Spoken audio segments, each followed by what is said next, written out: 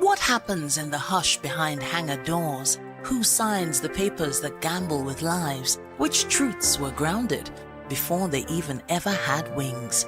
If you've ever buckled a seatbelt at 30,000 feet, if you've ever stared out of that tiny window and wondered who's really in control of the skies, it isn't just flight, it's power, it's politics, it's pressure sealed in steel. We're peeling back the clouds from runway risks to sky-high secrets. We're diving deep where most dare not to look. Aviation Scope, every Sunday at 7 p.m. only on Voice of the People TV. We don't just report, we reveal. We don't just ask, we uncover. Because when it comes to the skies, ignorance is turbulence. Aviation Scope, the sky isn't the limit, it's just the beginning. 3 years ago, we lit the spark. Today, we are blazing the trail for others to follow. VOP Media is free. 3 years of breaking boundaries. 3 years of being that bold voice that echoes the thoughts of the people. 3 years of telling stories that matter. We have experienced complete breakdown in democratic governance. We are not just a brand. We are a movement, giving voice to the voiceless. We go to bed empty hunger. To every viewer, every voice, and everyone that has made us who we are, we say thank you. VOP Media, 3 years and still counting. VOP TV, now you have more than a voice. From the views on the street, We go to bed empty hunger. to the blaring horns of a hustling city, the loudest voices of the common man got a medium to be heard. This particular administration, they were coming unprepared. It's not a bad thing to renovate the president's lodge. Through top-notch programming, unbiased reportage of news, sports, business, entertainment, and cultural documentaries, Voice of the People 90.3 FM became a symbol for 21st century media. And now, a new baby is born. Voice of the People Television, VOP TV, youthful, full of vigor and penchant for excellence in the continent's media space, exposing the wrongs, applauding the rights, dissecting the news without fear or favor, through factual and accurate stories and contents. Corruption kills three things that makes a society.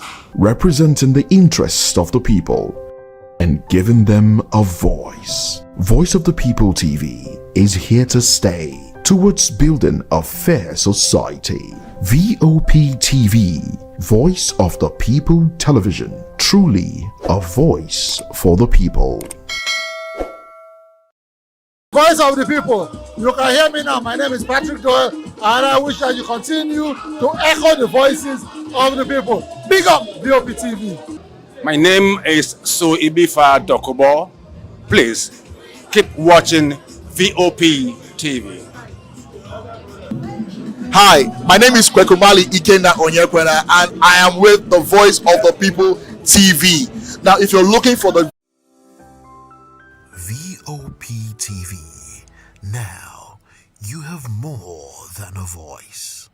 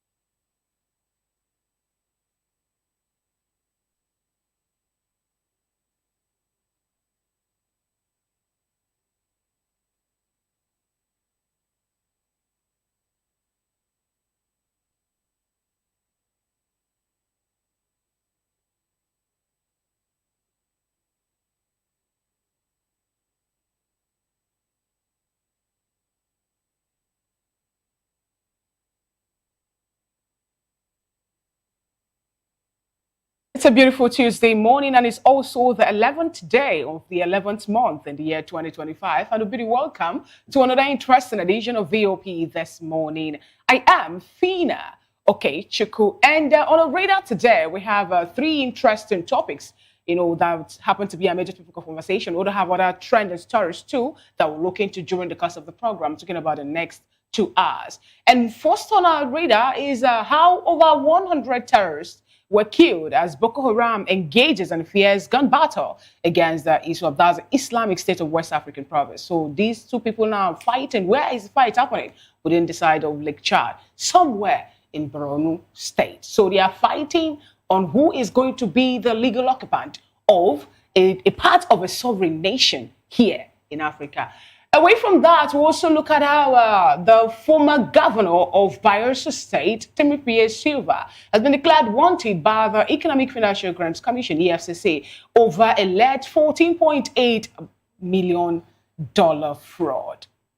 And also, President Timipre reportedly sent high-powered delegation to UK over Ike Ekweremadu's case. Recall that a UK court tried him, over the alleged, organ harvesting that played out 2023. And at the end of the day, he was, sentenced to a few years in prison and all that. So those are these that I've actually ruled out will be the major and be part of the moving trend by doing just a very simple thing. If you've not subscribed on our YouTube, do well to subscribe. On YouTube, we are at Voice of the People TV, and across all the social media platforms, we are at VOP TV Live. You can also visit the website at www.vop.ng for fresh and trending news. And also, if you have the SL television in your house, simple.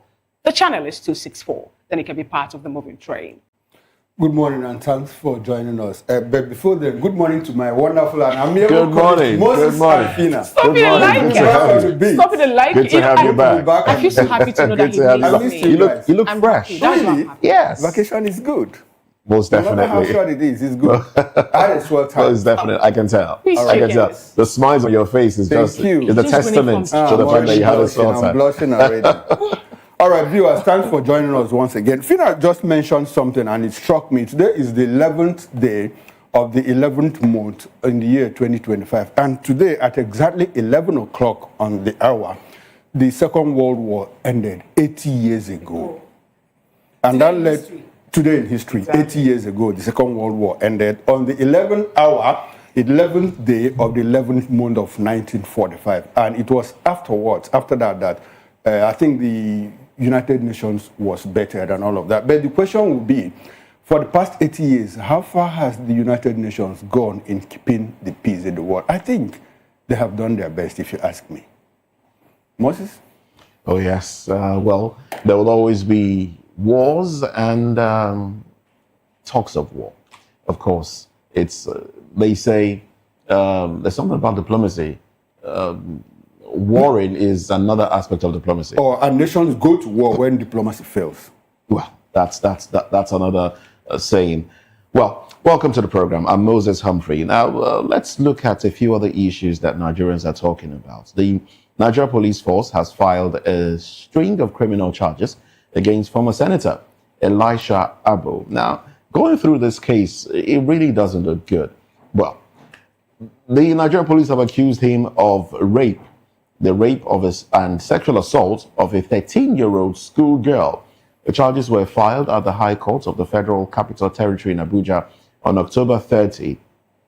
Well, the Inspector General of Police legal team submitted 9 counts against the former lawmaker who represented Adamawa North Senatorial District until an appellate court sacked him in October 2023. The charges bordered on rape, sexual molestation, and other related offenses against a minor, 13-year-old. Now, the legal action follows a police investigation into the disturbing allegation, which concluded that there was sufficient evidence to test the case in court. The charges stem from a detailed account provided by the victim, a junior secondary school student, that's a JSS 3 student. In her testimony, she alleged that the incident occurred on Sunday, June 29, and according to her narrative, she was approached at her home in Gwarimpa by her elder sister's friend, who goes by the name Nafisa Chigli. Now, Nafisa Chigli persuaded her to accompany her to a relative's house. And after initial reluctance, the minor agreed. Now they took a ride to a residence in Katankwe Extension, where they were welcomed by Mr. Elisha Abo. Now the former senator allegedly collected their phones upon their arrival. She also alleged that the lawmaker instructed Nafisa Chigli to give them some privacy before proceeding to molest her. Now, Nafisa Chigli was supposedly was told to go wait in the bathroom.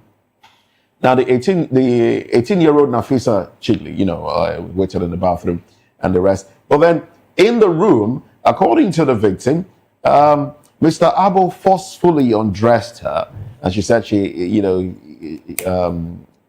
was wearing her hijab and the rest. He removed everything and applied some ointment on her, and attempted to have intercourse. Well, actually did have intercourse with her. The case is really messy. I don't want to go into the details of it. It's a messy case. And then afterwards, he gave some money, 50,000 naira was given to her. And then when the police picked up, they went through her phone. They saw that she later requested for 200,000 for her birthday. And then you start to ask yourself, did they have a relationship? And the young woman in question is not the daughter of a pauper. Her father was a senator. Yeah, her father was a senator.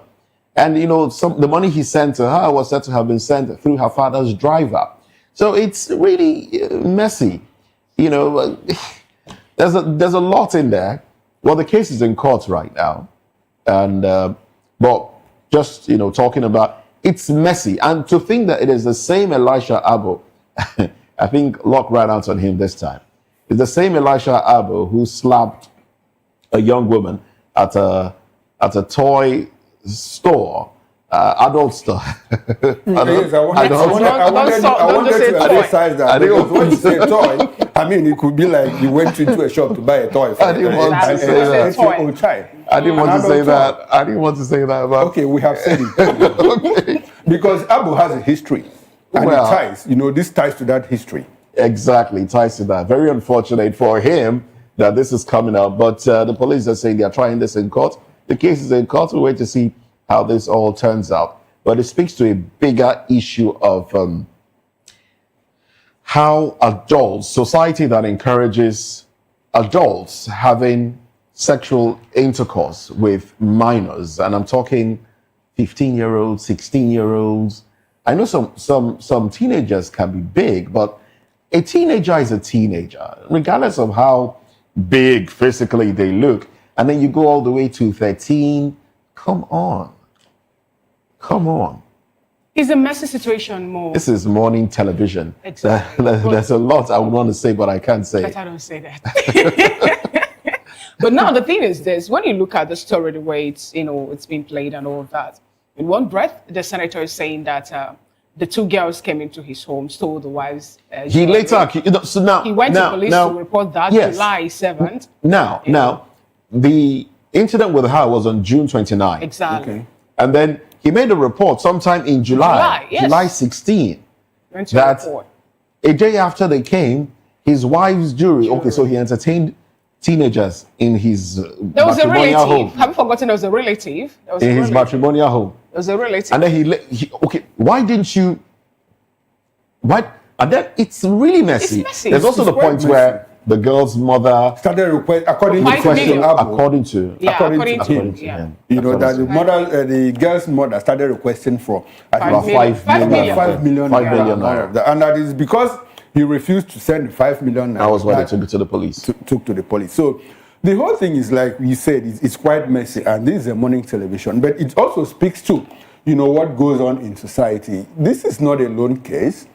Probably because he's made it on the public scene. There are many more cases, like this that are not even reported, and I can just imagine what the 13-year-old, will have passed through. But having said that, there's also another angle to the story. When Senator Abu sent the girl a certain amount of, I think, 200,000 for the birthday. Yes, she requested 4. She requested 4. Was she asking for compensation at that point? Or like at what point? Was it before the act or after the act? It was after the act. Did they have You don't know. It was after they visited. No, the report says it was after They act. visited, yeah. It was That after she they visited. requested for the money. Money to on which he sent 200,000. So at that point, was this little girl asking for compensation, or has she just become, has she taken it as part of her life? So the whole thing is, it's left for the police to do thorough investigation in all of this. At what point did the mother start requesting for 5 million? And like we also heard, the girl is not from a poor home. The father is a former senator and all of that. So in between all of that, I think the police needs to do a very thorough job. I think they're doing that already, because for them to have said we've concluded and this man have a case in court, so I think that's why it's going to court. Okay, now aside from that, I don't want a situation where tomorrow will start hearing that there was this kind of under the table dealing and arrangement between the court processes, the lawyers, and out of court settlement and all of this. Because for once, if this is not punished, it wouldn't deter others. That is the way it is. If it is not punished, it wouldn't deter others. But it also speaks to something that is stronger in this country, and that is talking about how this case of molesting minors, I must admit, is everywhere, but it's more the preponderance is in the northern part of the country, especially where minors are also married away, married out, unperturbed by the parents. The parents see it as something like a cultural definition that, look, you are of age at 13, you can get married and you can have a relationship. It doesn't speak well about who we are as a people. And for people at the top, Elijah Abu, well, like I said before, I want this case, to be done diligently so that at the end of the day, whoever is guilty should be punished so that it will serve as a deterrent to others. Now, also, another thing I want to say is this. I'm actually happy that the police actually pick up this one to make sure that the court to decide the fate of the former senator. Because in one of the stories too, they say that they took his phone, they went through the phone and they saw some images of those things and all that. But now, I don't see Senator Elisha coming out of this. Yes, because if you check it out, recall the incident that happened when a lady was beaten up or assaulted by her, Juxtapose that what is playing out at this point in time. If you ask me, I say this is karma. You know why I don't see him coming out of this? It's not just about the lady being beaten. When he confronted Senator Luremi Tinubu, and then, he basically insulted her. Exactly. And Tinubu at the time was asked what he felt. And, his demeanor. I watched him on television. I'm like, this guy. And he's been so vocal. He's been so vocal for late. I'm talking about Senator Elisha. Yes, he's been so vocal about how the North. He has been how the North have been marginalized over the recent appointments and everything. He has been so vocal for late, and that was how we were able to understand that he was sacked by an appellate court after he He was one who said, "I don't even spend my money and all that. I have a little house that I've not even finished building." When people say senators are enjoying money, they are not enjoying. He says so many. He's been so vocal for some time, but. I just knew he was going to get into trouble. But he set up himself, and fell into the trap. Exactly. Exactly.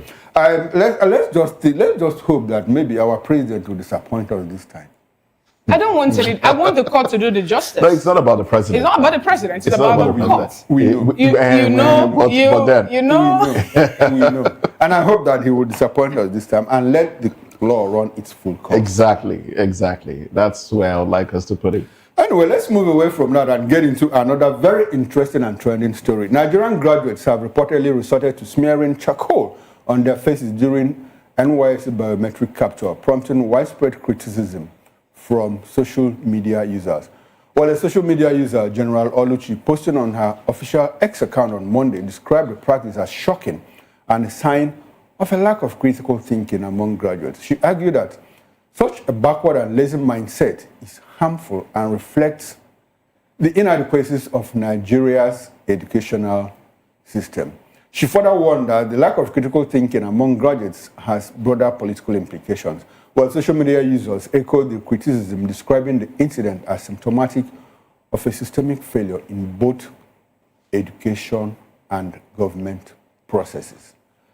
If you look at the screen there, that is the core members smearing their faces with charcoal. I think the logic behind it is that the equipment failed to capture their faces. And so when you smear your face with charcoal and all of that, and it'll be able to capture it. But Nigerians are asking, this lack of critical thinking, and I'm beginning to think, you go to do biometric capturing, and the thing doesn't capture your face, and you're able to do one thing or the other, and it captures your face, and you go and do your NYC. What is wrong in that? Or is there anything that I'm missing? This is fraud if you ask me. I don't like this one. Why I don't like this is this. Okay. This is more like putting out a fake image. Because in this particular, if you check it out, these girls actually were light skinned. Okay. By applying charcoal on your face, you get dark. Okay. So if they are to capture you with such, and then you go home and you wash your face and everything. The equipment failed to capture them. So why didn't they wake up to say they are not going to be captured? The equipment failed. Now let's listen to her. Let's listen to this. This is the video that she posted on her Instagram handle. Let's listen to her. You're probably wondering how I ended up in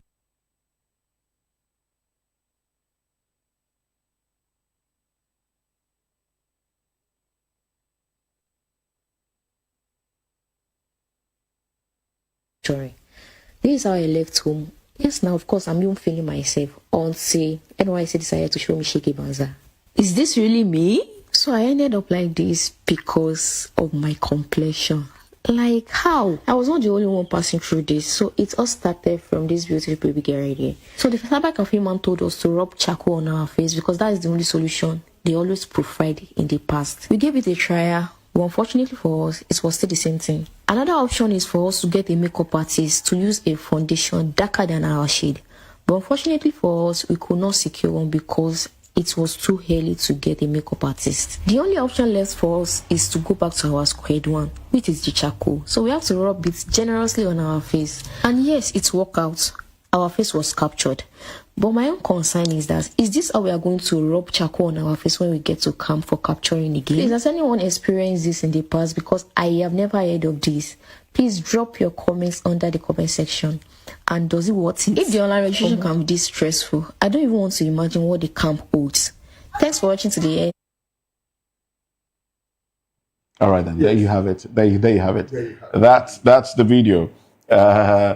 Fina, you were trying to make an argument. I was trying to say something earlier. I was like, okay, now. I think it was too bright. I think the capturing malfunctioned because there was too much. Yes, there was too much light. There was no balance into it. Had it been she was the only one. You know, people like us do not have a problem. Why wouldn't you have a problem? Because of your complexion. Yeah. So now being light skinned is now a problem that I must find a way to what. Vina, you should have a problem with the equipment and not with what the girl did. I'm not upset with you know, if you don't capture, you are going to miss service here. Of course. Yes. But now my anger or my annoyance is this. When they noticed that that particular picture, or rather camera, was not able to capture them, why not raise, make more raise an alarm? Why not get to nearest NYC office to lay that as a complaint? Why go further to say you want to? You are talking as if I'm not speaking English. Should I tell you why I'm saying this? If she is to get into the camp, like she pointed out, and there's another room for her to be captured again, and boom, she cannot get captured because of this. It doesn't make sense. This particular person, or these people are graduates. I understand. They are graduates for crying out loud. I think there's a larger problem. I am already pained. Should I tell you why I'm pained? NYSC should wake up and sit uptight to do what they're supposed to do. Why I'm saying I'm blaming the young girl that wants to get into I blame the girl first. I'm blaming the girl first to start with. Okay. Because this actually shows that it is going to get to a point where because you want to get something done or because you think this NYSC government owe you this. It is a mandatory service. So now, when you wake up and say you want to lower the standard that you've already gained after spending 5 years or 4 years or 6 years or more, and she is, and then for you to get captured, for you to go for NYSC, then that shows you still, when you have a bigger challenge before you, you will still have to find a way to bend. I found at this. It's called adaptation. I went to do my biometrics one time ago to what's it called, an MC. Guess what happened? I was told that my fingerprint cannot be captured. Yeah. So the lady said, rub it. I did, I rubbed. And then she did again, it was not captured. We did multiple times, weren't captured. And guess what she said? She said to me, maybe you have to get watermelon and then rub your hand against the surface of the watermelon. I said, what will my watermelon, or what does watermelon have to do with my fingerprints? And then she said, no, that's a way for us to go about it, or else you step aside. And I stepped aside. And after stepping aside, I asked, please, after this office, where is the next office?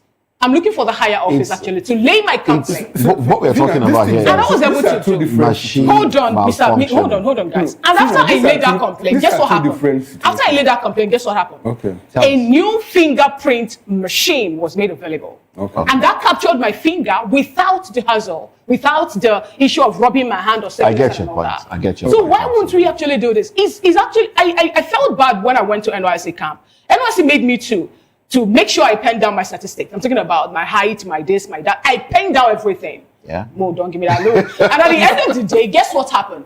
The khaki. In fact, let's start from the jungle boot. I got size 45. Okay. When I went 38. And so many other things. So we need to find a way to handle all Let's this. come back to this. I think there's a larger problem, that this speaks to. It speaks to the issue of biometrics capturing in Nigeria.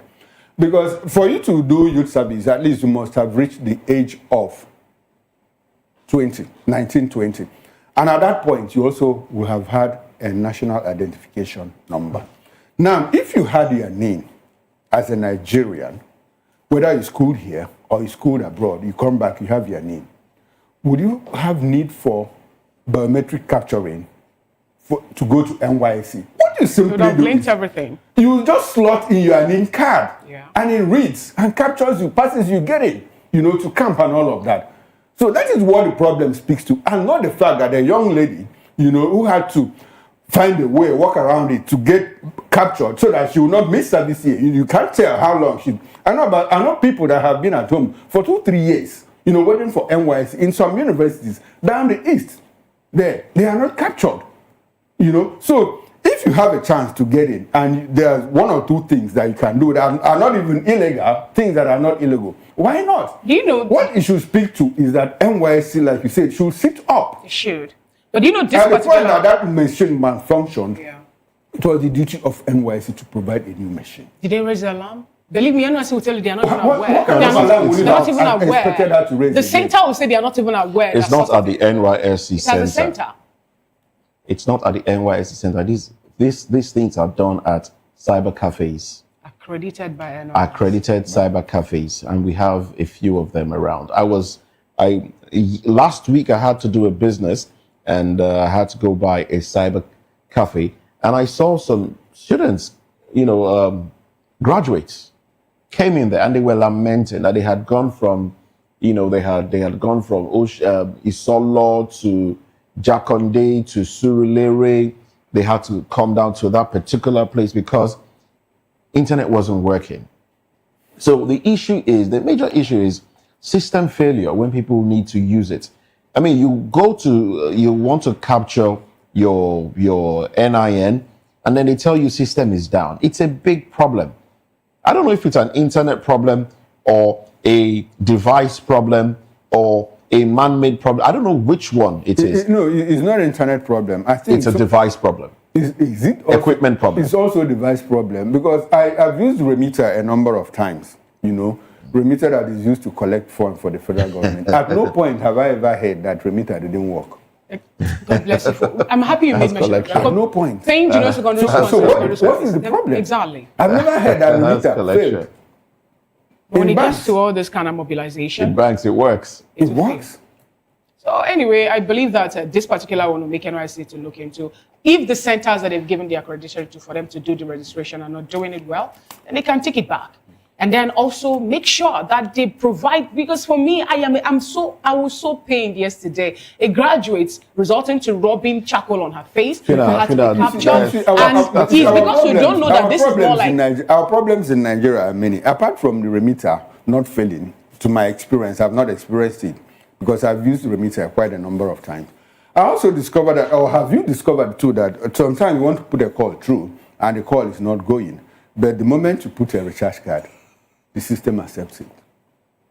Do you have any explanation for that? Those systems never fail. Systems for collecting money. They are automated. They're automated. I think it's a bigger problem that we are facing in this country. Well, you also spoke about data collection. I think we should the data collection process should be properly synced so that you will not have to put your data here, go here, put your data again. The other time I went to renew my driver's license. And I went through the process, the process again of thumb printing, and then, they tell you, oh, your thumb is not capturing. So put it this way, get closer to the top, bring it down, and then to capture your face, you need to if it's to buy modern day equipment, let's get those equipment. If it's to use your name and social, okay, we don't have a social security number, do we? No, we don't. If it's to use your NIN, which serves as your social security number, across different channels, so it is easy to identify you. Everybody has a unique NIN.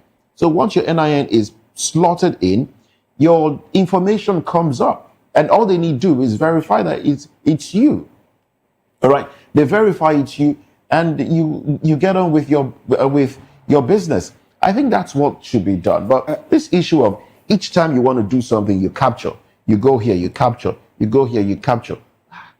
There's something, before we leave, there's something you said that is quite instructive, and I would like to emphasize that. You said we need to buy modern day equipment. I like the word you use, we need to buy. Nobody is asking us to produce because we cannot produce. Just buy the ones, others, with their intellect that you also have produced. We can produce. We can produce. We have the intellect to produce, but we have not produced. So why don't you simply buy the ones others have produced and install? It's as simple as that. And we can't fix something as simple as buying what others produced and use for our own good. All right, let's slightly move away from that, Joy, maybe in 1 minute or thereabouts, to let us know that hundreds of students under the banner of the National Association of Osun State Student Association, that's a University of Ilesa, staged a peaceful protest on Monday against unjustified rent increases and agreement fees imposed by landlords and real estate agents in Ilesha town. The student lamented that rent for student accommodation and low-income housing had surged beyond reasonable level, placing financial strain on the students' population. When the SUG president and also members of the NANS were talking about their demands and all that, they made mention of how the school hostel also housed 4 people and each person is to pay 200,000 naira. And I asked myself, how much again is the school fees? If at this point in time, how just for the year, you're paying 200,000 naira. And when the 4 of them is to pay the money, it's going to be 800,000 naira. And if you go out of the campus to rent an apartment, that one is more like going for the jugular too, because the rent is kind of high. And, I felt their pain. I also want to, join my voice and calling on the legislative arm there in Osun State to look into their plea, because they said after 48 hours, if nothing is done, if they've not got any information that they're supposed to, if no one actually give them any, if they've not been addressed by anybody, then they will push further, maybe go on for the protest and all that. But I know that the student union body, I know they are not joking at this point, because this is not the first time we're getting such information, and I pray that... housing is expensive in a lot of places. It's up to government to find a way to regulate the rentage so people can pay are able to pay what they can afford and live in good places too. Let's quickly run to the papers now. We have the Nigerian Tribune, and the big story here is Boko Haram ISWAP clash at Borno border. Over 150 killed. NAF kills ISWAP terrorists. Bandits in precision airstrikes across northern states. Police partner DSS, others, to intensify patrol operations around churches in Abuja. And then reps invite EFCC, ICPC to probe $4.6 billion global fund USAID grants. EFCC declares Timipre Sylva wanted. That one flooded social media yesterday. We place high premium on stable power. Tinubu. National Hajj Commission announces cuts in 2026 Hajj fares. Historical mistrust, land grabbing, illegal mining, banditry trigger violence. Presidency. As Tinubu receives zonal briefs on security infrastructure. Okwebolo revokes MOA's CFO, asks site be returned to Benin Central Hospital. And we have wildlife trafficking. Court sends 2 to prison, orders forfeiture of gorilla. Court sends 2 to prison, orders forfeiture of gorilla. All right, those are the headlines on the cover page of Nigerian Tribune. And that's how far we can go, in the newspaper review. We'll go on a quick break, and when we come back, We'll move straight down to talking the first topic of conversation today. Over 100 terrorists dead as Boko Haram engages in fierce battle against the Islamic State of West African province. You're welcome to stay with us.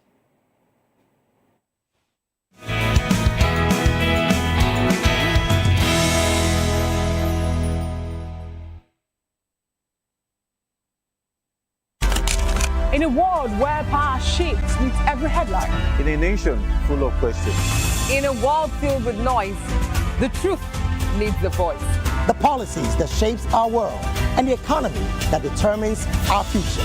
Every hour, every day, the grapevine keeps buzzing. And together, we are committed to telling the stories that shape our world because your voice is our focus. Don't forget, our voice matters the most. Let us come together and share our concerns.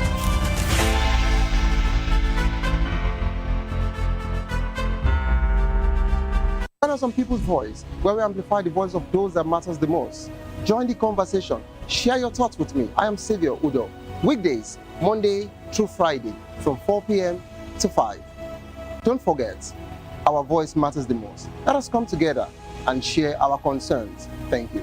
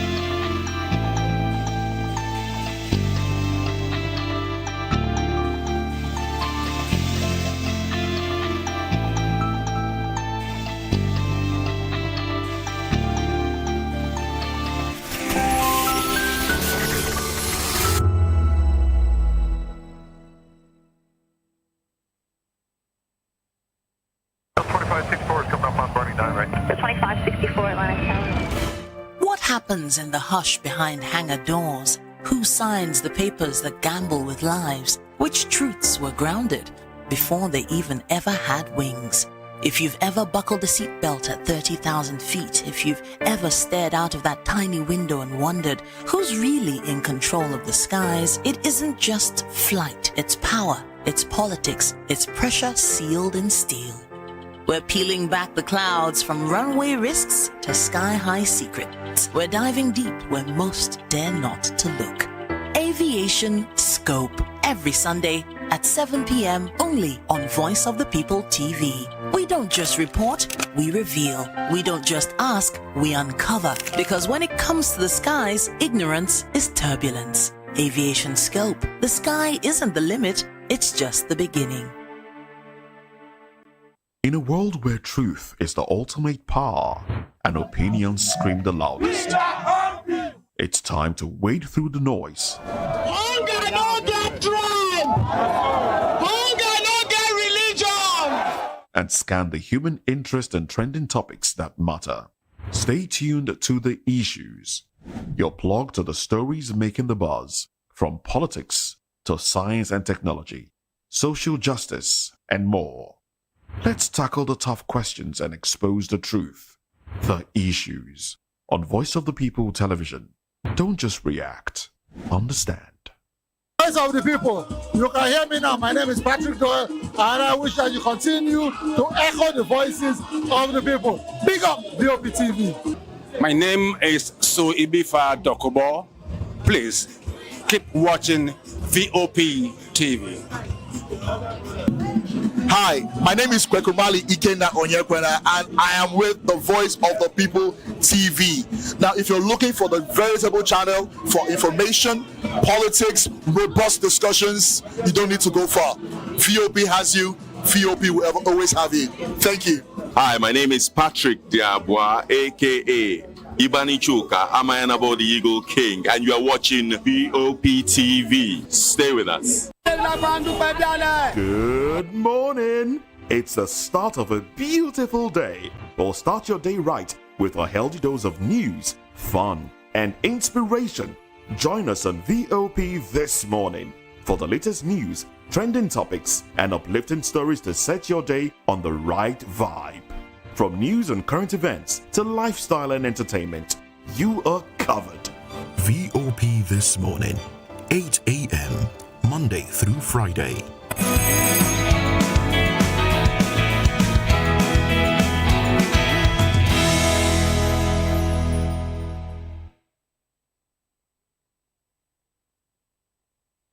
Glad to have you back. It's still VOP This Morning. About 100 terrorists have reportedly been killed as Boko Haram fighters engaged in a fierce battle with the ISWAP. According to an exclusive report by counterinsurgency expert and security analyst Zagazola Makama on Monday, Boko Haram appears to be defeating ISWAP, overrunning several of their camps. Boko Haram and ISWAP were locked in a fierce battle for control of strategic island settlements in Abadam and Kukawa local government areas of Borno State. Makama disclosed that the clashes occurred between November 5 and 8, 2025 across key islands identified as Sahel 1, Dogonchuku, Mangari, and the riverine basin of Tumbun Guinea and Tumbun Dalo, Tumbun Sanu, Mangari, and Domba. The report stated that Boko Haram fighters led by commanders Hassan Buduma and Mohod Hassan launched coordinated attacks on ISWAP position using multiple motorized watercraft equipped with heavy weapons. The group reportedly advanced from Tumbun Guinea through the upper river basin, striking ISWAP bases in an early morning assault, described as an amphibious attack in insurgent style. Bakabura Kolo, a member of a local anti-jihadist militia working alongside security forces, said that ISWAP suffered heavy casualties. A former Boko Haram member who now monitors extremist activity in Borno State corroborated the claim, saying that several weapons were seized during the clashes. The former Labour Party spokesperson in Lagos, Ife Salako, has also condemned the ongoing wave of killings in Nigeria, describing them as meaningless. In a post on his X handle, Salako questioned Tinubu's ability to handle the country's security challenges. He highlighted the rising insecurity and the repeated attack by terrorists across the nation. We have with us in the studio Prince Francis Chilakai, political and public affairs analyst, and also Mr. Elvis Elimihele, who is a political and public affairs commentator too. They will help us in the studio to help dissect this particular story. And also from Abuja, we've been joined by Lieutenant LD Dumbin, who happens to be a media personality as well as a social commentator. And from Oka, we have Engineer Fimba Ajegu, social commentator as well as Chairman Safety Engineers in Anambra State. Good morning, gentlemen. Good morning, Prince Francis. Good morning, Mr. Elvis. Good morning, Engineer Fimba, if you can hear me. We'll try to establish communication. Good morning, Mr. Lieutenant Dumbe, if you can hear me too. Hey, good morning. All right. Looking pretty in pink. Thank you so much. Good to have you join today's conversation. Now, let me start off with the man in the studio, Prince Francis Chilaka. Let me start off with you. What do you make of this particular, news? Over 100 persons. More like some will say that it's more like two families are now two. What are we? Don't even need to go far. What are we celebrating? Is this something that should make news for us? The question I'm asking is this: why is it that we have two terror groups dragging for a territory on our soil? I'm talking about the sovereign soil of Nigeria, Borno State, for example. They've sacked the people who are supposed to be there. They've sent them to IDP camps, and they are fighting, having gone well over possession of land that belongs to Nigeria. It's funny when you see some charlatans open their mouth and say Nigeria is a sovereign state. And because Nigeria is a sovereign state, they don't expect American president, they don't expect America, they don't expect anybody to get involved in our internal politics. But you can see how low we have become. We have become so low that we sit back and we're watching two fraternity groups fight themselves, and we're happy. We're clapping hands for them. We want to see who takes out who first. I mean, is it not shameful? It's at this time you expect to see a gallant military take charge, decimate the two groups. But they are waiting. They are smiling. Everybody's happy about it. And then tomorrow somebody will come and tell you Nigeria is a sovereign state. You're a sovereign state. Yeah, people are fighting within your own country to take over some states that make up the sovereignty of your state. That make up the sovereignty of your country. And you're keeping quiet. So for me, this shouldn't be news. This is an indictment on government. This is to show you that the government is not ready and is not willing to fight insurgency. That is what it simply means. All right. Thank you so much, Prince Francis. Engineer Fimba, let's get your opinion on this one. Good morning once again. I tried saying good morning earlier, but I guess maybe, you didn't open all the mic was no. Good morning, Engineer Fimba, if you can hear me. And what do you make of this particular revolution, that ISWAP and Boko Haram decided to engage themselves in a gun duel, fighting over, what they call an island, fertile ground, actually, for them now to establish their camp. And this particular land we're looking at happens to be in Borno State. A particular local government have been sacked. Every member of the local government is no longer there within the lectured axis. And we have, non-state actors now fighting to take over security of who occupies that particular land.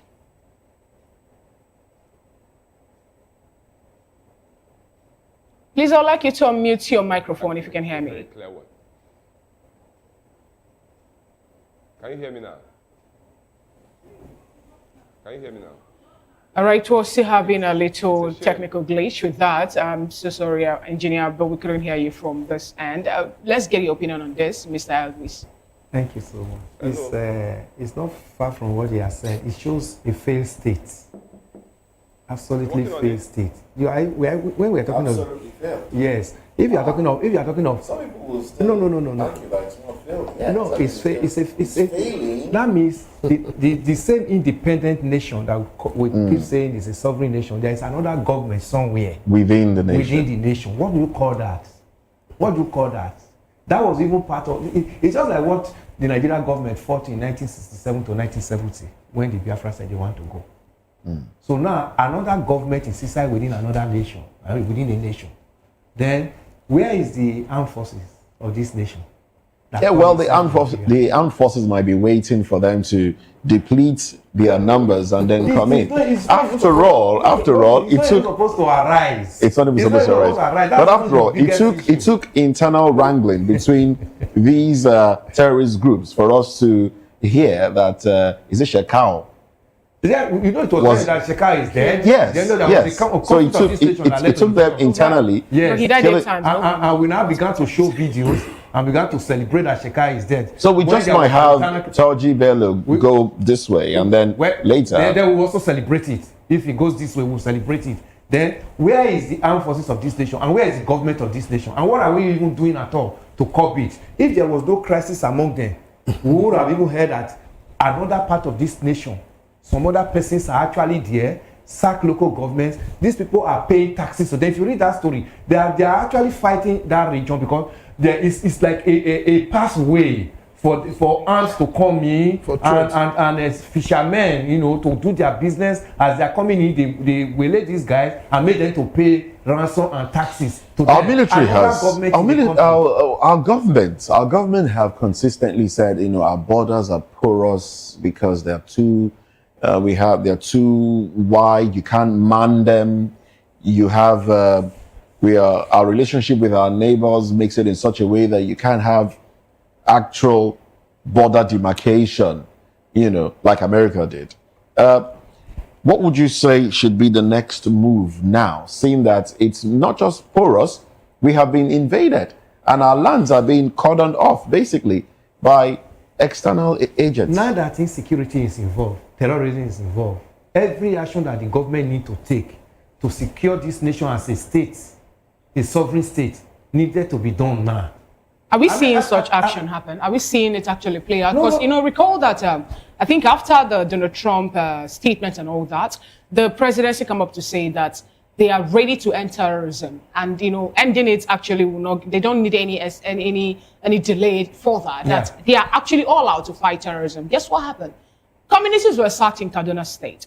People were also killed in Kaduna. I'm talking about within 48 hours or thereabouts. Yes. More like a statement to say you can't do anything. And after that, instead of people to look into it, we saw Nigerians coming up to say that that maybe bandits or terrorists in Nigeria are here for a business.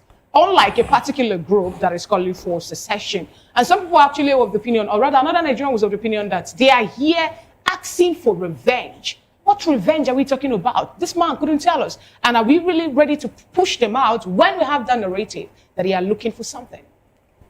It's soldiers that are looking for something. But unfortunately, it is the government that's supposed to have diffused that.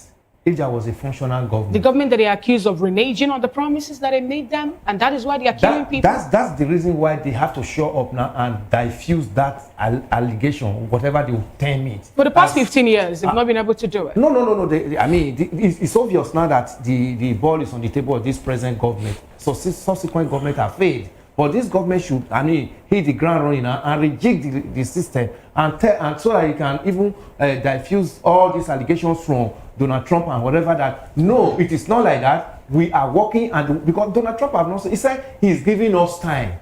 That's what the American government says. He's giving Nigeria time to curb it. So let's see what he's going to galvanize within this period and be able to see whether he'll be able to do something positively for Nigerians to actually see that something is working. All right, thank you very much, Elvis. I'd like for us to stay with what you have said. This government, trying to do it. Ife Salako, Secretary of the Labour Party, a member of the Labour Party in Lagos State, has said that look, the president doesn't have the capacity to do something against terrorism, insecurity, and all of that, and that even if he had, he will not do. Why? Because it's not going to go against the North in 2027 because he wants the vote of the North. And because of that, it is mere lip service. That is what we'll see between now and 2027, trying to go back and forth, not really doing enough. Because if he does, he will lose the votes of the North. Do you share that sentiment?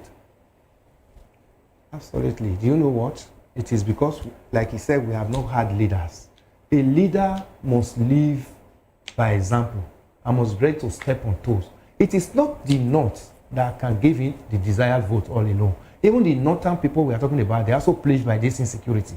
If he is able to come out and act as president and say, okay, I am the commander-in-chief, president and commander-in-chief of the armed forces, that is his title, and he's able to curb this insecurity, Elvis, people will speak for him. Sorry, Elvis, Nigerians we have gone beyond that. The question I'm asking directly is, do you think that the president will place 2027 above the life of Nigerians that are being killed? Oh, subsequently they'll be doing that, but other subsequent leaders have been doing that. So he should live by example and even use this to tell Nigerians that you are still telling us what should be. Do you think that he will do that? Do you think he's going to fight insecurity to push them and stop it? Risk losing 2027 or risk losing votes from the North? He will not do it. He cannot do it. Cannot do it. So that shows. Right. Yes. Now, Prince, I would like for you to have your take on this. Do you share Ife Salako's sentiment that the president is not going to do anything because apparently he's looking for votes from the North? Unfortunately, with sorry, before you start, because we also know that the same North, when you want to fight insecurity and do away with this terrorism, they know how to come out to say, look, you are killing my people. Okay, Okoro, let's look at it from the perspective of Nigeria. Okay. When people come out and say the North, the people that are eating the sugar, the people that are taking the honey, as against the people that are hungry, you find out that the people taking the honey are the ones making noise. The hungry people are left out. So the truth is that when people say the North, I'm happy that with the utterances of Donald Trump, the North suddenly, the leaders in the North suddenly realize that, oh, we from the North were also being killed. You understand what I'm saying? They all realize that they're also being killed. But unfortunately, the narrative that they're putting out is not the good kind of narrative. It's not the truth of the narrative that they should put out.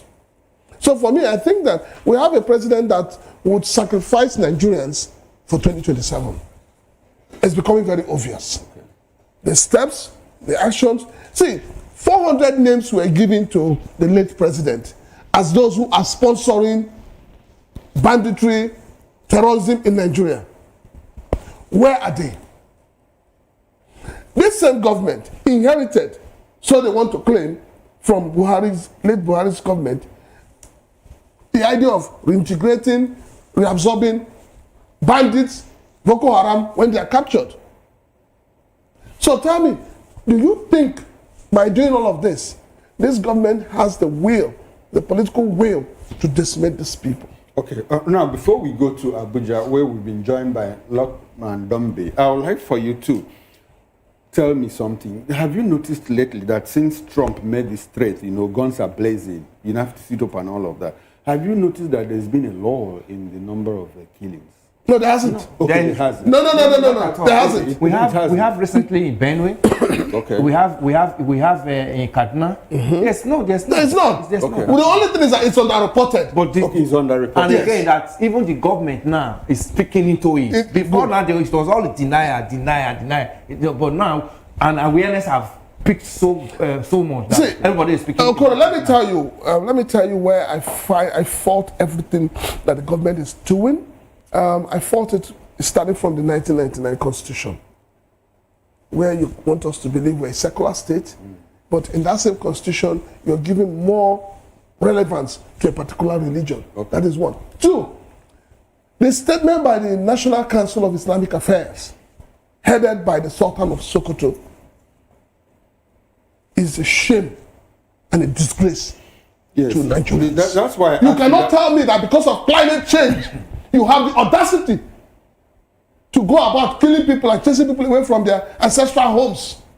If this government is ready to fight these people, by now, they should have started relocating people back to their ancestral homes. Okay, I like the fact that you brought us to this point, because that was why I asked that same question.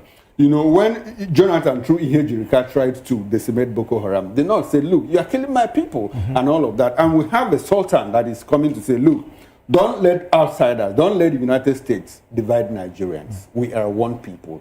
And so in all of this, do you think that you have already answered? We are looking for a solution. Do you think that the president can, actually fight Boko Haram and all of that? Now, you've had your take. So I'd like for us to go to Abuja, where we have Mr. Lockman Dombe standing by. Good morning, Mr. Dombe, once again, and good to have you on our show. For having me. Okay, beautiful. Now, there's an issue there in Borno State. We have two terror groups, Boko Haram and ISWAP, Islamic State West Africa Province, struggling for territory in sovereign Nigeria. What's your reaction to that? Does it speak to Nigeria being a failed state, a failing state, or what kind of state do we have in Nigeria? Oh, that's a good one.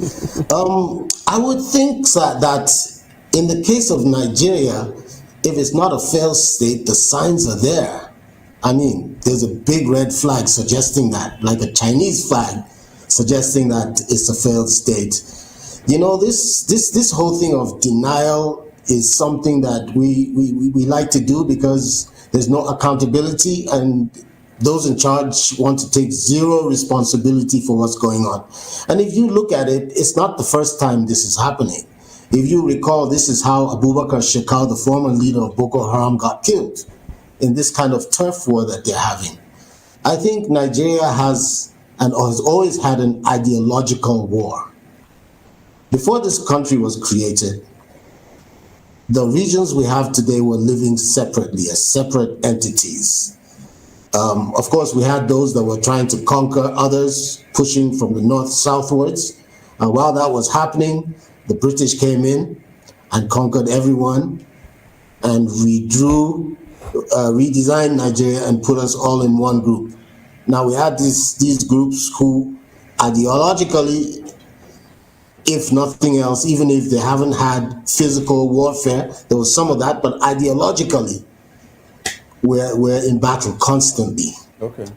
And that is part of the reason why this problem has not been solved. Like you just rightfully said, when they went after Boko Haram, somebody, a former president for that matter, came out and said an attack on Boko Haram is an attack on the North. Have such statements ended at this point in time? Mr. Lockman Dombe, have such statements ended? Because we're still seeing people, especially some cleric and even some political elites calling for a non-kinetic approach to the issue of terrorism. I'm talking about the rehabilitation and also the reintegration of terrorist group members back into society.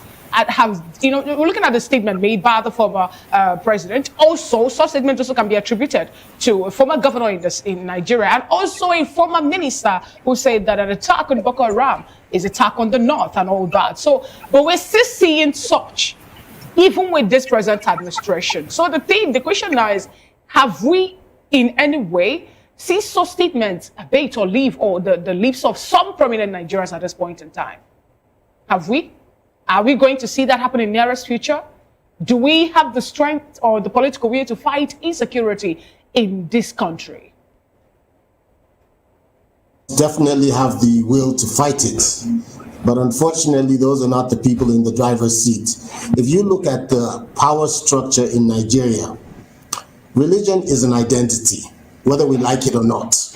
And if you look at the two major religions, the power structure tips slightly in favor of the Muslims. I'm not saying this because I'm not a Muslim, it's a fact. So it doesn't really matter who the president is, because they will put fire on his buttocks if anybody who is not one of them gets there. We saw it with Jonathan. They will put fire on his buttocks. So at the end of the day, it's not by letting them go, really. Letting terrorists go scot-free after killing people is not the non-kinetic approach that should be used here. That approach should be ideological. Okay. There's need for reorientation, because a lot of these things come as a result of what is being taught. Have you heard some of the sermons on Friday? Can you hear me now? Yes, I can hear. Yes, go ahead. We can hear you. Hold on, Engineer Ajay. We will come to you in a moment. I would like for Mr. Dombe to land on his thoughts. Go ahead, Mr. Dombe. So what I was saying is, if you listen to some of the preaching, for instance, some of the teachings that some of these clerics teach, some of the things they tell their congregations, this is what leads to this kind of ideology. All right. And I think in recent times, the Niger State governor had enacted a law where they were asked to submit their sermons. And I think he's absolutely right. I think it's necessary to do that. Okay. That's where it begins from. All right. So we're not going to win this war with guns alone. We are not going to win this war with guns alone. Mr. Dombe, before we leave you now, I would like to ask you one question. ISWAP is fighting with Boko Haram. Should it be convenient for us? Should we be happy? Especially if we put it within the context of my enemy's enemy is my enemy. Both of them are our enemies, and both of them are fighting each other. Should it make us happy? I think you already answered that question. Both of them are our enemies. Okay. So at the end of the day, they're going to come for you. Okay. Yes, you answered the question. They both are enemies. So we can't be clapping and be happy about it, because as a matter of fact, we should take advantage of the chink in their armor. We should take advantage of the fact that they have their hands full and they're going at each other's throats and deal with them at the moment when they're most vulnerable. That's what I think. Thank you so much, Mr. Dumben, for your submission. Engineer Fimba, let's get you join the conversation. All right, to apologize for that little glitch that we had. What do you make of this particular, news that over 100 people, 100 insurgent members have been killed? There was a shooting spray. They killed themselves fighting over who will take over a soil, a fertile ground like that from Nigeria. And also, let's get your opinion too on what the former spokesperson of the Labour Party here in Lagos State, Tokobari Fisalako, that this present administration under President Bola Ahmed Tinubu does not have what it takes, or they are not even ready to end the issue of insecurity, saying that the reason is as against the 2027 election, which he believe that the president would want to hurt or even step on the toes of the northern elites for that election to work in his favor. Let's get your opinion, please.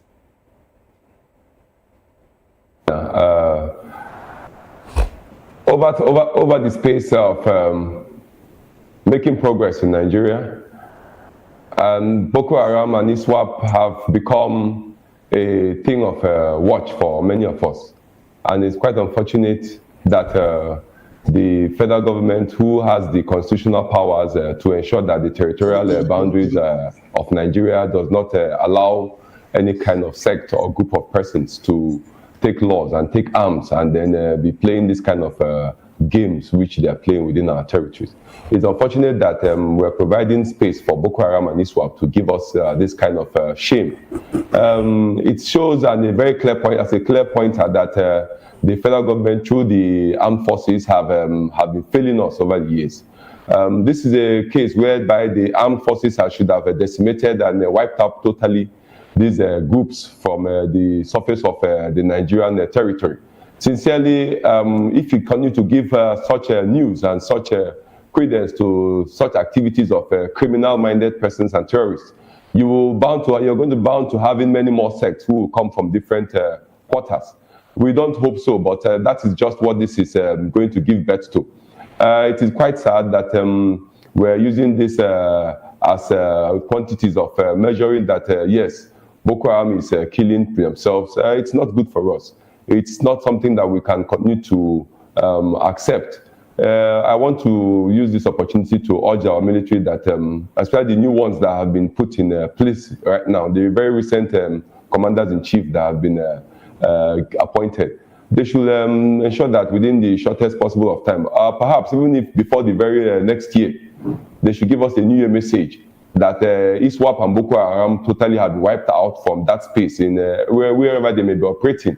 It is very sad that you have people going about their legitimate businesses in Nigeria, and then you still have some sect somewhere within the territories of Nigeria carrying out illegal activities. Perhaps it is not something we should continue to condone. Are we going to leave? Are we going to leave the work? And the leaderships will.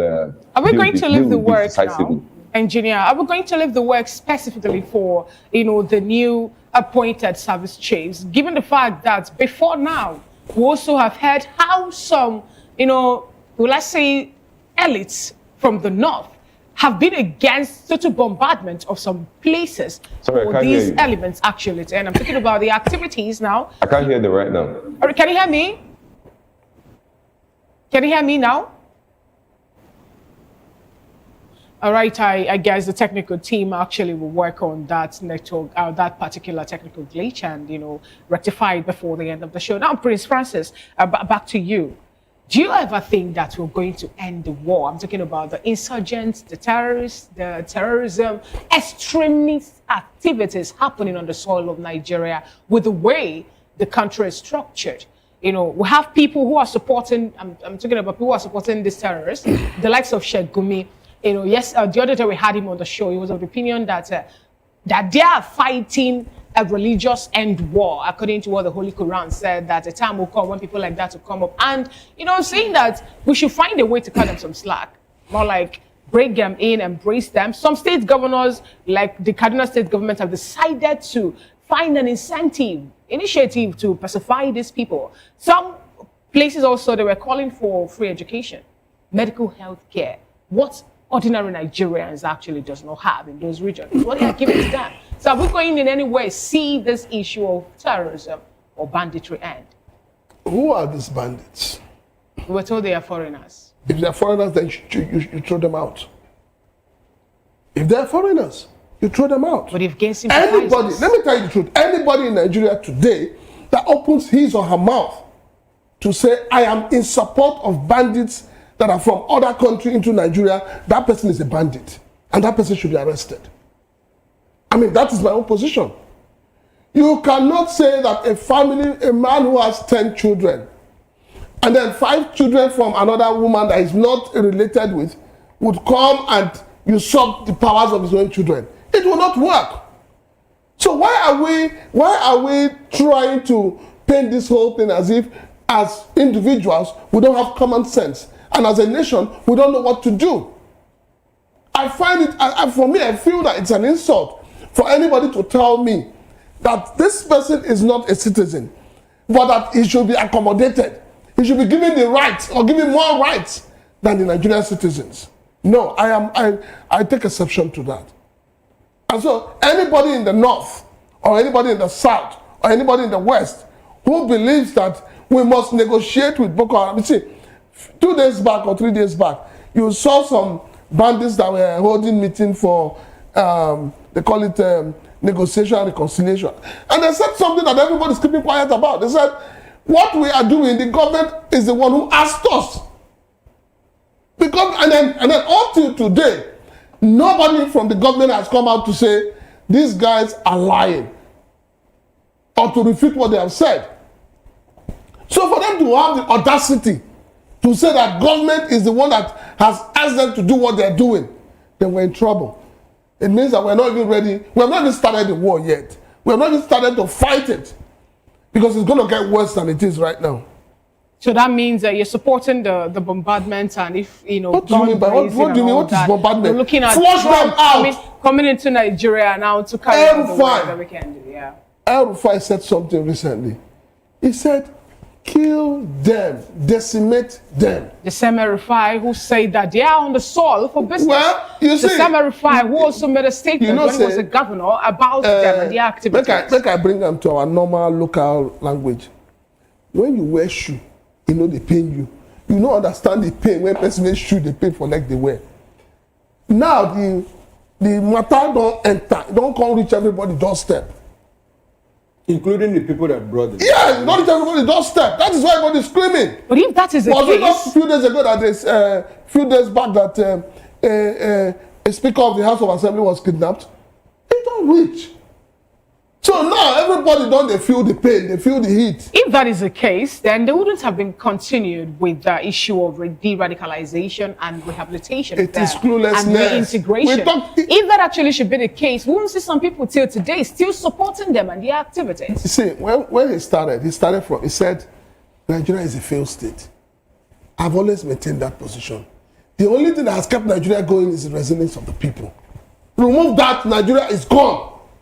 Period. All right. Okay. Now let me ask you this, Mr. Elvis. You know, maybe in 2 minutes or thereabouts, because I'll conclude that. I'll make that to be a concluding thought. You know, how do we get out of all this? Since we've actually identified a problem, what's the solution? What's the way forward?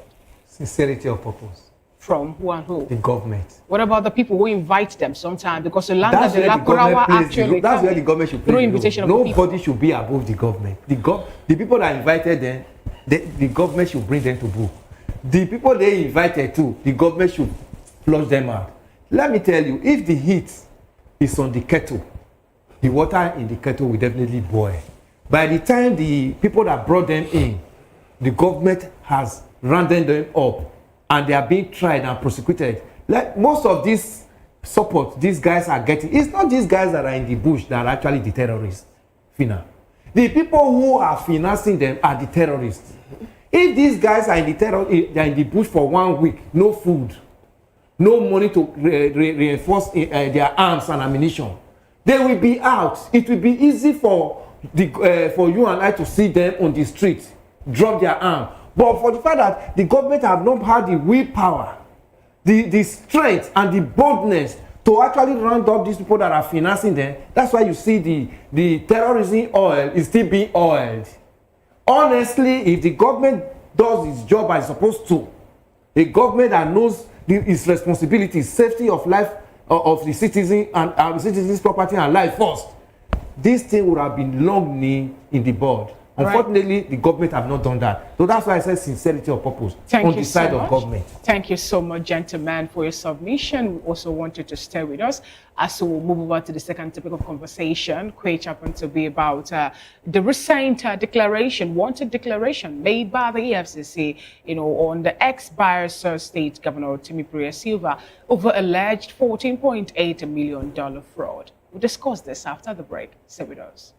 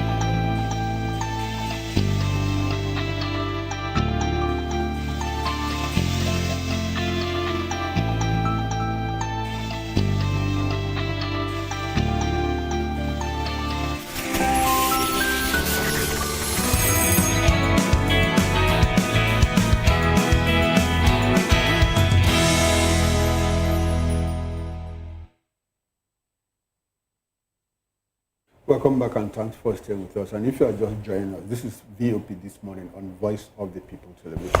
The Economic and Financial Crimes Commission, EFCC, has declared former Minister of Petroleum Resources, who is also the former governor of Bayelsa State, Timipre Sylva, wanted. Well, in a statement signed by its spokesperson, Dele Oyewale, on Monday, the commission said Sylva was wanted in connection with an alleged case of conspiracy and dishonest conversion of $14.8 million. He stated that the amount was part of the funds injected by the Nigerian Content Development and Monitoring Board, NCDMB, into Atlantic International Refinery and Petrochemical Limited for the construction of a refinery. The EFCC said it secured a warrant for the arrest of the former minister at the Federal High Court sitting in Lagos on November 6, 2025. It added that the order granted by Justice D.I. Olu stated that an order is made issuing a warrant to the applicant or any officer of the commission, police or any law enforcement officer for the arrest of the respondent for the purpose of bringing him before the commission to answer to the criminal offense he is alleged to have committed. The EFCC also enjoined everyone with useful information on Sylva's whereabouts to contact any of its zonal directorates across the country or the nearest police station and other security agencies. We still have our gentlemen here with us, Prince Francis Chilaka, Mr. Elvis Elimi Helen, and Lieutenant Dombi, who joined us from Abuja, as well as Engineer Ajebu, who joined us from our Oka station. Gentlemen, thanks for staying with us. Thank you. Prince, what's going on? This thing, do you think it's just about failed refinery project, or do you think it has anything to do with the scare, the coup scare? Why is this coming up at this moment? Well, you know that, let me say, I'll say with all sense of responsibility, that there is a serious trust deficit between the government and the people. And at every point in time, the government has continued to lie to the people, to try to deceive the people, to pass a wrong information to the people. And because of this, anything the government puts out there, the people just feel that these people want to take us for granted. And they fail to understand that Nigerians are becoming wiser. Nigerians are becoming more knowledgeable. Nigerians are no longer the same Nigerians, you will just say anything and then they will accept it and go and sleep. No. Before now, we heard that there was an alleged coup. In between, we heard that an ex-governor was being... had been fingered. In between, we heard his house was ransacked by soldiers. Add the dots now, bros. We're not stupid in this country now. Add what and what together. How can everything happen? Is it a coincidence? That's what I'm asking, because at the point they said a certain $20 million was wired into his account. Good. So now EFCC has come out to say they're declaring him wanted. And then I ask, all the people EFCC have declared wanted, all the cases on the table of EFCC, they have called them high-profile cases. How many of them have been able to resolve? Okay, so now I want us to be very specific. You think that this has anything to do with the coup? Well, I mean, behind every rumor, there's an element of truth. Okay. So that is where I want to hinge my own analysis on. Okay, Mr. Elvis, you see, at a point, Sylva's spokesperson came out and said, look, he's not on the wrong, because we were told that he was on the wrong. At that point in time, at the material point, he was outside the country, and with his wife, by the way. And what we heard that time was that, look, he's not on the wrong, and his democratic credentials are unquestionable and all of that. And just a few days after that, we heard that EFCC is declaring him wanted for a certain $14 million that was supposedly meant, to build a refinery. Now, the question would be, why suddenly did the EFCC discover that the refinery project was stalled? Is it some form of coincidence, or what do you think? What should we know? Or what do you know?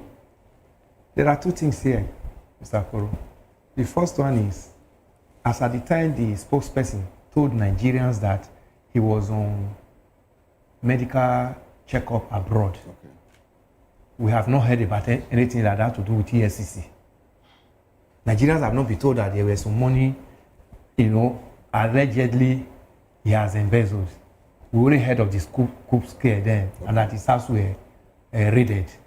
Then the spokesperson also still told us that he still has a conference in Malaysia that he was still going to attend. Yes. That after the UK trip, he's moving to Malaysia, and that he has clean bill. But the next thing we now heard now, that we just heard now, is that Efcc declared him wanted yesterday. This is a new angle to it. The one we heard before was because we heard that there was a certain governor who was behind the alleged coup as financier, and that, in fact, if you look at the statement that was issued by a spokesperson, it was that on that coup grant that he denied that his master, his principal, is not part of it. The new one that just came now that's what we should ask the government. Is this just happening? Has it just happened? This man has left government now over almost 2 years. You know, he was a minister, he resigned and contested for governorship of that state before he lost the election. It's over 2 years now he left the government. What has happened ever since that this case of fraud was not thrown up, that it's just been thrown up now? So if you put the dots together, you discover that Sylva's matter is not just this EFCC's declaration, it's coming from that coup matter that we heard earlier, number one. Then number two, how many declared wanted in Nigeria has actually become, actually say true? They always declare wanted like Jamboree. We saw the case of the former Kogi governor that was even somewhere, he hid himself for almost over 6 months, and EFCC kept telling Nigerians that, oh, Yaya Bello, the day we get him, we are going to try him. Even the EFCC chairman said he was going to use him as an example, and if he cannot try Yaya Bello and jail him, that he was going to resign. Today, Yaya Bello is free. He has even gotten married. He's even talking of going abroad now to for other things. Okay. And that's even the, so as far as you are concerned, if there is nothing, if it is not the coup matter. Forget about this declaration. Okay, because the EFCC declaration, yes, it has become a norm for us. We have seen it. Because you never get to the end of it. All right, thank you very much. Let's try and establish a connection with Engineer Fimba Ejegu, who joined us from our Oka outstation. Engineer Ejegu, good to... Are you there? Can we talk to you at this moment? Yes, can you hear me? Okay, yes, I can hear you. Beautiful, beautiful. Unfortunately, we missed out on your take on the previous issue, but let's talk about what is going on now. EFCC has declared the former governor of Bayelsa State, former Minister of Petroleum Resources, Timipre Sylva, wanted. You have followed the conversation, you know, at a point, he was said to be on medical vacation in the UK. From there, he was supposed to travel to Malaysia and all of that. Now, the question Nigerians are asking, what is it with this declaration that he's wanted by the EFCC? He served in government. He left government like 2 years ago and all of that. But another question I'd like to ask you, what do you think is the connection between Timipre Sylva and the coup scare? He has benefited so much from this government. He served as governor. He served as Minister of State for Petroleum. What else will he be looking for? Do you think that it could actually be real, that it has something to do with the coup scare? What do you think? What do you know? Let us into all that you know. Thank you very much, Okoro. I think sincerely, with the information available to Security Service, it's quite obvious that perhaps he will only be a suspect in that regard until he's proven guilty in a competent court of law. Because as a matter of fact, we know our politics in our country. When you don't dine properly with the leading political party, sometimes they bring up issues that mar your person or attempt to discredit your political career. Among so many other things, as a matter of fact, if there's any issue of coup, there are institutions which are responsible to unravel professionally and address the people publicly on the matters like this, and not wait for people to make insinuations from quarters that probably are not very credible. The president, the national security advisor, the minister of information and the head of the armed forces, of course, they have apparatus which enables us to be well informed on cases like this. So it's unfortunate that if Timipre Sylva is singled out, then certainly they will need to engage the institutions and then to see that he faces the law in this regard. Okay, now, Engineer Ajewu, I'd like to ask you a very direct question. Permit me to put you on the spot. You are Nigerian, all of us are Nigerians, and if you understand what goes on in Nigeria, how things happen in Nigeria, if you were Timipre Sylva and all of this, you know, going around you, and you're outside the country, will you come back? Timipre Sylva is a No, I'm talking about you. If you were in his shoes, will you come back? As a matter of fact, sincerely for myself, I will be back. I will come back to answer to whatever the allegations are. Of course, I know certainly I may not have involved in any of such. Then I'll make myself available. All right, interesting point there. For the law. All right, now, Engineer, I would like to move away slightly from the, the discussion around the coup and all that. Let's take this back, in history. For example, Timipre Sylva was the Minister for Petroleum from 2019 to 2023. Yes. And December 2020, we heard about a possible erection of a modular refinery to start with, which actually happens to, be the one we're looking at this point in time through the Nigerian Content Development and Monitoring Board, the Atlantic or the Said Atlantic Artisanal Refinery and Petrochemical Limited, supposed to come upstream, or rather, they're supposed to begin the construction.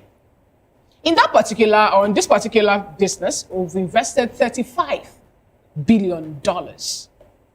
And I think it was on the 15th of October, thereabout, that a particular member of the House of Representatives representing Edo State, I think Edo Central, I can't get on top of my head now, Sawaru happens to be his name, made a statement, or more like a revolution in the House, that there is nothing to show that 50 billion naira worth of contract or worth of refinery or project actually is on ground.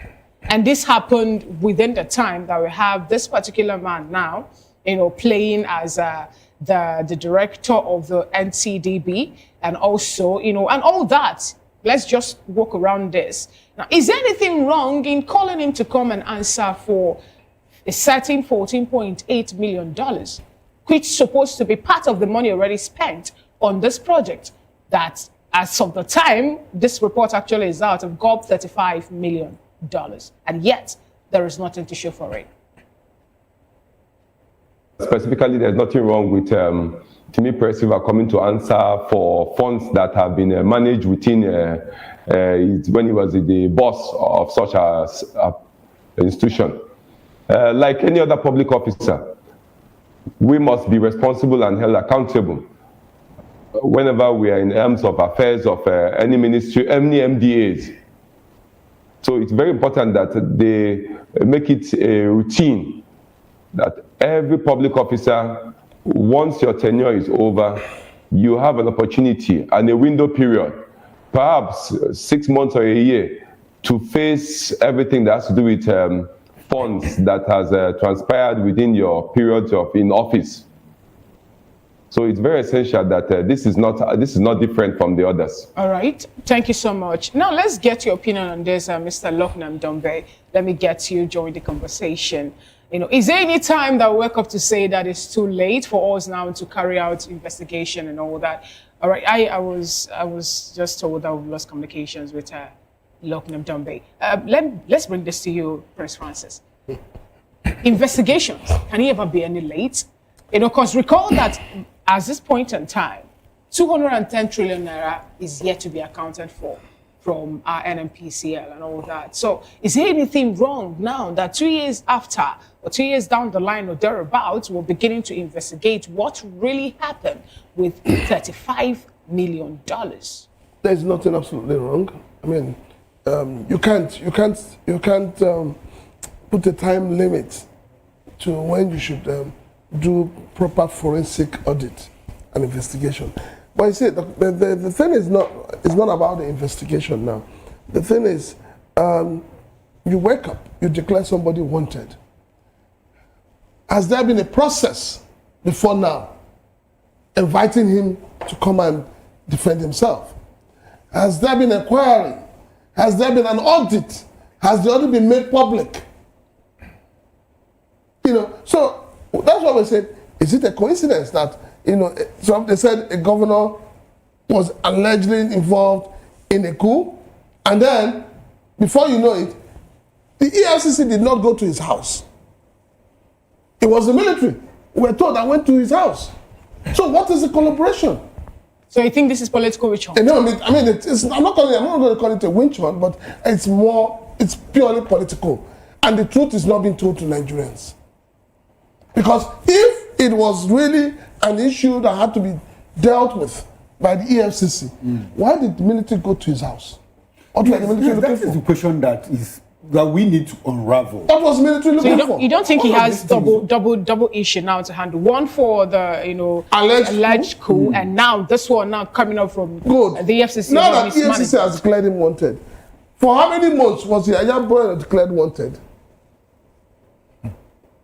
Your minister, your former minister of aviation, what's that his name again? Hadika.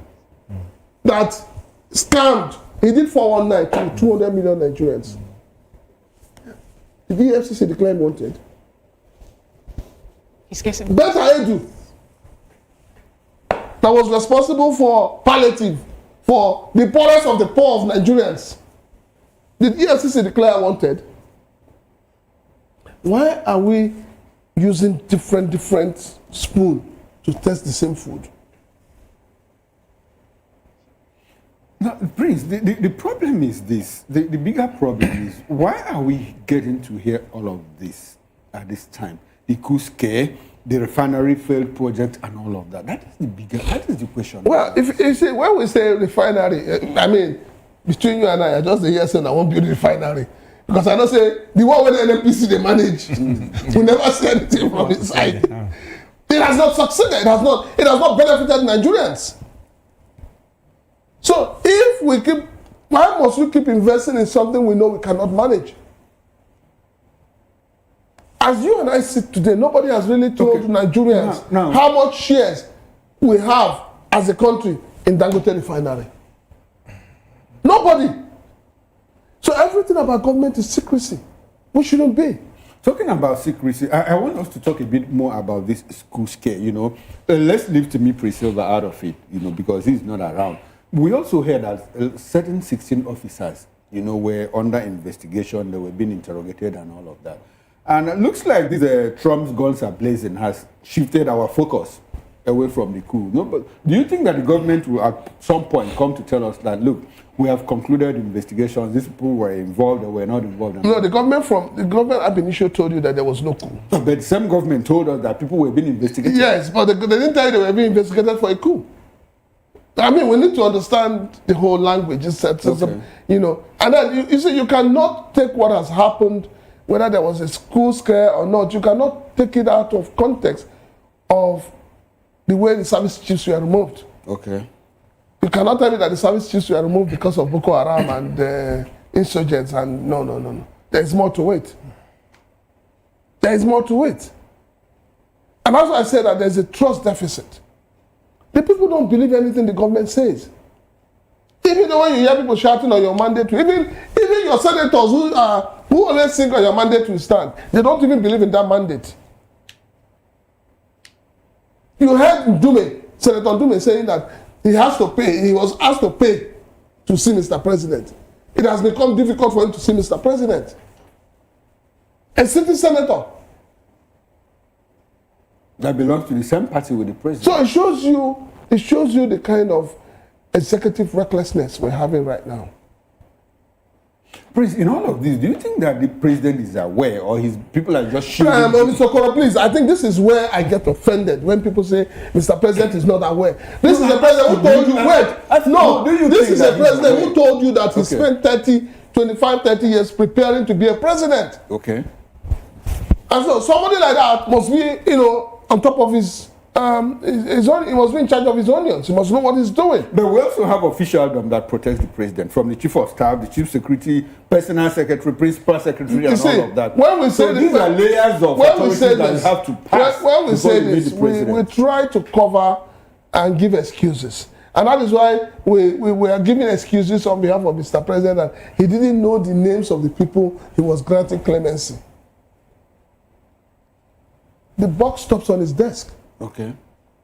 So, excuse me, please, when we say that the box stops at the president's desk, does it necessarily mean that the president has to sign off on every decision of government? That is why he has personal assistants. That is why he has ministers, people that he trusts, that they could, protect him, protect the government and all of that. Do you imagine that the president will have to sign off on every... Even at that, Mr. Okoro, even at that, the president must be briefed. Okay. As a special assistant. By who? As a special assistant. If I bring a file, for instance, if there's a file now to liquidate VOP, okay, and I just take the file to the chairman of VOP, okay, sign, and I don't explain that file to him and he signs, would you have done your job as an advisor? The president should be able to look at the file, even if it's not written. The president should know. The president should be able to know what you're bringing to him to sign. How about if you're bringing a document asking him to sign off his presidency? He will just endorse it. Okay. Because he trusts you. Things don't work that way. Let us stop giving excuses. All right. Now, Mr. Elvis, on the table, Prince was of the opinion that it's more like we're having different laws for different people. And our anti-graft agencies are kind of working for different intention instead of napping or instead of getting or nabbing the people who have been indicted in one way or another for mismanagement of public funds and all that. What do you have to say about this? And how do you think we can find a way to end all this? Because, Nigeria is a nation that should have a single constitution, one law for everybody. The rule of law should be what should supersede. But now it's more like we're cherry picking in taking our decision and even in persecuting individuals. How do we get out of it, please? It's just because we don't even believe in that constitution you made mention of. We have it just like ordinary document.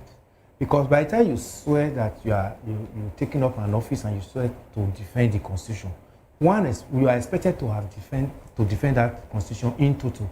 But what do we see? We see that the executive is doing the job of the legislator and as well as doing the job of the judiciary. The constitution do not allow that, but that's what we see.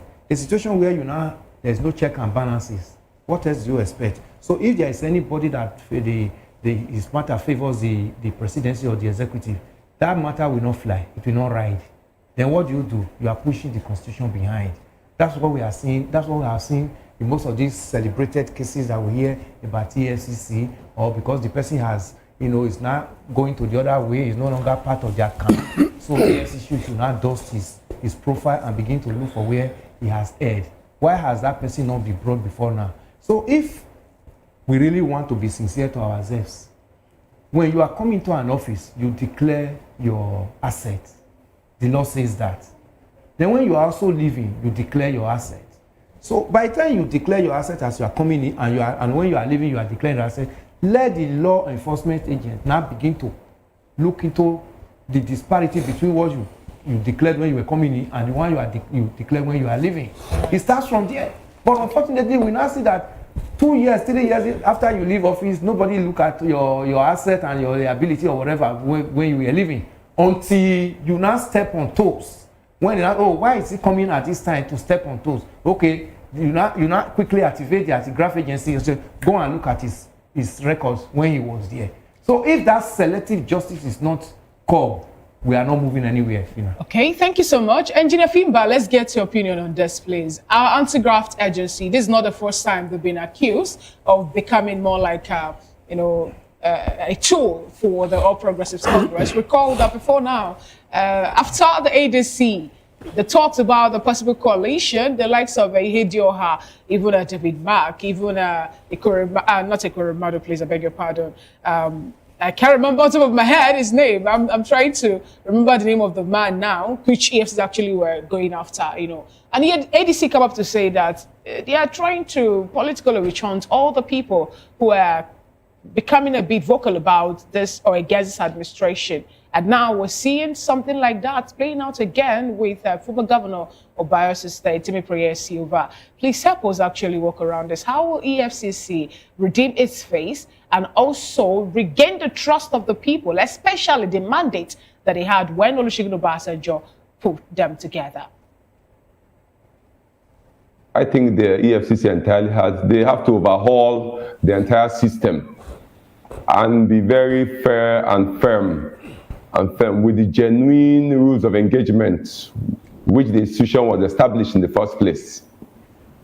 Because what we see recently is selective witch hunting, which is not nice. And it does not yield good fruits for development of our country, our dear nation. I sincerely think the leadership of institutions such as EFCC, ICPC, which take political colorations these days, is failing in their assignment. And it will go a very long way to give a lot of discredit our country. Sincerely, I think the leadership of such institutions should, they can't hear me. Hello. I can hear you. Go on. The leadership of such institutions should ensure that they overhaul the aim and objectives which they established and follow up to ensure that our country gets the best. Else, if they are only giving political witch hunting, sincerely, it will never be able to stand the test of time. It will not be sustainable. All right. Thank you. Thank you so much, Engineer Fimba Jago, for your submission. We appreciate you, gentlemen, for being with us in the studio thus far. Thank you so much, Mrs. Chilak. I learned we have to let you, step out now. Thank you for being part of today's show. You're welcome. And more grace in your endeavor for today. All right, Mr. Elvis, thank you for being with us. Engineer Fimba, thank you so much for staying with us. As we move about to the third topic of conversation, which is the President Bola Ahmed Tinubu sending high-powered delegation to UK over Ike Ekweremadu's case. I guess I was missing it up that Ike Ekweremadu was the next topic of conversation. So we'll look into this after this break, please. Do want to stay with us.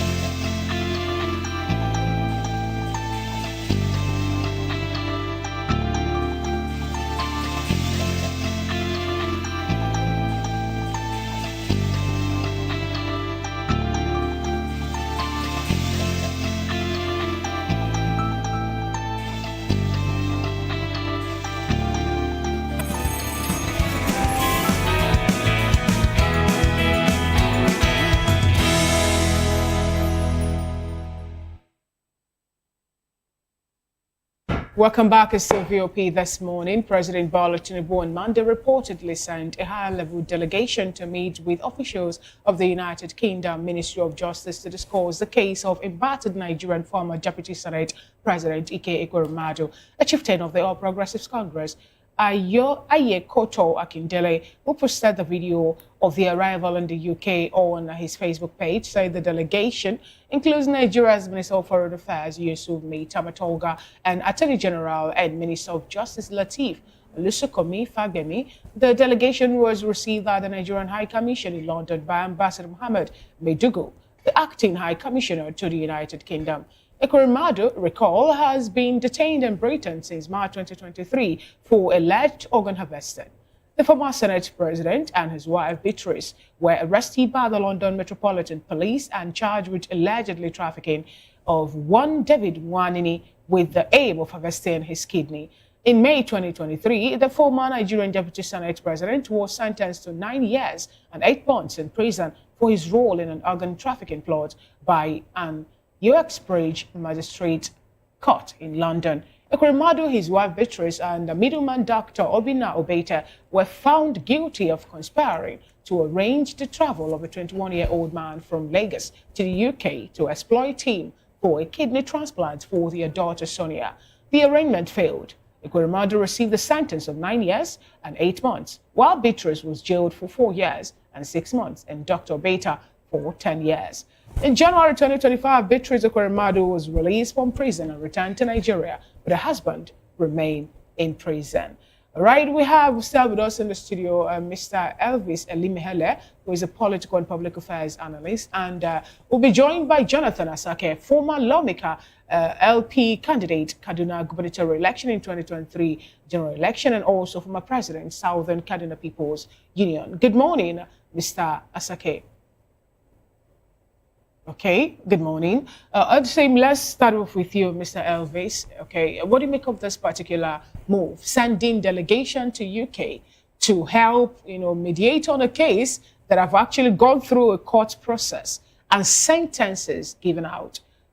What do you have to say about it? Some Nigerians are of the opinion that, the federal government should have channeled its energy in doing something more important or better, especially regarding the issue of insecurity in Nigeria, rather than going to ask, a sovereign nation that have decided a case now, to look into it, saying it's not going to yield any fruit. That's the angle I'm also coming from, because we have so much on our hands in Nigeria at the moment that are much more than what the government seems to be too interested in. Look at the two very powerful ministers that are in UK for Ekwuremadu's matter.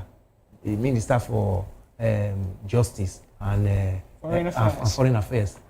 When we have, even with what we have now on our hands, this diplomatic matter between Nigeria and US, we have not even seen ministers dispatched to even go and do their job abroad. But we are looking at a matter that, because of the failure of government in Nigeria, no hospitals are not working, and the person that is involved was there as number 4 person in this nation. He was deputy senate president on 2 tenure. He had the opportunity to have even attract most of these things that now became an issue to him. Functional hospitals in Nigeria, that we don't even need to travel abroad for all this. Unfortunately, he was there, he never did what was supposed to be done by his office, or even coerce the government to know their responsibility towards their citizens. Unfortunately, he became a victim of it. Now, another nation that now knew that, oh, this is an offense, and because we are used to running there at all times when we have even ordinary malaria or headache, that was what took them there. For what we could have done here if we had the facilities. Okay, all right. Elvis, what do you think must have prompted the president to send this delegation? It's political. Political. To what extent? To 2027 is already at play. To what? To buy who? The president is wanting to have more inroad into Southeast. Okay. Yes, Ekweremadu, let me tell you, if he was even in Nigeria before now, it's possible that he would have even decamped before now to APC. So if he, at least let them see, let his people and his political followers and see that the president have made. Why you go for Ekweremadu, who happens to be serving prison term in the UK, when they have Nnamdi Kanu languishing somewhere within the DSS? If you're saying it's political and that the president needed to have, a grip on the Southeast, some have said if he's to release Nnamdi Kanu to the Southeasterners, then they might listen to him on the issue at hand. Nnamdi Kanu's matter is still going to come on this political ground. Before 2027, something will still go to play out in Nnamdi Kanu's matter. So what role? They are rolling the match. What role do you think one individual, Ike Ekweremadu, what role is he going to play? It's not just Ike Ekweremadu you should be looking at. His state now is under APC. His governor has decamped to APC. And Enugu State, he was a political figure in Enugu State, and he still has his followers. And let me tell you, the government did not just wake up and say we want to go to UK to go and be talking about how to get clemency for him or whatever. There must be people who have sold this idea, and they would have also been able to weigh his political weight in that state before this dispatching 2 powerful ministers for this trip. You should think it from that angle. There are people who read this and say, let it go in this manner. So everything we are seeing here is to get more soft landing in 2027 general election for Tinubu and his government. All right, thank you so much. Mr. Jonathan Asake, let's get your opinion on the topic we're discussing thus far. The president sending 2 delegates to UK for them to discuss maybe on the possible release of former deputy speaker of the National Assembly who is serving 6.5 years imprisonment or thereabouts over alleged or over organ harvesting or trafficking. What do you have to say about this? Can you hear me, Mr. Jonathan?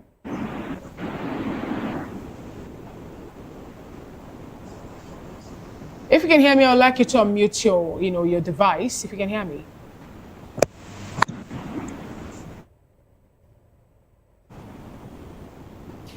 All right, I guess we're having a little glitch in that. I don't know if you can hear me, Mr. Jonathan. If you can hear me, please, I'd like you to unmute your microphone, please. All right, to let the technical crew look into that, rectify the glitch and then allow us to have communication with him. Now, let's bring it back to the studio. Mr. Elvis, you say that this particular state or this move, from the presidency or Nigeria, because they are representing Nigeria now in this case, do you think it's going to yield any fruit at all? Do you think that the UK is going to listen to this delegation, these people sent to them, to find a way to reduce the stamp? Recall that the wife, Beatrice, she was sentenced to, I think, 6 years or thereabout.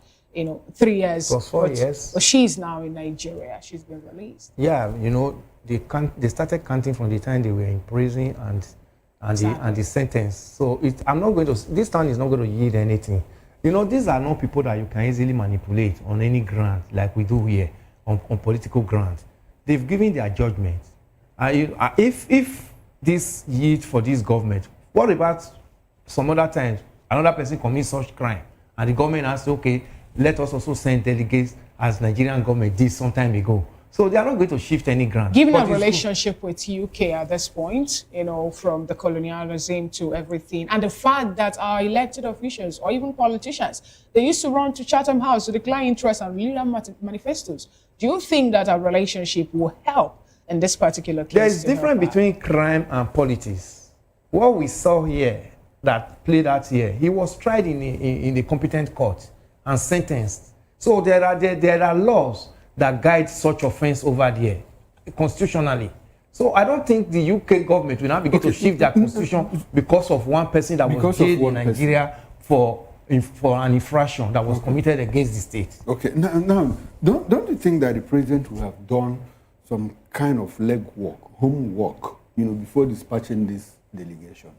Do you think that he will simply just wake up? Definitely they would have done we have a high commission there. They will have done the groundwork. There's even no ambassador over here yet, but I know they would have done. We have a high commission. Yes, they would have done 1 or 2 leg work. Okay. But before the end of this week, we are going to get the feedback from what the UK government is going to tell them about this matter. So you think that you said that nothing will come out of it? Nothing will come out. So what was the essence of dispatching them? Maybe the president had already done the groundwork. The president want Nigerians, especially the Eastern extraction, to see that he is concerned about the welfare of Nigeria, whether at home or abroad. Okay. But unfortunately, this is a very wrong move. Okay. All right. I wanted to ask again, if you say this is a very wrong move. Yeah, wrong move, in the sense that he was in position to arise some of the wrongs that took him abroad and get jailed. Okay, why I wanted to ask you this question now is this. If you check out what is happening, you say that Ikekwe before now have a very strong political grip, especially in Enugu State, which happens to be an APC state now. No. So you think maybe, let's paint a case scenario now. If maybe the Uxbridge and maybe the UK decided to listen to whatever thing the delegation is to say at this point in time, reduce the jail term from 9 years maybe to 3 or 2 years or thereabouts, wouldn't that be more like an applause given to this president and also gaining more trust from the Enugu State people? Yeah, it will be if it works. But unfortunately, I'm not seeing it working. Let's also look at it from this angle. The present governor was a PDP governor before he cross-carpet to APC just some weeks ago. It's possible that the present governor would have been a Kuremadu's camp ever since as a PDP person before he got into trouble. So if you look at since 1999 this moment, Enugu State has been a PDP state. From Unamani down to Sylva, down to where Uba came in. So, Peter came in.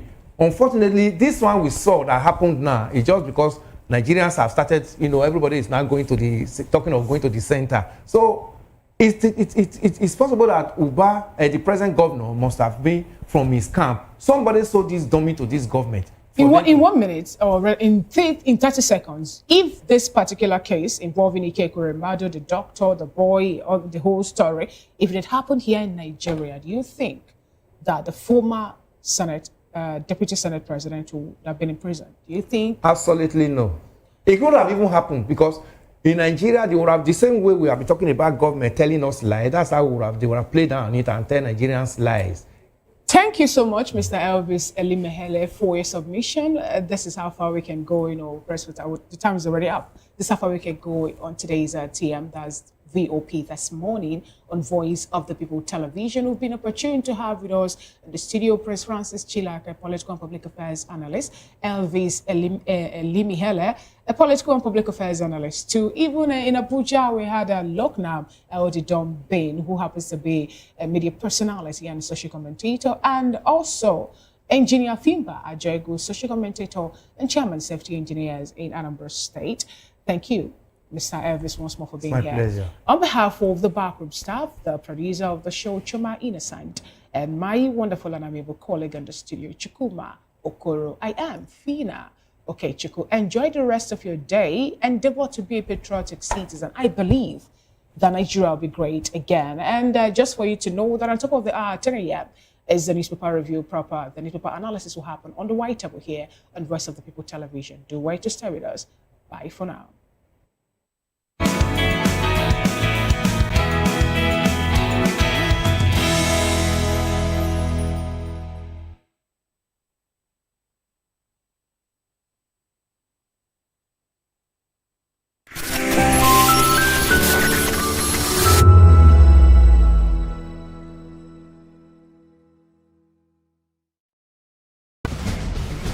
Join us as we drive into the world of politics through insightful interviews with prominent political figures, both serving and former governors, ministers, senators, legislators, party chieftains, activists, and analysts. Get first-hand information into the decision-making processes that affect our daily lives. Highly engaging one-hour program that brings political discourse into focus.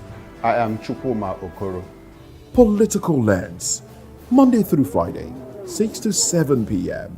Join us.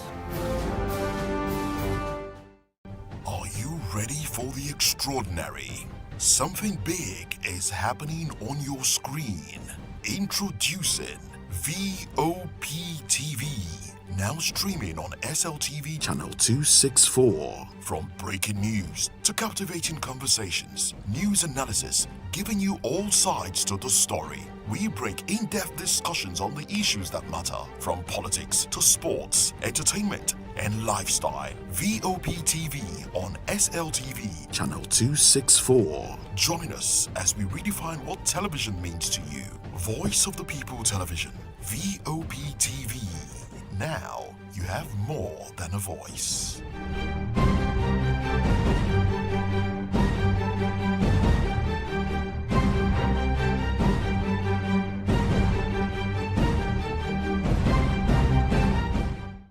This is African News on Voice of the People Television, where we don't just bring you the news, we bring you Africa's heartbeats, the policies that shapes our world, and the economy that determines our future. African News on Voice of the People Television. Stay with us. Welcome to the locker room, the home of football talk that matters. I am Jerry Ampelon. Join us every weekday, Monday to Friday at 5 p.m. Nigerian time, as we share the hot takes and hot debates in the exciting world of football. And joining me are the usual suspects, Ikechukwu and Mayowa, as we break down all the hot takes and everything that's happening in the football. Don't just watch football, live it with us. Catch us on the locker room and Voice of the People Television at 5 p.m. Nigerian time. And like I always say, if not 20 talk, please discuss. It's Hakim Ziyech who puts the Atlas. 2564 is coming up on Burning 9 right. 2564 Atlantic Tower.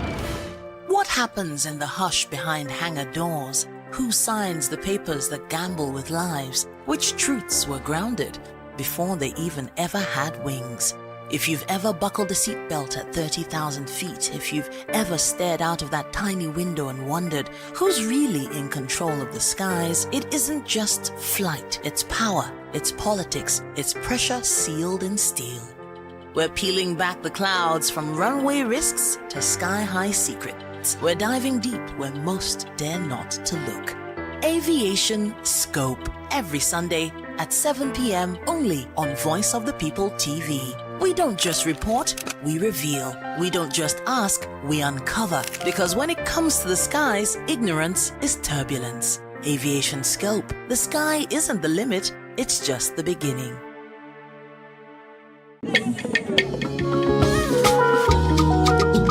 Voice of the People Television awuchiela o onye nụ ya ka ọrụ ibe ya. Ị chọrọ ịmata akụkọ ndị gbara n'akwụkwọ akụkọ dị iche iche n'ala anyị kwa ụbọchị. Ị chọrọ ịmata ka o si afịatụ na ndọrọndọrọ ọchịchị, agụmakwụkwọ, azụmahịa, ime njem, ọbụla dị egwuregwu. Mgbasonyere anyị n'oge ndị Igbo na Voice of the People Television. Anyị nwere ndị ọbịa bụ ọkachamara, bụkwa ndị ga-enye aka tapịa isiokwu ndị anyị jiri bịa kwa ụbọchị. Anyị ga-eji ka o siri gbaa n'akwụkwọ akụkọ dị iche iche wee malite tupu anyị akọzie n'uju n'ubi onye anyị bịara na nke ya. Ịgbamụrụ nzem ọzọ kedu ka o si aga ya gaziere onye ukwu ma gaziere onye nta. Mkparịta ụka tọrọ atọ ka anyị ga-ewetara gị bụkwa nke ga-eme ka ịmata ka ihe si aga n'ala anyị bụ Naịjirịa ọbụla dị na mba ofesi.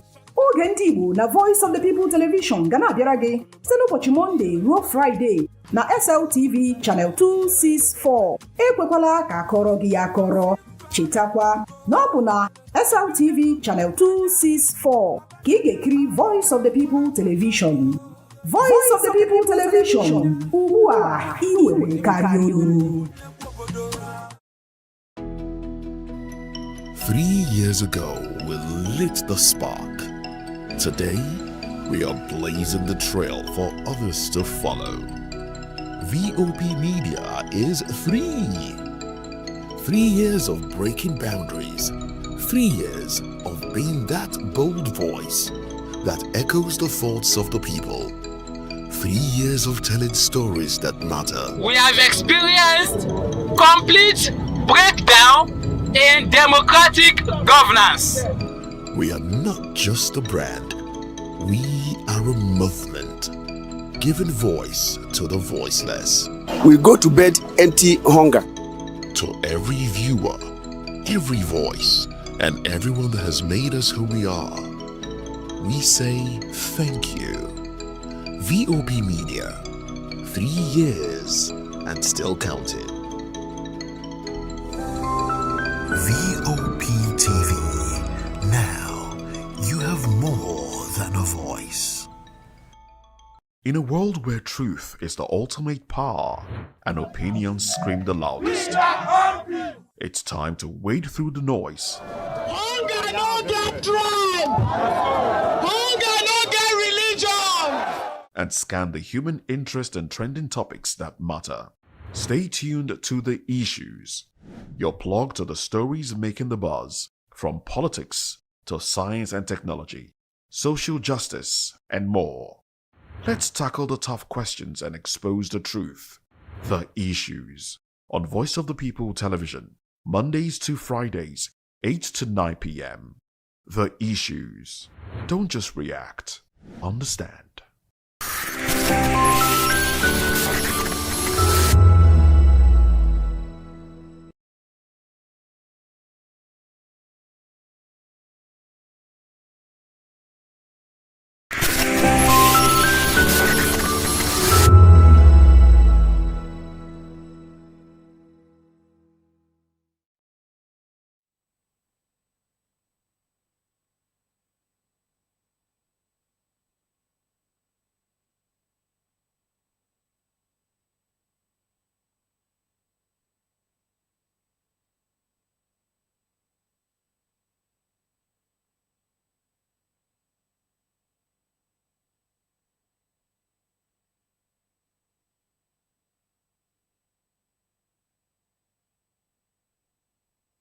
voice of the people. You can hear me now. My name is Patrick Doyle, and I wish that you continue to echo the voices of the people. Big up VOP TV. My name is Suibifa Dokubo. Please keep watching VOP TV. Hi, my name is Kwekumali Ikenda Onyekwena, and I am with the Voice of the People TV. Now, if you're looking for the veritable channel for information, politics, robust discussions, you don't need to go far. VOP has you. VOP will always have you. Thank you. Hi, my name is Patrick Diabwa, aka Ibani Chuka. I'm the Eagle King, and you are watching VOP TV. Stay with us. Good morning. It's the start of a beautiful day. Well, start your day right with a healthy dose of news, fun, and inspiration. Join us on VOP this morning for the latest news, trending topics, and uplifting stories to set your day on the right vibe. From news and current events to lifestyle and entertainment, you are covered. VOP This Morning, 8 a.m., Monday through Friday.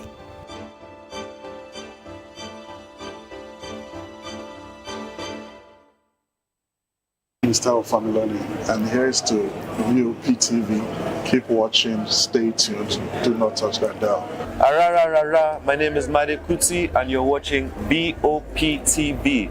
Keep watching. Welcome, my name is Zika Davis. Distinguished ladies and gentlemen, boys, viewers, everybody, boys and girls.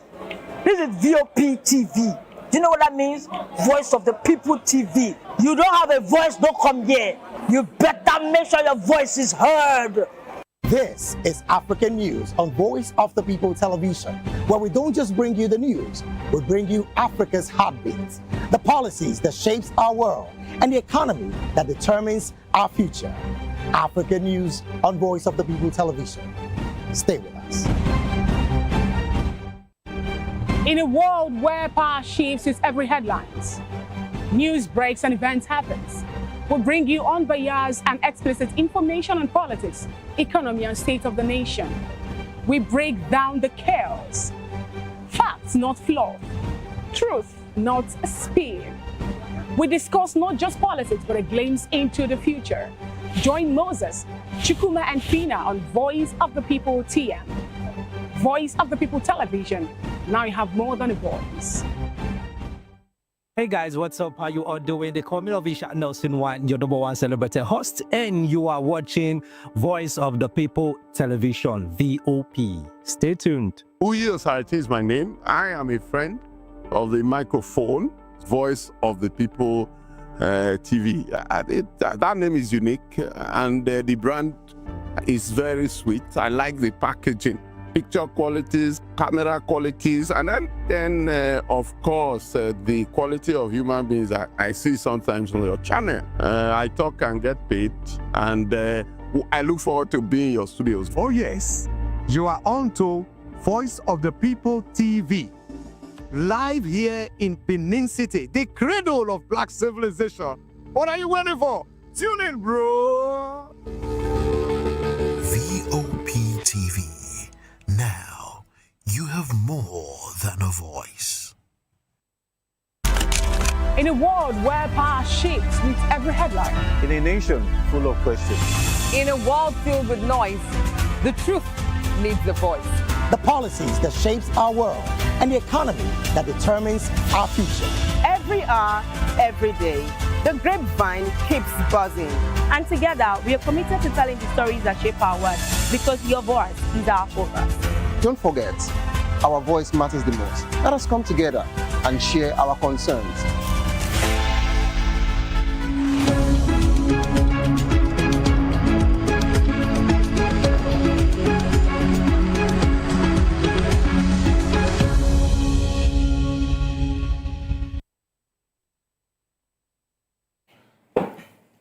All right there, good morning once again, and thanks for joining us. This is News Super Review. I am Chukuma Okoro. Mr. Elvis Ehime Elimihele stayed back with us on News Super Review. Thank you, Elvis, for staying back. We've also been joined by Barrister Darlington Agomo. Barrister Agomo is a lawyer and political affairs analyst. Good morning, Barrister Agomo, and thanks for joining us. It's my pleasure, Mr. Koro. Okay, we've also been joined by Mr. Ashake. He was a former Labour Party candidate in the 2023 global elections in Kaduna State. Good morning, Mr. Ashake, and thanks for joining us on the Super Review. Okay, you might need to unmute your audio, so your mic, so that we can get your audio feed. Hello, Mr. Ashake, can you hear me? Okay, we'll fix that. He's going to join us in the course of the conversation. We have here with us the Vanguard newspaper, This Day, The Guardian, and Business Day. Let's start with the Vanguard newspaper. Nigeria's private sector credit soars 75.9% in 2 years. PDP, pro-anti-convention forces fight as court adjourns case to November 12. That story is on page 8. Let's unite against extremism. Olubadan, Shoyinka, NHRC, that's National Human Rights Commission. 2027, rigging, worst coup, Dixon, Amechi. And now the big story itself, insecurity. Nigerian Air Force, that is now strikes, kill terrorists, bandits in Borno, Kwara, Katsina, others. With the riders, FCT police, DSS commence special patrols on places of worship, border areas. 4 nursing mothers abducted in Kano. Governor Sule orders manhunt after midnight attack in Keana local government area. No inch of Kebbi under bandits' control. That is coming from the Kebbi State Governor Idris. Over 100 killed as Boko Haram factions clash with ISWAP, Islamic State West Africa, in Borno border community with Niger Republic. Progressive governors task monarchs to invoke local spiritual powers against insecurity nationwide. And in the world of power, Tinubu receives Siemens Group. The president received a group from Siemens, and from left, there's a pictorial there. Shehu Suleiman, Managing Director of Siemens Energy Nigeria. Hussein Shokri, SVP, Project Execution. Dietmar Sezdorfer, SVP/MD, Middle East and Africa, Siemens Energy, and Mr. Johannes Lehe, German Deputy Ambassador to Nigeria. President Bola Tinubu himself, his Vice President, Kashim Shettima, Minister of Power, Adebayo Adelabu, and Minister of Finance and Coordinating Minister of the Economy, Wale Edu, during an audience with President Tinubu on the Siemens FG Presidential Power Initiative in Abuja yesterday. Another big story, why we declared Timipre Sylva wanted, that's coming from the EFCC.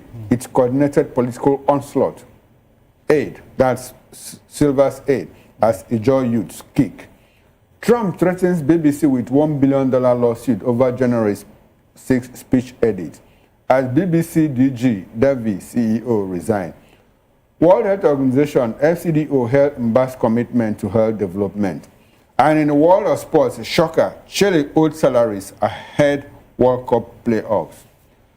Gentlemen, where do we go from here? Where do we start? Barrister Darlington, take a peek. My peek here is on the cement power deal with the federal government. Okay, Siemens.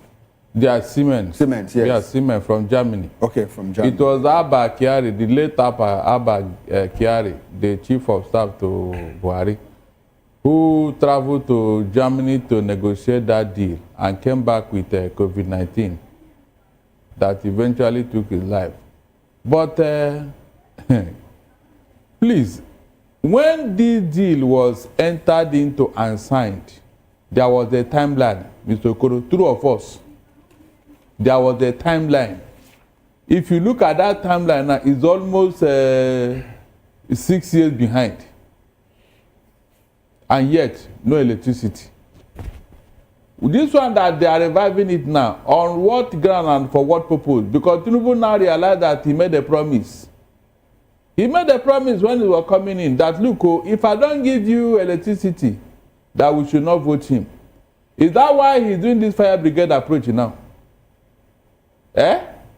No, somebody. Barrister, if it is fire brigade and it solves our problem, is there anything wrong in that? Please, Mr. Okoro. Yes, sir. Don't deceive yourself. You will not see any power in the next 2 years. What if we see power? I said you will not see any power. Barrister, I'm asking you, what if we see power? It cannot happen. Because Siemens is here, they've been here. At least 2 years. 2 years. It's 2 years. In fact, 1.5 years to the next election. Okay. You have only 2026. Yes, because 2025 is gone. 2026.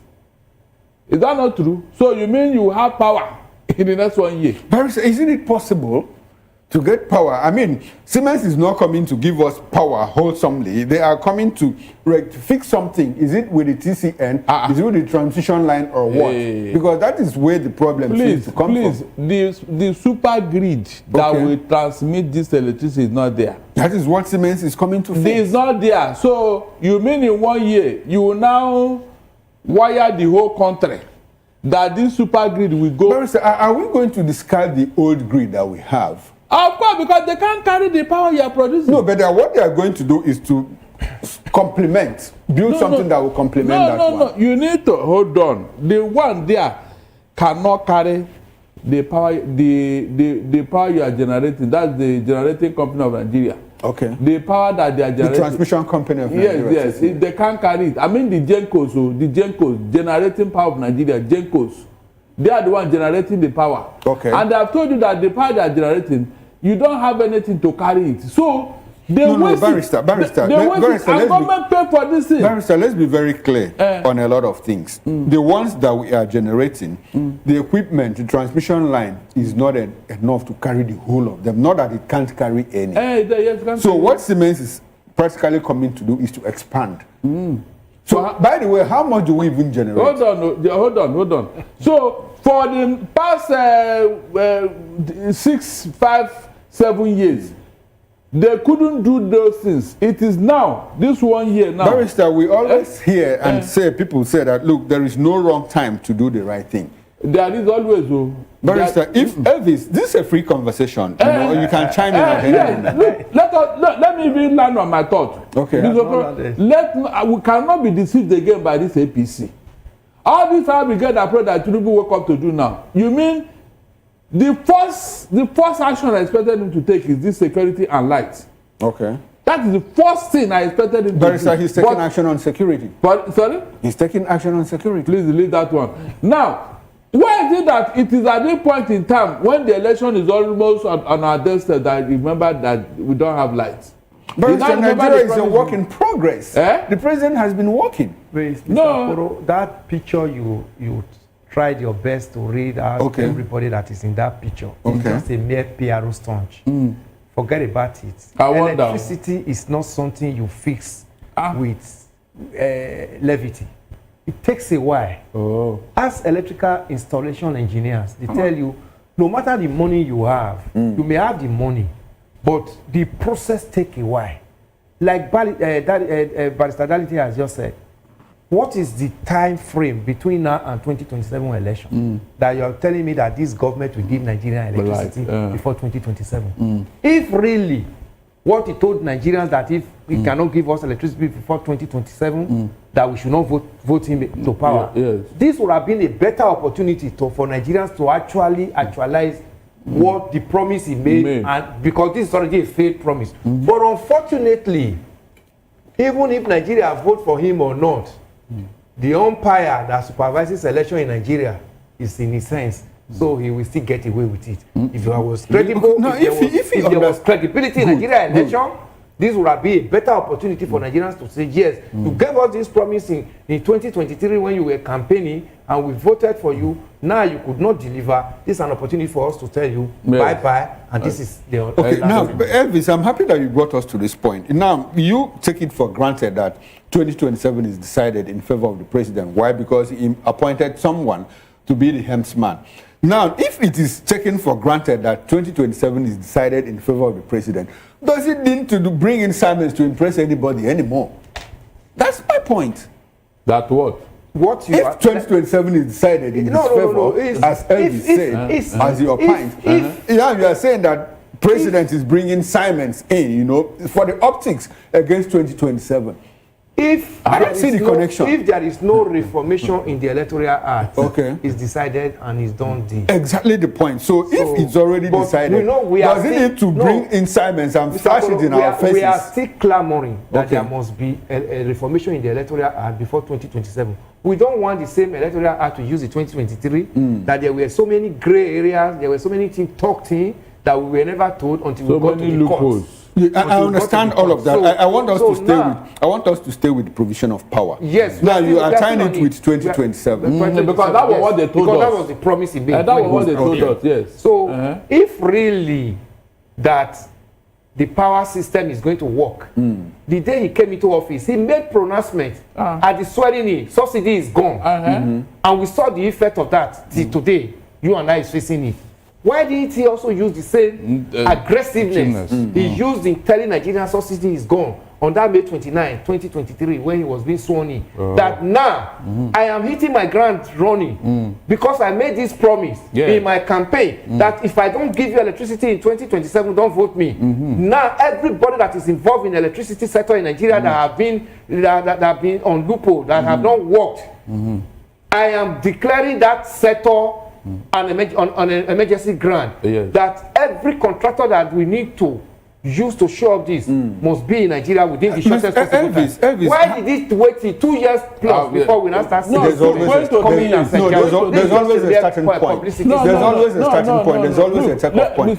Barrister Darlington and Elvis, how much do you think that the president can carry at a go at once? We are talking about he has minister. Hold on. He has minister. Is he not the one that signed for the job? He has special advisor. He even told me not to pity him. Mr. Okoro, you have started this morning, no? Barrister, what have I started? People told us that we should not pity him. And now you are here trying to pamper him again. Barrister, I'm not pampering him. The president has gone in. Siemens has always been here. He has not been there. They have been silent in that angle. That's why we don't have light. Beautiful, they have been silent. And now we have a president who says, okay, beautiful, come, we need to do something. No. We have a president who forgot the promise he made. Now he has remembered the promise. Too late. It's coming too late. Too late. We still have like a year and 6 months. He was pursuing other things. We have more than a year, 6 months, more than 18 months. He was only interested in making sure the governors will fall into his party. That was the only thing Tinubu concentrated on. Barrister, now at this point he has remembered, look, I need to deliver on my promises. I said he's too late. And Barrister, we have 18 months. Barrister, we have 18 months ahead of the election.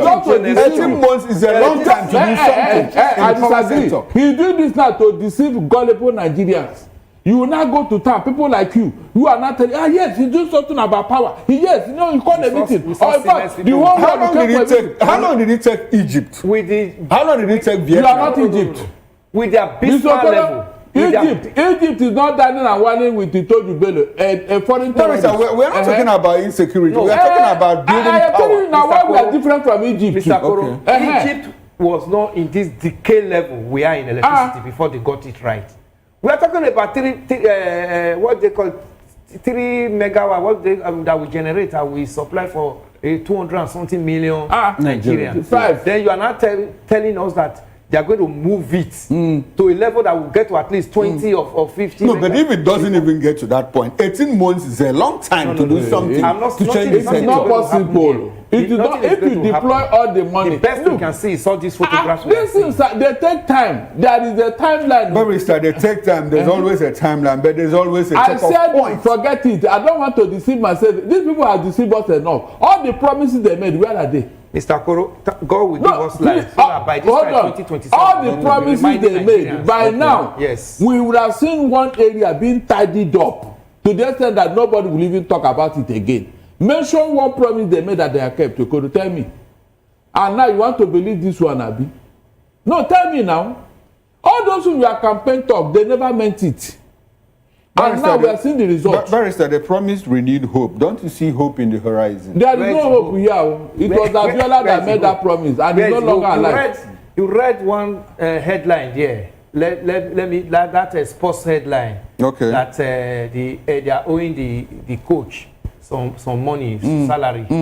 You had read it in that Eric Shelley. Okay. In Super Eagles school, even when we are going for a crucial match against. So should it be the problem of the president? Don't you have a national sports commission that should have taken care of? If that is money, they would have paid him. But the national sports commission is answerable to the president. Yes. If that is money, they would have paid him. As is stable, as powerful as Nigeria president. I'm happy that you have brought us to this point of the box stop. Some contractors protested in Abuja the other day, and now the president intervened to pay them their salary. Okay. So you need to protest before you can give in your money. Should we be blaming the president at every turn, or should we blame the people that the president appointed? The buck will stop on his table. Yes. If you appoint me and I'm not, you say that I'm going to bring disgrace to your government, that means I'm not capable. Then you should, because you have the power to hire and fire, you know what to do, Mr. Koro. You know what to do. You want Showore again to lead protests for Nigerians to pay Super Eagles technical advisor before he will be paid. The only thing that unites Nigeria, everybody is praying that Nigeria should be in World Cup. It's not because we are going to win the cup. It's not because it's going to bring anything better to Nigeria. But the only thing that when we are playing that football, you see, nobody is talking about religion, nobody is talking about ethnicity, nobody is even remembering the suffering that we go through in Nigeria. Until the ball is over, the match is over. We even want to buy fuel with our money to power our generator. Okay, all right, gentlemen, we need to move on. But Elvis, I like what you said. You asked God to give us life. Yes. So that by this time we'll speak more on this. I will remind you. God don't give light. No, but it's not life. Life. Oh, life. So that all of us will be here in 2027. So that we'll talk about this. I thought you said light. Because the time you gave light is over. Yes. But personally, I believe that, look, the president, there's always a check-off point. There's always a starting point. If we had Siemens all this while and they didn't do anything, the president has well remembered and said, look, guys, you need to come back so that we can fix this light. If we are looking for 10,000 megawatts, and at the end of the day, before 2027, we get 5 out of that 10, I think it's a good call. Let me even remind you that Siemens is on the second missionary journey. They were sent off by Yaradua's government before now. Yes. So this is a repackaged Siemens. Buhari brought them and started repackaging. So I'm not seeing anything different from what we saw. Now let's see how far we can travel. 2027 is around the corner. At just the turn of the moment, we'll get to 2027. But let's talk about. Don't hope for nothing. Okay, all right, Barrister. I'm very optimistic. Okay. Now let's look at 2 stories. Now I want us to tie them to each other. 2027 rigging was cool. Now this is coming from Seraki Distin, former governor of Bayelsa State, and Rotimi Amechi, former governor of Sister River State. Yes. And we also have what we declared Timipre Sylva wanted, EFCC. It's coordinated political onslaught that is coming from Sylva's aide as Ijaw Youth's king. Elvis, you had your take on the morning, on the morning show on this. So I'd like for Barrister too. Barrister, what do you think? What connections do you see? Have you seen why I don't believe in this government whenever they put out a statement? There is no truth in their mouth. Initially, they told us that it was because of coup that they are looking for Sylva. Is that not true? Now it has to be money laundering. So which one do you want to believe, Okoro? You can see. Because you don't tell us you believe in government. That's what they said. If they told you lies, will you go ahead with it? I told you, whenever this government tell you anything, don't believe in it. Go and verify. There is no truth in their mouth. They told us they were looking for him because he was the ringleader of the coup. That's why they were searching for him in his house everywhere. You are forgetting that the same EFCC. Hold on, I'm coming. Okay. The same EFCC took Sylva to court the other time, and then Buhari ordered that all the 48 houses they seized from him, they should return it to him in Abuja. Mr. Okoro, 2 or 4. This same Sylva. Yes. They returned all the houses they seized from him as a process of corruption. They returned it back. Now they are looking for the same man, and they said it's money laundering. Have you seen your country? Barrister, that is the puzzle. If this same Sylva, who has served as governor of Bayelsa State, Minister of State for Petroleum, you just made mention of what Buhari did to him, restored 48 houses that were seized from him. Why should he be involved in a coup, to upset the same APC? That is the problem. Okay. Look, another puzzle is this. The Musa, the chief of defense staff, who even leaked the coup, he saw what was going on, and they said his department alone, his department alone discovered this coup and then shattered it without who CDS, the CDS, the one they pulled out recently. Okay. Now this you say he's the one that discovered the coup? Yes, it was the department. No, the information we had was that he was moved because he said there was no coup. The military intelligence. Later. That's why that guy is still retained. Good. They said it was his department. His department. Director of Military Intelligence. DMI. Okay. Yeah, that discovered what was going on. And he never shared the intel with any other person. Okay. He never shared it. But he did a very good job by making sure the coup did not happen, according to findings. Maybe for that reason now, these other people got angry and said he must go. And the Tinubu did not look at this man and say, but this man has done this. That means he loved my government. Why would he be pulled out like that? He didn't ask that question. Will that man be happy? His grass now, why did I even talk? I should have kept quiet. You can see how we destroy good people in Nigeria. Somebody that this favor to you as a leader. Okay, now Barrister, let's come back to... You said was 2027 was cool. I'm coming to that. Barrister, I would like for you to... So, you don't think that Sylva had anything to do with the coup? They have not told us the truth, why they are looking for him. Okay. They have not told us the truth. They said a certain $14.8 million, purportedly meant for a refinery, is missing and is traced to his account. Okay, have they traced the 210 trillion naira we are looking for? No, Barrister, that one is a different thing. It's not this. Hold on. Start from the beginning. We are looking for money. Is that not true? Why you are looking for that 210 trillion naira?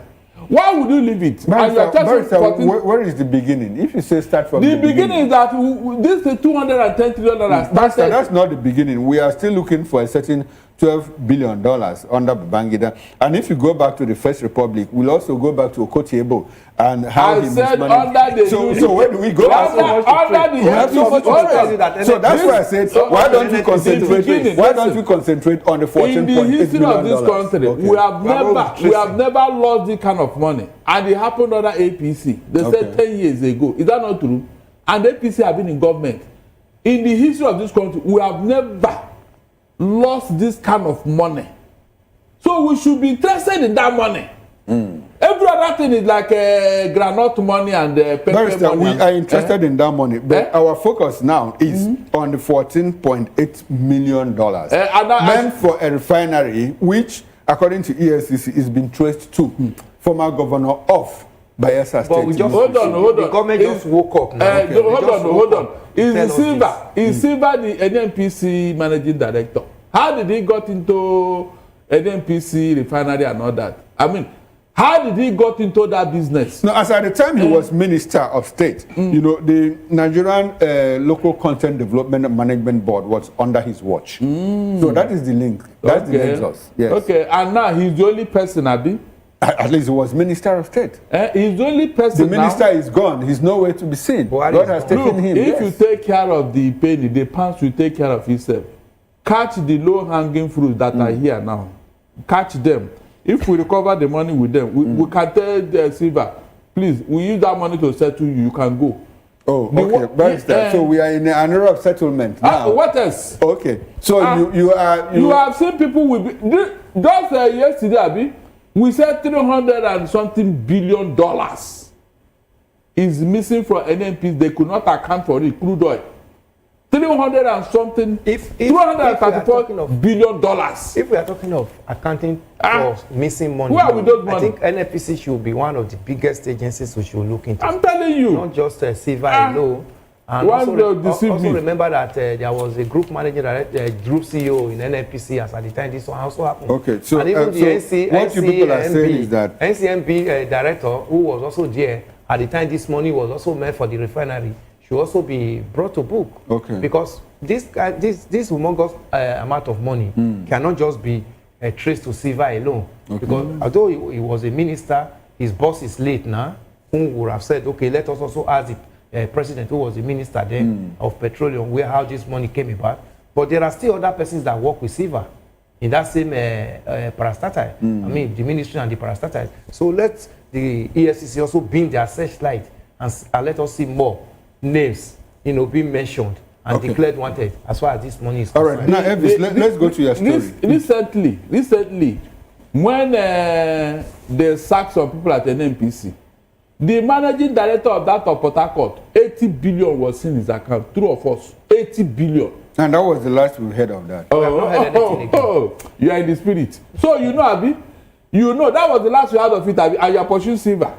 Okay, so Barrister, what you are saying, you and Elvis, it's curious. What people are saying is that maybe if we find you, if we look for you and we can't find you, we should let you be and start looking for others that we can find.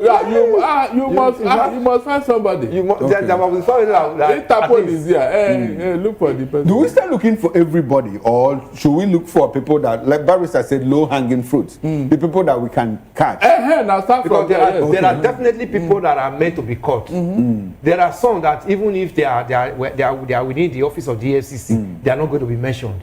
So because those ones are still in the good book of the government. No, that doesn't sound like justice to me. And have we ever had it? We have never had it. That's why we have been talking about EFCC should be reformed so that they can do their job as expected, not be a police. Barrister, let's move away from that. There's a lot to talk about. They said, if my elephant can, before my elephant can run away, let me cut the tail so that I'll be holding something. No, Barrister, I think that is defeatist. But let's move away from now that you don't have anything. 2027 rigging war school, that is coming from. Let's just take a little peep into it.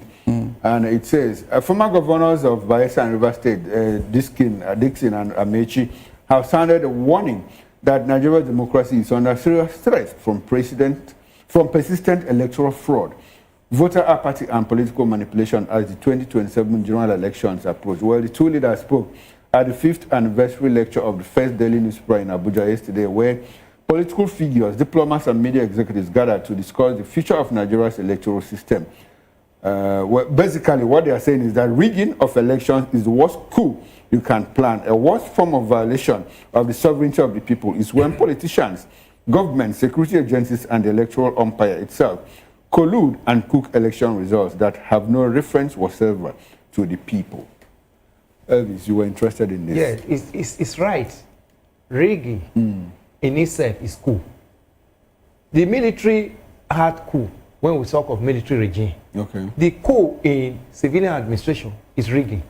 When the right person that the people say this is our choice is not allowed to get in there because there are some other persons who have special interests in making sure that the will of the people or the choice of the people do not prevail. So not just mentioning it, because both the two people that spoke there are politicians, and they too have also benefited from even the rigging before it's got they are in the other side now. That's why they can voice this. As at the time it was benefiting them, they were not telling Nigerians this story that we read now. But Nigerians themselves must take the bull by the horn, that we must work against rigging. War always leads to military coup in Africa. It's most of these election infractions that always lead to some of these coups. When, we cannot get it right as civilians, the military will not use the opportunity to come in. So if we are not going to get it right at all, Nigerians must be the one that will say enough of rigging, because the coup in a civilian administration is rigging election when the right person that the people need is not allowed to get in there, because there are powers that be that will say this is our choice. Okay, all right, Barrister, your take. I see it as the worst crime against the people, because it's the people's mandate you are talking about here. It's the worst, in matters like this, words are very important. When you hear coup of any kind, they don't want to know how you describe the coup or the nature the coup is taking. All they know is that the coup is a military issue and all that. So instead of using that word like Dixon said, I think it's the worst crime against the people, because it's the people that is involved here. It is their mandate that you are toying with. Because when you say coup, it will involve violence. Violent takeover of government. That's the meaning of coup. There's no two ways about it. Now, Barrister, between you and Elvis, I'd like for us to, what is the role of the people in all of this? Because when we talk about rigging, it is not machines that rig, it is humans, people that also rig. And what happens to people power? It is when you keep silent on your. So who should we actually blame? Should we blame the politicians that rig, or should we blame the people that keep quiet? Nigerians that keep quiet. It's the people. It's the people that keep quiet. It's the people. Because democracy belongs to the people. So the people that keep quiet and allow very selected few to snatch their mandate from them are the people that are failure here. Because they say that eternal vigilance is the price of liberty. Yes. So if you keep quiet. If we keep quiet, that's why I will keep reminding Nigerians that those areas that we feel are not unfortunately, are not favorable to us as far as electoral reform act is concerned. Let them be trashed out now before 2027 election. Exactly. So that we can have a better inroad into 2027 election, better than what we had in 2023, so that this rigging we are talking about can be stemmed to. Now, talking about trashing out those gray areas, you know, regarding the electoral laws and the constitution that, you know, somehow lend credence or give vent to rigging. How much responsibility should the people take, especially when during elections you see thugs, you know, unleash mayhem at the people? You recall what happened in Lagos in 2023, where people had to, you know, noses, faces cut and all of that. What can the people do in that situation? Yeah, what the people should be able to be talking about here is if the electoral reform has stringent penalty for such infraction. Those people that did it in 2023, did we hear them prosecuted? Yeah, because the penalties have always been there. The penalty is not exercised as it's supposed to be. So the people must make sure, even the INEC told Nigeria that they are not the one that will prosecute electoral offenders. So how is this put out in the electoral act? Who is the person that which arm of government is going to be responsible to punish such offenders so that it will not repeat itself? These things should be made known to Nigerians. Then the people again have elected representative as constituent representative in the National Assembly. What are they feeding their people back at home?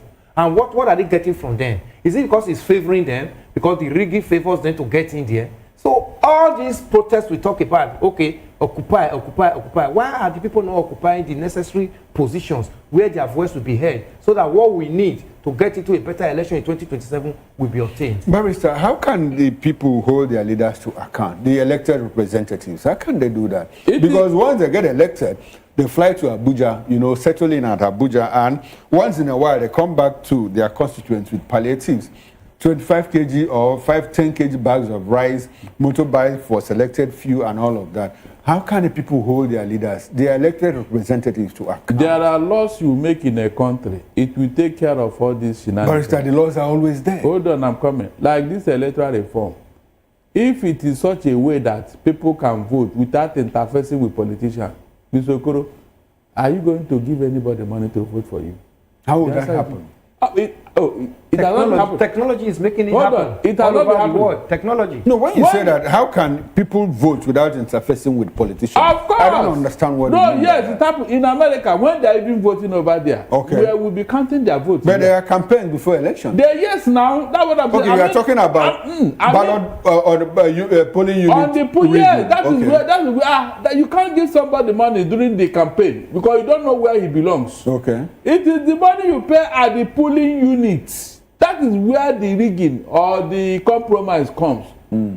If we can make a law, that will take away all these things. In fact, the politicians, they will now, you know, think twice before they even give out any money because they don't know where the money is going to.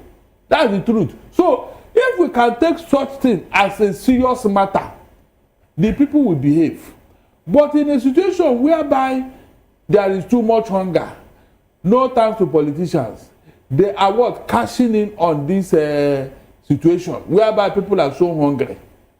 No matter what you talk in Nigeria today, Mr. Okoro, if you preach from now to tomorrow, there will always vote buying until the electoral law is amended. Until the electoral law is amended. Yeah, that is it. So nobody should blame the electorate. Call is this more like a clarion call on Nigerians? Yes. To make sure, don't just make sure you vote. Make sure that you protect your vote and don't let anybody buy your vote, because that your vote is your power to decide who rules over you, who governs over you. I think there was a a philosopher, either Aristotle or Plato, that says that, look, the price of indifference is one being ruled by his inferior. Yeah, of course, if you have sold yeah, your vote to somebody who is not going to take care of you when the person gets into office. In fact, the man first asked made a very bad choice. He asked his protege, who's supposed to rule? The guy was not, you know, he was thinking that, he said no. It is when the wise men keep quiet that the foolish one take over. Yes. And that is what is going on. Okay, now, Barrister, Nigerians shouldn't keep quiet. Let's move on because we just have about 10 minutes left and there's a lot of grounds to cover. Over to the Guardian. Next oil to appoint forensic auditors to verify loan claims, bank statements, calls for transparency in Nigerian financial system.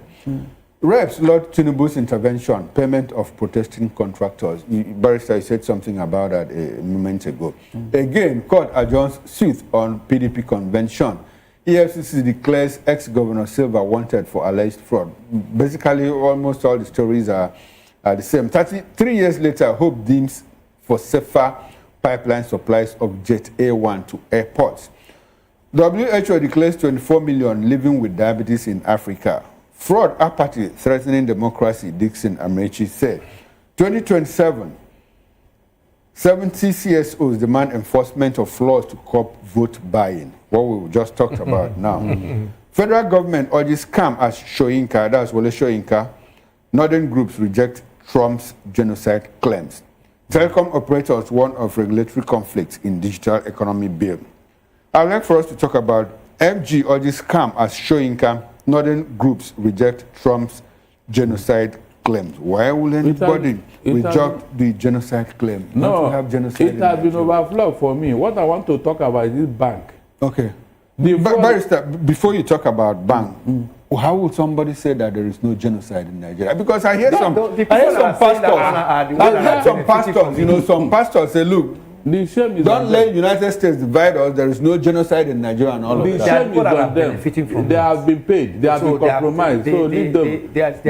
They know what they are saying. In the open, they will say this, but behind closed doors, they'll be regretting it. Yes. Okay, their palms have been greased. Yes, yes. Okay, or they are trying to protect someone. Like Reverend Father Kuka, who is now a board member of one of the agencies. What do you want him to say?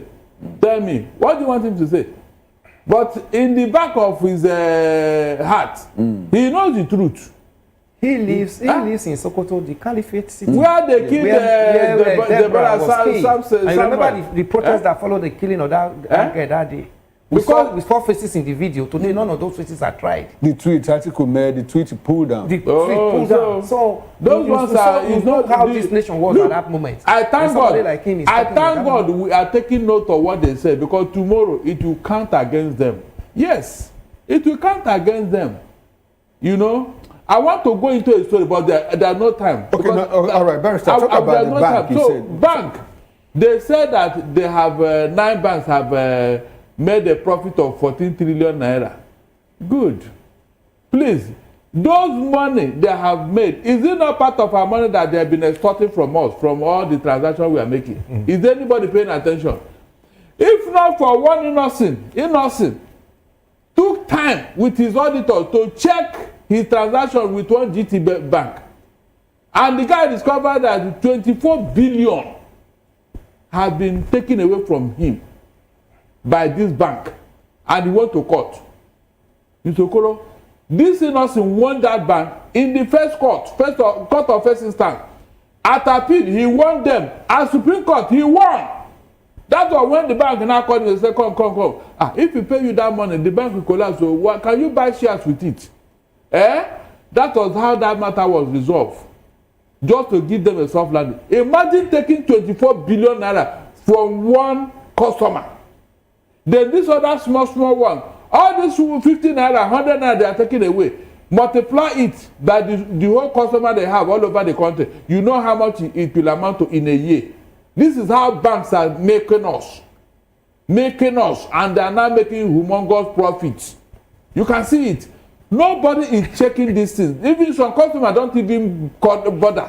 Barrister, are you making reference to Nest Oil, to what is going on with Nest Oil? That of innocent is well known to me. Okay. Are you getting what I'm saying? There are many. Now, Nestor has appointed, to appoint forensic auditors to verify loan claims and bank statements. Looks like it's similar to what happened to Of course. Many of them, not once, not two. When they see you are high net customer. Mr. Okoro, they will tell people to concentrate on your account. Sometimes to investigate. Sometimes they don't even need to think that you are high net worth. They will see your balance now. They will see your balance. They do it to ordinary Nigerians. That's what I'm saying. Because I said every turn, you see some money is removed from your accounts and all of that. And because Nigerians don't ask questions, we let these things stay and they go away with them. To make matter worse, Mr. Koro, go and look at the staff strength of this bank. Almost 60% of them are contractor. Yes, they can be bold enough to come and tell Nigerians all the millions. They are making, but they cannot start them. Is that supposed to be? And they declare humongous profits at the end of the day. The regulators are not doing the proper thing because there are no regulations. No regulations. Then somebody will tell you that is the president of NSC. Is the president of TUC. Again, I ask this question: who should we blame? Should we blame the banks? It is the government, or Nigerians? Because if they remove 500 naira from your account and you are like 500 naira, it probably take me like 2 or 3 hours to go report. Maybe I even have to pay like 800 naira to go and to resolve this 500. Exactly. By the time you do transport to and from the bank and calculate how much you are paying, you mean I pursue 500 naira and I've lost 2,000 naira on transport. You know why I brought up this? You know I'm spotlighting this. Why I'm spotlighting this is because in the developed world, in the Western world, we see somebody go to court Yes. because the person was defrauded or the person was shortchanged for only $5. Exactly. And the person goes to court and pursue it for like 2-3 years. Yes. And at the end of the day. And because of that, the institutions there are very circumspect. Exactly. They are measured. They are measured and they have to respect their integrity.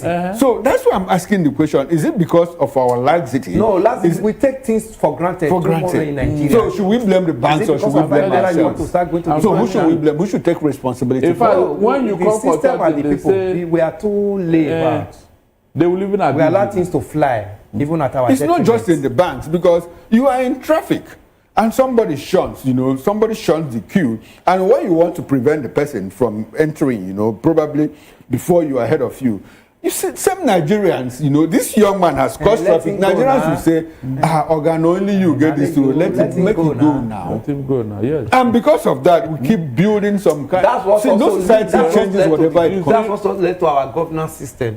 Because we allow the government to tell us so much lie and they go away with it. So it is coming from this little one that built to that level that, this when is we where talk of, like Barrister always says, if you take care of the pennies, the pounds will take care of itself. Will take care of itself. Because we ignore these little things. That is why, because we don't punish little crimes, that's why we can't punish big crimes. I was in Dubai. The taxi that took me got to a junction.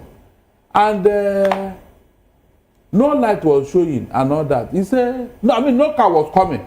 We were supposed to move, but the red light was still showing.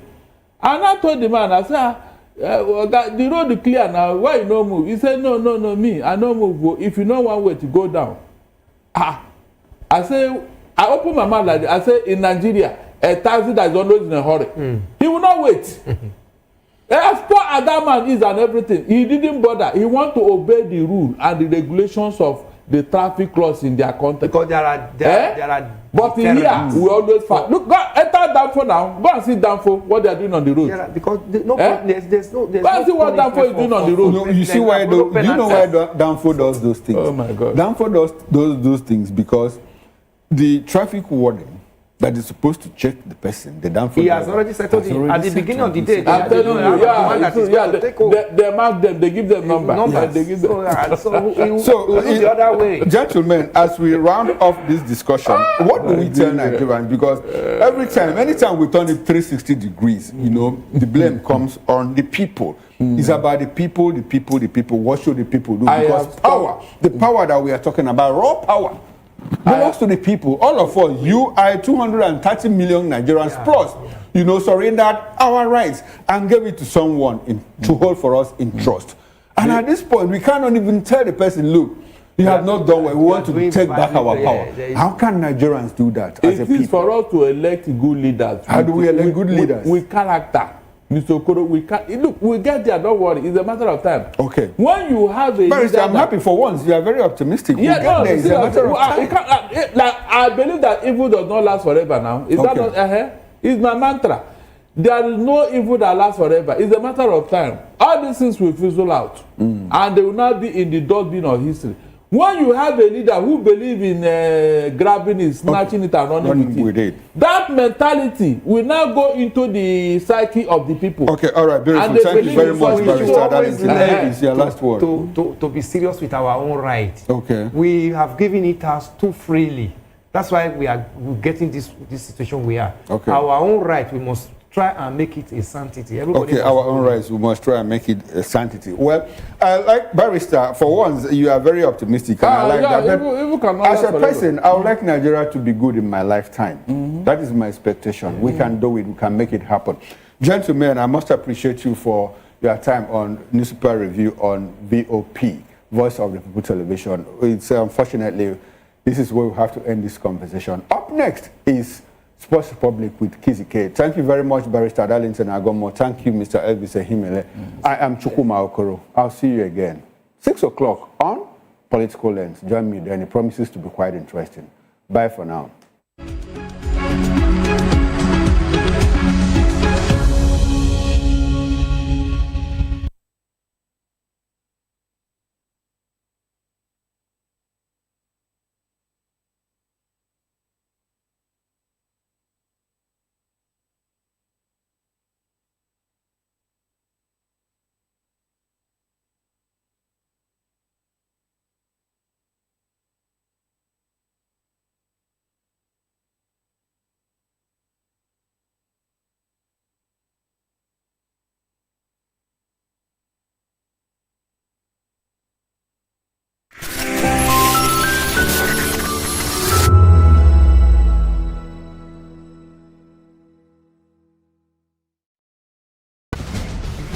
Join us as we drive into the world of politics through insightful interviews with prominent political figures, both serving and former governors, ministers, senators, legislators, party chieftains, activists, and analysts. Get first-hand information into the decision-making processes that affect our daily lives. Highly engaging one-hour program that brings political discourse into focus.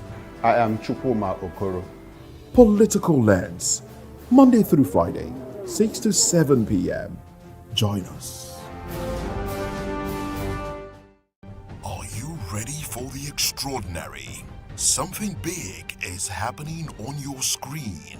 Introducing VOP TV. Now streaming on SLTV channel 264. From breaking news to captivating conversations, news analysis, giving you all sides to the story. We break in-depth discussions on the issues that matter, from politics to sports, entertainment, and lifestyle. VOP TV on SLTV channel 264. Join us as we redefine what television means to you.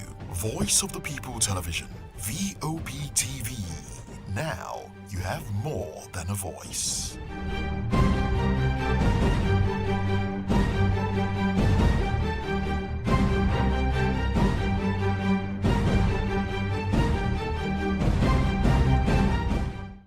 This is African News on Voice of the People Television, where we don't just bring you the news, we bring you Africa's heartbeats, the policies that shapes our world, and the economy that determines our future.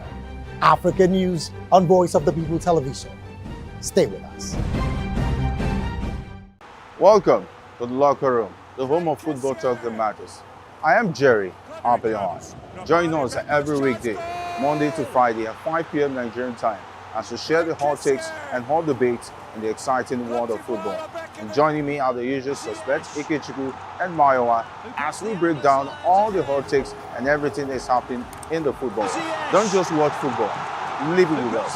Catch us on the locker room and Voice of the People Television at 5 p.m. Nigerian time. And like I always say, if not 20 minutes off, please, the sport. 2564 is coming up on Barney 9 right. The 2564 Atlantic Tower.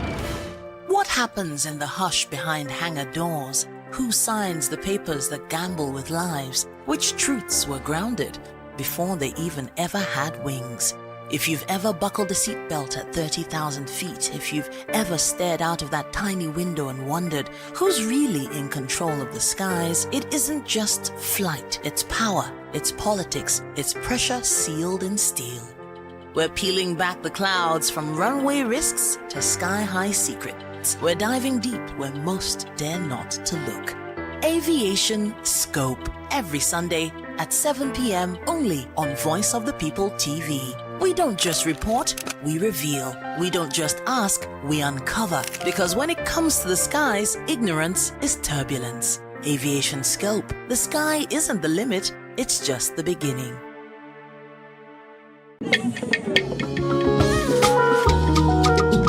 Voice of the People Television awuchiela o onye nụ ya ka ọrụ ibe ya. Ị chọrọ ịmata akụkọ ndị gbara n'ọkwa akụkọ dị iche iche n'ala anyị kwa ụbọchị. Ị chọrọ ịmata ka o si afịatụ na ndọrọndọrọ ọchịchị, agụmakwụkwọ, azụmahịa, ime njem, ọbụladị egwuregwu. Mgbasonyere anyị n'oge ndị Igbo na Voice of the People Television. Anyị nwere ndị ọbịa bụ ọkachamara, bụkwa ndị ga-enye aka tapịa isiokwu ndị anyị jiri bịa kwa ụbọchị. Anyị ga-eji ka o siri gbaa n'akwụkwọ akụkọ dị iche iche wee malite tupu anyị akọzie n'uju n'ubi onye anyị bịara na nke ya. Ịgbamụrụ ọzọ kerikosi ya gaziere onye ukwu ma gaziere onye nta. Mkparịta ụka tọrọ atọ ka anyị ga-ewetara gị bụkwa nke ga-eme ka ịmata ka ihe si aga n'ala anyị bụ Naịjirịa ọbụladị na mba ofesi. Oge ndị Igbo na Voice of the People Television ga na-abịara gị site n'ụbọchị Mọnde ruo Fraịde na SLTV Channel 264. Ekwekwala ka akọrọ gị ya akọrọ. Chetakwa na ọ bụ na SLTV Channel 264 ka ị ga-ekiri Voice of the People Television. Voice of the People Television. Ugbu a ị nwere karịa olu. 3 years ago, we lit the spark. Today, we are blazing the trail for others to follow. VOP Media is free. 3 years of breaking boundaries. 3 years of being that bold voice that echoes the thoughts of the people. 3 years of telling stories that matter. We have experienced complete breakdown in democratic governance. We are not just a brand. We are a movement, giving voice to the voiceless. We go to bed empty hunger. To every viewer, every voice, and everyone that has made us who we are, we say thank you. VOP Media, 3 years and still counting. VOP TV. Now you have more than a voice. In a world where truth is the ultimate power and opinions scream the loudest, it's time to wade through the noise. Hunger no get tribe. Hunger no get religion. And scan the human interest and trending topics that matter. Stay tuned to The Issues, your plug to the stories making the buzz, from politics to science and technology, social justice, and more. Let's tackle the tough questions and expose the truth. The Issues, on Voice of the People Television, Mondays to Fridays, 8 to 9 p.m. The Issues. Don't just react, understand.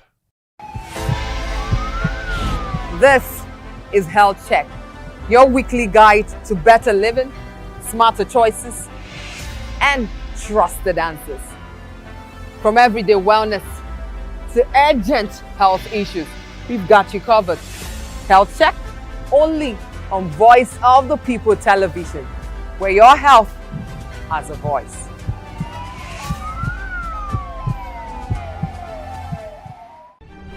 In a world where power shifts with every headlines, news breaks and events happens, we bring you unbiased and explicit information on politics, economy, and state of the nation. We break down the chaos. Facts, not fluff. Truth, not a spin. We discuss not just politics, but a glimpse into the future. Join Moses, Chukuma, and Fina on Voice of the People TM Voice of the People Television. Now you have more than a voice. The red carpets, awards, the razzmatazz, music, fashion, interviews, and more. Spotlight on Voice of the People Television. Let's feed you with all the juicy stories in the global entertainment space, bringing you the glitz and glamour as it is hot. Stay tuned to Spotlight, 1 p.m. Monday to Friday. Spotlight on VOP TV. Entertainment like never before.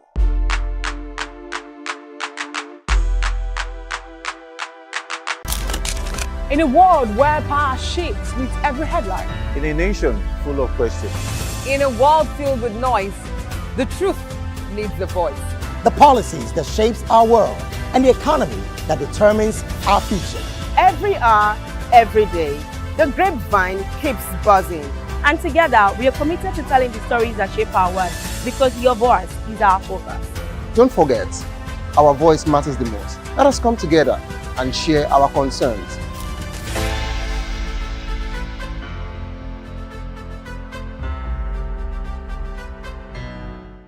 Join us on People's Voice, where we amplify the voice of those that matters the most. Join the conversation. Share your thoughts with me. I am Sylva Udo. Weekdays, Monday through Friday, from 4 p.m. to 5. Don't forget, our voice matters the most. Let us come together and share our concerns. Thank you.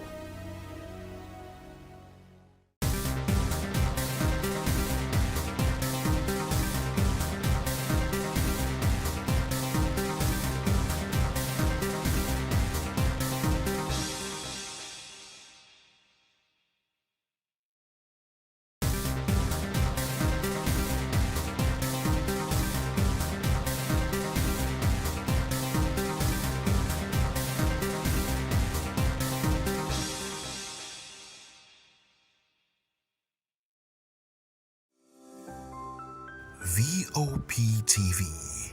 Now, you have more than a voice. Shapes with every headline. In a nation full of questions. In a world filled with noise, the truth needs the voice. The policies that shapes our world and the economy that determines our future. Every hour, every day, the grapevine keeps buzzing. And together, we are committed to telling the stories that shape our world because your voice is our focus. Don't forget, our voice matters the most. Let us come together and share our concerns.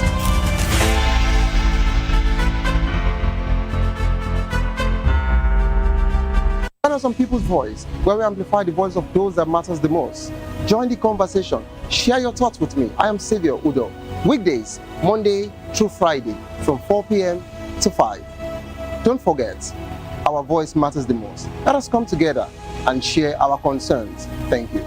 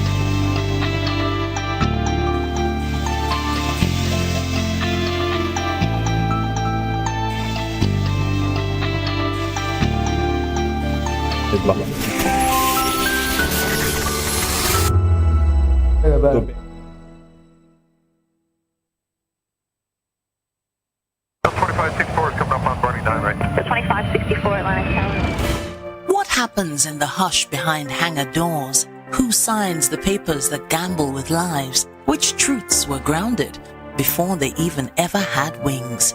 If you've ever buckled a seatbelt at 30,000 feet, if you've ever stared out of that tiny window and wondered who's really in control of the skies, it isn't just flight, it's power, it's politics, it's pressure sealed in steel. We're peeling back the clouds from runway risks to sky-high secrets. We're diving deep where most dare not to look. Aviation Scope, every Sunday, at 7 p.m. only on Voice of the People TV. We don't just report, we reveal. We don't just ask, we uncover. Because when it comes to the skies, ignorance is turbulence. Aviation scope. The sky isn't the limit, it's just the beginning. In a world where truth is the ultimate power and opinions scream the loudest, it's time to wade through the noise. Hunger no get tribe! Hunger no get religion! And scan the human interest and trending topics that matter. Stay tuned to The Issues, your plug to the stories making the buzz, from politics to science and technology, social justice, and more. Let's tackle the tough questions and expose the truth. The Issues on Voice of the People television. Don't just react, understand. Voice of the People, you can hear me now. My name is Patrick Doyle, and I wish that you continue to echo the voices of the people. Big up VOP TV. My name is Suibifa Dokobo. Please keep watching VOP TV. Hi, my name is Kwekumali Ikena Onyekwena, and I am with the Voice of the People TV. Now, if you're looking for the veritable channel for information, politics, robust discussions, you don't need to go far. VOP has you. VOP will always have you. Thank you. Hi, my name is Patrick Diabwa, aka Ibani Chuka, Amayanabo the Eagle King, and you are watching VOP TV. Stay with us. Good morning. It's the start of a beautiful day. Well, start your day right with a healthy dose of news, fun, and inspiration. Join us on VOP this morning for the latest news, trending topics, and uplifting stories to set your day on the right vibe. From news and current events to lifestyle and entertainment, you are covered. VOP This Morning, 8 a.m., Monday through Friday.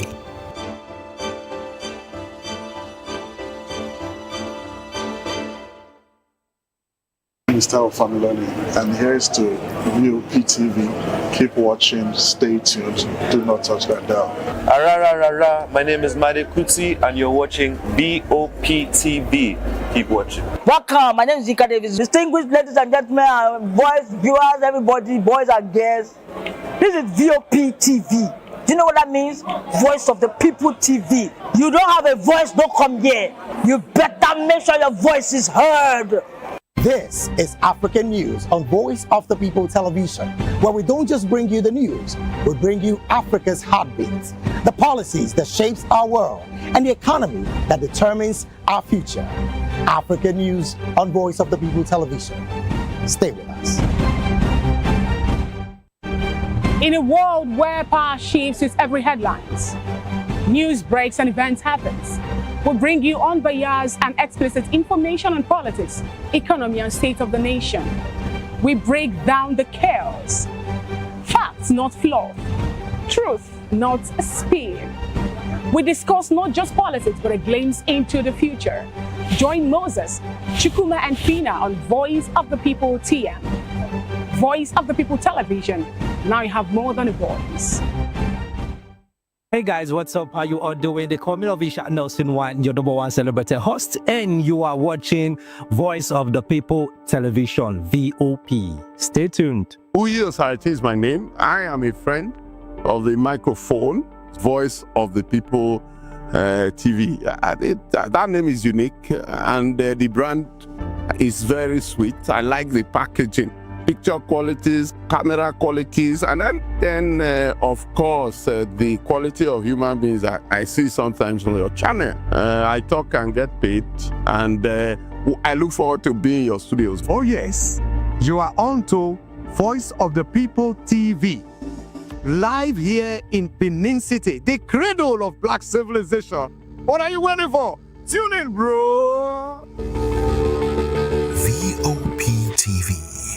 Now, you have more than a voice. In a world where power shifts with every headline. In a nation full of questions. In a world filled with noise, the truth needs a voice. The policies that shapes our world and the economy that determines our future. Every every hour, every day.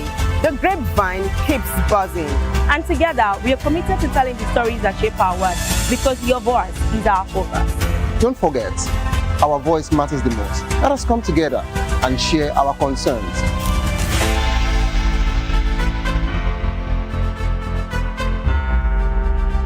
Join us on People's Voice, where we amplify the voice of those that matters the most. Join the conversation. Share your thoughts with me. I am Sylva Udo. Weekdays, Monday through Friday, from 4 p.m. to 5. Don't forget, our voice matters the most. Let us come together and share our concerns. Thank you.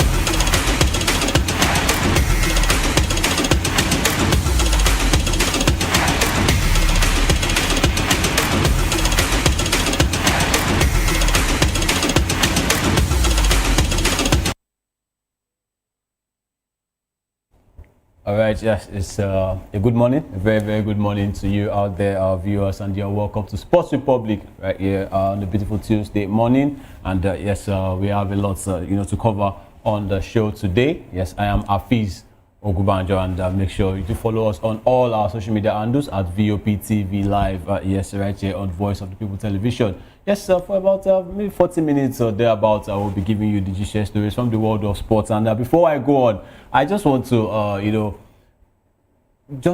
want to, like, let me say, pay homage or give tribute, to people that, go and do what they love under the most adverse conditions right there. I'm talking about the Canadians looking at under -8 degrees centigrade, and they still kept on playing football. And even a golazo, a beautiful goal, yes, was scored, a bicycle kick. Yes, they are now calling it the icicle kick. Yes, right there in the Canadian Premier League final between Atletico Ottawa. Yes, right there, and is it Cavalry? Yeah, Cavalry. Yes, FC. It ended 2-1 in favor of Atletico Ottawa, and David Rodriguez, yes, scoring that beautiful goal right there. Yes, and look at what he said. He said, when they asked him, was there any experience with the snow? He said, 0. I came to the locker room and I was excited.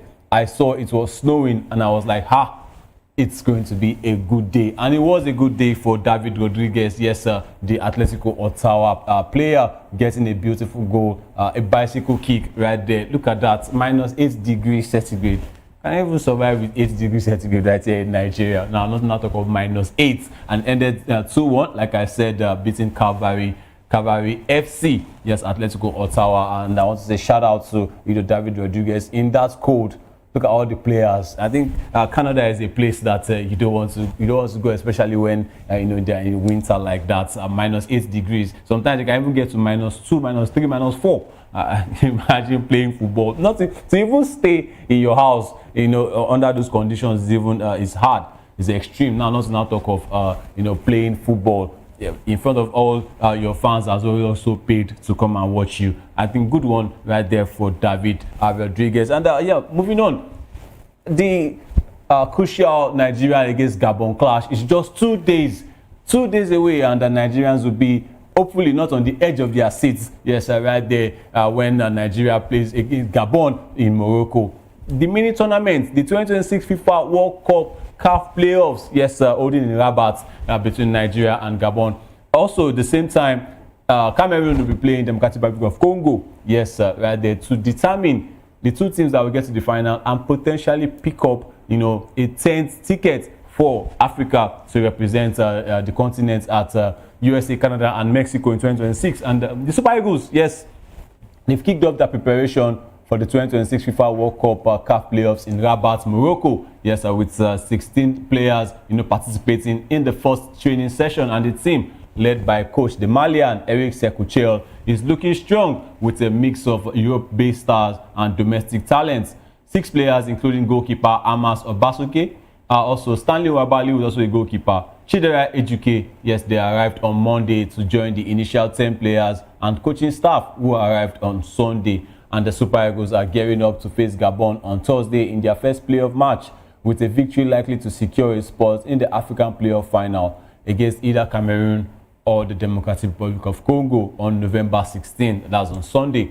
And the team has undergone some changes since the October qualifiers, with goalkeeper Maduka Okoye and Chidozie Awaziem, the defender, returning to the squad. And yes, this is the updated list. 18 players of the Eagles in camp.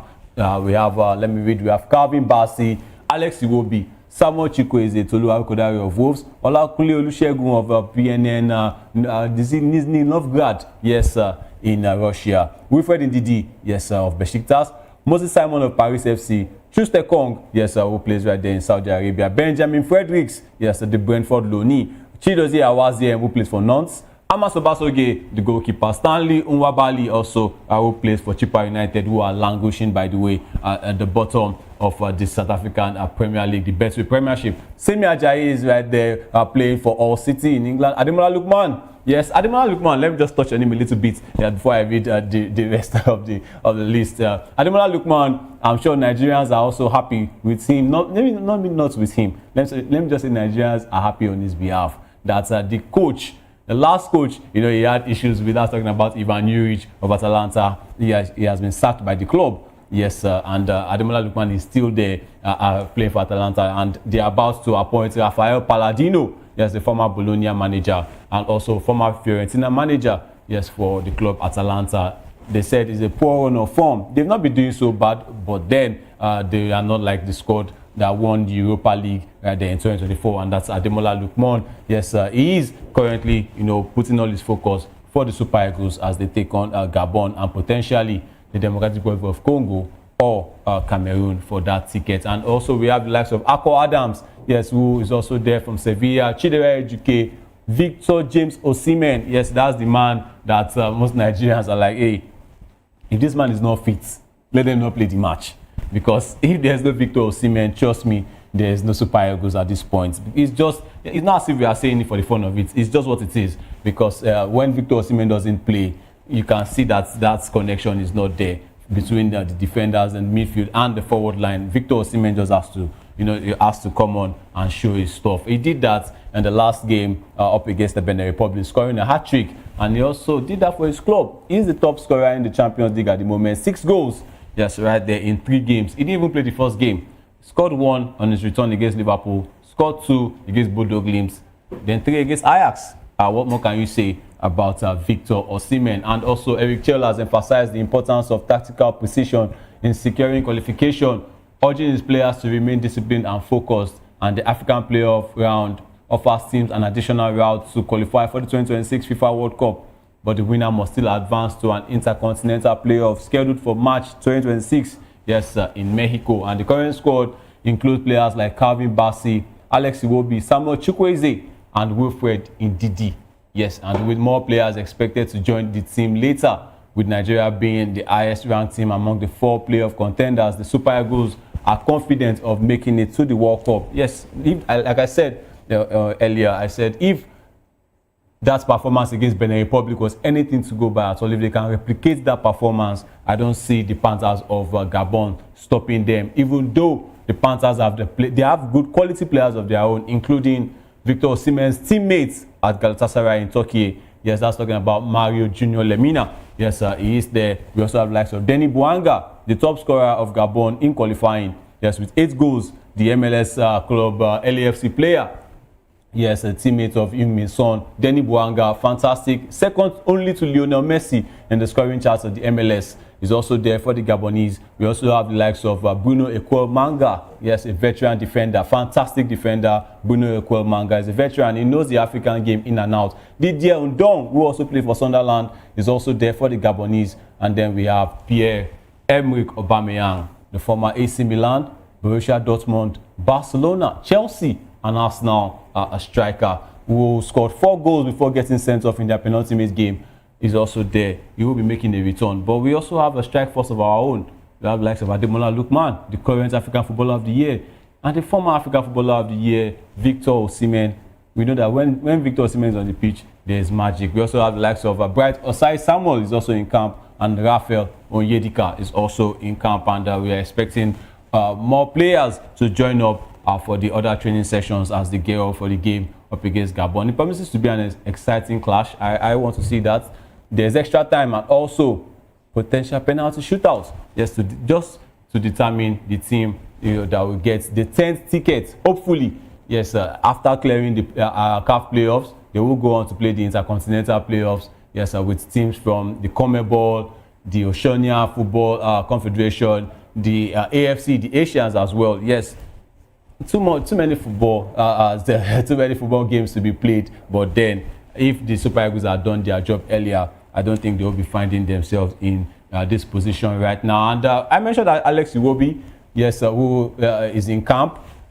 He's a man, I mean, in the news, yes, for a very, very interesting reason. And Alex Iwobi has clarified that a viral video showing a hotel environment that it was not the Super Eagles official accommodation ahead of their World Cup qualifying clash in Morocco. And the video sparked outrage among Nigerian fans who described the facility as substandard.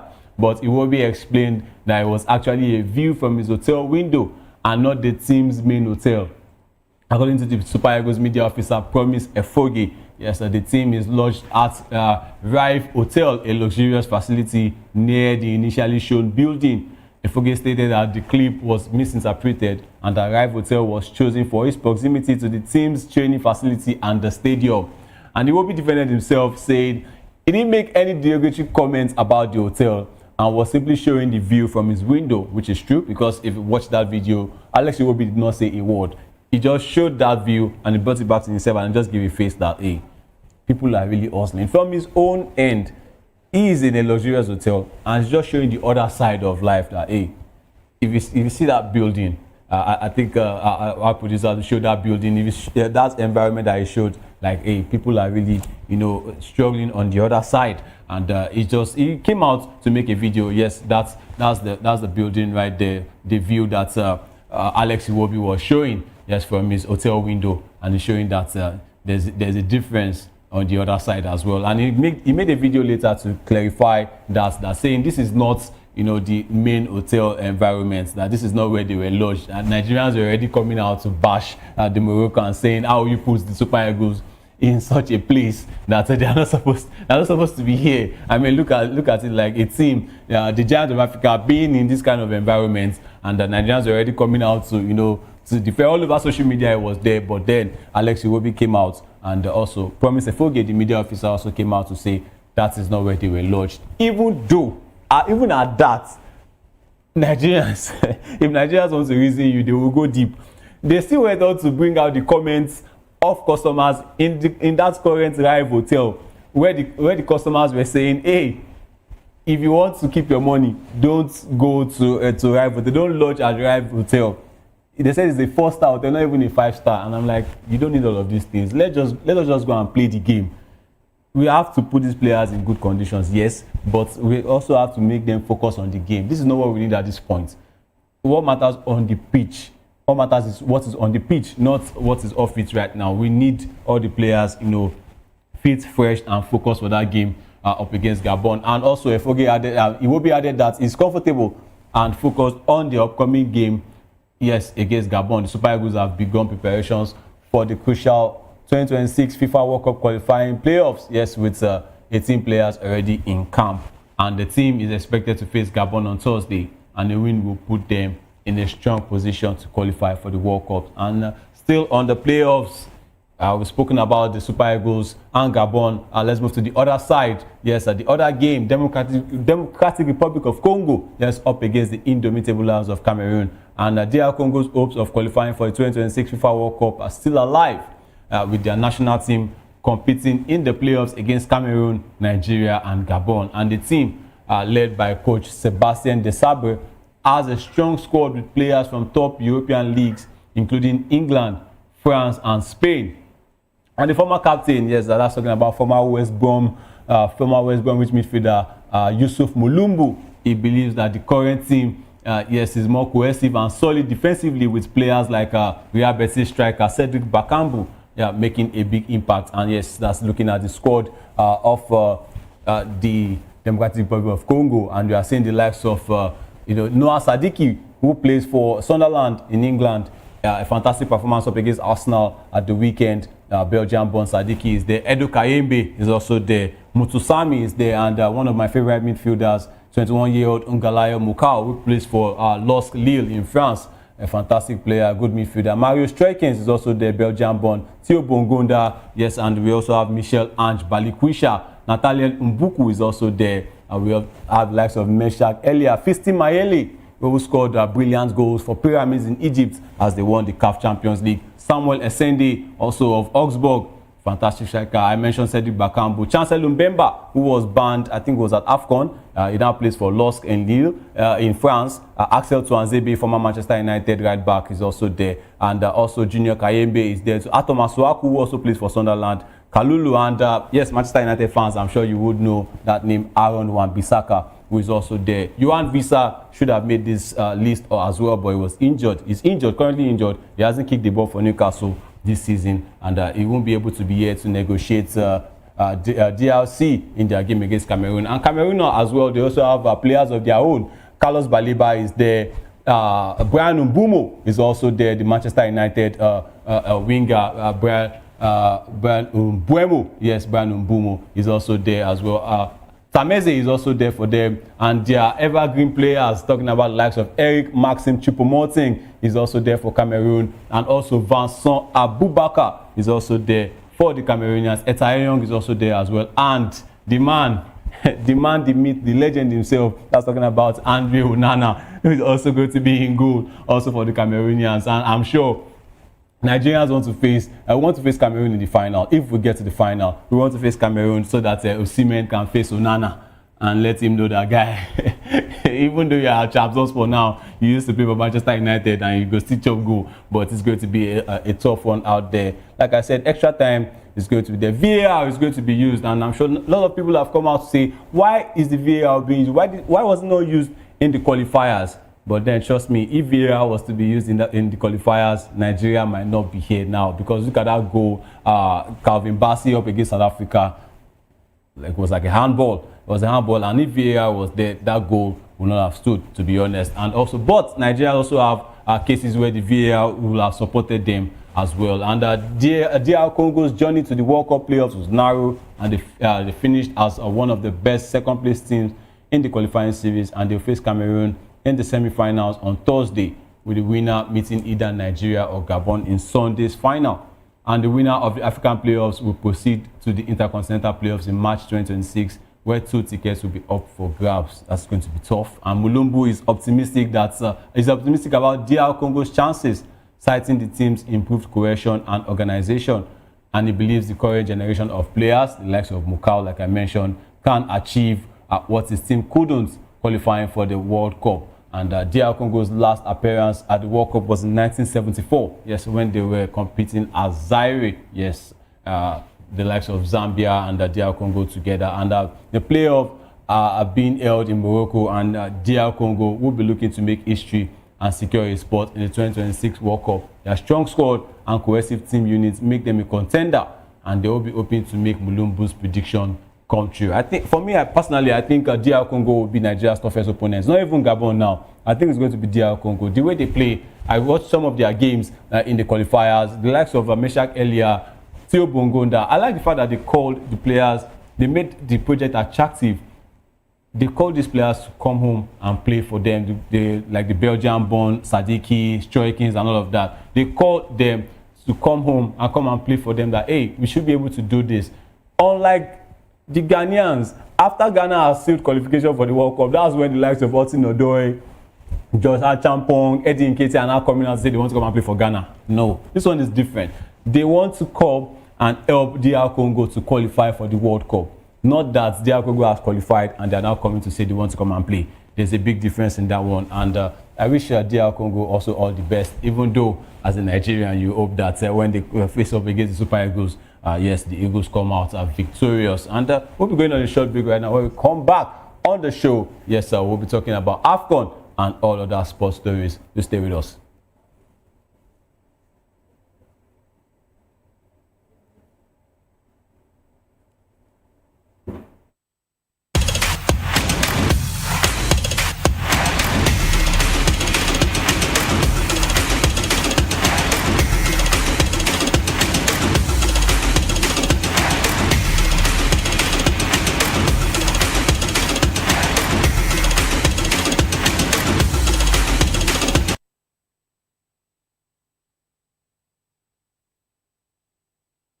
This is African News on Voice of the People Television, where we don't just bring you the news, we bring you Africa's heartbeat, the policies that shapes our world, and the economy that determines our future. African News on Voice of the People Television. Stay with us.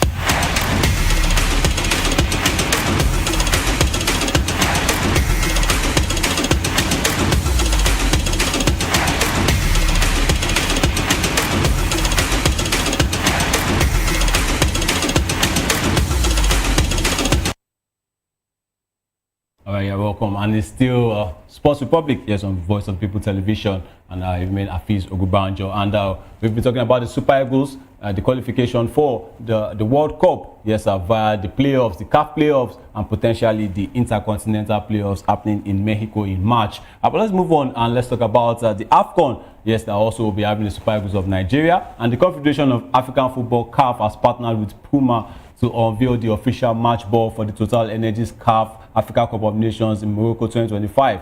The ball, named ITRI, draws inspiration from Morocco's traditional Zelij art form, symbolizing unity and passion for African football. And the name ITRI pays tribute to the star on the Moroccan flag and reflects the star patterns in traditional Zelij craftsmanship.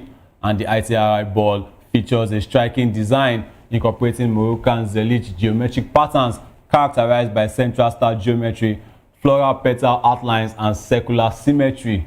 It's too much. And the ball's red and green color palette expresses passion, hope, and pride, paying homage to Morocco's national identity. And the unique design also features flow of movement patterns, capturing the dynamic playing style of African football. And the ITRI ball will make its debut in the opening match of the Total Energies CAF Africa Cup of Nations Morocco 2025. This marks a key milestone in the lead up to the tournament, showcasing the unity and passion of African football. And that's the ball right there. Puma, yes, in conjunction with CAF, yes, giving us the official match ball. They call it the ITRI ITRI, yes, if you want to put it that way. And it's an attractive ball, looking at it. And this is the group, the group for the AFCON 2025. And Group A has Morocco, the host, Mali, Zambia, and Comoros. And that one is going to be very, very interesting. Group B, Egypt, South Africa, Angola, and Zimbabwe. Yes, that one is also going to be tough as well, given South Africa and Zimbabwe, yes, you know, their connections in the World Cup qualifier. Nigeria, Tunisia, Uganda, and Tanzania. Yes, Group C, the Super Eagles of Nigeria up against the Carthage Eagles of Tunisia. Uganda, yes, with Paul Put, and also Tanzania. And in Group D, Senegal, yes, DR Congo, Benin, and Botswana. Yes, the likes of Nicholas Jackson, Sadio Mane will be there, should be there for Group Senegal in Group D. In Group E, Riyad Mahrez should be leading out Algeria with the likes of Mohamed Amoura as well. Burkina Faso will be there with Bertrand Traoré and the likes of Dango Ouattara. Equatorial Guinea will also be there with the likes of Emilio Nsue, and Sudan also in Group E. And in Group F, Cote d'Ivoire, likes of Nicolas Pepe, who has been doing well for Villarreal. Cameroon, Brian Ubumo should be the main man. Gabon, who Cameroon might even face, potentially for the World Cup tickets. Gabon should be having the likes of Denis Bouanga and Aubameyang. And Mozambique will also have good players, the likes of Sporting CP's Jenny Katamo. Yes, he is Mozambican, or Mozambique. Anyway, I want to put that one right there. And he plays for Sporting CP. Every team in this, in this AFCON draw, they all have their own players. Trust me, there's no small team anymore. Even Angola, I remember the likes of Glycine Dalla and Mabululu are there. Zimbabwe have the likes of Knowledge Musona, yes, who also used to play for, I think it was it Kaizer Chiefs? or Sundowns in South Africa. You know, Tunisia, if you look at Tunisia, when they used to, when they played Nigeria, I think back there was it 2004, where they knocked out Nigeria in the quarterfinals. They had the likes of Jaziri, Radi Jaidi, Bouazizi, I mean, Atem Chabelsi, yes, in 2004, right there. I remember, was it the quarterfinals? Yes, when they knocked Nigeria out on penalties. Osaze Odenwingi, right there, missing a penalty for the Super Eagles, but he didn't let his head down because we came back in 2006. We played them and it was a draw. I think it was a draw, 1-1. Yes, the likes of their number 5, Jaziri, a striker, putting on number 5, and Jaziri was a fantastic striker. We had the likes of you know, Bouazizi with his afro. I mean, AFCON used to be very, very interesting, and it's still interesting. I mean, African football will never get old. But I remember the likes of 2008. Was it Junior Agogo? Yes, with Ghana knocking out the Super Eagles. 2006, we had the likes of Wilson Oruma. Yes, playing for the Super Eagles. Taiwo was also there.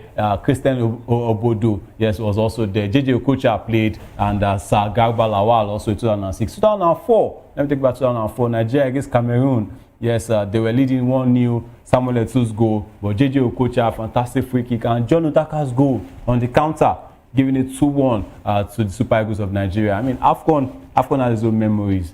Let's go to 2002, 2004. Morocco's team, likes of Yusuf Aji, Marwan Chamak. I mean, AFCON has served us, and let's hope that Morocco in 2025 is also going to serve us a lot more. 2012, you can remember when Avi Renard led Zambia to their first title. Yes, despite that tragedy that happened for the Zambians, and they still went on to win. That's talking about Avi Renard now. A lot of Nigerians are saying, why didn't the NFF try to even splash the cash and go for him? That man is a man with good African pedigree.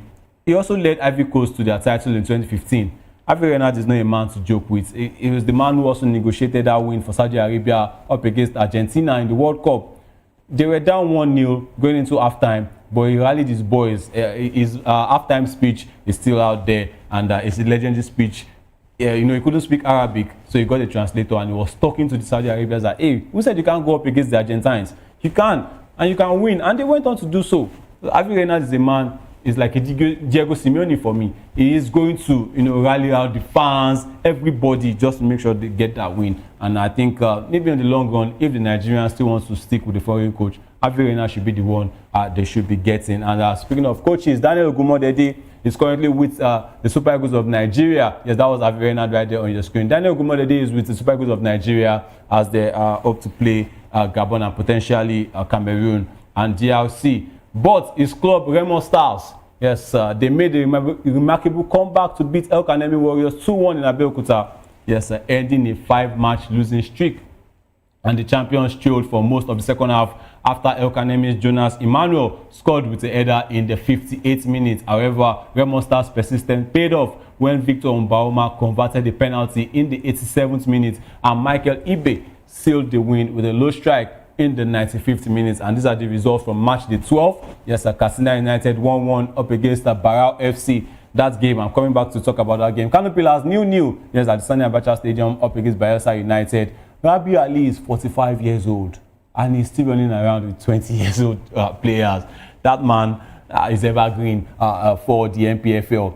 I think he played in a CHAN tournament as well. 45-year-old and still going strong. I mean, shout out to Rabiu Ali right there for Kano Pillars. He is the OG. The leaders, Nasarawa United, 1-1 up against Kwara United right there. Rangers, yes, Rangers International. Fidelis Ilechukwu, their coach, also with the Super Eagles right now. They played 1-0 up against the Oluyole Warriors. Shooting Stars, they defeated them right there. Wiki Tories won, Niger Tornadoes 0. Warri Wolves lost at home to Ikorodu City. Yes, who is doing Lagos proud. Yes, Ikorodu City, fantastic club right there, defeating Warri Wolves 2-0. Abia Warriors, yes, played a 0-0 up against Eyimba. Yes, it was a derby right there, and it was 0-0 in that. How would I put it? It's not the Oriental Derby, but then it's like, let me say, the Abia Derby between Abia Warriors and Eyimba. And also Plateau United, just 1-0 up against Bendel Insurance. And guess who scored for Plateau United? His name is Saka.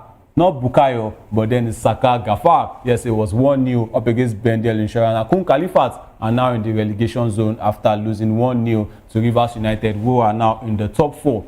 And Remo Stars, yes, the club we are talking about, the Kenya-based club, also getting the 2-1, a late win, yes, a late goal to give them that win up against El Kanemi Warriors in Abeokuta. And the victory lifted Remo Stars out of the relegation zone to 16th place on 13 points with 2 games in hand. In other fixtures, yes, like I said, Rivers United edged Kun Khalifat 1-0 away. I'm coming to the table and courtesy of Maslin Biokpo's 78-minute strike, moving them into top 4 on 20 points. And Plateau United also secured a 1-0 win over Bendel Insurance thanks to Saka Gafar's goal, yes, like I mentioned, early in the second half. And yes, this is the table where Nasarawa United are still the leaders.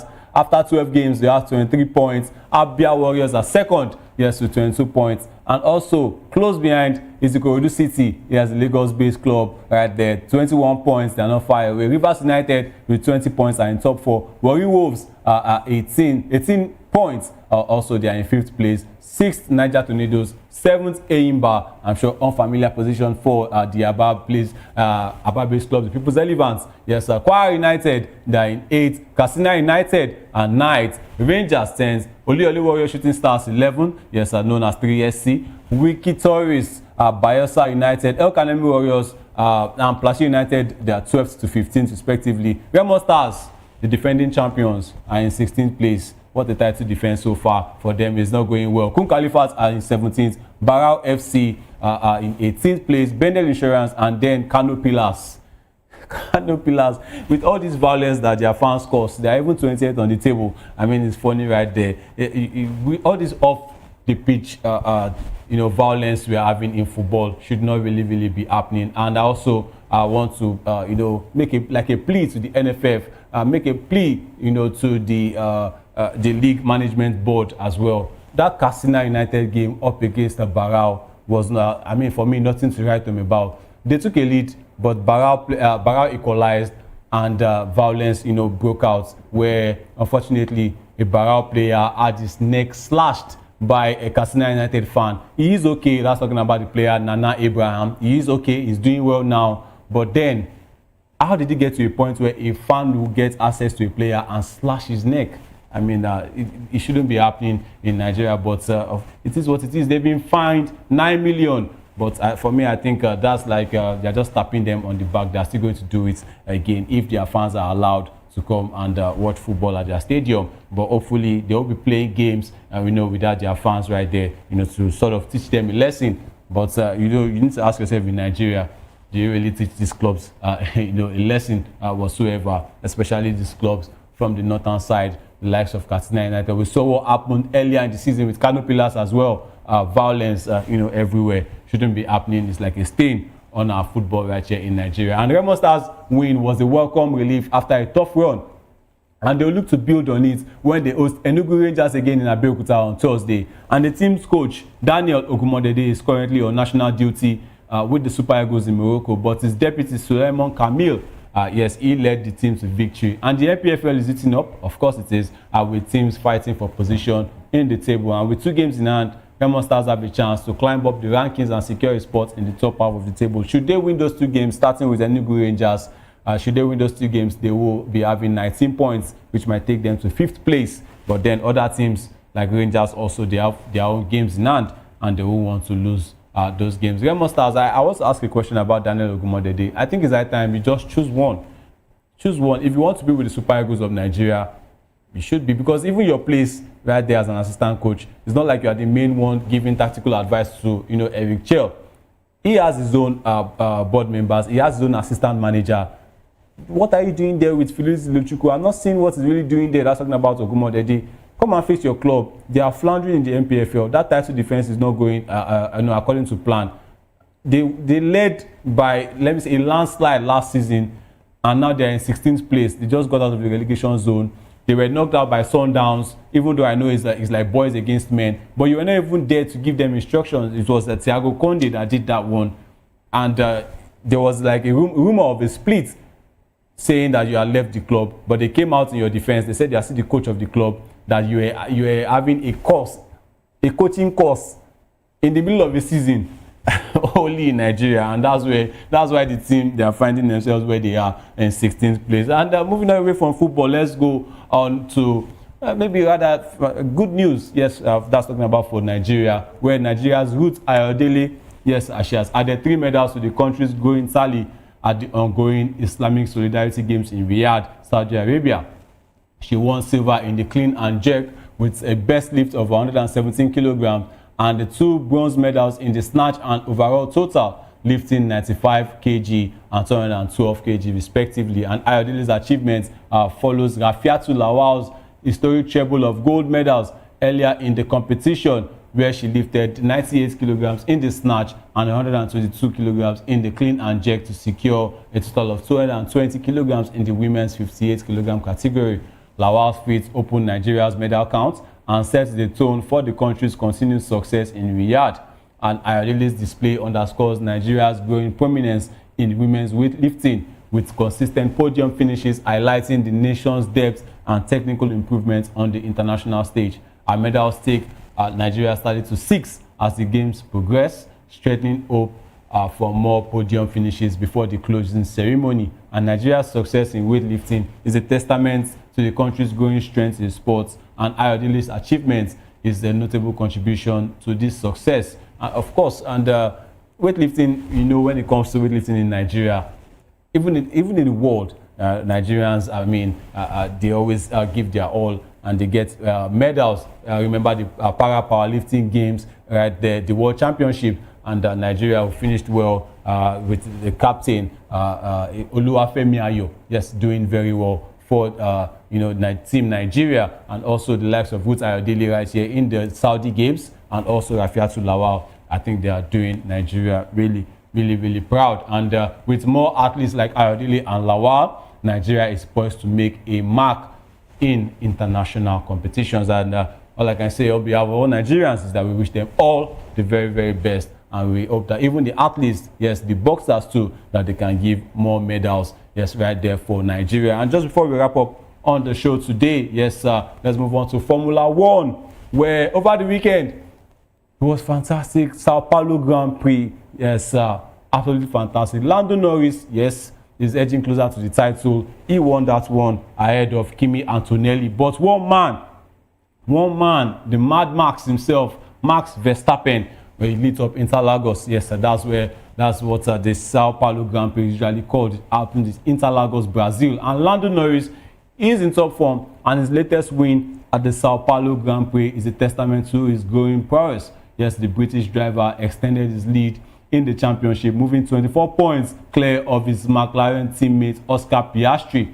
And Norris's victory was flawless, taking pole position and winning both the sprint and the Grand Prix. His consistency and skill have been impressive, and he shared the inconsistency, yes, that plagued him earlier in the season. And Norris's win was all the more impressive given Max Verstappen's stunning performance. Yes, the Dutch driver started from a pit lane and finished third. Yes, and despite the puncture that forced an early pit stop, Verstappen's drive was sensational, and he was right on the gearbox of Kimi Antonelli's Mercedes when he crossed the finish line. He was even supposed to finish second, but I think that puncture, yes, didn't let him, finish very well. What a man, what a driver. Starting from the pit lane, that's like last. He couldn't make qualifying. Q1 qualifying, he couldn't make it, and he had to start from the pit lane. I don't know what was with Verstappen and Interlagos, because even last year, he started from 17th on the grid and he went on to win the entire race. Mad Max is a fantastic driver. I think Red Bull, they have to do more. They started really poorly this season, and but he's still, trying to drag the whole team, both the drivers and the constructors. He's trying to drag them all along to the finish line. But if he's going to win, he's going to take a miracle. If he ends up winning this year's championship, he's going to take a miracle. But then I have to give it to Max Verstappen and Red Bull. And the team principal, Lawrence Mekies, also praised Verstappen's achievements, saying it was as sensational as last year, where he won from 17th on the grid. Meanwhile, Oscar Piastri's season has taken a hit. Yes, the Australian driver crashed out of the sprint and was penalized for a collision with Antonelli in the Grand Prix. And Piastri's pace has disappeared, and he's struggling to match Norris's performance. For me, I don't think his pace has disappeared anything. I think it's just like an agenda to push Norris, because they are teammates They're both racing for McLaren, and Piastri was leading earlier in the season, and right now Norris just went on and he breezed past him. I think they're just trying to push that Norris agenda that he's better than Piastri, and they see him as the man that will take over from Lewis Hamilton, you know, to be the best in the world and win more Grand Prix. But then Lando Norris, Oscar Piastri, as long as Max Verstappen is still racing, I don't think you have to just sit down and feel like you have arrived. You have to keep looking over your shoulder, because Mad Max will always, and I'm sure he's going to bounce back next season. That's just who he is. And even Lewis Hamilton came out to warn Piastri and Norris that, hey, he is not down and out. He is always going to be breathing down your neck, and he did that, almost finishing, you know, past Kimi Antonelli. He went on to pass George Russell, and he still struggled to finish on the podium from the pit lane. That was last, and he still finished on the podium. I think it's, you have to give shout out, you know, to Max Verstappen, and also Lando Norris did well, and I think he's going to go on to win the championship altogether. Also with McLaren already sealing the Constructors' Championship. But for the drivers, I think it's going to go down to the wire, and Verstappen might still do it, even though it's going to take a big miracle. And with that, we are going to be saying our byes on the show. Yes, this morning, Sports Republic, and yeah, it's been a fantastic ride. And yes, I hope the Super Eagles, more players will be joining in camp. And also, Atalanta should be getting their new manager, Rafael Palladino, and we hope it's going to make our own Ademola Lookman a mainstay. Yes, the midday news will be coming up next, and I am Okubanjo Afiz, and I'm saying keep your day wonderful and sporty. Bye for now.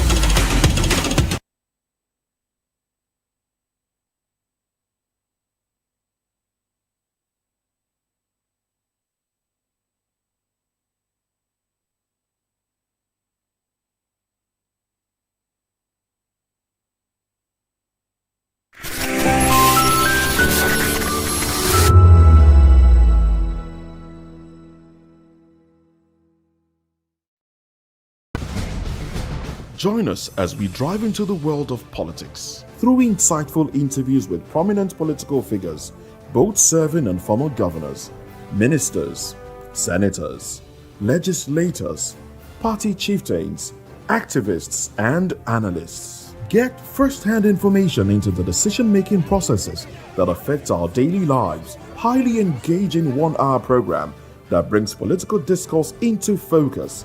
I am Chukwuma Okoro.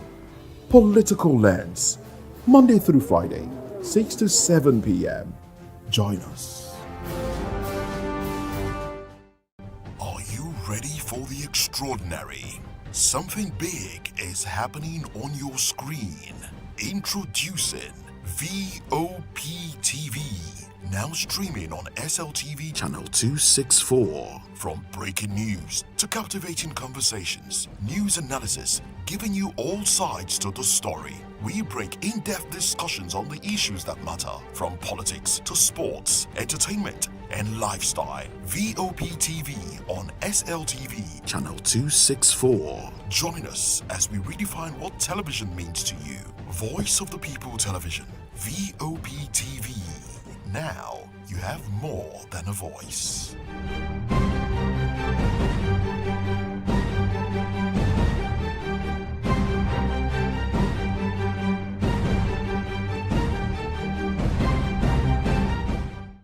This is African News on Voice of the People Television, where we don't just bring you the news, we bring you Africa's heartbeat, the policies that shapes our world, and the economy that determines our future. African News on Voice of the People Television. Stay with us. Welcome to the locker room, the home of football talk that matters. I am Jerry Arpillon. Join us every weekday, Monday to Friday at 5 p.m. Nigerian time, as we share the hot takes and hot debates in the exciting world of football. And joining me are the usual suspects, Ikechukwu and Mayowa, as we break down all the hot takes and everything that's happening in the football. Don't just watch football, Leave it with us. Catch us on the Locker Room and Voice of the People television at 5 p.m. Nigerian time. And like I always say, if not 20 minutes wrong, please the sport. And it's Hakim Ziyech who puts the Atlas. 2564 is coming up on Barney 9, right? The 2564 Atlantic Tower. What happens in the hush behind hangar doors? Who signs the papers that gamble with lives? Which truths were grounded before they even ever had wings? If you've ever buckled a seatbelt at 30,000 feet, if you've ever stared out of that tiny window and wondered who's really in control of the skies, it isn't just flight, it's power, it's politics, it's pressure sealed in steel. We're peeling back the clouds from runway risks to sky-high secrets. We're diving deep where most dare not to look. Aviation Scope, every Sunday at 7 p.m. only on Voice of the People TV. We don't just report, we reveal. We don't just ask, we uncover. Because when it comes to the skies, ignorance is turbulence. Aviation Scope, the sky isn't the limit, it's just the beginning.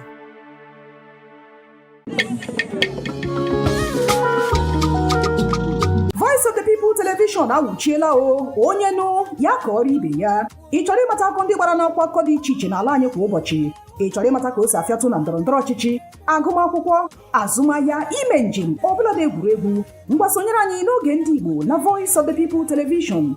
Anyị nwere ndị ọbịa bụ ọkachamara, bụkwa ndị ga-enye aka tapịa isiokwu ndị anyị jiri bịa kwa ụbọchị. Anyị ga-eji ka o siri gbaa n'akwụkwọ akụkọ dị iche iche wee malite tupu anyị akọzie n'uju n'ubi onye anyị bịara na nke ya. Ịgbamụrụ nzem ọzọ kerikosi ya gaziere onye ukwu ma gaziere onye nta. Mkparịta ụka tọrọ atọ ka anyị ga-ewetara gị bụkwa nke ga-eme ka ịmata ka ihe si aga n'ala anyị bụ Naịjirịa ọbụladị na mba ofesi. Oge ndị Igbo na Voice of the People television ga na-abịara gị site n'ụbọchị Mọnde ruo Fraịde na SLTV Channel 264. Ekwekwala ka akọrọ gị ya akọrọ. Chetakwa na ọ bụ na SLTV Channel 264 ka ị ga-ekiri Voice of the People television. Voice of the People television. Ugbu a ị nwere karịa olu. 3 years ago, we lit the spark. Today, we are blazing the trail for others to follow. VOP Media is free. 3 years of breaking boundaries. 3 years of being that bold voice that echoes the thoughts of the people. 3 years of telling stories that matter. We have experienced complete breakdown in democratic governance. We are not just a brand. We are a movement, giving voice to the voiceless. We go to bed empty hunger. To every viewer, every voice, and everyone that has made us who we are, we say thank you. VOP Media, 3 years and still counting. VOP TV. Now you have more than a voice. In a world where truth is the ultimate power and opinions scream the loudest, it's time to wade through the noise. Hunger no get tribe. Hunger no get religion. And scan the human interest and trending topics that matter. Stay tuned to The Issues, your plug to the stories making the buzz, from politics to science and technology, social justice, and more. Let's tackle the tough questions and expose the truth. The Issues, on Voice of the People television, Mondays to Fridays, 8 to 9 p.m. The Issues. Don't just react, understand. This is Health Check, your weekly guide to better living, smarter choices, and trusted answers. From everyday wellness to urgent health issues, we've got you covered. Health Check, only on Voice of the People television, where your health has a voice.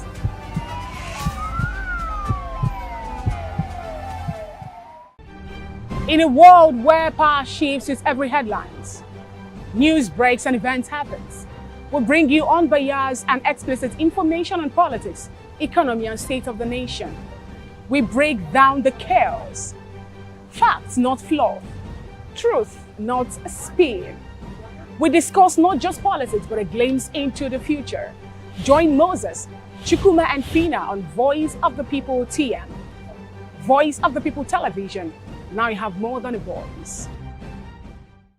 The red carpets, awards, the razzmatazz, music, fashion, interviews, and more. Spotlight on Voice of the People Television. Let's feed you with all the juicy stories in the global entertainment space, bringing you the glitz and glamour as they hot.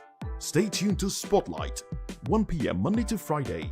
Spotlight on VOP TV. Entertainment like never before.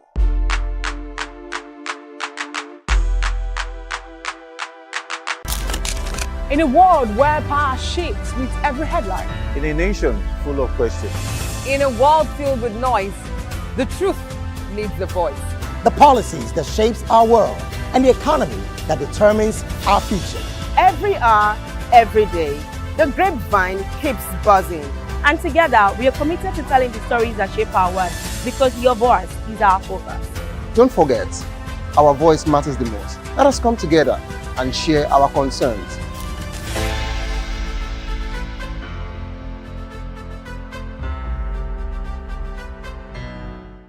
Join us on People's Voice, where we amplify the voice of those that matters the most. Join the conversation. Share your thoughts with me. I am Sylva Udo. Weekdays, Monday through Friday, from 4 p.m. to 5. Don't forget, our voice matters the most. Let us come together and share our concerns. Thank you.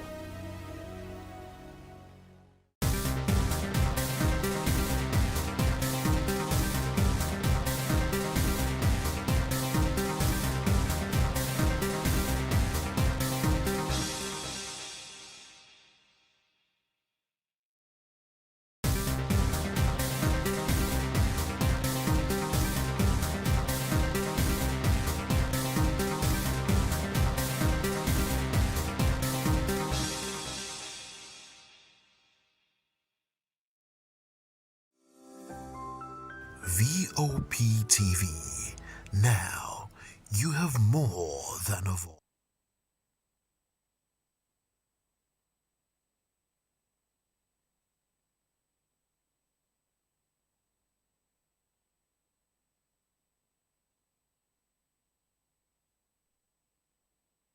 Noise needs a voice.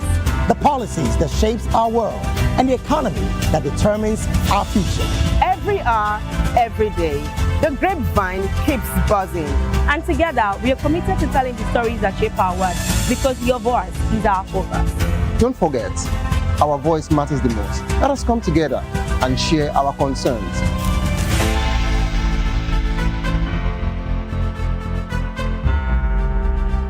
Join us on People's Voice, where we amplify the voice of those that matters the most. Join the conversation. Share your thoughts with me. I am Sylva Udo. Weekdays, Monday through Friday, from 4 p.m. to 5. Don't forget, our voice matters the most. Let us come together and share our concerns. Thank you.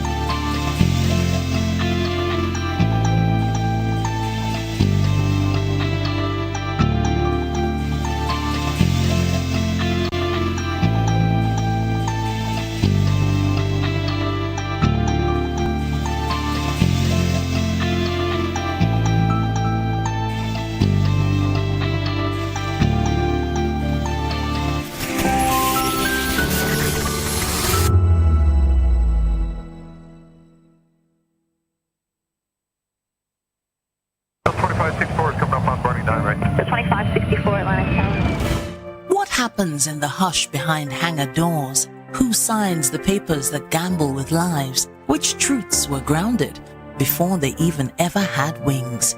If you've ever buckled a seatbelt at 30,000 feet, if you've ever stared out of that tiny window and wondered who's really in control of the skies, it isn't just flight, it's power, it's politics, it's pressure sealed in steel. We're peeling back the clouds from runway risks to sky-high secrets. We're diving deep where most dare not to look.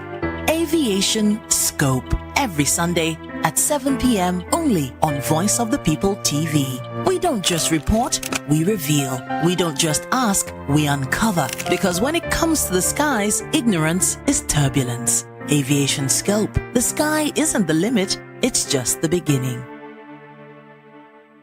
In a world where truth is the ultimate power and opinions scream the loudest, it's time to wade through the noise. Hunger no get tribe! Hunger no get religion! And scan the human interest and trending topics that matter.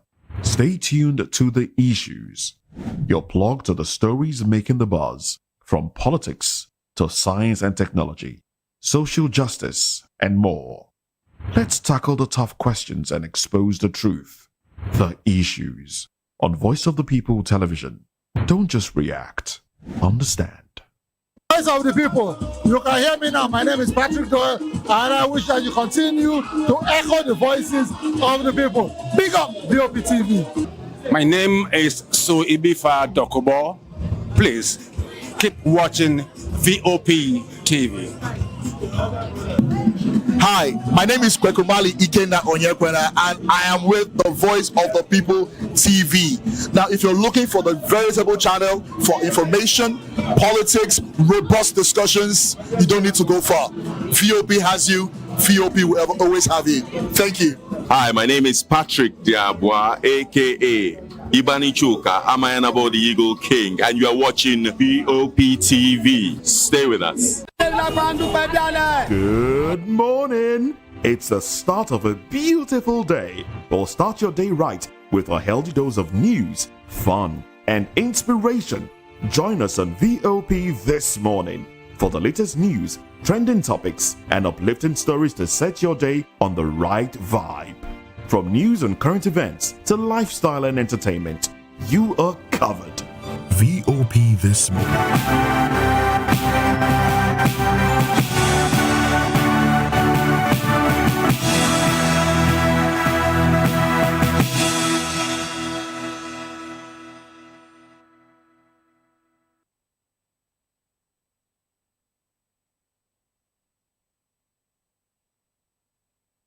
Good afternoon and welcome to the Media News and Voice of the People Television. I am Fina Okechukwu. And I am David Edwin. The headlines: NAFDAC orders ban on sachet alcohol. Federal government exceeds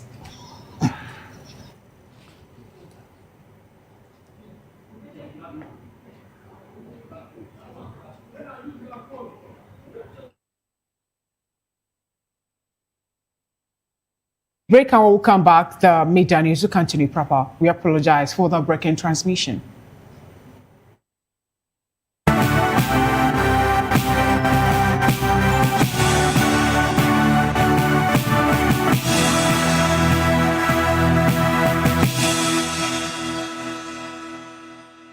Mr. Familoni, and here's to VOP TV. Keep watching, stay tuned, do not touch that dial. My name is Made Kuti, and you're watching VOP TV. Keep watching. Welcome, my name is Zika Davis. Distinguished ladies and gentlemen, boys, viewers, everybody, boys and girls. This is VOP TV. Do you know what that means? Voice of the People TV. You don't have a voice, don't come here. You better make sure your voice is heard. This is African News on Voice of the People Television, where we don't just bring you the news, we bring you Africa's heartbeats, the policies that shapes our world, and the economy that determines our future. African News on Voice of the People Television. Stay with us. Hey guys, what's up? How you all doing? They call me Ovisha Nelson One, your #1 celebrity host, and you are watching Voice of the People Television, VOP. Stay tuned. Uyi Osarate is my name. I am a friend of the microphone, Voice of the People TV. That name is unique, and the brand is very sweet. I like the packaging, picture qualities, camera qualities, and then of course, the quality of human beings that I see sometimes on your channel. I talk and get paid, and I look forward to being in your studios. Oh yes, you are on to Voice of the People TV. Live here in Benin City, the cradle of black civilization. What are you waiting for? Tune in, bro. VOP TV. Now, you have more than a voice. In a world where power shifts with every headline. In a nation full of questions. In a world filled with noise, the truth needs the voice. The policies that shape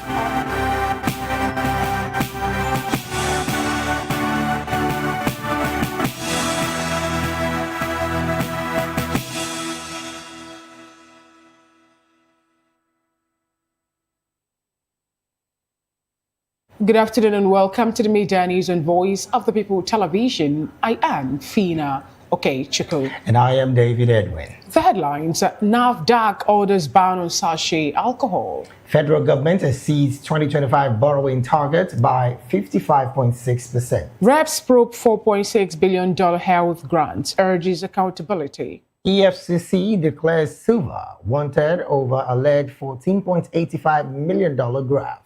Former CBN Deputy Governor Kingsley Moghalu distances himself from mistaken identity. Dixon Amechi warns against malpractices ahead of 2027, says rigging is worse coup. In the world of business, Naira slips modestly weaker in Tuesday trade amid official market dynamics. And in sports, 18 players in camp as Super Eagles begin Morocco's final push. In world of entertainment, AFRIF 2025 Grand Finale. Now the news and details. The National Agency of Food and Drug Administration and Control, NAFDAC, has directly banned all products and sales of alcohol beverages packed in sachet and small bottles below 200 milliliters by December 2025. NAFDAC Director General Professor Mojisola Adeyeye gave the directive during a news briefing in Abuja. According to her, the directive follows a resolution by the Senate highlighting concerns over cheap alcohol drinks packaged in sachet being easily accessed by minors and contributing to social problems.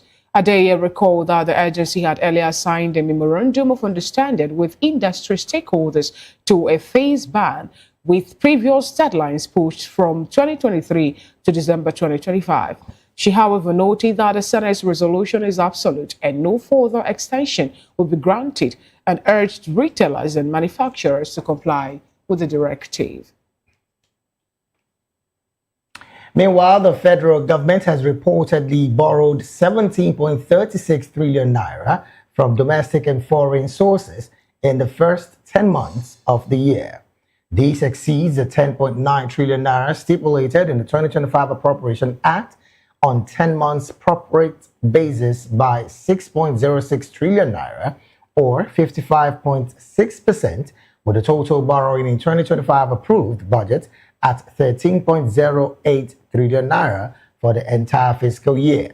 Data from the Debt Management Office and the Central Bank of Nigeria showed the federal government borrowed 15.8 trillion naira from domestic investors from January to October through the monthly FGN bond auction, FGN savings bond, Sukuk bond, and treasury bills. Meanwhile, financial analysts have warned that by overshooting its borrowing target amidst a rise in revenue, the government is continuing with the fiscal indiscipline that hallmarks the immediate past regime under the late President Muhammadu Buhari.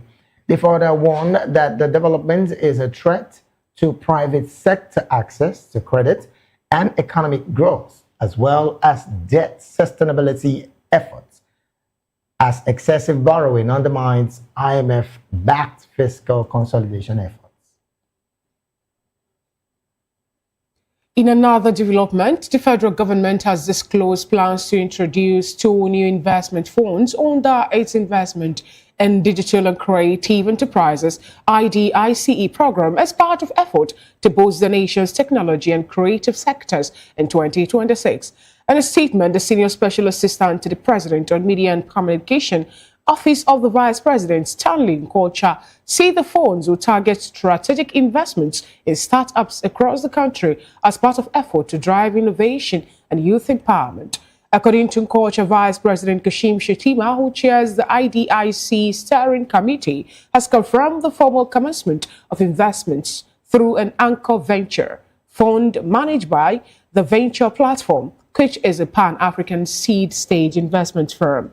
He added that the new fund has secured $64 million in its first funding round, while targeting a final close of $75 billion with institutional investors, including the International Finance Corporation and the British International Investment joining as partners. According to Shettima, the commencement of investing by IDIC is an exciting milestone and a leap forward in the Nigerian government's determined effort to deliver on its vision of unleashing the full potential of the nation's young people.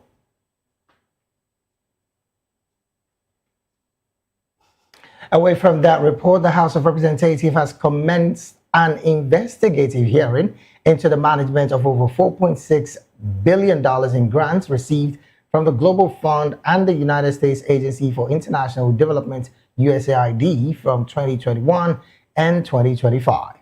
The funds were provided to support the fight against HIV/AIDS, tuberculosis, and malaria, as well as to strengthen the nation's health systems.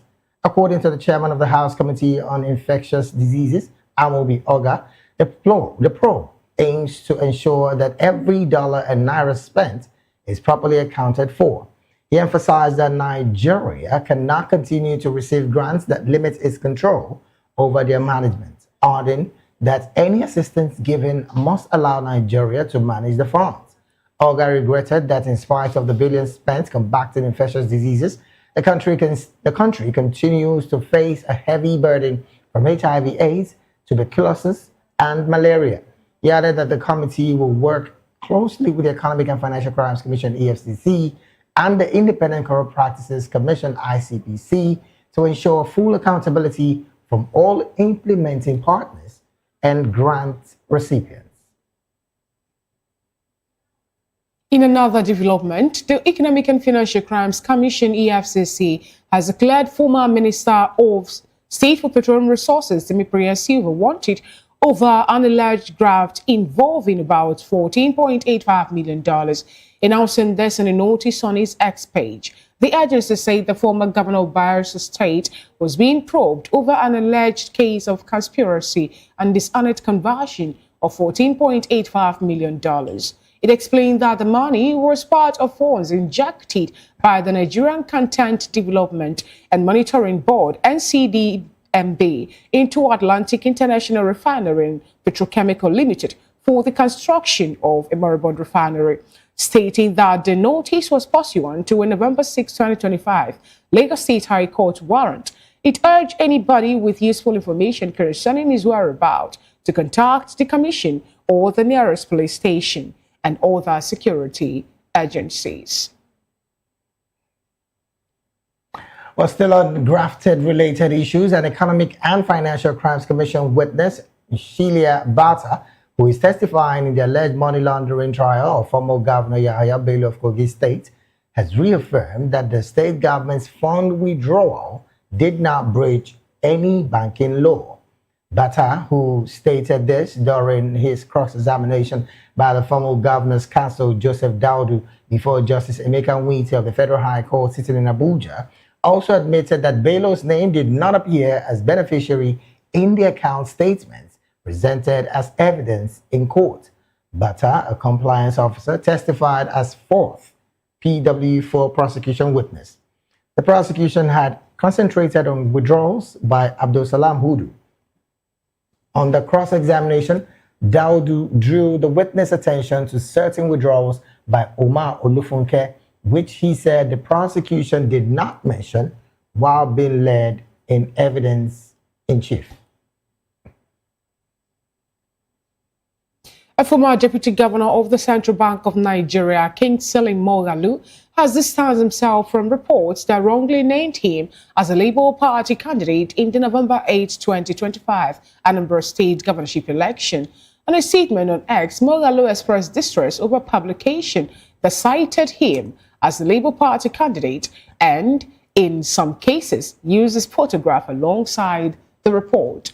He described the report as false, noting that the media outlets appeared to have mistaken him for George Moghalu, who was the actual Labour Party candidate in the election.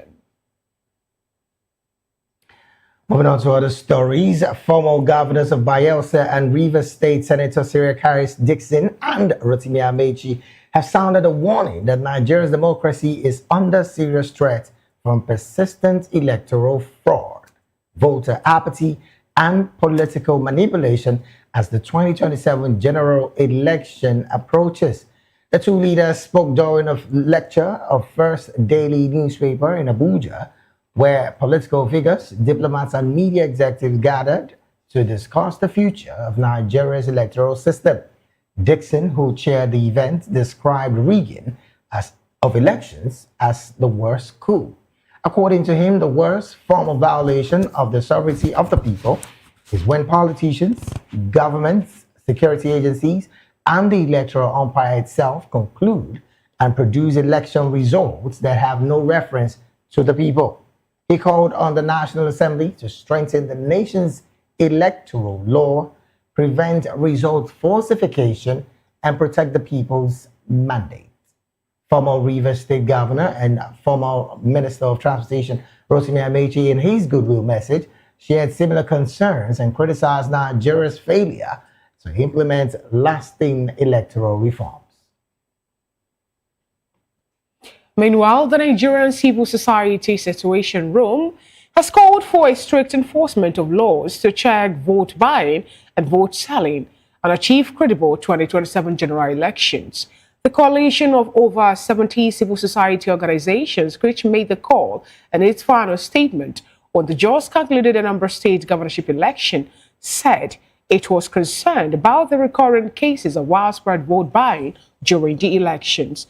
Against that backdrop, it urged the National Assembly to accelerate pending legislative actions for electoral reforms designed to enhance political participation, improve election management, and effectively address the prosecution of electoral offences. According to the Situation Room, credible elections remain central to democratic governance and public accountability. Among other recommendations, it noted that the lessons from the Anambra election must inform deeper reforms and stronger collaboration among the Independent National Electoral Commission, INEC, security agencies, political actors, and the civil society to safeguard Nigeria's democracy. And away from that report, the Pentecostal Fellowship of Nigeria, PFN, and the Nigeria Supreme Council for Islamic Affairs, NSCIA, have disregarded on the reality of Christian genocide in Nigeria. While the PFN described the denial of it as a desecration, NSCIA rejected the claim as merely being peddled by foreign-backed lobbyists and separatist sympathizers abroad to exploit Nigeria's insecurity for political and financial gains. Addressing newsmen in Ibadan, Oyo State, PFN President Bishop Oke demanded the whereabouts of Leah Sharibu and the Chibok girls, who he stated were predominantly from a Christian community in Borno State. However, the NSCIA Secretary General, Professor Ishak Oloyede, said the council resolved to condemn the threats to Nigeria's stability and the attempt by foreign powers to portray the country's complex security challenges as a religious conflict. According to him, this followed the body's review of the recent security and diplomatic developments in the country.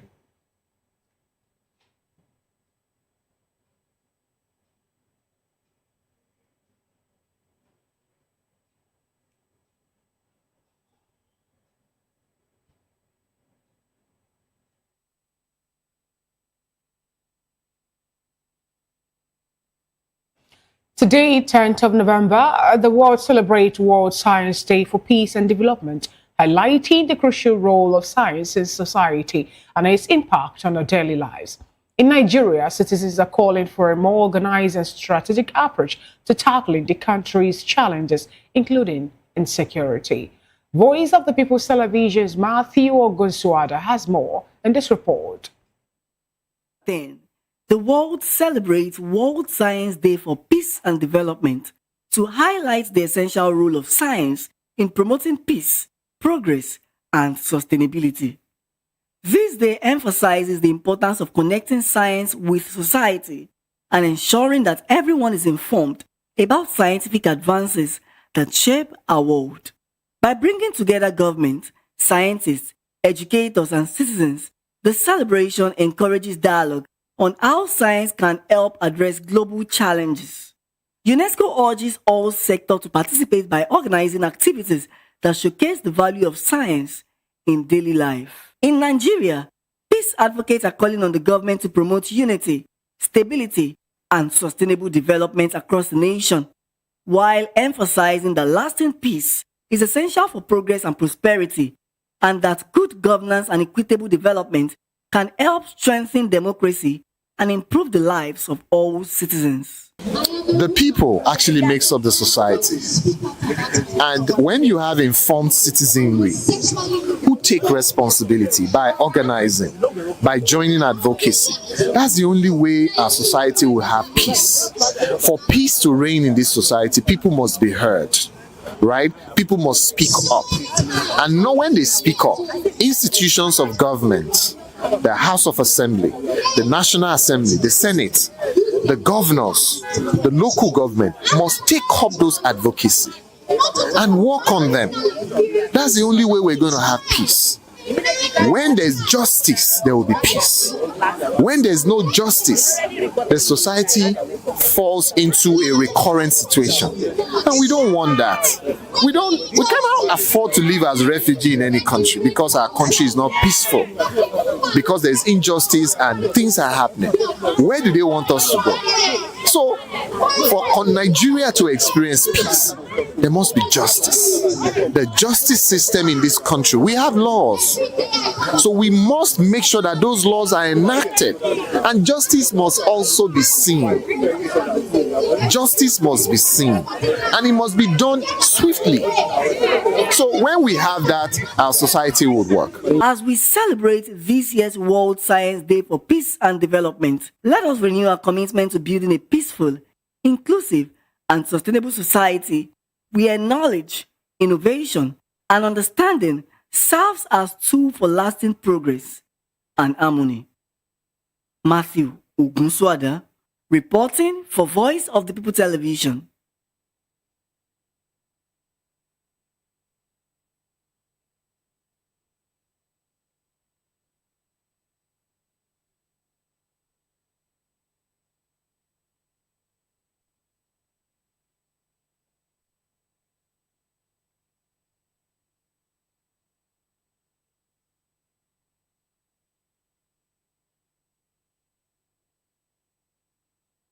Glad to have you back. It is still the media news right here on Voice of the People Television. We'll go straight to the analysis segment of the news. And joining us now to make sense of these stories and more is Mr. Eugene Usiegwe, a public affairs analyst, joining us virtually. A very good afternoon to you, Mr. Eugene.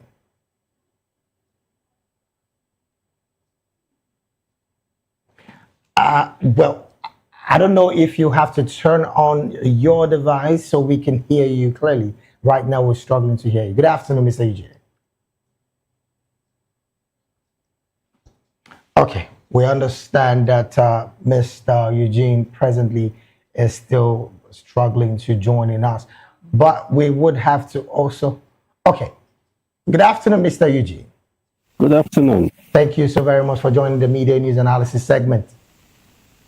You're welcome. All right, let's start off with this story coming from the Pentecostal Fellowship of Nigeria and, of course, the Islamic group as well. I'm talking about the Islamic Affairs, the Nigerian Supreme Council for Islamic Affairs. I needed to be sure of the particular group.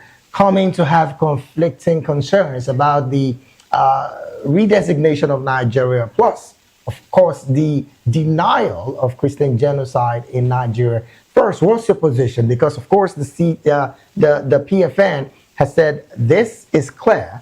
We can boldly say that there is Christian genocide. But, of course, the Islamic counterpart is saying, no, this is something super wrong and, of course, should not be classified as genocide on Christians. What's your position with all of this before we move further?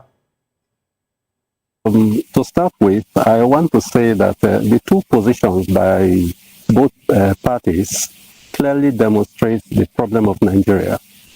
We always hide under various canopies to defend our position of interest. And that is what the PFN and the Islamic body have clearly demonstrated. The thing is that we must all realize that before religion, there is humanity. And unless we get to that point to realize that, well, whether you belong to this particular religion or this other religion, you are first of all a human being. Right. Yes, salvation is good. But first, let's look at the humanity in us. Are there killings? The answer is yes. People being killed, are they Nigerians? The answer is yes. Whether the person is a Muslim or a Christian is irrelevant in this. The Nigerians are being killed. I think that they should move outside their canopy and see through a clear mirror or a clear lens into the affairs of Nigeria. If we continue like this, we will not make any progress. And that's those who are the third columnists are getting away with it now because it has divided among itself, cannot stand. So there is a sharp division between the Christian and the Muslim of perception of this, forgetting that whether they are Christians or Muslims, there is killings, and these killings have to stop. And that is the responsibility of the government. All right, then. Now, still staying with you on the path of insecurity, you would recall that just yesterday, bandits also have reportedly abducted 5 women, including a nursing mother, in a fresh attack in Young Kwadan village in Faruruwa community of Shanono Local Government Council of Kano State. Now, this level of abduction and kidnapping is still going on, even after the redesignation of the Donald Trump administration on Nigeria. How can this situation of insecurity be put to bed when even government officials are clearly saying there is no level of genocide in Nigeria? Yes, we have pockets of these insecurity. And I dare say, why should the government say these are pockets of insecurity when lives and properties are not even safe? Farmers cannot go to farm, and we have this level of insecurity. What's your position with these consistent attacks? Because like I said earlier, just yesterday, I don't even want to go about the consistent attacks, even in Kaduna State, as it were.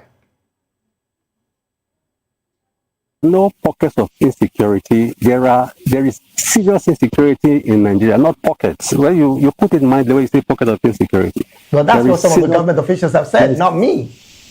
There is serious crisis of insecurity in Nigeria. And although the terrorism is because it's a global happening which has to be dealt with, in the case of Nigeria, there appears to be tolerance from either majority of those who belong to a particular group, and the government is afraid for want to be politically correct. That has been the issue since the time when this thing started in the northeast, in Borno State, when the Boko Haram came to be. And because the government has not been decisive, they became emboldened. And now it has grown to be something cancerous. And it has also become a very big industry. Anybody who looks at his life now and say, okay, well, I must survive. Cook or crook, let me make it. Whatever it takes. It's easy for such people to be targets of those people in those cells of terror to recruit. Mr. Eugene, yes, sorry to butt in now. You would also recall that the president did say to the new service chiefs, I mean, you and I know that there's been a rejig in the position of service chiefs. He did say Nigerians would not take excuse for an answer. Now that, again, some quarters have said it's some level of political statement without a strong will. What's your position with that? Just opposing the fact that there's been consistent insecurity even after that statement and even after the rejigging of the service chiefs. Well, have there been any big cow that has been snapped or arrested since this time? The answer is no. These people fueling insecurity, they are those who have the resources to support this crisis. And if you look at comments in the last 1.5 or 2 weeks, there is said many of them are known. If they are known and have been named, is there any effort to pick those who are behind it? You are dealing with the symptom and not the cause. What is the root cause? Government should now go and sit down, especially with the willingness of Americans trying to lend support, and sit down and address the root cause of this problem, and try as much as possible to reduce it as it is, as much as it can go. You have sympathy from international bodies, but Nigerians are quarreling among themselves, distracting from the main issue. That particular distraction is what so many Nigerians used to say it's more like a religious sentiment, so that it will not be like some persons are actually being taken care of by the Western world, making it more like a superiority war. Let's move away from that slightly, Mr. Eugene, to electoral matters, where today we learned from Serika Dixon and Rotimi Amechi that electoral integrity is what Nigeria must support in 2027 election, calling rigging and every other part of it to be more like a coup. Let's also juxtapose that with what 70 CSOs have come up to lay as a concern for Nigeria's progress as they talk about the vote buying process that's happened in the just concluded Anambra State governorship election that happened just this Saturday. How are we going to uphold electoral integrity in Nigeria, where it's more like some have come up to say that until we look at electoral reform, after that, then we'll now find a way to make sure that, the leaders and people positioned to help champion the cause of Nigerians are on the right track. Until then, that will not have any electoral integrity. Do you share that line of thought? And what are the solutions you're preferring at this point in time? Because if rigging is actually the worst coup, how are we going to set ourselves free or liberate ourselves and our country from such coup? That the best way to kill a monster is when it's still a baby. This problem of insecurity election rigging predicted our independence. So if you look at the Nigerian history, from every successive election to the other, it becomes magnified. So since we didn't deal with it then, and we have tolerated it this far, it will be very difficult for anybody to say that we want to have credible election in Nigeria. I'm being honest. Do you have faith? Do you have faith that after the electoral reform, that we're going to make it to? Remember that a particular Justice Wise actually made some, suggestion when it was him and other committee members actually were appointed to help give us a roadmap to our electoral reform. And Nigerian government couldn't actually, imbibe in whatever thing that they must have, or they concluded. And that is what is resurfacing this time, 2025, that people are calling for the electoral reform. Do you have faith that if we are to go through that particular roadmap being made available in 2007, that Nigeria electoral system and process actually will be a good one at this point in time, or the integrity of our electoral processes will be restored? I would not say I have faith in that conviction that people are pushing, because those who are going to implement these electoral reforms are the same beneficiaries, and the law will go against them. So how do you expect a man to be a judge in his own cause? In other words, you are not seeing any kind of reform, particularly. I don't see any magic happening in the very near future as far as our electoral system is concerned. All right, let's get your opinion on what is happening now within the anti-graft agency. We learned that they have declared the former governor of Bayelsa State wanted. over misappropriation, allegedly, of 14 point something million, million dollars. Yeah, I wanted to say naira. No, $1 million. Yeah, that's what we're looking at.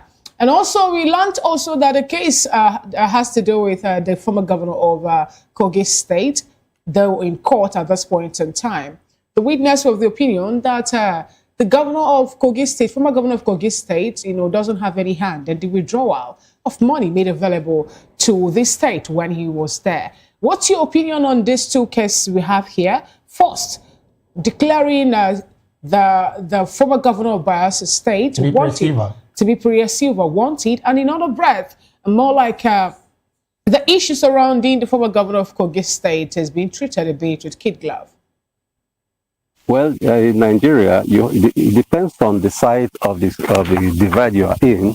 That determines the level of force that is applied to your case. But one interesting thing is that it is mind-boggling when we hear these big figures, and Nigeria is still breathing. All right, then. So these are just two. If you now just suppose it and extend it to all who have served in various capacities, in one way or the other, then you see that we have, I don't have the right word now to qualify, we have a very huge problem in our hands. Now, what is the history of those who have been accused so far about corruption? The big man, once he goes in there, somehow they work out, what do they call it? Plea bargain. You return a little and you go scot-free and say, go and sin no more. So that's what we have seen. So fighting corruption is something I don't think that we as a people have the will to.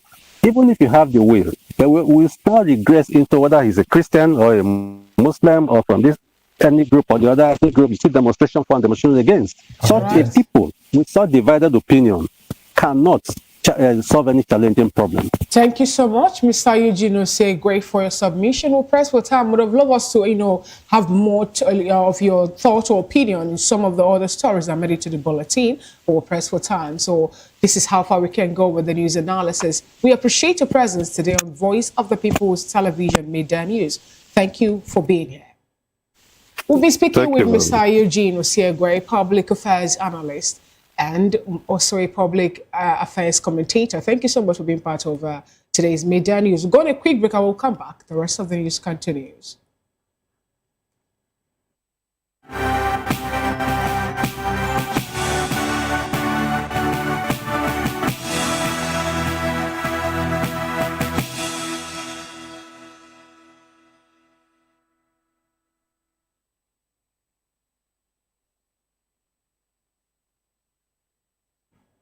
Glad to have you back. It is still the Midday News right here on Voice of the People Television. Now to more stories.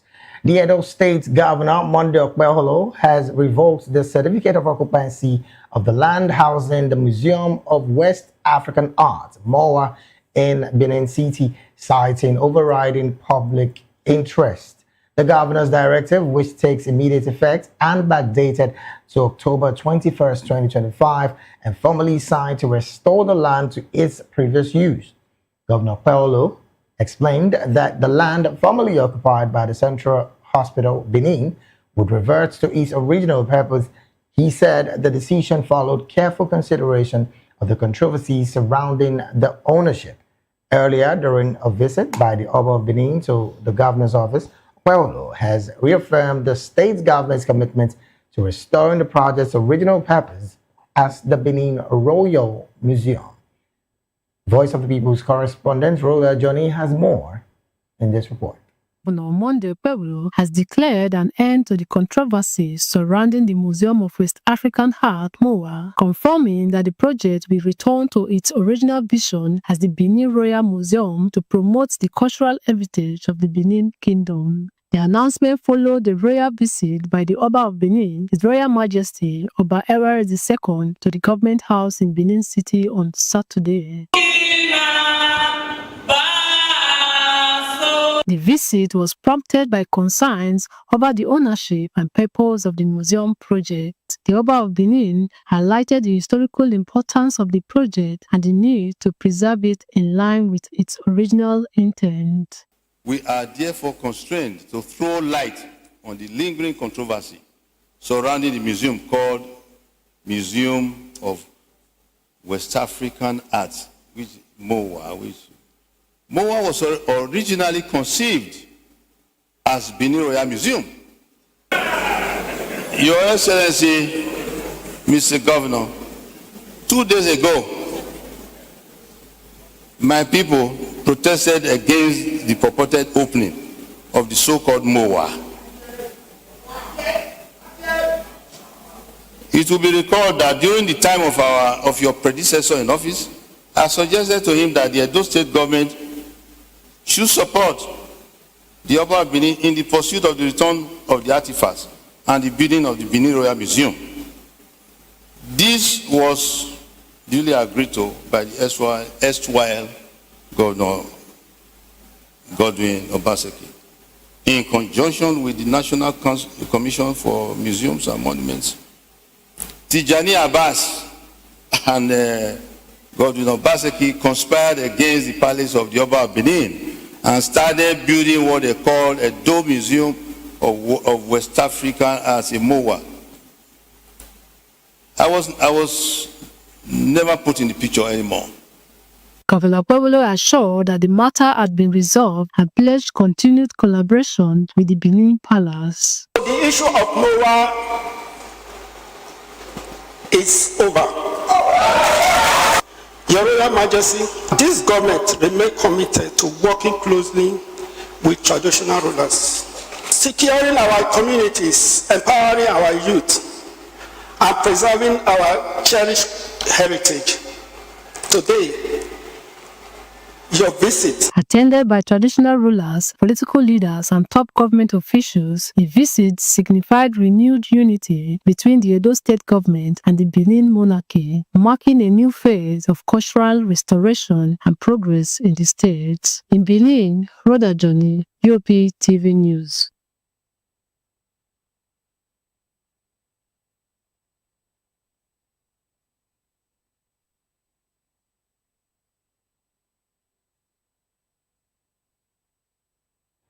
Moving on to some business stories on the media news. The Naira traded modestly weaker on Tuesday as Nigeria's official daily foreign exchange market, NFEM, the volume weighted above average used as the day's benchmark, closed around 1,436 Naira 58 kobo to the US dollar, according to the Central Bank of Nigeria, CBN.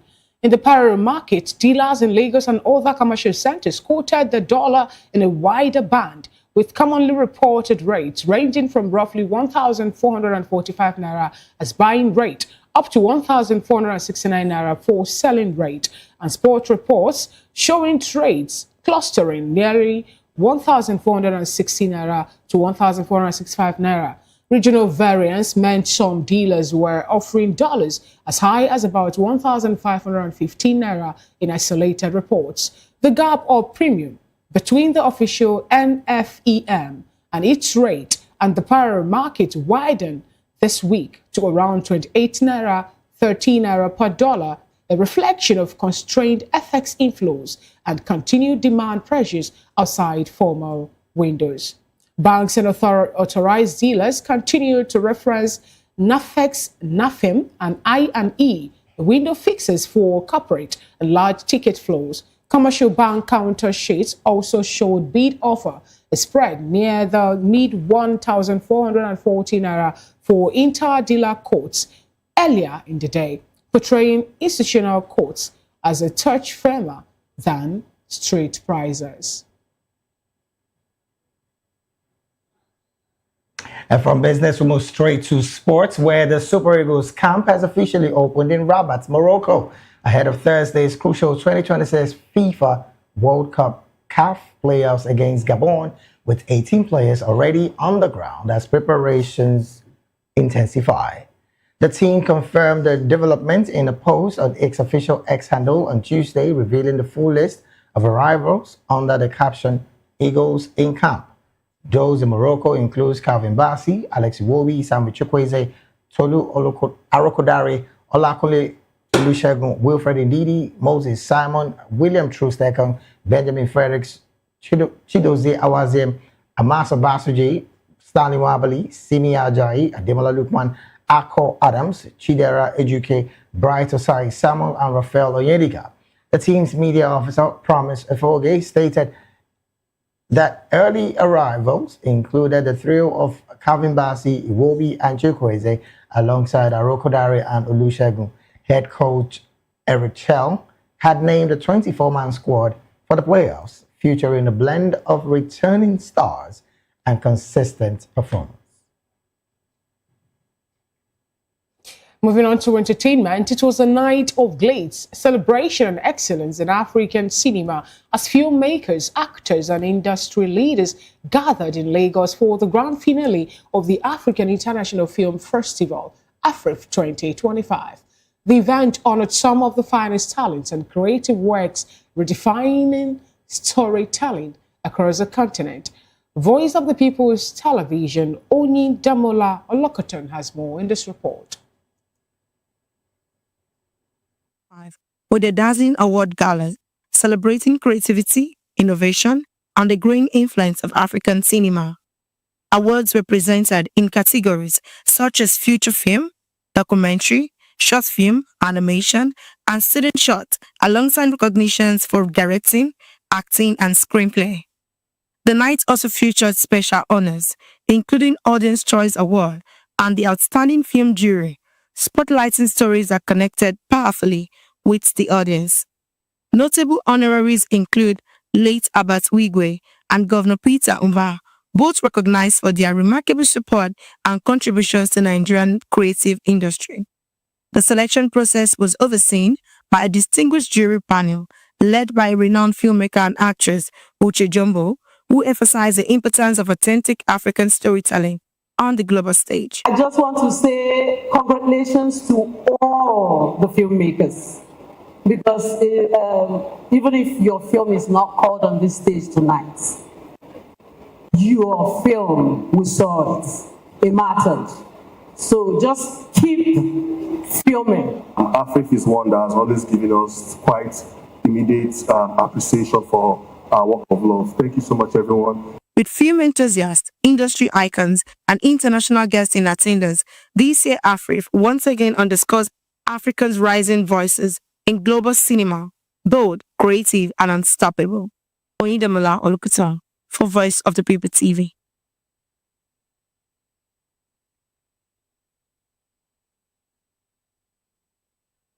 And that is it on the Media News and Voice of the People television. Do also subscribe to our YouTube channel. On YouTube, we are Voice of the People TV, and on all the social media platforms, we are VOP TV Live. Up next on the schedule of Voice of the People television is a spotlight show with Precious Agumanu. I am Fina Okechukwu. And I am David Edwin. Good afternoon.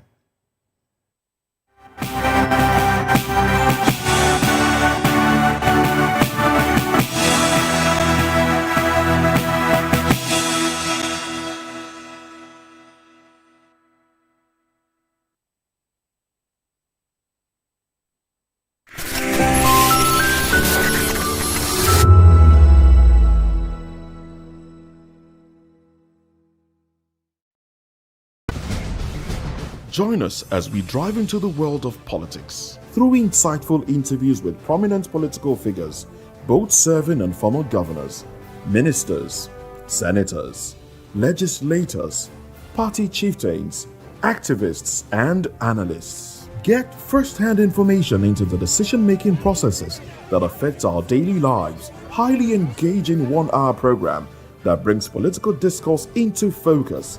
I am Chukwuma Okoro. Political Lens, Monday through Friday, 6 to 7 p.m. Join us.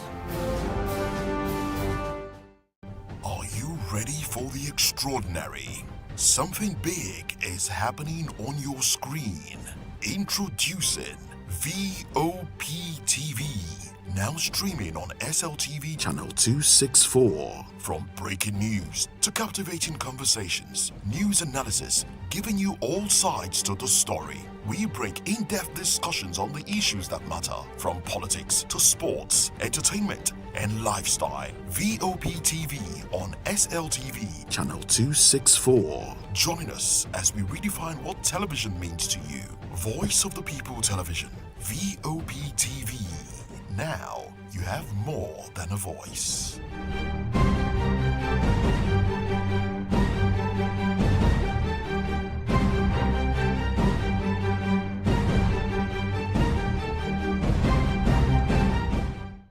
This is African News on Voice of the People Television, where we don't just bring you the news, we bring you Africa's heartbeat, the policies that shapes our world, and the economy that determines our future.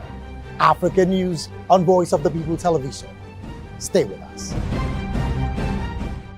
Welcome to the locker room, the home of football talk that matters. I am Jerry Ampelhorn.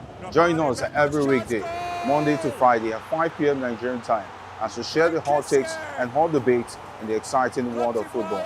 And joining me are the usual suspects, Ikechukwu and Mayowa, as we break down all the hot takes and everything that's happening in the football. Don't just watch football, live it with us. Catch us on the locker room and Voice of the People Television at 5 p.m. Nigerian time. And like I always say, if not 20 minutes off, please the sport. And it's Hakim Ziyech, who puts the The 2564 is coming up on Burning 9, right? The 2564 Atlantic Tower. What happens in the hush behind hangar doors? Who signs the papers that gamble with lives? Which truths were grounded before they even ever had wings? If you've ever buckled a seatbelt at 30,000 feet, if you've ever stared out of that tiny window and wondered who's really in control of the skies, it isn't just flight, it's power, it's politics, it's pressure sealed in steel. We're peeling back the clouds from runway risks to sky-high secrets. We're diving deep where most dare not to look. Aviation Scope, every Sunday at 7 p.m. only on Voice of the People TV. We don't just report, we reveal. We don't just ask, we uncover. Because when it comes to the skies, ignorance is turbulence. Aviation Scope, the sky isn't the limit, it's just the beginning.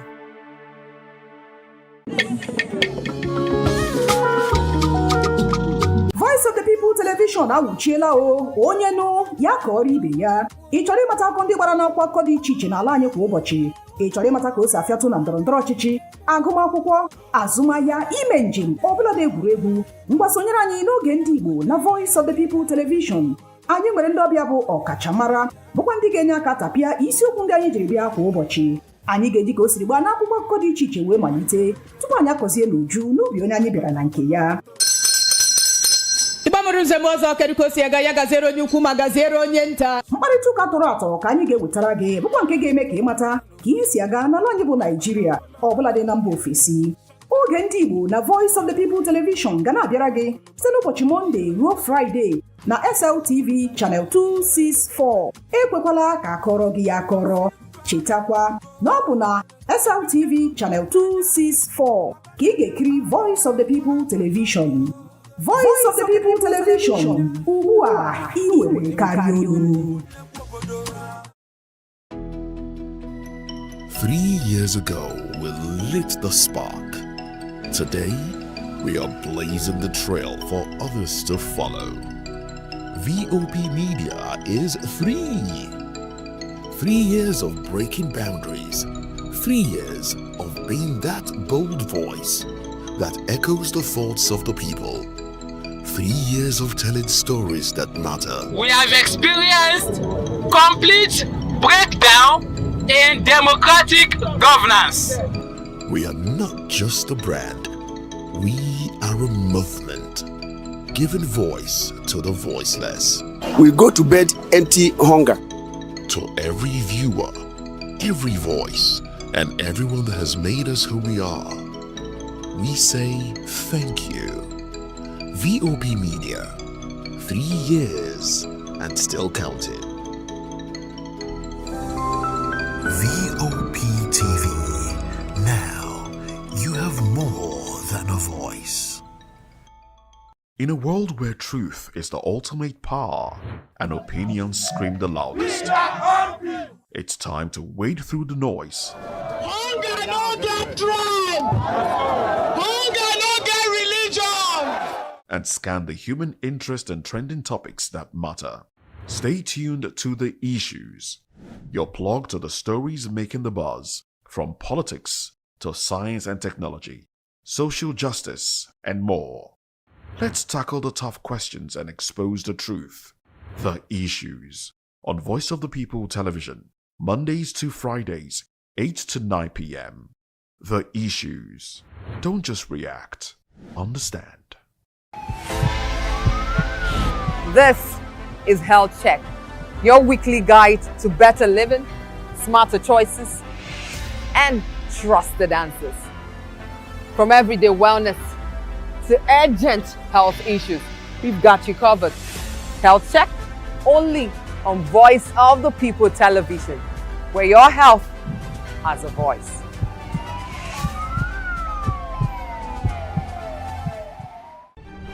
In a world where power shifts its every headlines, news breaks and events happens, we bring you unbiased and explicit information on politics, economy, and state of the nation. We break down the chaos. Facts, not fluff. Truth, not spin. We discuss not just politics, but a glimpse into the future. Join Moses, Chukuma, and Fina on Voice of the People TM. Voice of the People Television. Now you have more than a voice. The red carpets, awards, the razzmatazz, music, fashion, interviews, and more. Spotlight on Voice of the People Television. Let's feed you with all the juicy stories in the global entertainment space, bringing you the glitz and glamour as it is hot.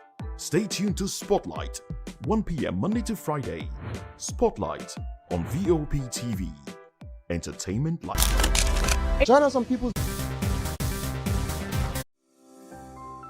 VOP More The Voice. Oh yes, welcome to Spotlight on VOP TV, your #1 show where we shine the light on creativity, culture, style, music, and purpose-driven people.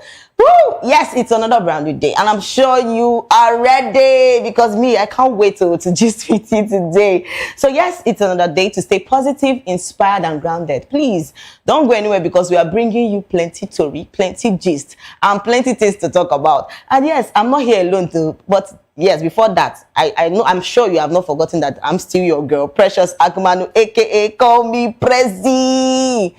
Today we get guests where they join us today, and he's somebody that is, I don't even know how to explain, but he's a passionate person in music, and he has lots of songs that he has actually done, and he is somebody that is so driven by his sound, his rhythms, he's no other person, and he's here with us. He's no other person than Big Pikin. Woo! Welcome to the show. See vibe, because I cannot even hold this thing. You know, there's one thing that you be saying steez and composure. Almost steez not this one. Welcome to the show. If not be say the person will be say I grew up for village. Hey, Jesus. And for they intimidated by the way you take the hype and the way you take fine. You know, good to see you. Please. Same here. So how have you been today? Like, how's the week been? Yeah, you know, Monday just don't go. So today not Tuesday. How did the Monday come before you? The Monday been make sense because the most important thing for this life now make person sleep, wake up. Because it's not easy to sleep. No easy to. You know, say this thing they underrated. When person just sleep like this, wake up. People they look at and say a normal thing. Some people they from dream. And nearly don't go for dream for 2 days now. I nearly don't go. Where beside, remember, I say, I get people where I need to take care of. I'm God. Hey. With the Spirit of God. Because if not me, I no go fit. You see? Yeah, now God. So this week has been very fluffy. Make I just talk and like that. The week they very okay. Yes, and at least thank God today again we did another wonderful. I know say you don't already go Owambe, Saturday, Sunday, na party time. I go. Hey, so tell me just me now. I want you just like you don't chop plenty rice. You don't even say make you. I don't even to chop. Funny enough, if I did to chop, you go see for my body. Me I know like I like food. I know they to chop. Once in a while, but the cocoa of the cocorico be as a man, a responsible, titled man, a man will be say in vibrancy, in agility, in ability, in creativity, in endowment, in entertainment, in commitment, Jesus, everything. Only one person. Oh God! I enter club from Owambe wedding, where we say apart from waiting you talk say they do. And they also do a lot of things. So you know, when this time now, obule period. Ovule. Me, I know if you wait. Buy for your body. If not be your buy, but don't they chop this apple? I bet never chop.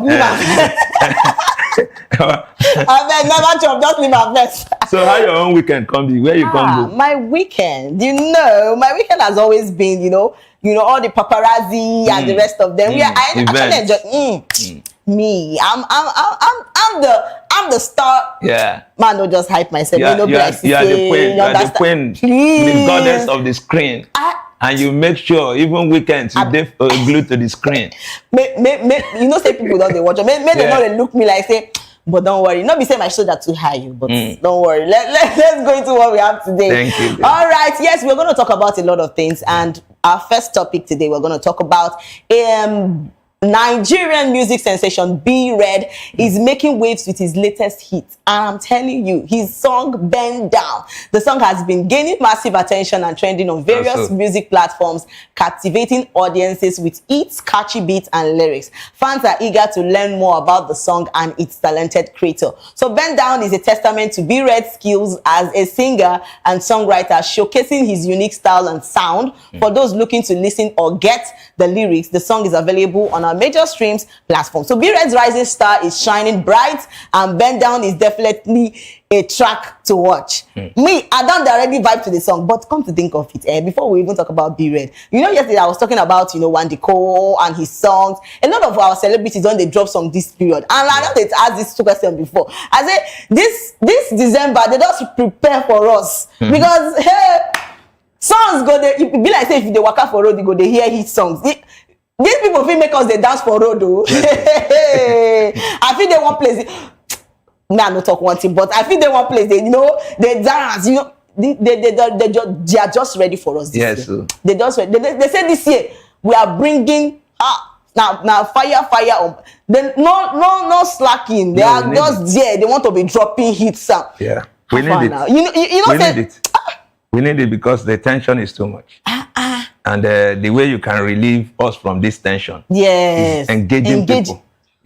Before, that's why the likes of Portable. When Portable, they trend for social media, it go divert people's attention from the hunger and other things. Yes. The same thing with these our wonderful musicians, don't they do? Before na P Square, because those ones are businessly inclined. Yeah, so they release song from November.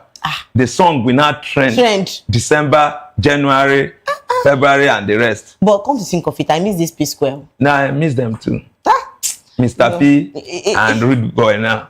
It's also cool. It's well. Yeah. So for B Red, actually, you really don't emphasize on the guy because it's a good thing you're talking about him. Yes. Because now one artist where I see say him be like a brother Davido.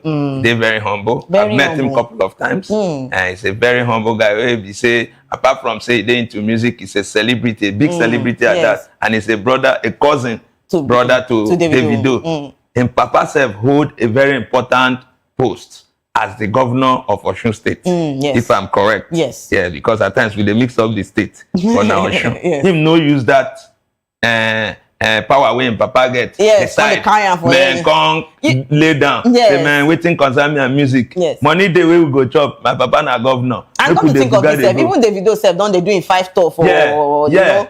And it just build one first station for United States. Chicago to be precise. See, money day. This money is wrong. And wife name. Chivido. Now wait till take time first station. Do you know there are men that are very intentional? Yeah. If they love woman like this, they can do everything. Just like how they feel now for where you dey. Hey! And this that, I feel dedicate so many things. I feel sell my land because of you. You don't see what big pikin they do. That's the worst person up and down. No, person will find. They go still drag it. Person that is ugly cannot marry an ugly person. Hey! When you go one, you know. Fine person will find. You know that. You don't hear what you can talk. You say person when they ugly, no people.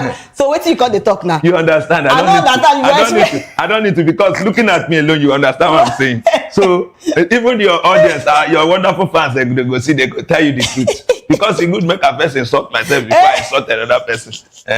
So that you know, say get person wait tell me say, you know, if you want to introduce your children like this, you go first, you know, if you're picking them fine, you go first introduce and say, you know, this is my child also, this is my child, Chidima. But if you're picking, you go tell them they go talk that they come. That's how it be. Even if your woman ugly, you and I go no go party.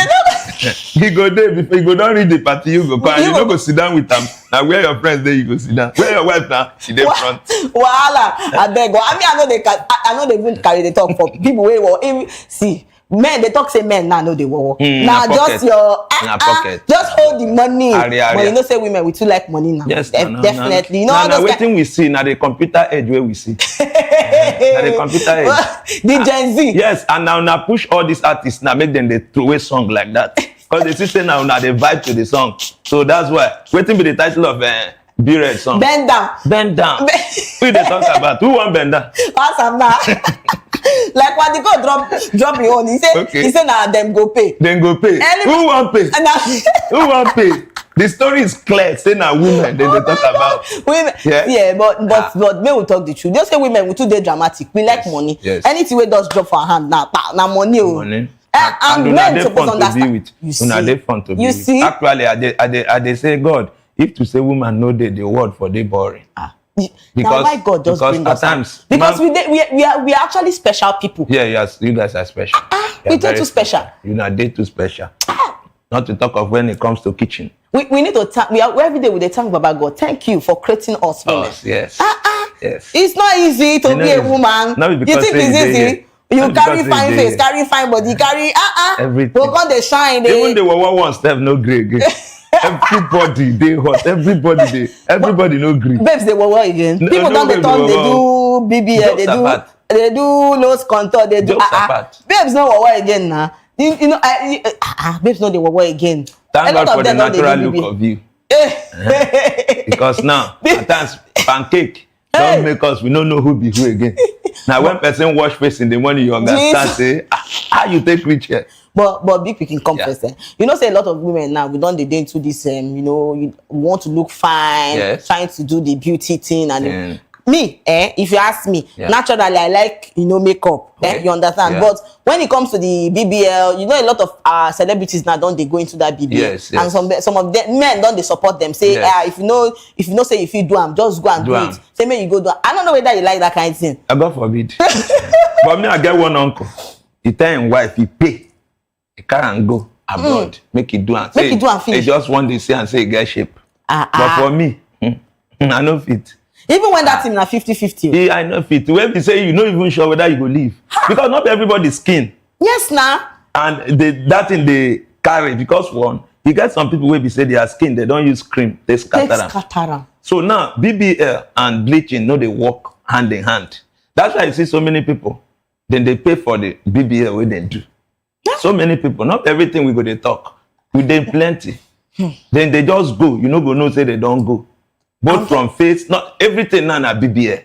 Even with Zik Saloma, we come and tell us say there are some you get one job opportunity where him been get. You know, opportunities where him been get to blow. You understand those kind of time. But be like say because of the way in face be, they can't agree give them the role. But I feel that all these kind of things that mainly now Nigerians sometimes they good to people. They like body shame other people. Okay. You understand? Yes. Some people they like that, but at the same time, if then they person like me now, you won't hear waiting they don't tell me.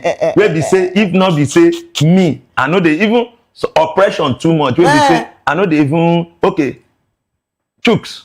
You say as a talk. I just say chooks. You say I'm say chooks as a talk. If I be that kind of person where be say they freaked about it, I go they feel bad. You see? Maybe if that thing fit push me, I go tell them make them do BBL where I go talk. Make them do BBL where I go fine, stick with my nose, do everything, make everything fine. Not to talk of girls, some they call me Eleni Shamoga, Eleni Imula, chimpanzee, monkey.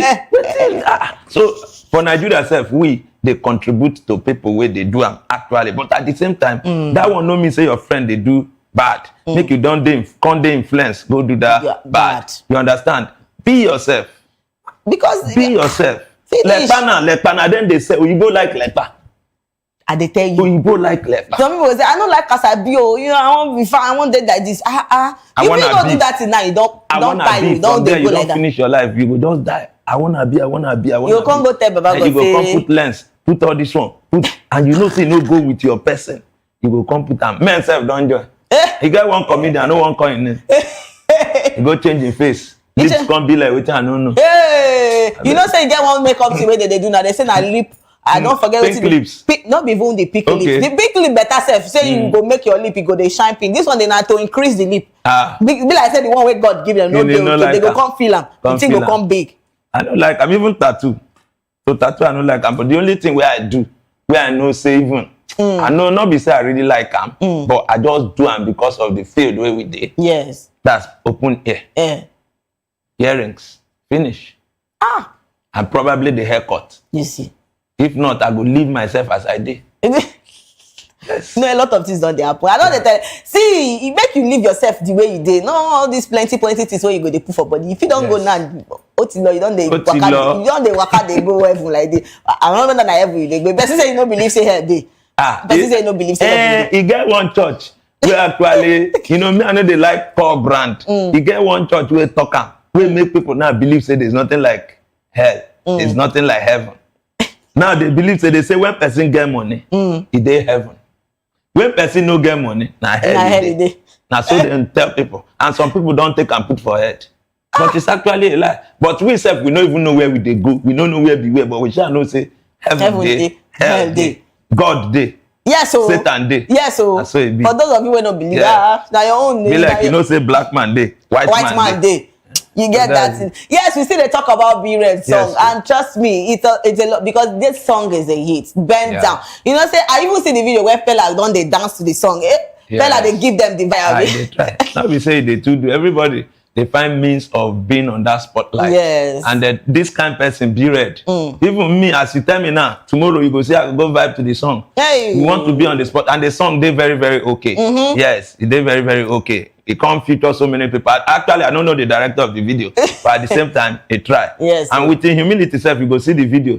He carry himself up. But leave Pella. Pella at home, they say, Pella don't come out of the world of entertainment. He dey in own world now. Where we say he do things where he dey pleased with. He do things where he like. He don't create his own entertainment world. And it's working for him, yes. And Jarvis. And I'm so proud of him. Because places where they enter now.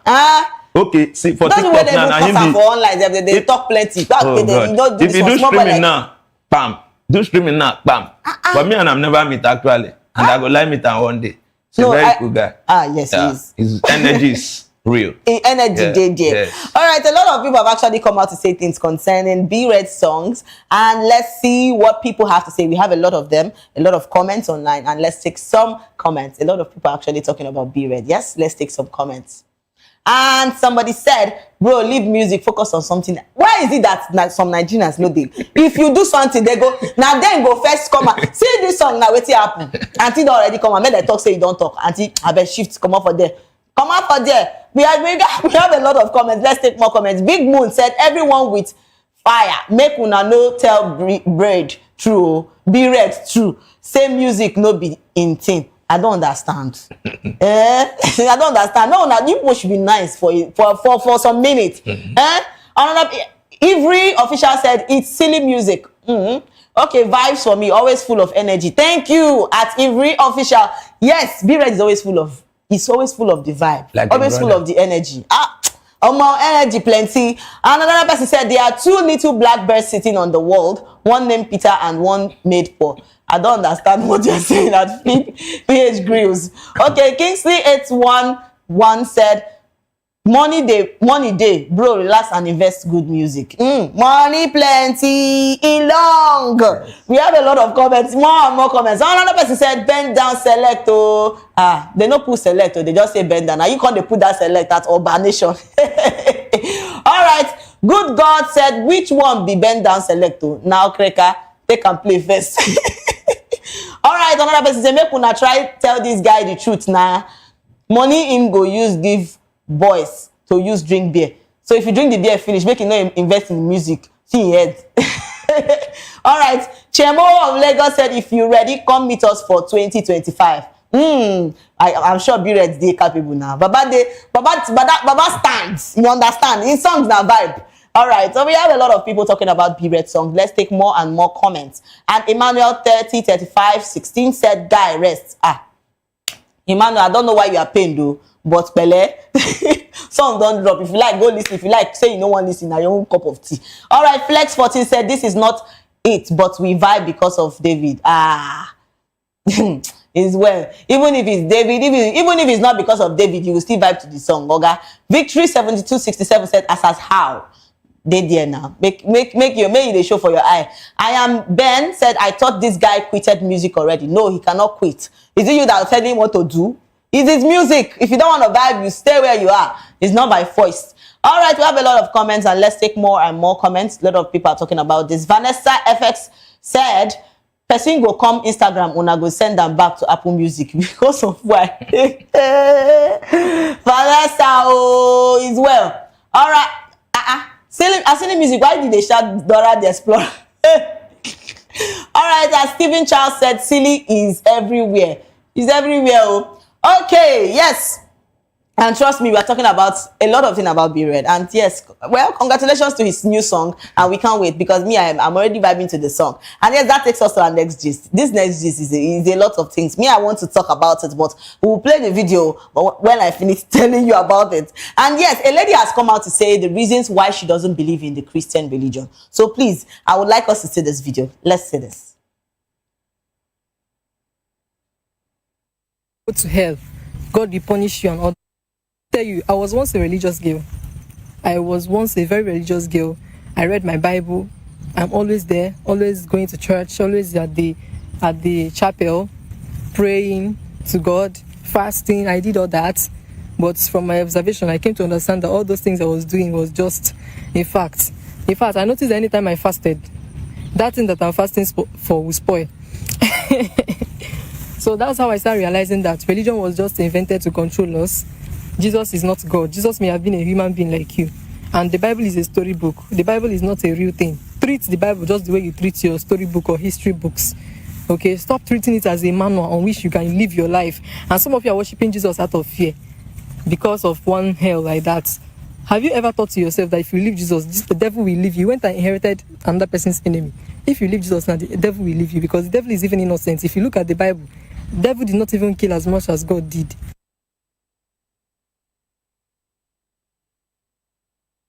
This girl don't talk plenty things with I don't even like who they give am this. She look like all this Gen Z, you know. Big pikin they laugh because I want to talk a lot of things because this girl generation. Be like say that all this Gen Z generation her mind don't they come out on the fact because looking at herself, her stature and everything, and the one that says she fall from sky, or she be make her no just insult them, but this thing where she talk now, they even make me understand. Say people they listen to so many things and then they read so many things, they watch so many things, so many movies. Yes, we go make them deviate from the fact and the reason why they are on planet Earth. Yes, who even brought them? Because at times I get one uncle who go tell you say Jesus Christ is a bastard. He has no father, he has no mother. And if you go look at life of that person where they talk that thing, it's nothing to write home about. Time now. At times this talk where they talk. It is very, very powerful. Even to your fellow human being. Because you get who you go follow talk, you don't know the kind of spirit way they possess. Before you know, you go begin to experience some kind of things where you're not supposed to experience. This thing where she talk, they very deep. Very deep. Yeah, as a Christian now. Because a lot of people will listen to her. Yes. A lot of young ones will listen to her. Especially young, and they will believe. Yes. If they're supposed do A as good, they're gonna do B. Now, you will not suppose drink alcohol to stupor. You go come the drink. Say after all, nothing. If you be womanized, I say you want nothing. So now all this kind of thing, are they very careful about them? And also children around me. There are some things I don't allow children to listen to. There are some things I don't like them to watch, because especially on social media, because social media reveals everything.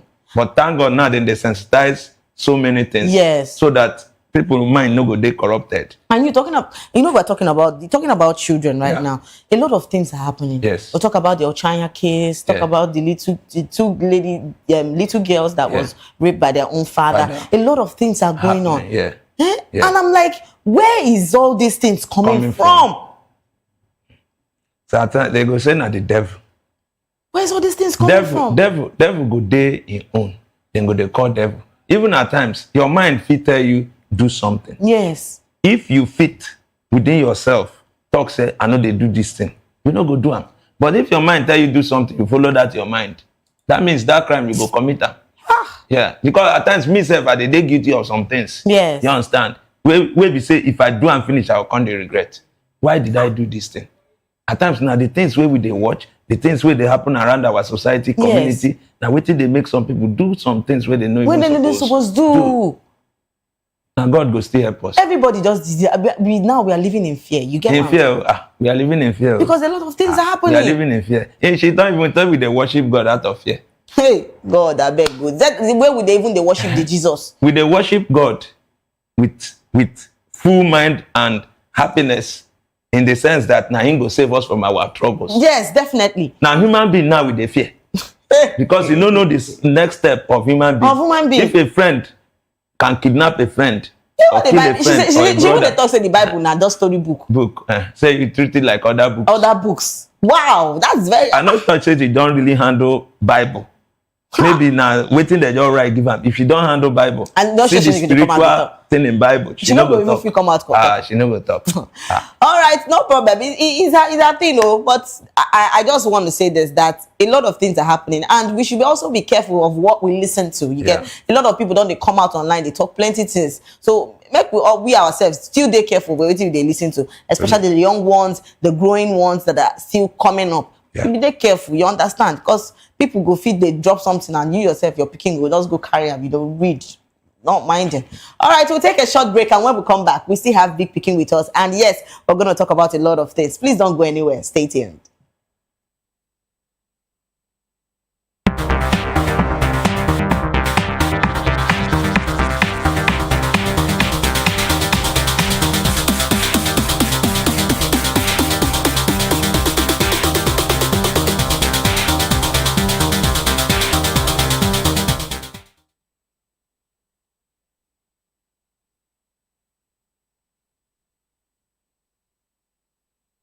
Mr. Familoni, and here's to VOP TV. Keep watching, stay tuned, do not touch that dial. My name is Made Kuti, and you're watching VOP TV. Keep watching. Welcome, my name is Zika Davis. Distinguished ladies and gentlemen, boys, viewers, everybody, boys and girls. This is VOP TV. Do you know what that means? Voice of the People TV. You don't have a voice, don't come here. You better make sure your voice is heard.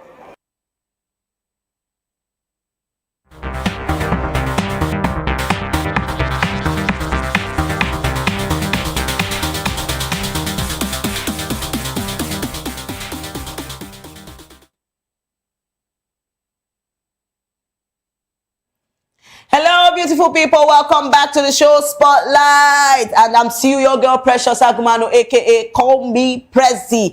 And yes, you know, say I know they're here alone today. And I'm here with Big Pikin. He's still with us. Woo! Big Pikin. Big Pikin. Yeah. See, I know when they talk plenty things, but don't worry, we'll come to that. So yes, we've been talking about a lot of things. And yes, we were talking about a lady that actually came out, a young girl that actually came out to say things about her beliefs in Christianity, that we are worshiping Jesus out of fear, and a lot of things, that the Bible is just a storybook. And I'm like, what is going on, auntie?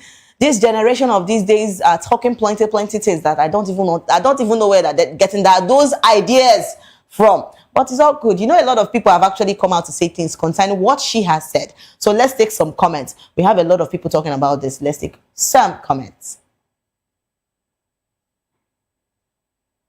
A lot of people are talking about what this lady has said. And yes, Joyce Bernard said, as for me and my household, we will serve the Lord. Thank you, Adjust Bernard. And another person, Oluwafi Sayomi, said, I love your mind, girl. You are definition of the works of the woke mind.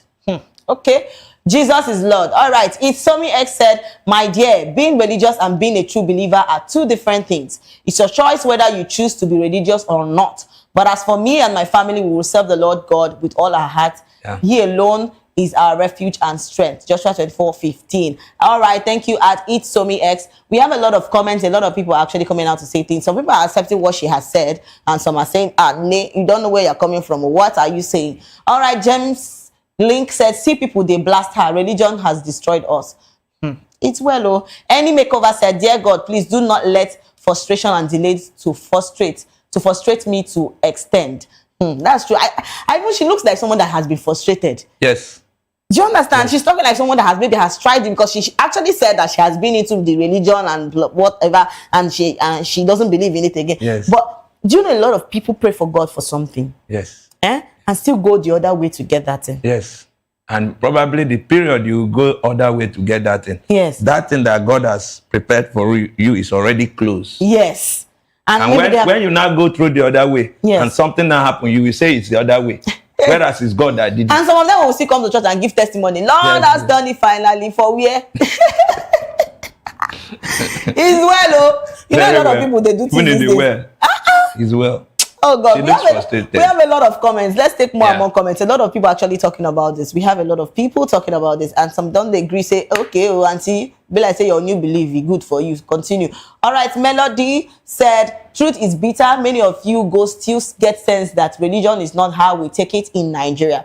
Just as we support football club, I suppose Barca, you support Chelsea. No be say we go carry religion as our God. Me, my own be say, even if you be Muslim and you be Christian or you be anything, just we all know say now one God we dey serve, you understand? Just believe in that thing. But you say coming out to say that that is trying to come and say that the Bible is not real, that is just a storybook. That is trash. Yeah.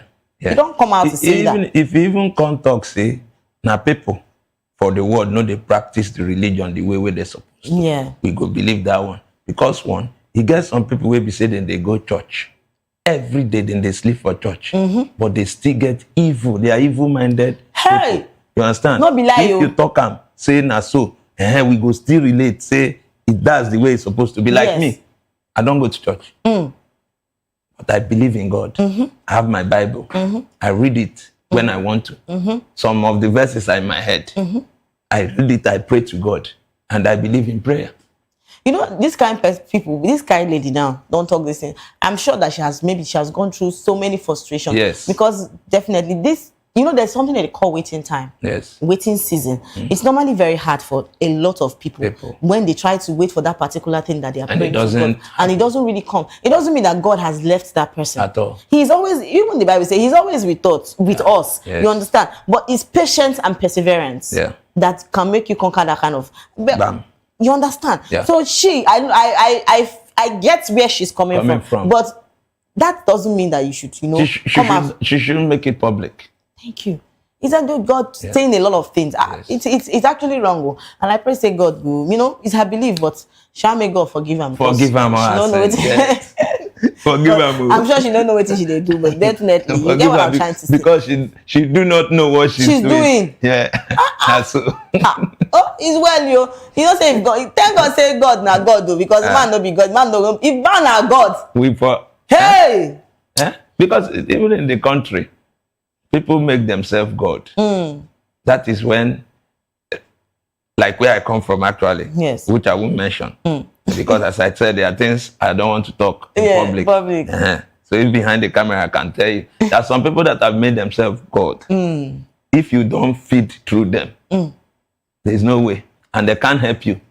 Because they know if they help you, you become better than them. Or even close to them. Then you cannot greet them. You cannot bow for them. You cannot worship them. It is like that. Some men have made themselves God of man. And that is not in my own dictionary. They are God in your pocket. It's only the Most High God that we believe. All right, enough of that. And that is it. We have we're talking about a lot of things. And yes, we still have Big Pikin with us. So Big Pikin, I want to even ask this question, Seth. How even come about this your name? How even just bring, because Big Pikin, Pikin, they normally Yes, big, small. But the big pikin self wey talk saying the big pikin big. I bet lines they cry. What do you mean this? He said the beginning when they go, he big. He no big. But the cocoa we say that name. I just thought of so many things. He get name where they call me. That's Omonla. Omonla. That's a Yoruba name. What do you call me? On my program. Yeah, that's a brand name actually. Yeah. So I can't look. Say which name I go come give myself for the music thing where they do. I can't say okay. I think maybe we translate them to pidgin. It will make sense. Now they're the big pikin. Okay. Come from. So Omonla mean big pikin. Yes. Omonla big. This name enter well. Because I can't look the name. I say, how this name big pikin are done together. Because the pikin get big heart. Yeah. I get big heart. And it's even Jesus said, come on to me. Yeah. Leave the children to go. I get that name. So how's it been for you in the media space? It has been awesome because basically in this world that we are, we read so many courses in school. Yeah. At times, it's not the courses that we read in school, the subject or whatever profession we read in school we are using to eat. Yeah. But me, I did entertainment. I knew since I grew up, I won't say from my mother's womb. Yeah. When I grew up, I began to learn things and I knew things. I decided I want to go into entertainment. From childhood. And I followed it up. So your people, they support you when they go into entertainment? When you are No. They did not support. No. My family, some of them, did not actually believe that I will excel. Yeah, but some supported me. Like my mom, may her soul rest in peace.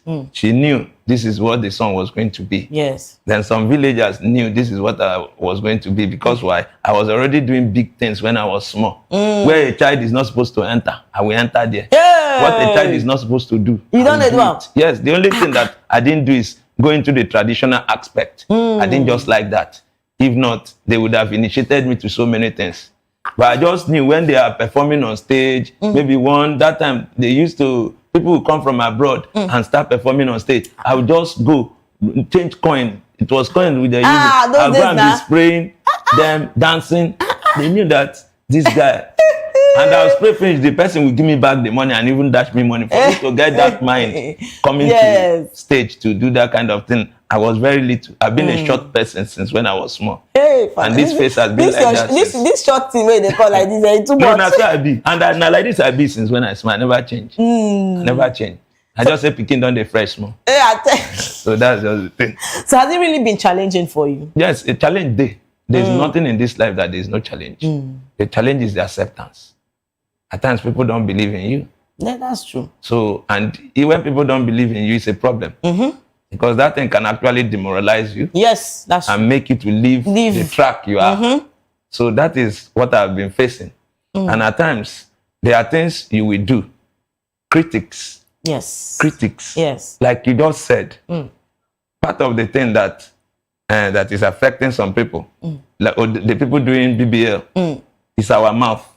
What we tell them. Yes. If not, I don't lose track. I won't even be into entertainment. Probably I go do bricklayer for village. Or they climb one tree. Like some people said, maybe by now I go they tie leaf, they worship one tree, one oracle. Because they compare me with oracle. Hey, God, I beg you. Nothing that they've not told me, but I was focused and I knew where I was going. And I struggled to go to school to even study entertainment. I didn't go to a big school. But I went to a film school to study entertainment, both presenting and acting. I went to Pefti Film Institute. That's the school I went to. And all these things, I did it by myself, without anybody knowing. Because I knew this is where I want to go. I'm not there yet. We are just building. Yes. But I know I'm on the right track. Because there's nothing, I can't work in the bank with this face. I can't be selling food with this face. I mean, like eatery. You know, I can't be, there are so many things I can't do. I can't be a lawyer. Which case I won't judge? That's the way they even judge case with. You guys, you go look, you go get conversion. Hey, God, I beg you. Basically, that's it. It has been challenging. So how did you, because I know that you've done a song. Yeah. So how did you even come about doing music? I came about doing music was through my brother, actually. Not that music was, okay, let me say my elder sister, because before she died, she said, one of us in my family is supposed to be a singer. Oh. And that thing, I was in primary school then. Yeah. That thing entered into my head. But I didn't know I was going to do it because I don't have voice. Me, I don't lie to myself. I don't have voice of music. But I love music. One day I just told my brother, I said, can you write a song for me? He now wrote a song for me. And this song, he wrote it like years back. I just looked. I now took the song last year. I went to the studio and I recorded it. I did like 4 tracks. On the stretch? Yes. I did it. I did it in my own way. Because it's not in my system. But yes, so break it down the way it will be easy for you. So that you will be in your comfort zone. Not being like other people. So that's how this music of a thing generated. Yeah. So how would you describe your musical sound? You know, if you don't put Afro in any song we do, especially in Africa, it will not be like as if we are in the game. I call it comedy, Afro hip hop. Comedy, Afro hip hop. So these 3 are joined together in this particular. I just want to be in my space. I'm not competing with anybody. Yeah. That's why even my name, Big Pikin. Yeah, apart from Big Pikin, I have a name, my baptismal name. It's Christian, it's supposed to be. I said they should add TUS at the end. That's TUS. Because people are bearing Christian. You want change? Let it be Christian TUS. Christian TUS. And that is what I'm bearing. I just like being different. Yeah. Yeah. Nice. So what influence you? What really make you do this this particular song, Big Pikin? Okay, what make me do Big Pikin? I would just say is myself and my name. And again, I wanted to introduce myself into the industry. That's why you see the song is short. And that's not the full song actually. I just did it short because I just want to tell people to feel that this guy can actually do this thing. That's how I just came about it with the name Big Pikin. That's why it started Big Pikin. And that's why you hear, you know, Big Pikin, Big Pikin. But the rhymes, it's also a message. Yeah. Because in every song I do, I hate anything that children and parents will not be able to relate to. Yeah. So that's why the song, the verses are, the rap, it's friendly to everybody. Yes. You know, but you see, it's a rhyme and it means something. That is if you listen to it well and you understand the terms of music and rap. So basically, that's it. So you talked about your brother helping you out to write the particular song. Was it the one that wrote this one? Yes. Yes. There's no song I do. Somebody must write. It's only a particular song. It's not out yet. I'm the one that wrote that one myself. So is it a project you're working on right now? Yes. For December. What's the name of the song? Shayo. Shayo. And when people hear Shayo again, they would think otherwise. But when you hear the song, you'll understand where I'm going. So why did you come? How did you come about the song Shayo? Shayo, it's life experience. What I've experienced. Like if you hear the verses, you'll understand where I'm coming from. Yeah. But that Shayo, I tagged it. They should know that I want to talk about alcohol. Hey. Now it's left for you to know whether I'm praising alcohol or dispraising alcohol. So what do you think people should expect in that particular song? Say the Shayo. Yes. They should expect that you do things to a limit. Don't overdo things. Yes. Because at times when you overdo things, there's a repercussion. And it might affect everybody. The community, the society, your family, even yourself. That's true. So basically, that's what they should expect.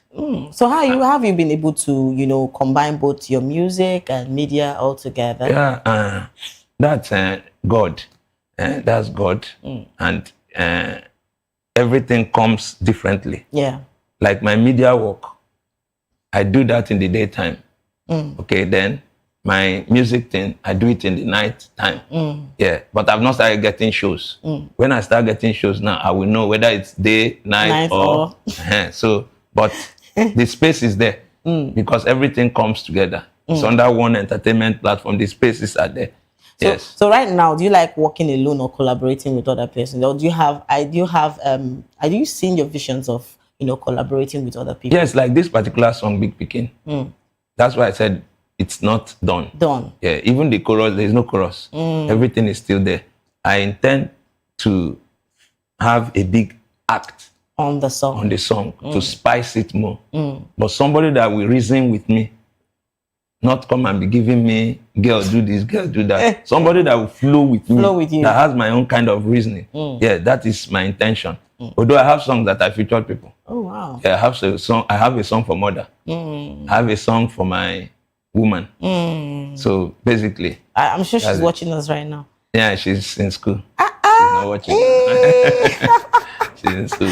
So I heard you saying like you've done a little collaboration with other people. So which people are you looking up to in the music scene? Okay. That you would like to share the stage with? Yes. Davido is my number one person. When you're big, you're big. Davido. Yeah. I love Davido because of his energy. Because me, I'm very energetic. Davido has vibe. Yes. 100%. Even past 100%. Any day, anytime. Davido, people didn't believe he would go far because people said he didn't have voice. Yeah. But look at where he's going. Look at what he's doing. Music voice and as we are talking, physical voice is different. When you are into music, there's a change of voice. Apart from the studio enhancement. Yeah, but it will still sound like your voice, but they will be different from when you are talking to people. Yeah. Just like as you are presenting now. If you go outside, the way you talk will be different from how you present your show. That's true. So basically, that is it. That's how it is. Davido is my number one person. Another person is Timaya. Yes. It's been a long time. Timaya is really he's making that, and his vibes are. Yes, he knows where he's going. Yes, if not story about his life, story the about Plantain Boy. Yes, yeah. So I love him. Then Burna Boy. Because he knows how to turn things around. Yeah, Burna Boy. Wow, that's interesting. Those are the. No, before that, we'll get jealous. But let me just stop there. All right. Two-Face is also my man. Baba, Two-Face. For life. For life. So, your fans are actually watching you right now, and they want to really know how they can also, go into music as an upcoming artist. Yeah. Okay, how my wonderful fans and people that want to go into music, it is very, very simple. Yeah. First and foremost, have somebody that will back you up financially. And first, another thing is knowing that I want to do this thing. Not that you are going to do it. And because not that you are going to do it because you see the likes of Davido riding big cars, riding. It's not like that. Have passion for the thing you want to do. That's the music. Yes. Then find somebody that will back you up, like a godfather or a godmother. Then financially, you have to be okay. Then don't overshoot your budget. You hear that TG Omori shooting video for 300 million. You go there, even begin put hand where you're not supposed to put because you want to shoot a video. Whereas somebody that is low can shoot video for you for 200,000, 500,000, 1 million. And you still blow. Yeah, you go still blow. As long as the music content and the beat, because what drives people, if content doesn't drive you, let the beat drive you. But the most important thing is the content, because the content goes far. The beat might fade, but the content will still be there. That's why we have Evergreen. Likes of African Queen, yes. Likes of who will I say again? Okay, see Davido when he sang this song. Aye is still song that you can relate to because it is evergreen. So those are the things they should look into, and they should believe in God and be God fearing. Very important, because some of them, they now believe then they do juju. Then they do juju. A lot of people do that. Then they do juju. They don't believe say na God. Yes. Some go even go as far as America. Say na Illuminati, na this. So all those kind of things, they should take it out of their mind. Yes. Be focused and have fear of God. Basically, that's it. Yeah, there. I'm enjoying myself here. So, all right. Thank you so much, Big Picking, for sharing your light with us on Spotlight Show. This has always been Spotlight because someone, see, every day is a hit thing. And thank you so much to our amazing viewers. Thank you so much for staying with us on Spotlight. It was a blast. Remember, if you're going viral or going global, please stay true to your journey and don't forget to follow us on all our platforms at VOPTV Live and subscribe to our channels for more exciting episodes and updates. Until next time, I am your girl Precious Agmanu, aka Call Me Prezi. And yes, this has been Spotlight, where voices meet purpose. So bye for now. Meet you next time.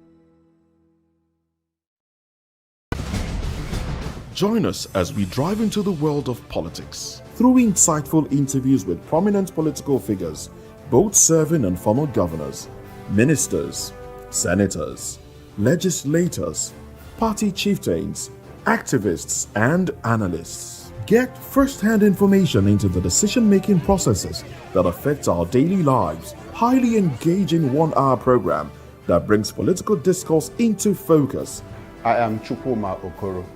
Political Lens, Monday through Friday, 6 to 7 p.m. Join us. Are you ready for the extraordinary? Something big is happening on your screen. Introducing Voptv, now streaming on SLTV channel 264. From breaking news to captivating conversations, news analysis, giving you all sides to the story. We bring in-depth discussions on the issues that matter, from politics to sports, entertainment, and lifestyle. Voptv on SLTV channel 264. Join us as we redefine what television means to you. Voice of the People Television, Voptv. Now you have more than a voice.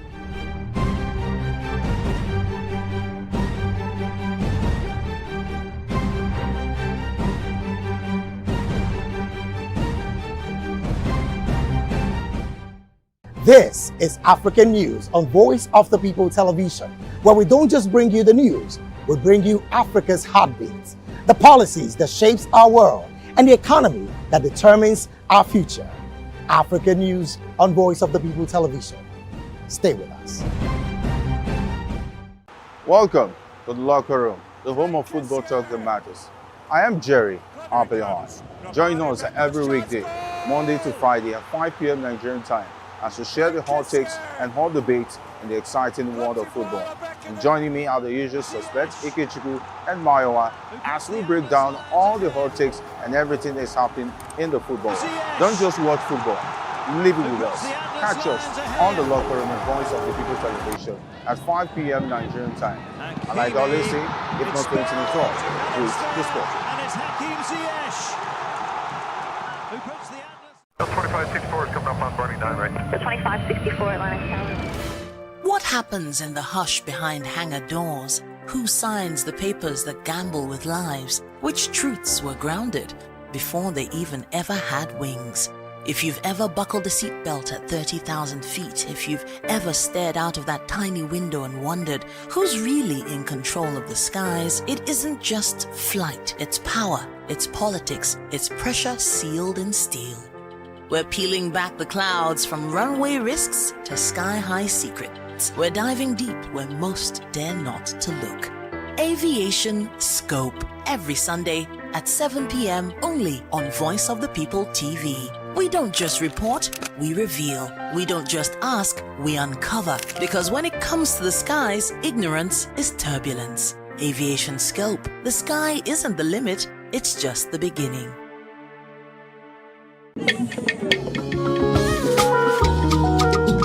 Voice of the People Television awuchiela o onye nụ ya ka ọrụ ibe ya. Ị chọrọ ịmata akụkọ ndị gbara n'akwụkwọ akụkọ dị iche iche n'ala anyị kwa ụbọchị. Ị chọrọ ịmata ka o si afịatụ na ndọrọndọrọ ọchịchị, agụmakwụkwọ, azụmahịa, ime njem, ọbụladị egwuregwu. Mgbasonyere anyị n'oge ndị Igbo na Voice of the People Television. Anyị nwere ndị ọbịa bụ ọkachamara bụkwa ndị ga-enye aka tapịa isiokwu ndị anyị jiri bịa kwa ụbọchị. Anyị ga-eji ka o siri gbaa n'akwụkwọ akụkọ dị iche iche wee malite tupu anyị akọzie n'uju n'ubi onye anyị bịara na nke ya. Ịgbamụrụ nzem ọzọ kedụkosi aga ya gazere onye ukwu ma gazere onye nta. Mkparịta ụka tọrọ atọ ka anyị ga-ewetara gị bụkwa nke ga-eme ka ịmata ka ihe si aga n'ala anyị bụ Naịjirịa ọbụladị na mba ofesi. Oge ndị Igbo na Voice of the People Television ga na-abịara gị site n'ụbọchị Mọnde ruo Fraịde na SLTV Channel 264. Ekwekwala ka akọrọ gị ya akọrọ. Chetakwa na ọ bụ na SLTV Channel 264 ka ị ga-ekiri Voice of the People Television. Voice of the People Television. Ugbu a ị nwere karịa olu. 3 years ago, we lit the spark. Today, we are blazing the trail for others to follow. VOP Media is free. 3 years of breaking boundaries. 3 years of being that bold voice that echoes the thoughts of the people. 3 years of telling stories that matter. We have experienced complete breakdown in democratic governance.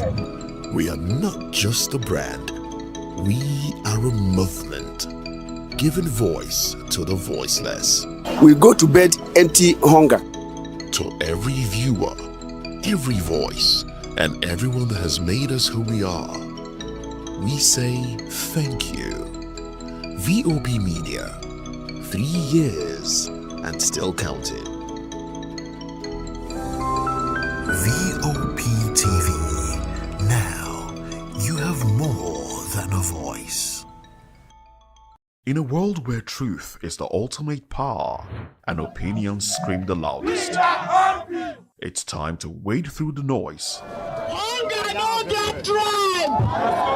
Hunger no get religion. And scan the human interest and trending topics that matter.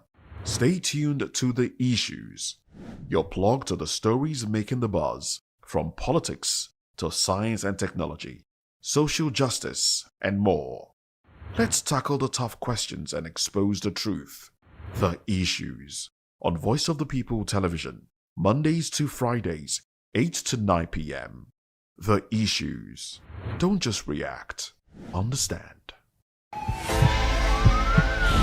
This is Health Check, your weekly guide to better living, smarter choices, and trusted answers. From everyday wellness to urgent health issues, we've got you covered. Health Check, only on Voice of the People Television, where your health has a voice.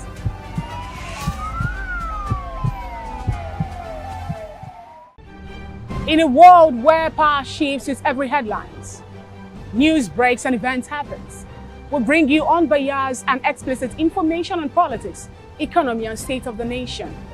We break down the chaos. Facts, not fluff. Truth, not spin. We discuss not just politics, but a glimpse into the future.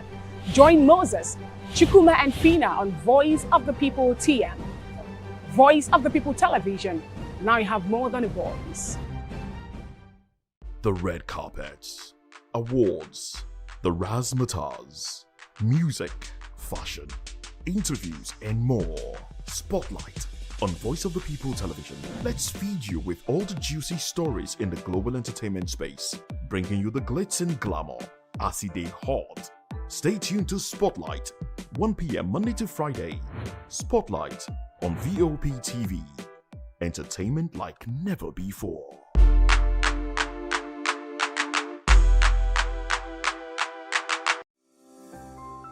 VOP TV. Now You have more than a voice.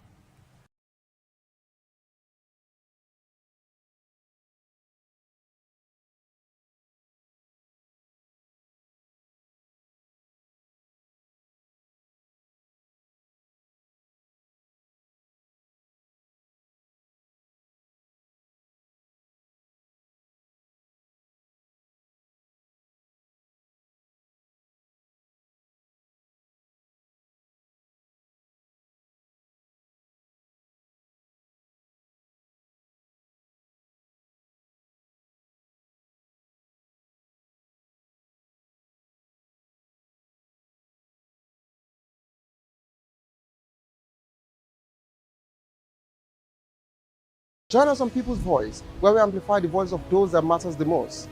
Join the conversation. Share your thoughts with me. I am Xavier Udo.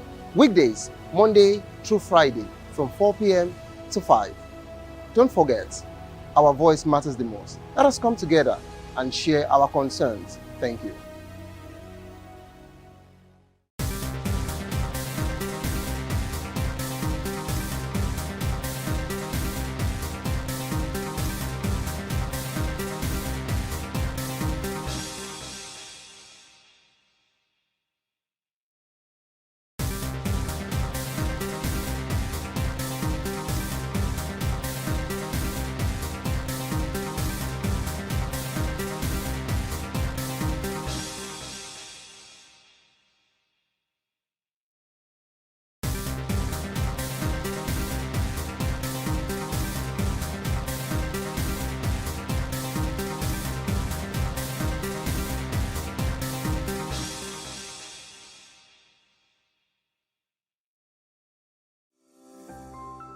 VOP TV. Now, you have more than a voice.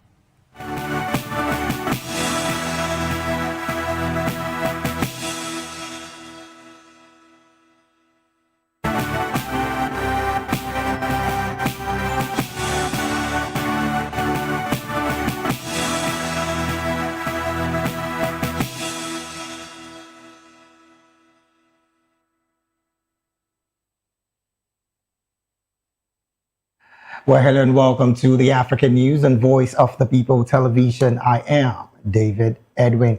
Before beginning news, we would urge you to kindly visit our site, www.vop.ng, for fresh and trending news stories. We begin the African news from Tanzania, where the Catholic Church in Tanzania has condemned the recent killings of protesters, warning that there would be no peace without justice. This comes as the government calls for dialogue following a disputed general election that international observers say fell short of a free and fair polls. Speaking during a funeral service at St. Joseph's Catholic Church in the commercial capital Dar es Salaam, Archbishop Jude Ruwa Ichi stressed the country's urgent need for healing, insisting that the punishment for protest is not to shoot and kill. Tanzania's leading opposition party, Chadema, said that no fewer than 2,000 persons has died in the protest and many hundred more arrested and charged with treason. Still in Tanzania, the police in Tanzania has released 4 senior opposition leaders who were arrested for their alleged role in deadly protests against last month's general election. Their party has come out to say this in a statement. Those released included Chadema's deputy leader, John Heche, who was arrested before the elections on accusations of planning protests.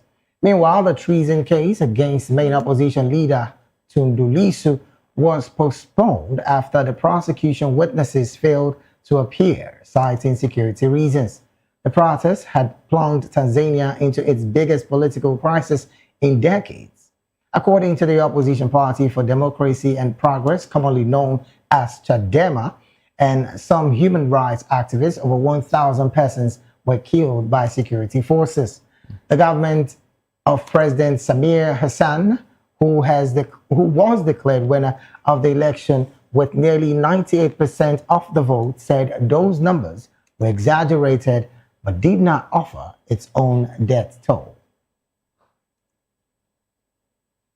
Moving on, the African Union Commission has expressed grave concerns over the rapidly deteriorating security situation in Mali, following reports that terrorist groups have imposed crippling blockades, disrupted access to essential supplies, and severely worsened humanitarian conditions for civilians.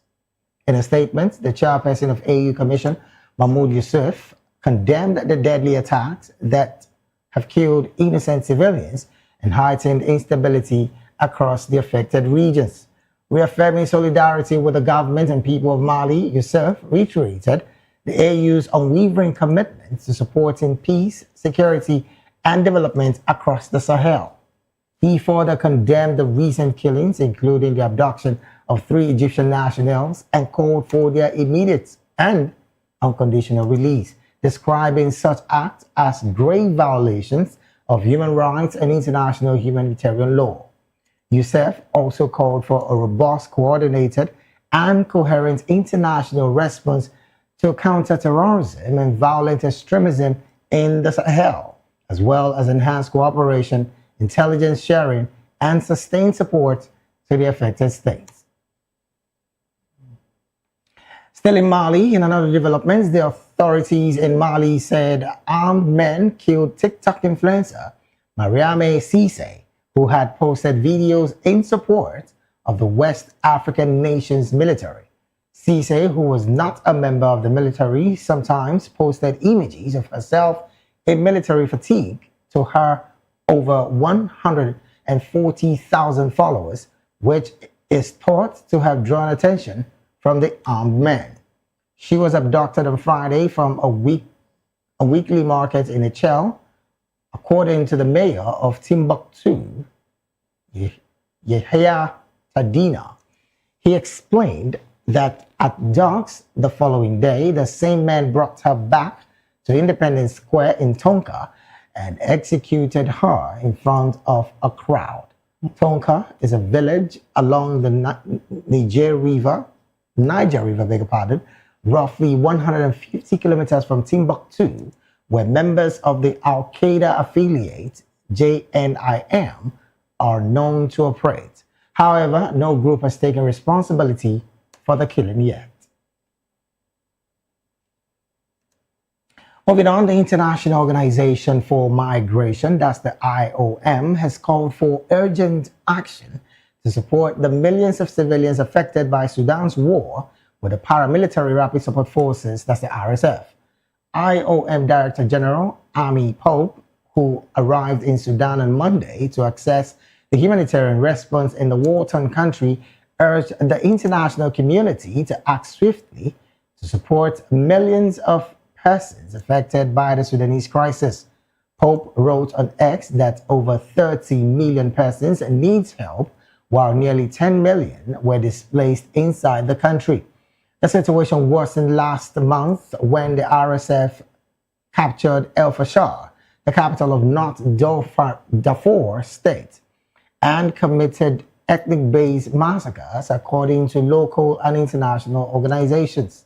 Meanwhile, the local relief committee, the Tawila Emergency Room in North Darfur, said that a fire broke out east of the Dali camp, destroying the belongings of displaced civilians. It appealed to humanitarian organizations for urgent intervention to assist the affected families. And in Gabon, a court in Gabon has begun the trial of former First Lady Sylvia Bongo and her son, Noureddine Bongo Valentine, for graft. Both are being tried in absentia at the Special Criminal Court in the capital, Libreville. According to reports, Sylvia is accused of embezzlement of public funds, money laundering, and criminal association, while her son, Noureddine, was charged with illicit enrichment, corruption, and illegal transfer of funds. Among others, they were charged alongside Mohamed Saliu, who was the deputy chief of staff to former President Ali Bongo. Prosecution alleged that billions of CFA funds could have passed through a network of shell companies, offshore accounts, and discrete investments in complicit financial institutions. Ali Bongo was deposed in a military coup in Gabon 2023, ending the Bongo family's decade rule over the oil-rich Central African nation. However, he is not implicated in the corruption charges. And from Gabon, we move straight to Guinea. Guinea's Supreme Court has released a provisional list of 9 candidates for next month's presidential election. Among them, the junta leader, General Mamadi Doumbouya. Doumbouya has been in power, since 2021, when he ousted former President Alpha Condé after Condé sought and won a controversial third term in office. Former Prime Minister Lansana Kouyaté and former Minister Ousmane Kaba have been barred on technical grounds, while opposition leader Faya Milimono and former Minister Abdoulaye Bade have also been cleared to run. Voters last month gave Doumbouya the go-ahead to stand in December's presidential race, a possible path for the coup leader to legitimize his military rule. He had initially promised to give up power once Condé was overthrown. Nevertheless, the execution of opposition voices has already been called the credibility of the upcoming vote into questioning. And moving on to other stories, South Africa has described as an imperialist and racially charged act of interference United States President Donald Trump's decision to boycott the upcoming G20 summit in Johannesburg. The ruling African National Congress and senior government officials accused Trump of misrepresenting the country's social and political realities for political gains. Trump has announced that the U.S. would not send officials to the 2025 G20 summit, claiming that the boycott was in protest against what he described as a persecution of white African farmers in South Africa. He further called the summit a disgrace, saying that no U.S. representative would participate while these said human rights abuses continued. However, his remarks sparked outrage in Pretoria, with South African leaders dismissing the allegations as baseless and racially divisive. According to the ANC Secretary General, Fikile Mbalula, there is no persecution of any racial group in the country. He branded the claims as a blatant lie rooted in imperialist thinking. Still in South Africa, in another development, South Africa's Commission for Gender Equality, that's a CGE, has called on parliaments to review the country's nearly 70-year-old law on witchcraft as part of investigation into statutory rape and teen pregnancies. CGE Commissioner Erika Mogani said that acts practiced under the guise of religion but which harm the rights of children also needs to be called out.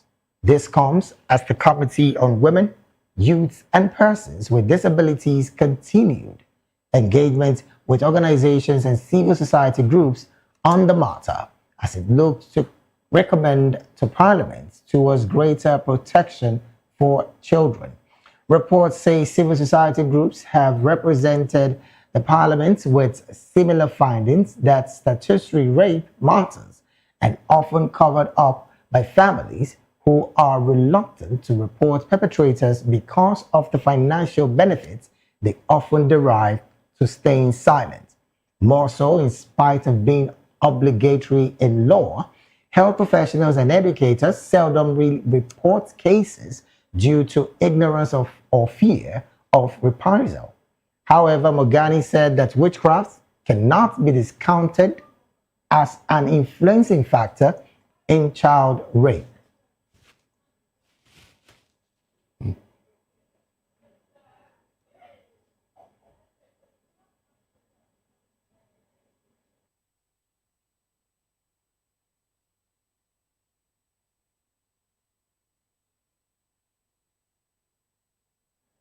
You're still watching the African News right here on Voice of the People television. Now we go straight to the analysis segment of the news.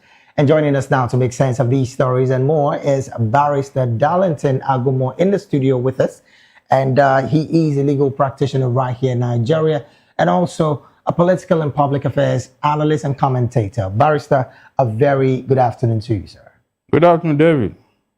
All right, let's jump to it almost immediately, Barrister. Interestingly, there are conversations coming from the, well, I want to say these are concerned women because clearly this is coming from the South African Commission for Gender Equality, particularly speaking to the reality of having what they call a nearly 70-year-old law on witchcraft as part of investigation into statutory rape and pregnancies. First, what's your position about these kind of conversation, yes, on the part of witchcraft? These are things that are very, it cannot be validated in court because when you are talking of witchcraft attack and all that, how do you identify it? Who is the witchcraft here? Those things cannot stand in court. Because there's nobody you can come and tell the court now that this man is a witch or a witchcraft or a wizard. They'll be looking at you as if something has gone wrong. So these are things that are outside the legal profession, especially in some countries. They don't recognize such things. In Nigeria, there are things like that, but it is not common in court for you to come and say somebody is attacking you with witchcraft.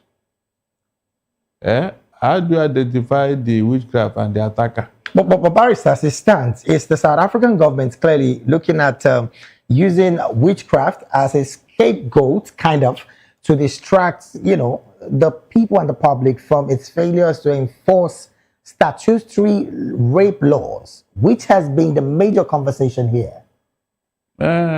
They cannot replace such a law with witchcraft because I don't see how you can be raped with witchcraft. Is it possible, David? How much of this conversation can be tendered as evidence in the court? Let's start from that. That is what I'm saying. You mean tender it as evidence that somebody raped you with witchcraft or what? Is it possible? To some level of voodoo or something? Voodoo. All those things, yes. Voodoo, yes. You can talk of voodoo. Even at that, it's still not enough. You can't stand the test of legal interrogation for you to plead all those things in court. The court may not be willing, except you can be able to convince the court with empirical evidence that, look, I was attacked with this type of thing, and bring evidence before the court. Apart from that, I don't think it will stand. Okay, now, Barrister, and on the case of rape in South Africa, there's been the concern that family members are paid heavily to stay silent. But there are also concerns about the fact that the South African government have not truly economically empowered victims of whistleblowing policy, so to say, on the part of rape. What's your position with this, Barrister? That is wrong. The government have failed in that particular area because you are supposed to protect women and the vulnerable. Now, when you leave them to the whims and caprices of their predators, you have failed as a government. That means women are on their own on this matter. And you know that physically they are weaker. And so if you cannot protect them, then you are failed as a government. That is the truth. It is this type of thing that will even make some of these women to go and empower witchcraft powers for protection. And so by the time you permit this type of behavior, it will escalate. Everybody will not become a witchcraft or a wizard. Just for protection. That's the truth. So it is very wrong. The government should do the needful here. Okay, now again, the concern are being raised about the fact that the ruling party clearly is supporting the CGE's review, while, of course, some critics are saying that this is an act of scapegoating tradition to mask governance failures. How can we balance this? Upholding culture, governance failure on the path of clearly standing firm on statutory laws on rape and, of course, other gender-based offenses. Look, there is no law or no tradition that would replace the law of gender protection, the law of rape, and all that goes with it. You can't hide under the whatever tradition, and even that tradition cannot include witchcraft and wizardry. Cannot. Because even as a government, how do you identify these things? Because they are a mystery. They are things you cannot see. Can't it be added to the religious section of the government? No, David, look, this thing you are talking about, it cannot be identified or validated in court. When you are talking, if you now say, somebody attacked me, there must be a physical person. Right. You are seeing that person. Right. Good. When you take him to court, you now describe how we attacked you another, and the court will listen. But when you now say you had a witchcraft attack, where is the witch? Can you take the witch to court or what? Remember, we are talking of a mystery here. Even if you take somebody to court and you say, the court will look at this person, this is a human being. How is this person now a witch or a wizard? The person will just deny it and then walk away. Because you cannot hold him onto it. You can't. That is the mystery here. So government should be very careful in such matters. Don't promote this thing because it does not exist in the eye of a believer. Okay. It doesn't. All right, then let's still stay in South Africa and talk about the G20 summit that Donald Trump has clearly said nobody from the U.S. government will be representing the U.S. in the G20 summit. Some have said that this boycott, according to Donald Trump, seemed like a genuine human rights stance. And again, some have said that this clearly might be looking at, we'll be looking at a racial provocation to destabilize South Africa's global standing. What's your position in all of this? Yes, Donald Trump is willing for every means. You know, that man does not forgive. If you offend him or America in any form or shape, Donald Trump will find a way to revenge. He will not let go this particular issue. I mean, this is the Ramaphosa he has been fighting, and now a summit of that magnitude is being hosted by South Africa. South Africa. You don't expect Donald Trump to send anybody there. That's the truth. Until Ramaphosa have done what he wanted. Yes. So as it stands, the boycott of the U.S. government, from your perspective, Barrister, do you think it's going to have any negative effects on that summit? No, as long as it's a global event. I mean, it will only influence it when you discover that people from the Western world are not coming. You now be thinking of maybe Donald Trump has made phone calls and all that.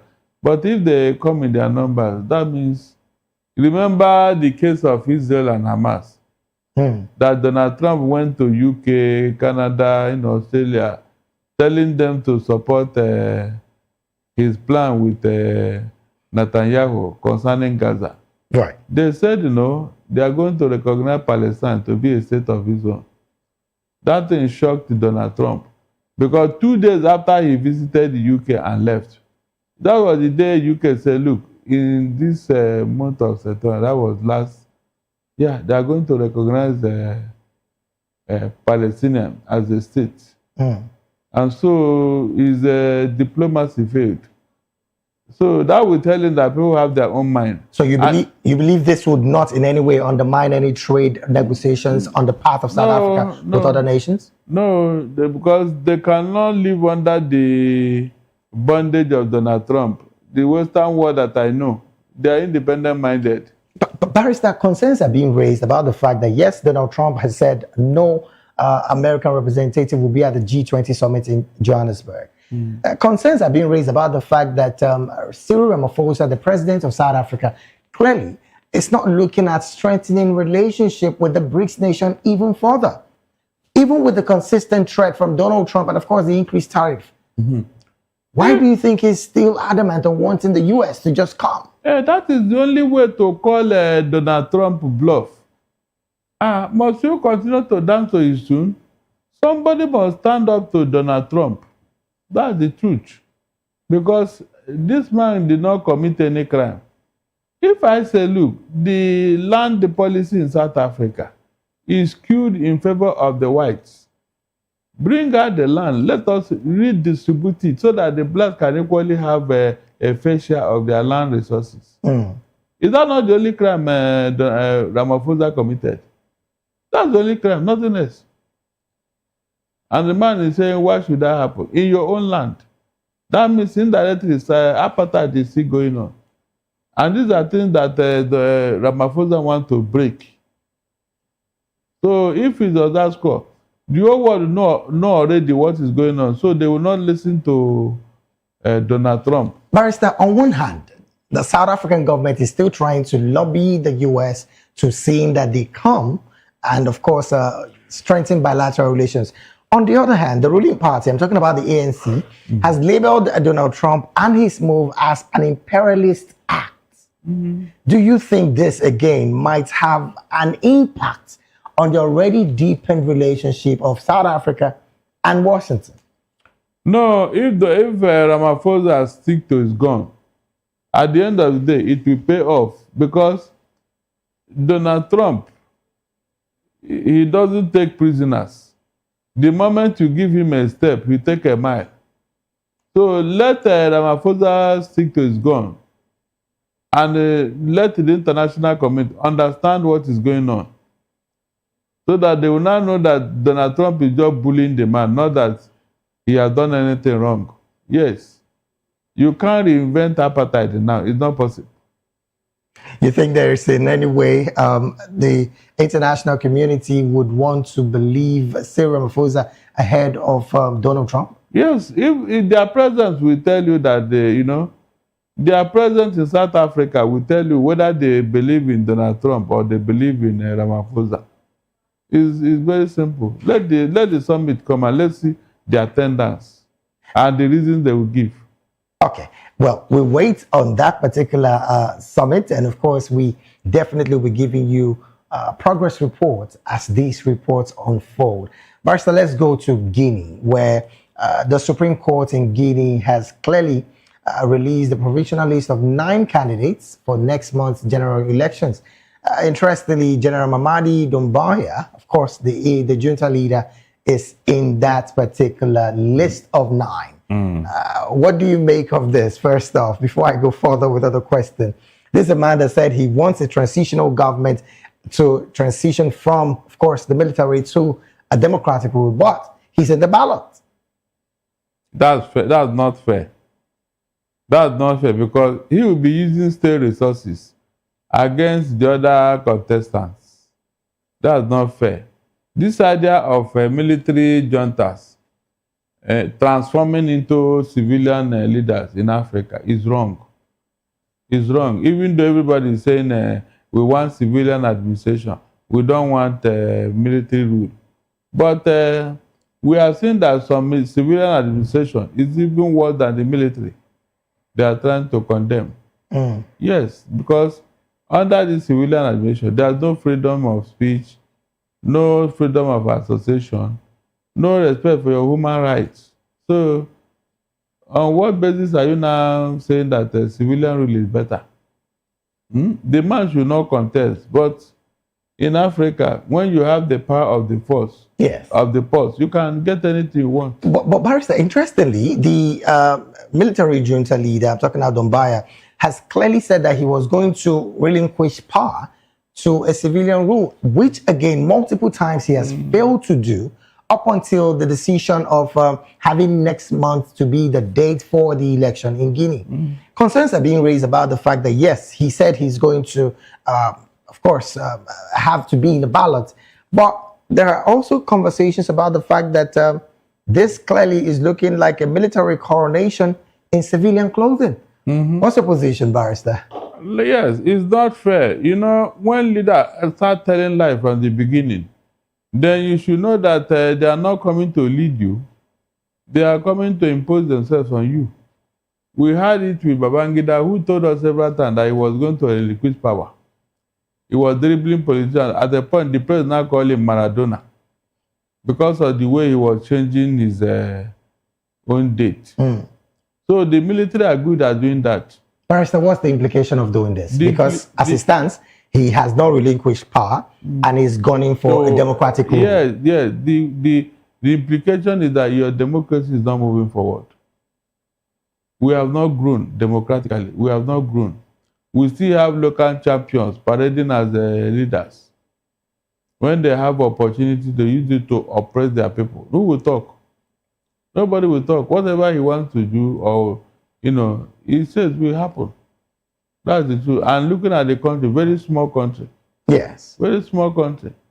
So the man is literally in charge. Barrister, on the part of the judiciary, again, concerns are being raised that they have taken off opposition, main opposition in this election, going into next month's election, and just having Dombaya as the main man, and of course 9 others who, again, according to some quarters, are not so strong, as, of course, as you would think the opposition would be. Do you say that the judiciary, again, on this part has been captured, or is this something that they carefully looked at before releasing these 9 names from the Supreme Court?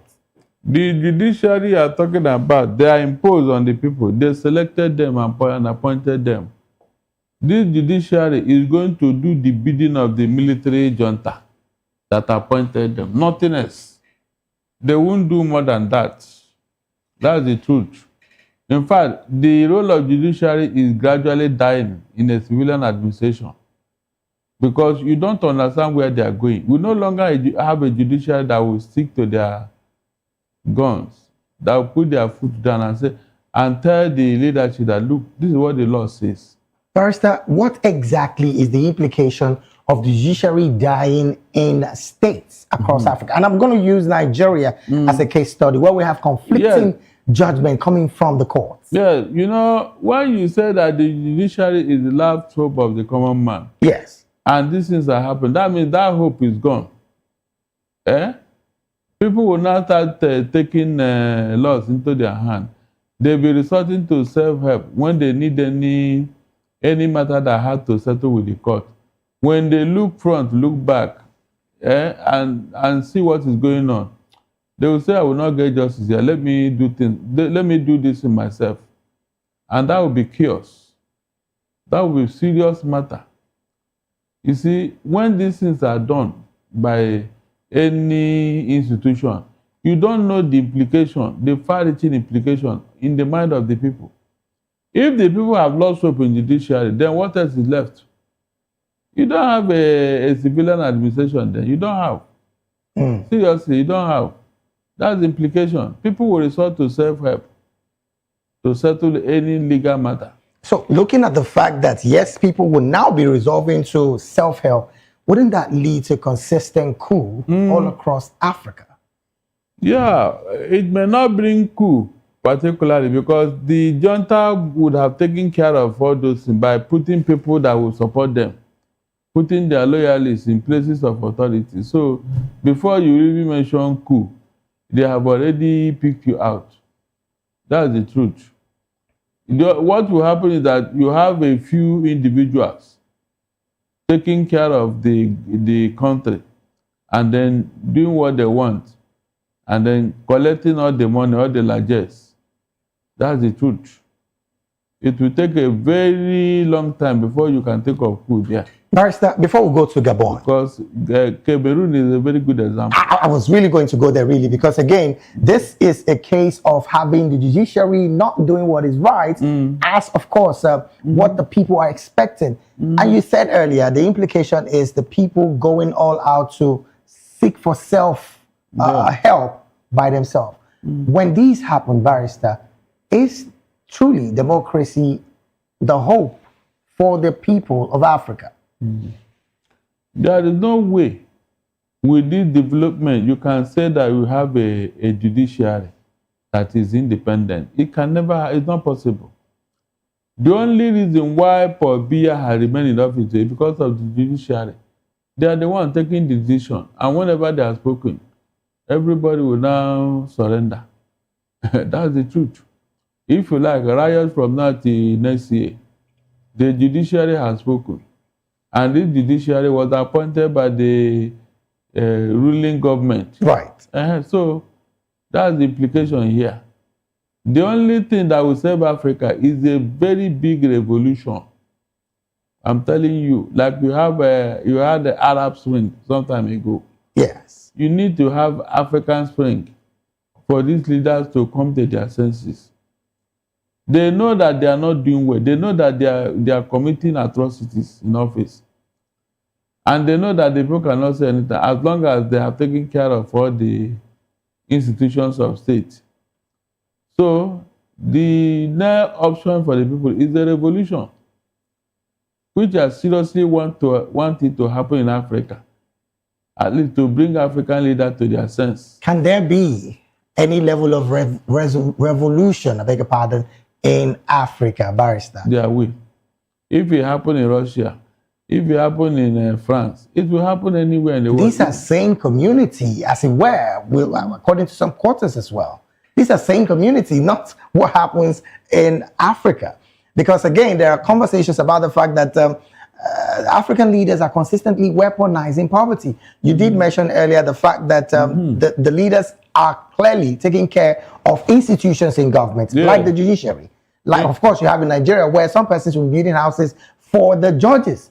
Wouldn't that be an impact when there be any case from the angle of the judiciary on this political elite? When push come to shove, even the judiciary will abandon the courtroom and run for their dear life. This weaponizing poverty that you mentioned is good. It's a recipe for revolution. That thing you mentioned is the recipe for revolution. So let them continue. In Russia, it was the cost of bread. The cost of bread, wheat, all those food for the poor that they cannot find. Meanwhile, their leaders, they are living like a lord. In France, the same thing. The woman even told the matronette, he said people cannot see bread, then go and bake cake. They say, so this market don't reach like this. And the rest is history. So most of the time, it is what? Poverty that causes revolution.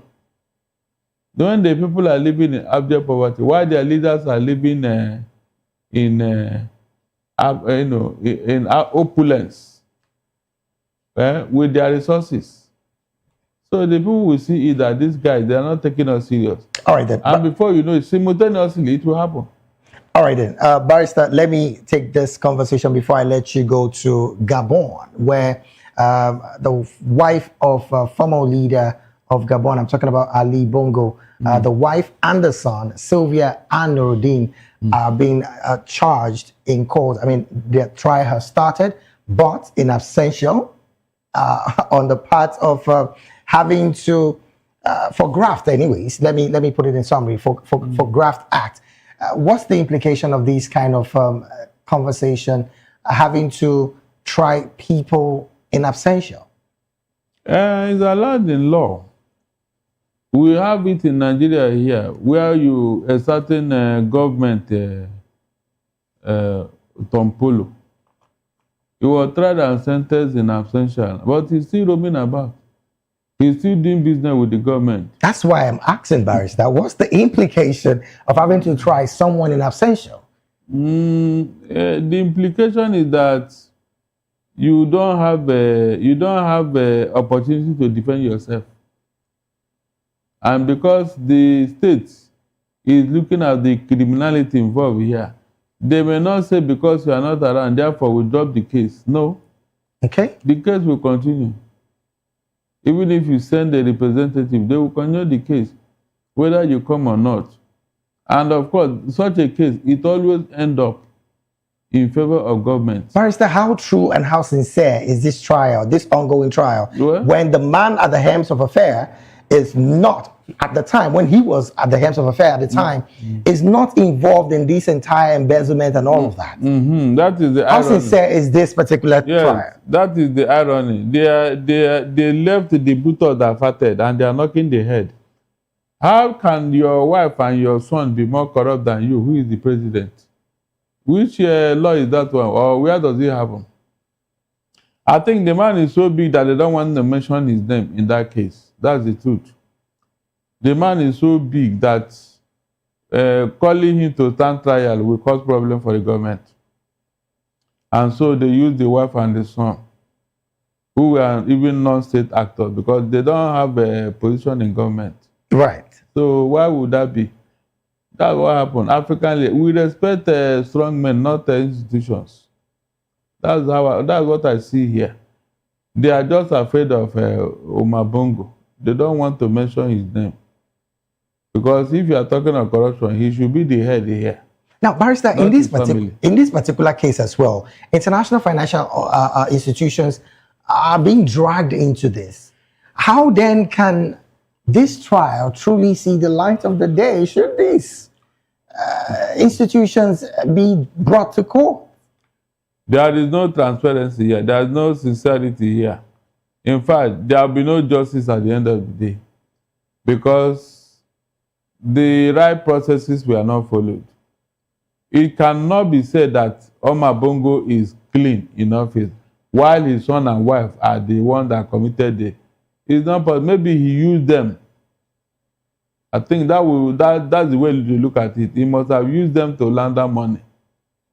But that is not enough. He should answer for himself. In fact, the state should call him to account. The state. But now they have shifted the problem to the son and the wife. And deliberately, they are not in the country. Now, Barrister, international observers have said that this particular trial in absentia may just violate the trial standard and, of course, undermining judicial credibility. What do you make of this as well? No, I told you here that there will be no observance of rule of law. You know, there will be no observance of the principle of nemo dat. That means you can't be a judge in your own case. That means the government is judging their own case. The opposition or the defendant was not given opportunity to defend himself. Apparently, they were invited and they refused to come and all that. But the trial will go on. But at the end of the day, in the eye of the law, it will not be proper. Okay. Because the defendant ought to be in court to defend himself or herself. And so when you now rule against him or her, they may go for appeal, but it doesn't sound well. It is very rare. They should have, issued an international warrant for their,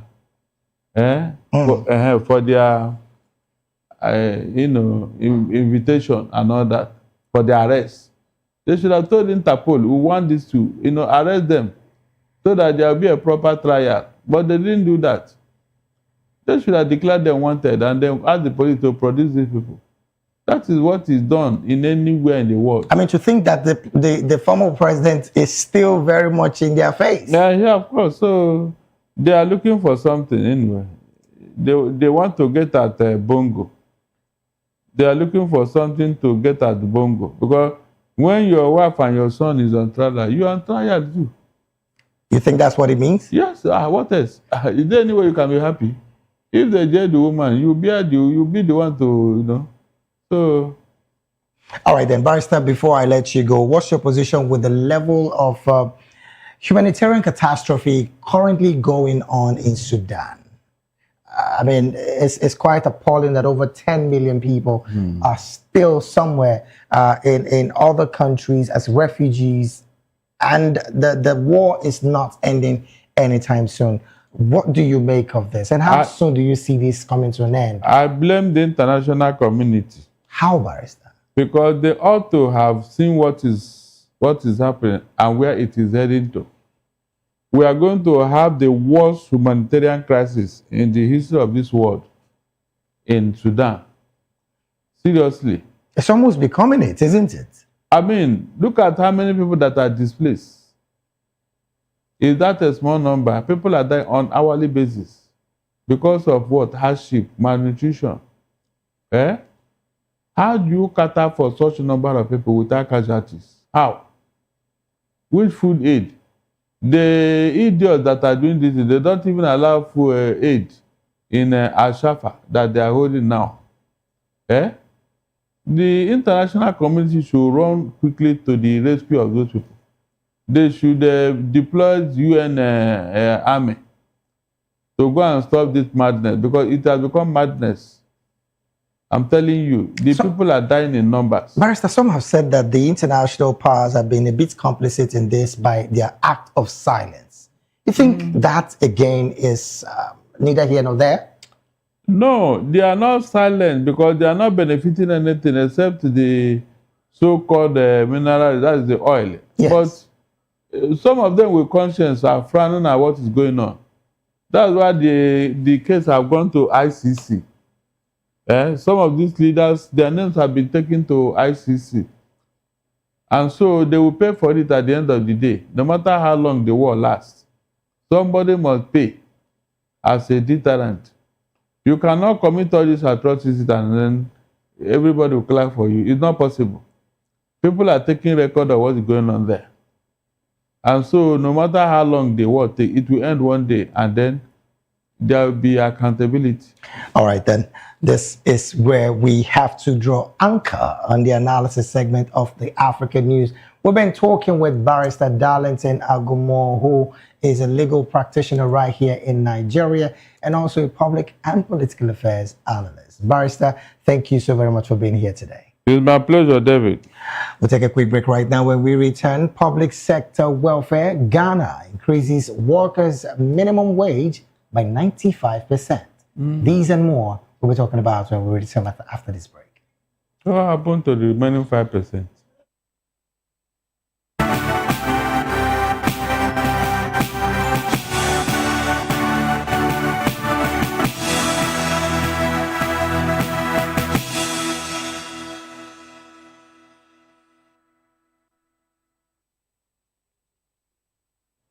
Glad to have you back. It is still the African News right here on Voice of the People Television. Now to more stories.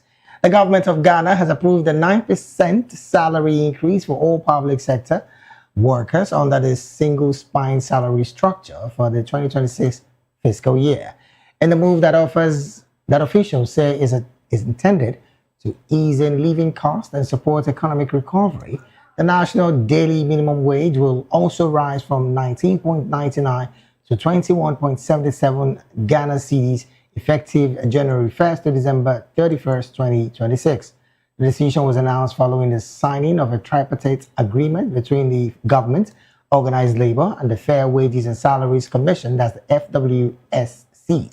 Officials say the increase was based on a careful review of Ghana's cost of living and current economic conditions. The government, meanwhile, has commended the organized labor for their role in the negotiations, describing their approach as patriotic and constructive.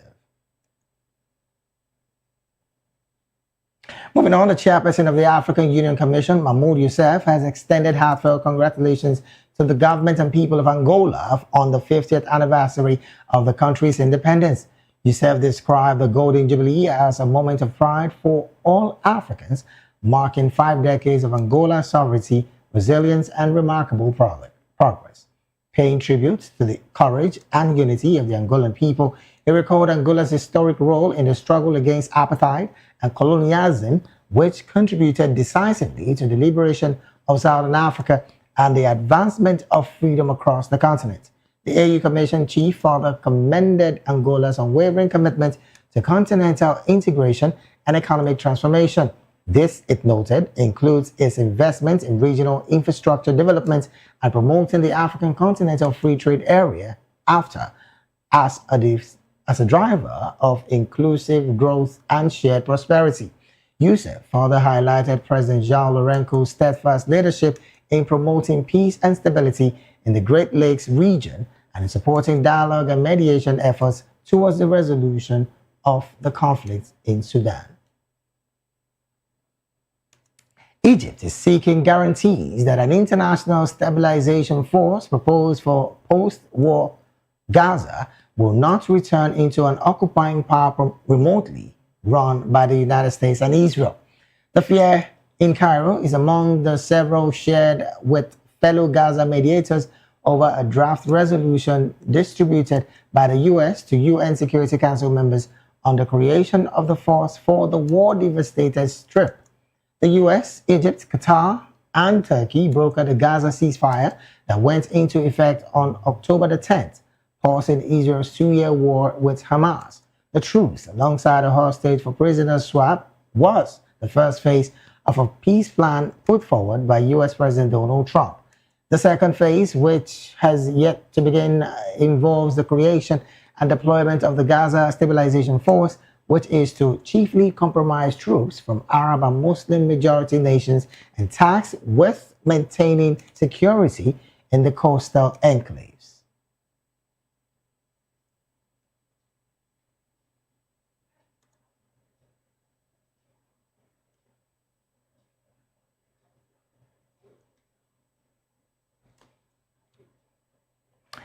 And from that story, we'll move straight to talking some African business. The United Arab Emirates Trade Minister says the Gulf states could complete negotiations for a bilateral trade agreement with Chad by the end of the year. The Comprehensive Economic Partnership Agreement, that's CEPA, and Trade, Investment and Cooperation Agreements that form a crucial part of the UAE's long-term strategy to boost growth and reduce its dependency on fossil fuels. Speaking on the sidelines of the UAE Chad Trade and Investment Forum in Abu Dhabi's capital, Thiani Al-Zahoudi said both nations are building a strong bilateral relation, adding that the negotiations have moved to market access. According to Zahoudi, bilateral trade between UAE and Chad is $1.9 billion, representing a growth of over 30% over the past year.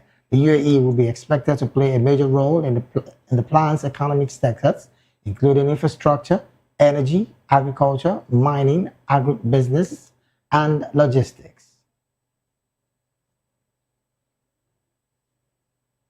And to wrap up the African news, we'll go straight talking some sports. Mozambique have recalled to their squad Captain Dominguez, better known as South Africa, as Elias Pelembe for their international friendly games in Morocco this month.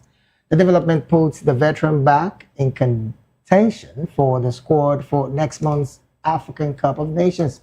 Dominguez turns 42 on Thursday, a day ahead of Mozambique's friendly against Cup of Nations host Morocco at the Grand Stade in Tangere. The Mambas will also play against Chad in Tetuan on November the 17th. Should Dominguez play at the Cup of Nations in Morocco in December, he would be the second oldest player to compete at the finals after Egyptian goalkeeper Essam Al-Hadari. El-Hadari was 44 years, 21 days when he played in the final of the 2017 Cup of Nations finals against Cameroon in Gabon. Dominguez was dropped earlier this year by coach Chichinkwe Konde after he handed in his passport late and missed out on a visa to Egypt, where the Mozambicans had to play a key World Cup qualifiers without him. And with that sports story, we've come to the end of African News right here on Voice of the People Television. Do well to subscribe to our YouTube channel. On YouTube, we're at Voice of the People TV, and on all other social media platforms, we are at VOP TV Live. Thank you so very much for being a part of this broadcast. I am David Edwin. You have a good afternoon.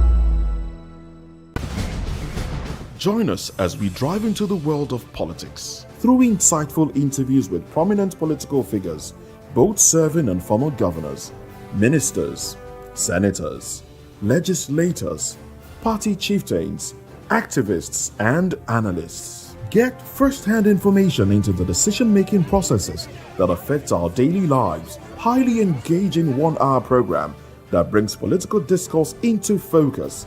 I am Chukwuma Okoro. Political Lens, Monday through Friday, 6 to 7 p.m.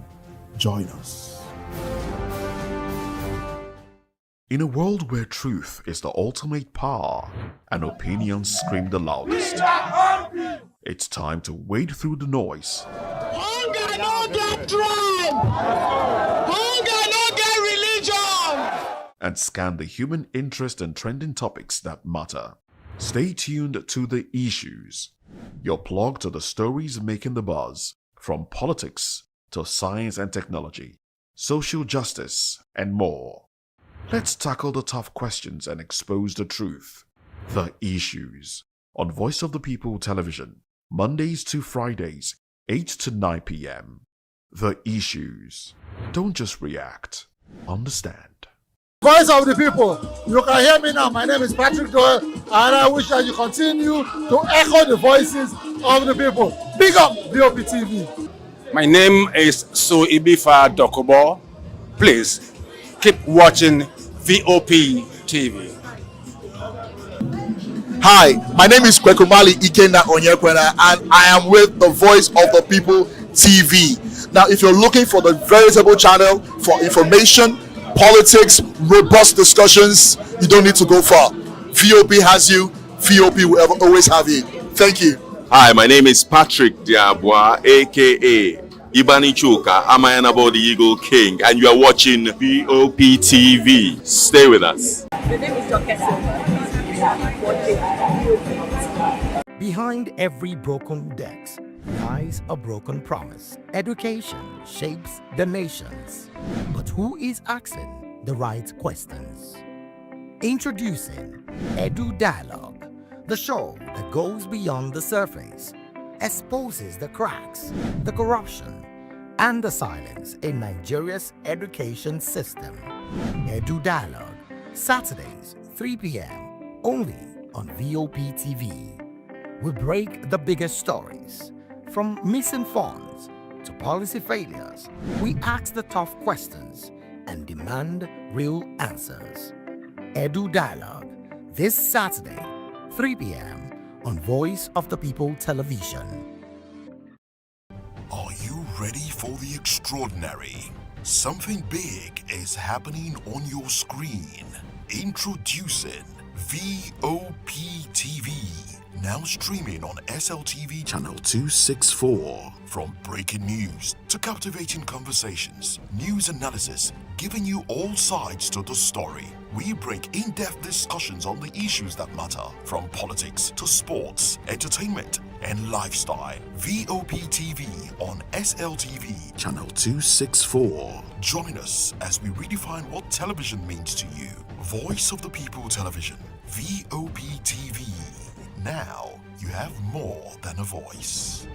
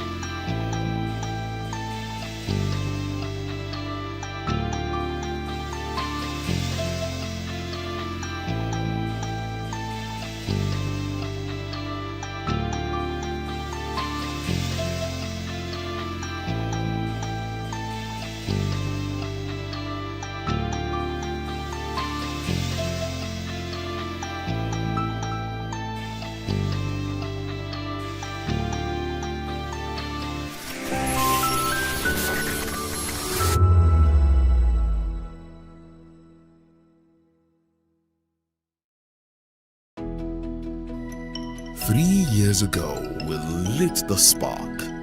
Today, we are blazing the trail for others to follow.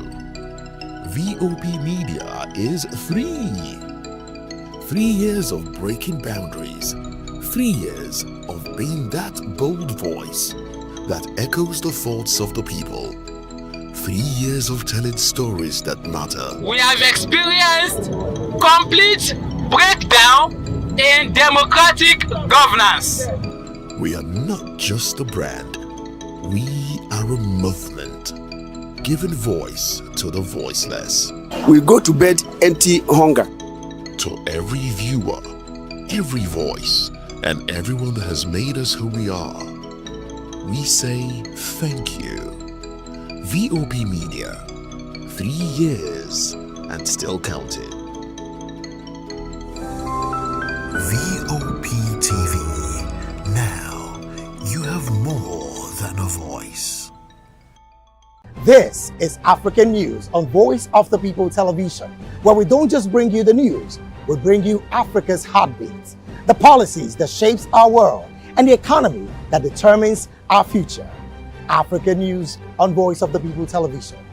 Stay with us. Join us on People's Voice, where we amplify the voice of those that matters the most. Join the conversation. Share your thoughts with me. I am Sylva Udo. Weekdays, Monday through Friday, from 4 p.m. to 5. Don't forget, our voice matters the most. Let us come together and share our concerns. Thank you. We encourage you to click on the like button and subscribe to our YouTube channel. We are Voice of the People TV. Also follow us on all our social media platforms. We are at VOP TV Live. Visit our website www.vop.ng for fresh and trending news. Also watch us live on SLTV channel 264. VOP TV, Voice of the People Television.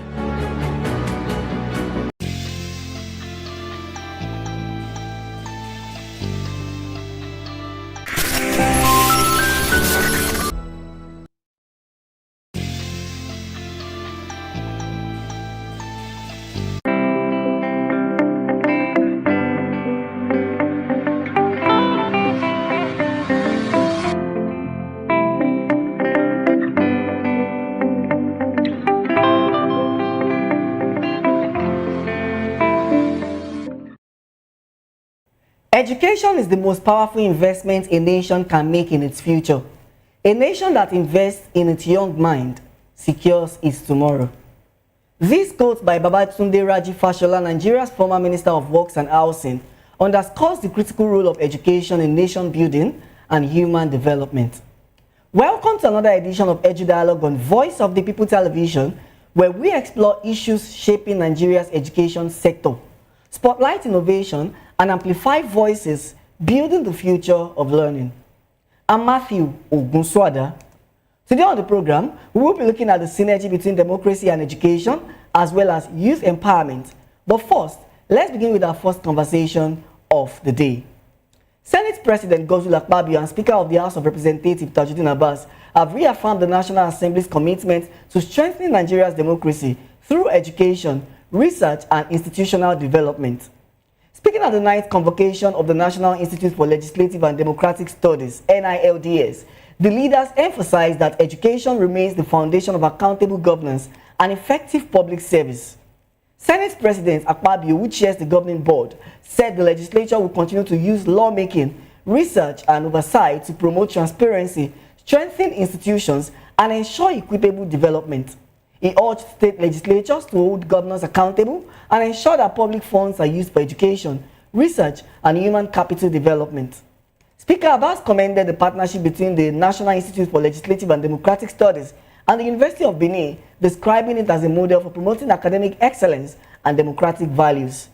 Both leaders stressed that investing in education, particularly in legislative and democratic studies, is key to nurturing informed citizens, ethical leaders, and a sustainable democracy. Now, joining me to unpack this conversation are Dr. Rashid Adebi, who is a senior lecturer at the Fountain University Osogbo and a strategic communications consultant, And also, I have Rotimi Akintunde, who is the lead instructor at Precise Media Academy and a lecturer as well. Dr. Rashid, good afternoon, sir, and thank you so much for joining me on the program.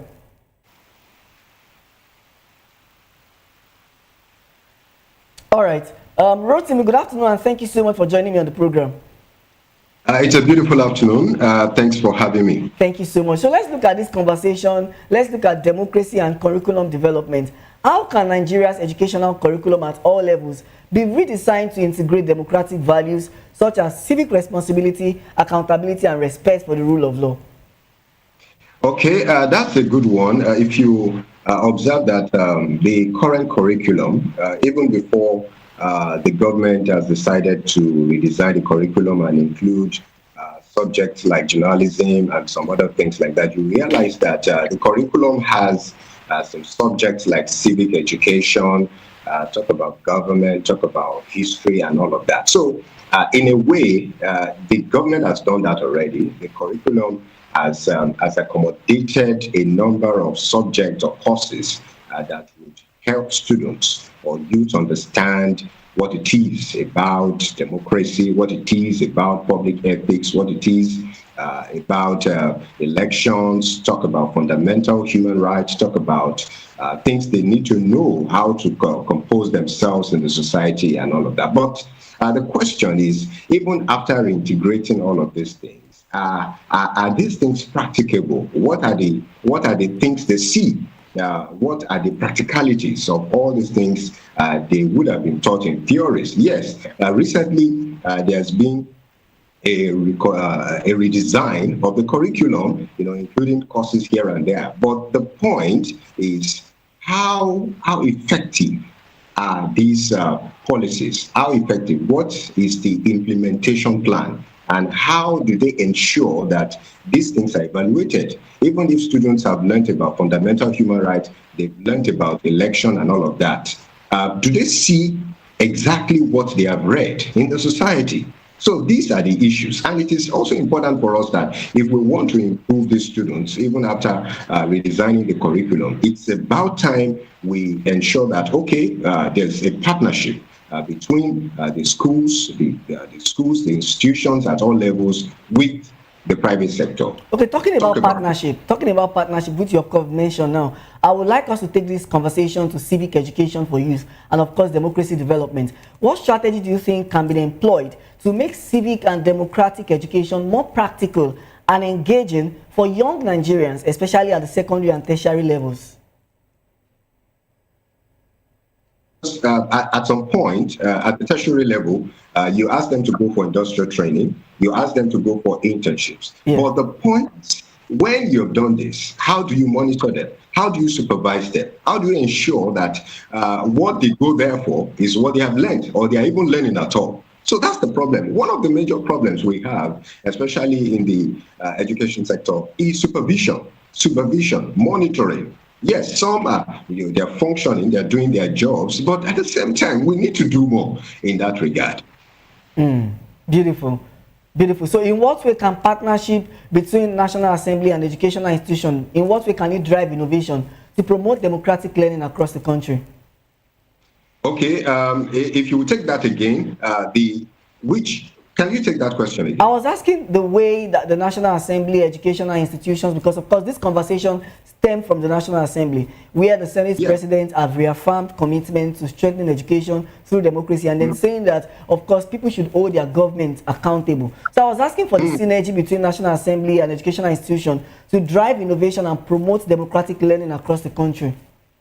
Okay, great. Let's quickly look at it in two ways. First, you look at what the media organizations are doing, especially the broadcast organizations, how they broadcast what is going on in the National Assemblies, the House of Reps. We get to see what is happening. Yes, this is an opportunity for youth to learn about democracy, about how bills are passed, about it goes into the second reading and all of that. But at the same time, what about those who are not, who do not have access to TV? That is through TV. If they're doing it through TV, what about those in the rural areas? How will they understand what is going on. Now, another opportunity, another strategy, so to speak, is using the internet. Now you realize that some youth are not even bothered about watching TV. Everybody is going on social media. So are we also using social? But at the same time, I see that, oh, thank God, the broadcast organizations are also on social media. So in a way, the youth can access that. But what is important to make all these things very effective is orientation. How do we let them know that it is important for them to participate, to engage, to be a part of it? Because these things are being done already. Yes, because when they are broadcast, when you see some national assemblies, sometimes if I believe VOP is also doing that, to let us know what is going on in certain House of Reps or National Assembly. When these are done, it helps to educate at the same time. But it's also important to orientate youths, to let them know why they need to learn from that. Another way is to ensure that while they are being taught all of these things, for the ones that have the opportunity to be in school, they could also find a time to let them go to the House of Assemblies, the House of Reps and all of that to see how things are being done. And that is where the synergy comes in. If there is a synergy between these institutions and the assemblies, yes, youth students will get to learn how things are run, and that can help. But the problem here is, what about those that are not in school? Thank you so much. Good afternoon, Dr. Rashid. You can please unmute your device. Thank you so much for joining us on Edu Dialogue.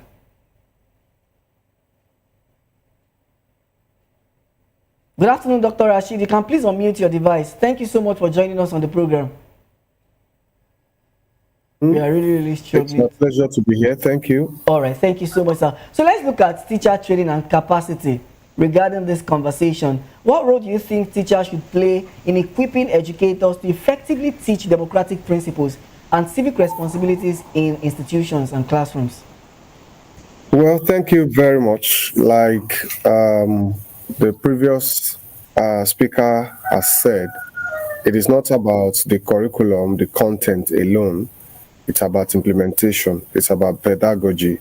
It's about how schools, through the teachers, are trying to implement the curriculum. And just like in every other facet of life, investing massively in the teachers is key to ensuring that we have a well-implemented curriculum on civic education. Like I've always said, there is no perfect curriculum in the world, but we need good implementers, and so there is a need to spend more in terms of training the teachers on how to teach in such a manner that the values that we intend to pass across to the pupils or students will be done so. So we need extensive financing for upgrading the skills of those teachers. It is very, very important. And so we have to not only spend on the teachers, we also have to consider the infrastructure, because the infrastructure of teaching is very, very important. I could overhear that you are talking about partnership and collaboration. How will a student in Ile, a town in Osun, be able to connect to the State House of Assembly or the National Assembly to learn basic rudiment of lawmaking, for instance? So, importantly, it is very key that we invest in the teachers, and importantly, we also have to look at our society, because the issue of civic education, civil responsibility is not only on the pages of the books. The society should also reflect what we intend the students to learn. And so, importantly, the conduct of the civic players and educators is also critical to ensure that we have a well-implemented civic education curriculum. Thank you. All right, sir. So what long-term policies and building framework do you think will be needed to ensure that education for democracy remains a national priority and it shouldn't not just be a political statement? Well, it's before we begin to talk about frameworks and policies, let's also look at the conduct. How are those that you have elected in public offices conducting themselves? No matter how good the curriculum is, no matter how good we are saying democracy is, if you don't see practical demonstration from the public spaces, we may be teaching one content and the student will be seeing another thing, and so there's going to be a confusion. So, but also we cannot overrule the importance of building systems and mechanisms. It's very important how arms of government working together to ensure that they portray themselves as good civic leaders. How are we conducting our elections? How free and truly fair are those elections? So these are important. And so, yes, putting framework in place is important, but seeing the practical aspect of the curriculum in the society is more important. That's my opinion. All right. Thank you so much for your contribution, Dr. Rashid and Rotimi. Thank you. Thank you. All right, you're still watching Edge Dialogue on Voice of the People Television. We'll take a quick break now, and when we return, we'll go into the second conversation of the day. Please stay tuned.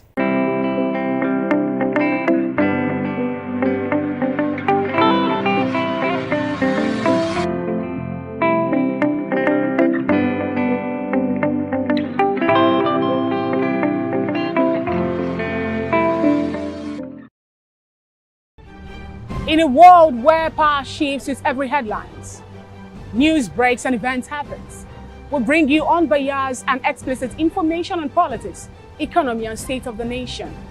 We break down the chaos. Facts, not fluff. Truth, not a spin. We discuss not just politics, but a glimpse into the future. Join Moses, Chukuma and Fina on Voice of the People TM. Voice of the People Television. Now you have more than a voice.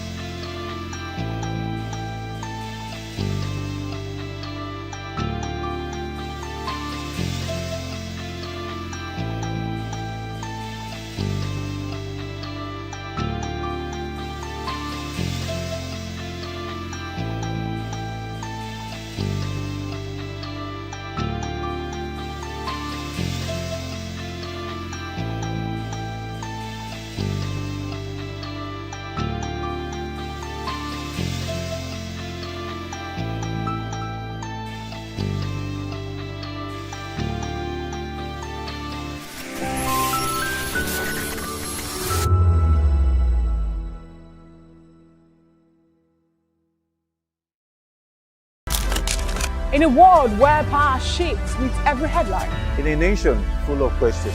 In a world filled with noise, the truth needs a voice. The policies that shapes our world and the economy that determines our future. Every hour, every day, the grapevine keeps buzzing. And together, we are committed to telling the stories that shape our world because your voice is our focus. Don't forget, our voice matters the most. Let us come together and share our concerns.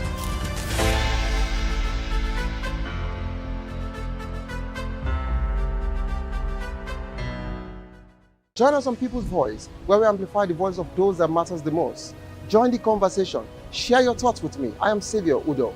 Weekdays, Monday through Friday, from 4 p.m. to 5.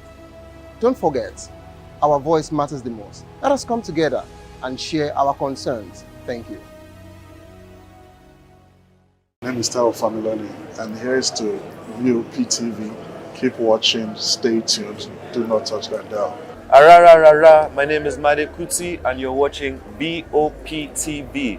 Keep watching. Welcome, my name is Zika Davis. Distinguished ladies and gentlemen, boys, viewers, everybody, boys and girls. This is VOP TV. Do you know what that means? Voice of the People TV. You don't have a voice, don't come here. You better make sure your voice is heard.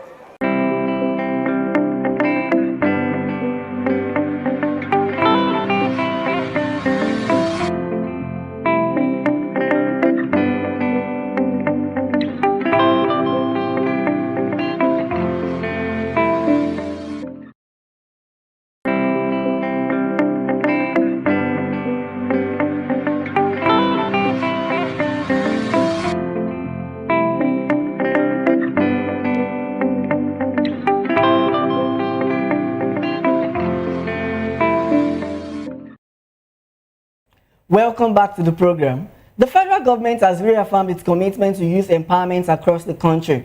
The Minister of Youth Development, Ayodele Olawande, made this known in Abuja during a press briefing ahead of the 2025 National Youth Day, scheduled for November 27.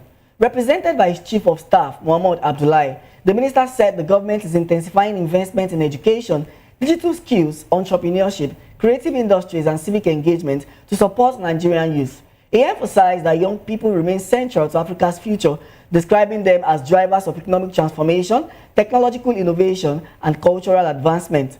The minister also called on private sector leaders, development agencies, and civil society groups to continue supporting youth-led initiatives across the continent.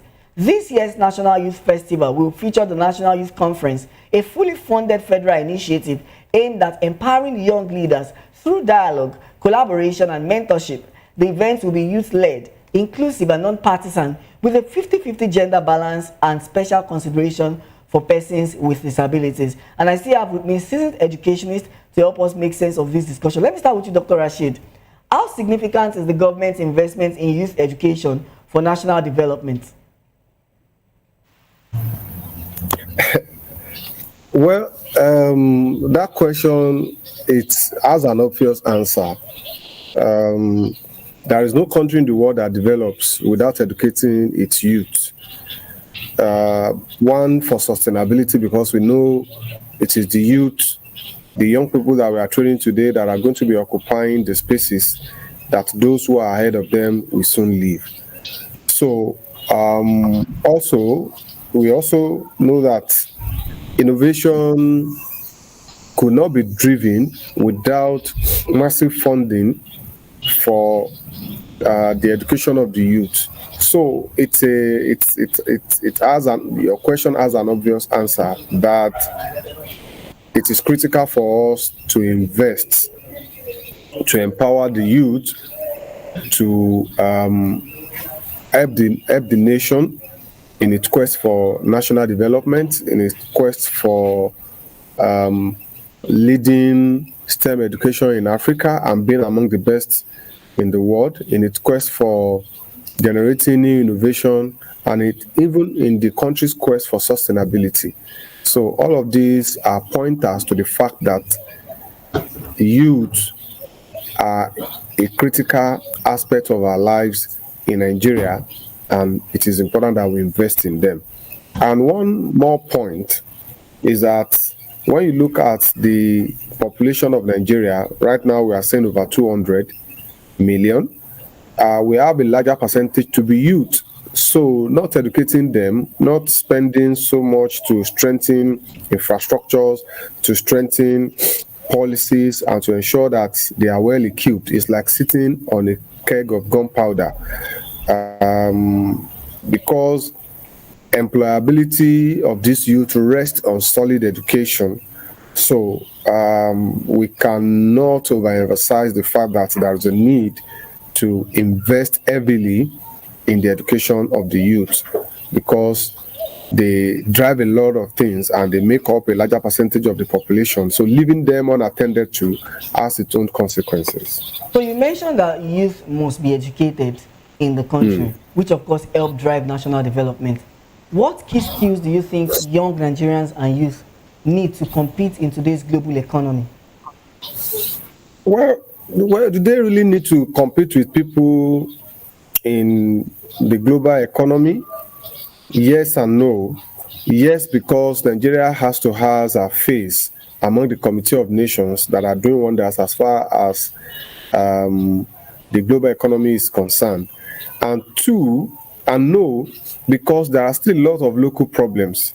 Well, I'd rather say that the youth need an educative environment, an education system that ensures that they are able to provide solutions to the various problems that we have.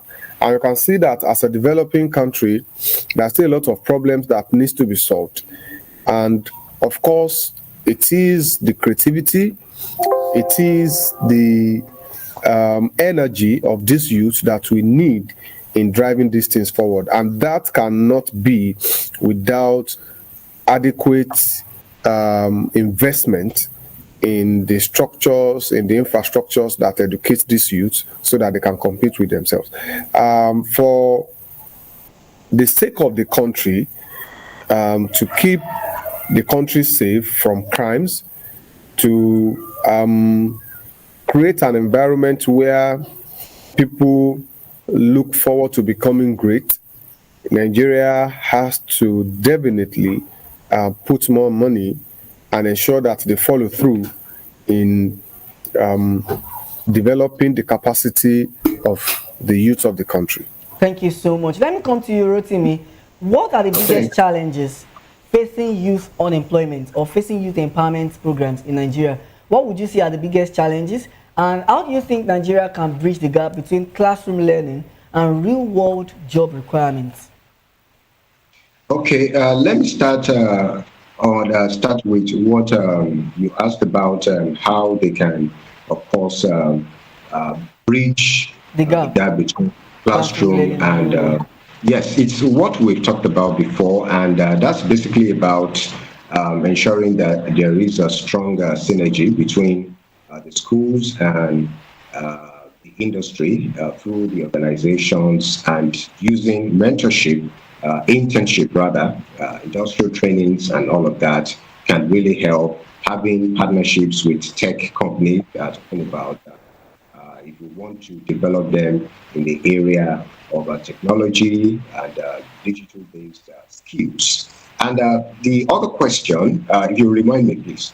I was asking that what are the biggest challenges facing youth unemployment or facing youth empowerment in Nigeria? Okay. Yes, we can't say that the government is not trying. The government is trying its best. At least most of the time we see headlines, 200, maybe 100 million youths to benefit from this, 700,000 youths to benefit from that and all of that. But it takes us back to what we talked about earlier, that it's important to monitor all of these programs. Yes, we are going to invest in youth, we are going to do this. So who is responsible for what? Who is monitoring what? If we say 700,000 youth, if we say 200,000 youths, are they going to really benefit? These are the questions. What is the plan? What is the implementation plan?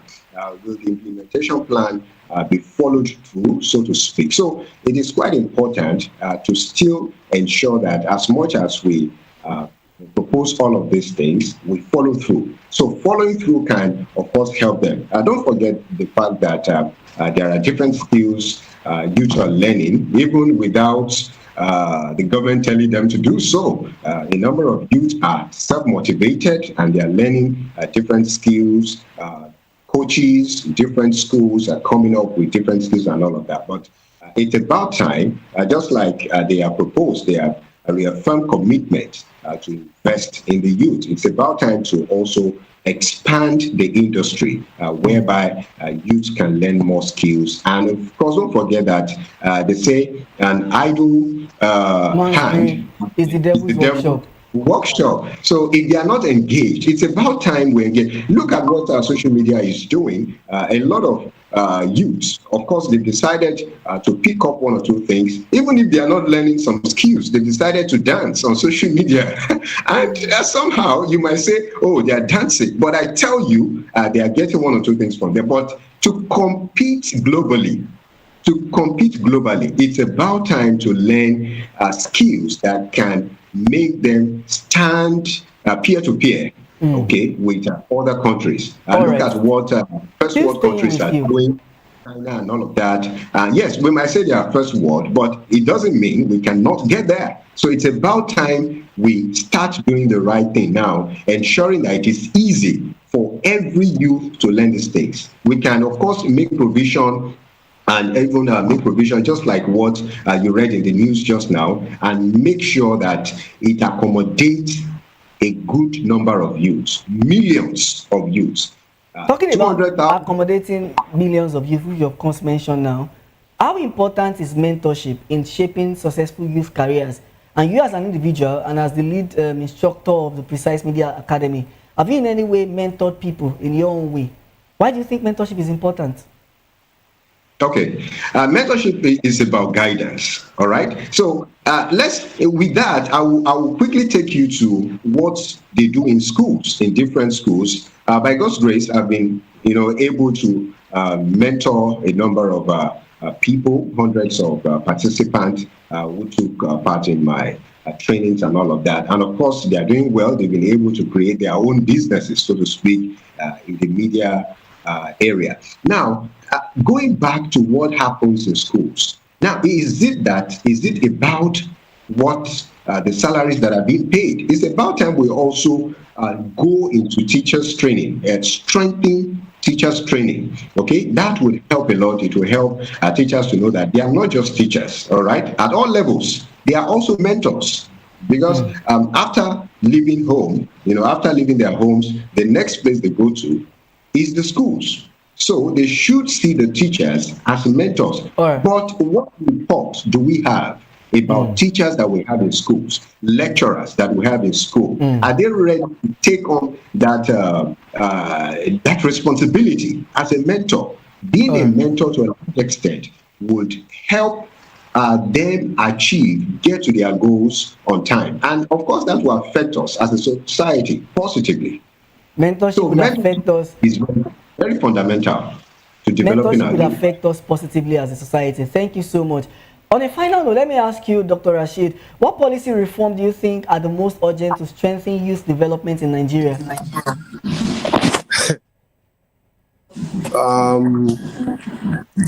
When we talk about the needed policy reform, I think that we have to start from our tertiary institutions. One of the best ways to reach the youth is through the tertiary institutions. And I think that we've had situations where sometimes we take 10 steps forward, and then we take some 5 or 7 steps backward.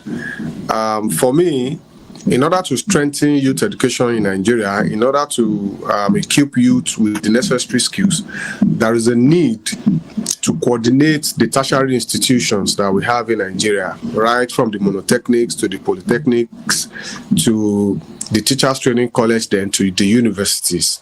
It is important that we begin to look at how to establish and equip innovation centers where the youth can be put together, trained, and provided mentorship for. I think it's going to drive a lot. Personally, I've seen how creating an ecosystem for youth that enables them to unleash their creativity has worked and has impacted greatly on their education and skills. So I think it is important that government begin to look at spreading innovation centers, equipping them, ensuring that they are set up to do what they are meant to do, so that our youth can be empowered. All right. Thank you so much, Dr. Rashid Adebi, Senior Lecturer, Fountain University, Osogbo. Thank you for joining me on the program. It's my pleasure. Rotimi Akitunde, the lead instructor at the Precise Media Academy. Thank you so much for coming on Edu Dialogue, and we look forward to having you some other time. It's a pleasure being here. Thank you. All right, you're still watching Edu Dialogue on Voice of the People Television. We'll take another quick break now, and when we return, we'll bring you top stories from Nigeria's education sector. Do join us again.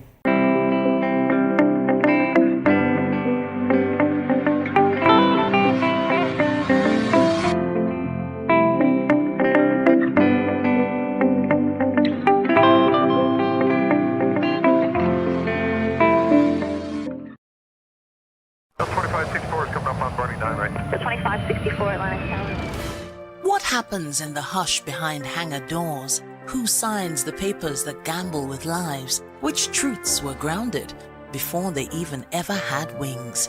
If you've ever buckled a seatbelt at 30,000 feet, if you've ever stared out of that tiny window and wondered who's really in control of the skies, it isn't just flight, it's power, it's politics, it's pressure sealed in steel.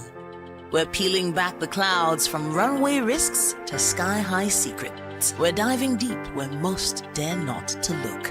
Aviation Scope, every Sunday at 7 p.m. only on Voice of the People TV.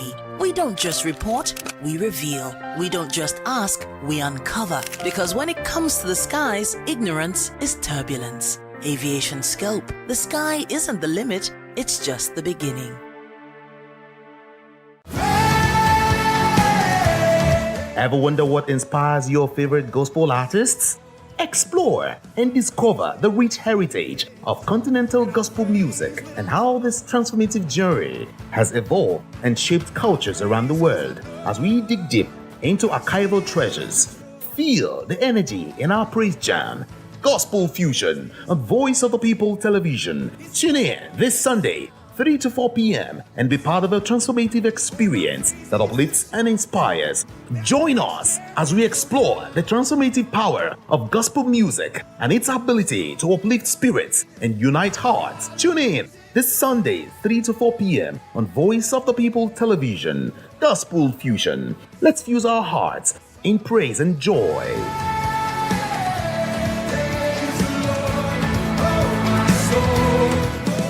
This is African News on Voice of the People Television, where we don't just bring you the news, we bring you Africa's heartbeats, the policies that shapes our world, and the economy that determines our future. African News on Voice of the People Television. Stay with us. 3 years ago, we lit the spark. Today, we are blazing the trail for others to follow. VOP Media is 3. 3 years of breaking boundaries.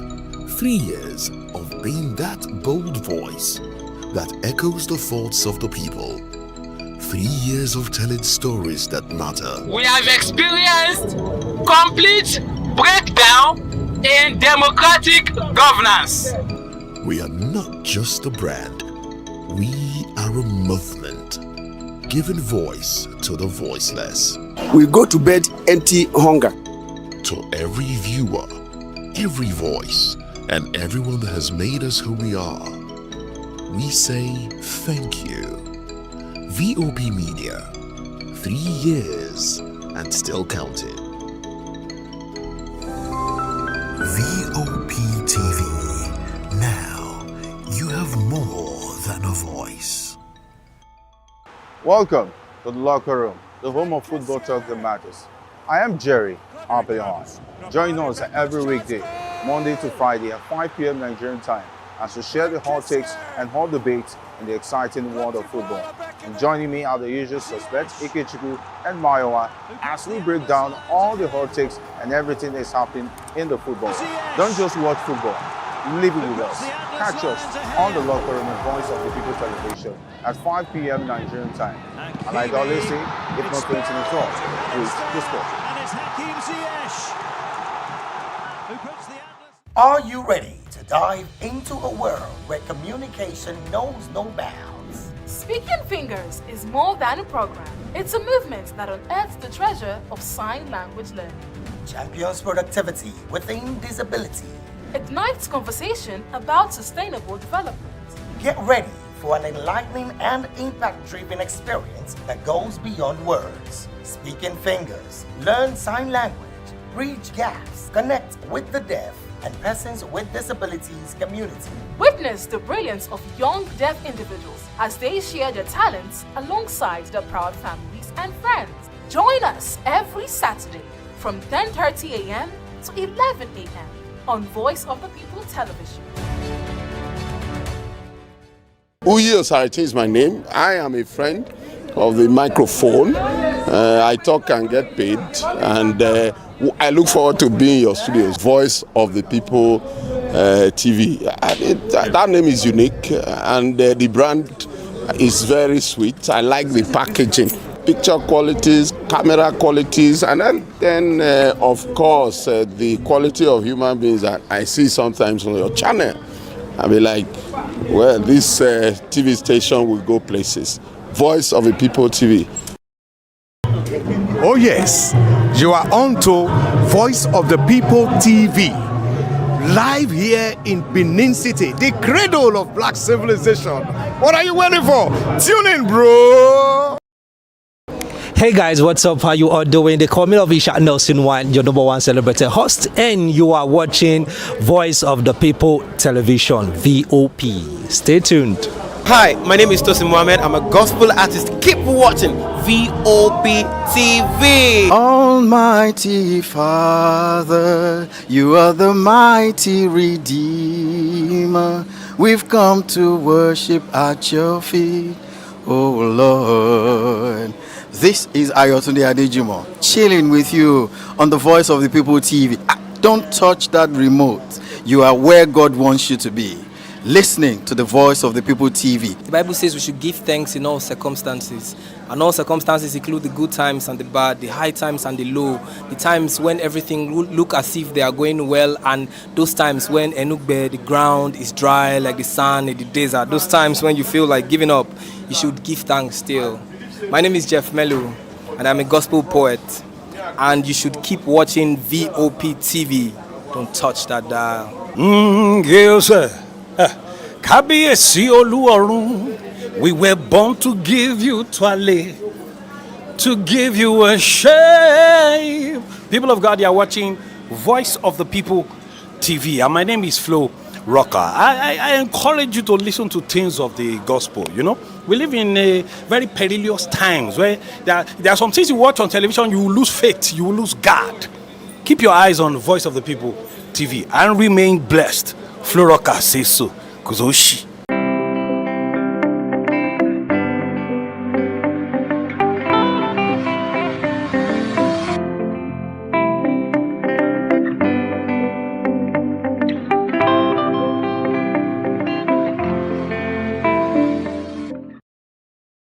Welcome back to the program. The Joint Admission and Matriculation Board has approved the admission of 85 underage candidates following what it describes as a rigorous and exceptional screening exercise.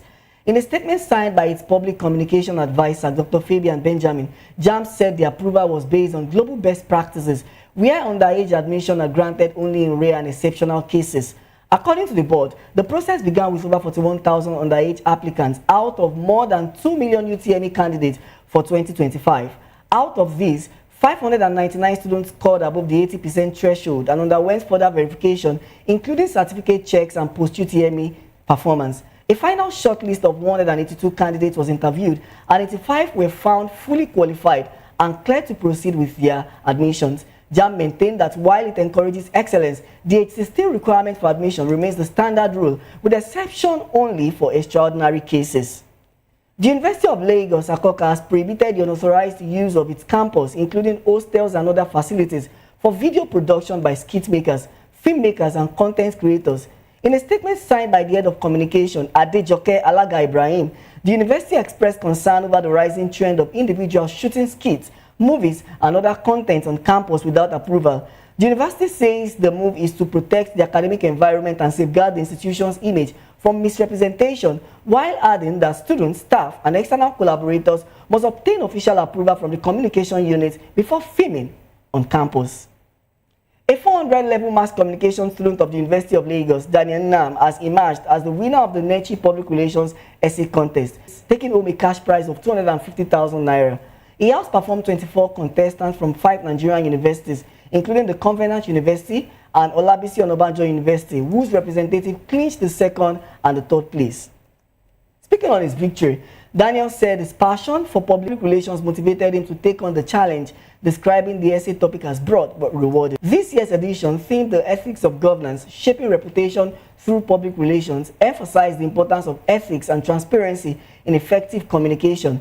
Key speakers, including Dr. Nkechi Alibalogu, the convener of the Nechi PR Roundtable, media professional John Momo, Abike Dabirerewa, the chairman of the Nigerians in Diaspora Commission, and communication expert Nkirolu Mideoju, all urged public relations practitioner to uphold integrity and drive national development. And that's it on today's edition of Edu Dialogue on Voice of the People Television.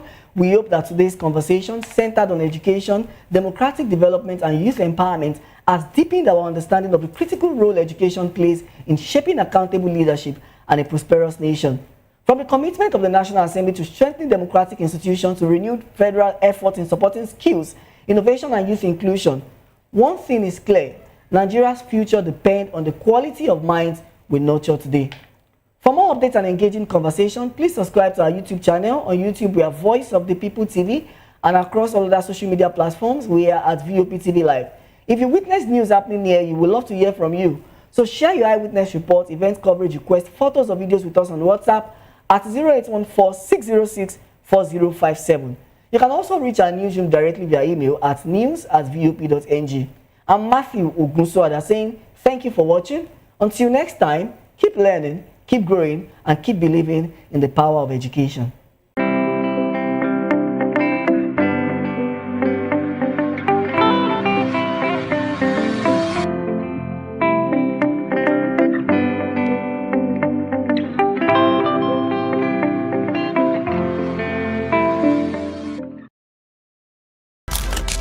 In a world where power shifts with every headline. In a nation full of questions. In a world filled with noise, the truth needs a voice. The policies that shapes our world and the economy that determines our future. Every hour, every day, the grapevine keeps buzzing. And together, we are committed to telling the stories that shape our world, because your voice is our focus. Don't forget, our voice matters the most. Let us come together and share our concerns.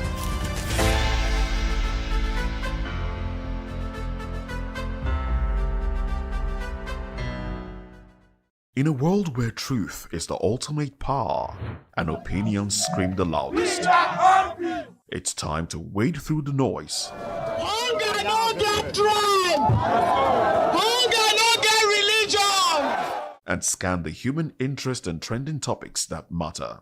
Stay tuned to The Issues, your plug to the stories making the buzz, from politics to science and technology, social justice, and more. Let's tackle the tough questions and expose the truth. The Issues on Voice of the People Television, Mondays to Fridays, 8 to 9 p.m. The Issues. Don't just react, understand. Voice of the People, you can hear me now. My name is Patrick Doyle, and I wish that you continue to echo the voices of the people. Big up VOP TV. My name is Soibifa Dokobo. Please keep watching VOP TV. Hi, my name is Kwekumali Ikenda Onyekwena, and I am with the Voice of the People TV. Now, if you're looking for the veritable channel for information, politics, robust discussions, you don't need to go far. VOP has you. VOP will always have you. Thank you. Hi, my name is Patrick Diabwa, aka Ibani Chuka, Amayanabo the Eagle King, and you are watching VOP TV. Stay with us.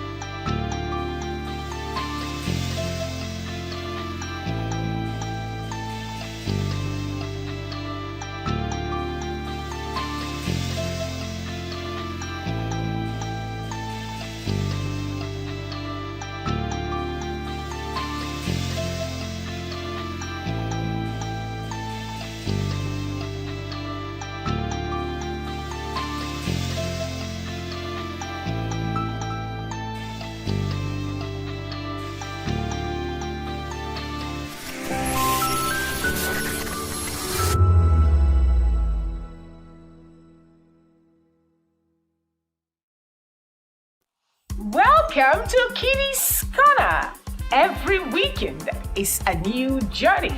Join Auntie Oni as she embarks on thrilling adventures. Each episode takes the young explorers to a different fantastical world filled with exciting challenges, making new friends, and learning valuable life lessons.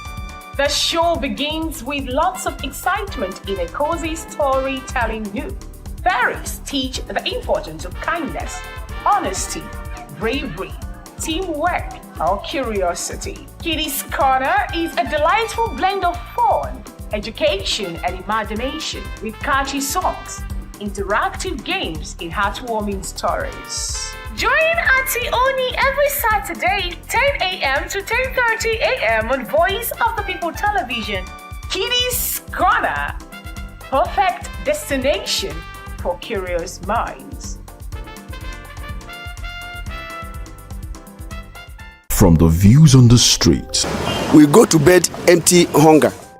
to the blaring horns of a hustling city, the loudest voices of the common man got a medium to be heard. This particular administration, they were coming unprepared. It's not a bad thing to renovate the president's lawn. Through top-notch programming, unbiased reportage of news, sports, business, entertainment, and cultural documentaries, Voice of the People 90.3 FM became a symbol for 21st century media. And now, a new baby is born. Voice of the People Television, VOP TV, youthful, full of vigor and penchant for excellence in the continent's media space, exposing the wrongs, applauding the rights, dissecting the news without fear or favor, through factual and accurate stories and contents, Corruption kills three things that makes a society. representing the interests of the people and giving them a voice. Voice of the People TV is here to stay towards building a fair society. VOP TV, Voice of the People Television, truly a voice for the people. This is African News on Voice of the People Television, where we don't just bring you the news, we bring you Africa's heartbeat, the policies that shapes our world, and the economy that determines our future. African News on Voice of the People Television. Stay with us. I've been in this profession over 30 years. And I must confess to you, VOP is just too welcoming. You can't do without VOP on a daily basis. The moment you join VOP on a daily basis, you are all in all. I must confess to you. Join us on People's Voice, where we amplify the voice of those that matters the most. Join the conversation. Share your thoughts with me. I am Sylva Udo. Weekdays, Monday through Friday, from 4 p.m. to 5. Don't forget, our voice matters the most. Let us come together and share our concerns. Thank you. My name is Tao Familoni, and here's to VOP TV. Keep watching, stay tuned, do not touch that dial. Arara, my name is Made Kuti, and you're watching VOP TV. Keep watching. Welcome, my name is Zika Davis. Distinguished ladies and gentlemen, boys, viewers, everybody, boys and girls. This is VOP TV. Do you know what that means? Voice of the People TV. You don't have a voice, don't come here. You better make sure your voice is heard. This is Health Check, your weekly guide to better living, smarter choices, and trusted answers. From everyday wellness to urgent health issues, we've got you covered. Health Check only on Voice of the People Television, where your health has a voice.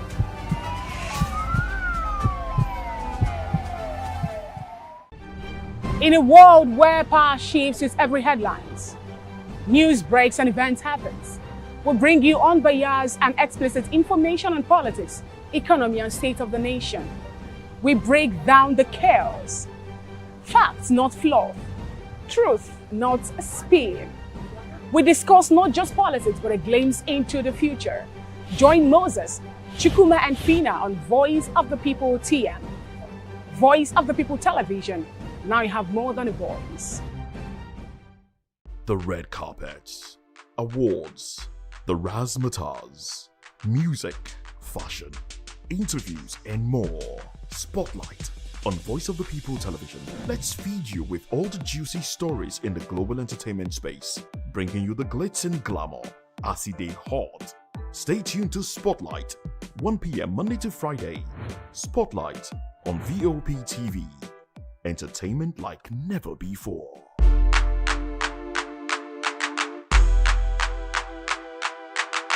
Welcome to the locker room, the home of football talk that matters. I am Jerry Arpillon. Join us every weekday, Monday to Friday at 5 p.m. Nigerian time, as we share the hot takes and hot debates in the exciting world of football. And joining me are the usual suspects, Ikechukwu and Mayowa, as we break down all the hot takes and everything that's happening in the football. Don't just watch football, live it with us. Catch us on the locker room and Voice of the People Television at 5 p.m. Nigerian time. And like I always say, if not 20 minutes off, please discuss.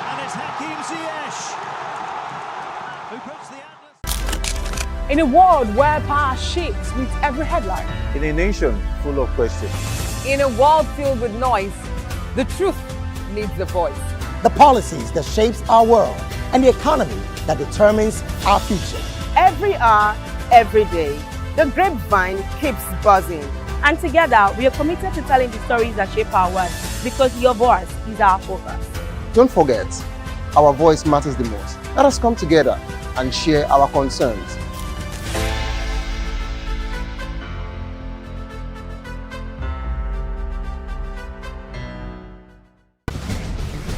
Join us as we drive into the world of politics through insightful interviews with prominent political figures, both serving and former governors, ministers, senators, legislators, party chieftains, activists, and analysts. Get first-hand information into the decision-making processes that affect our daily lives. Highly engaging one-hour program that brings political discourse into focus. I am Chukwuma Okoro. Political Lens, Monday through Friday, 6 to 7 p.m. Join us. Are you ready for the extraordinary? Something big is happening on your screen. Introducing VOP TV. Now streaming on SLTV channel 264. From breaking news to captivating conversations, news analysis, giving you all sides to the story. We bring in-depth discussions on the issues that matter, from politics to sports, entertainment, and lifestyle. VOP TV on SLTV channel 264. Join us as we redefine what television means to you. Voice of the People Television, VOP TV. Now you have more than a voice.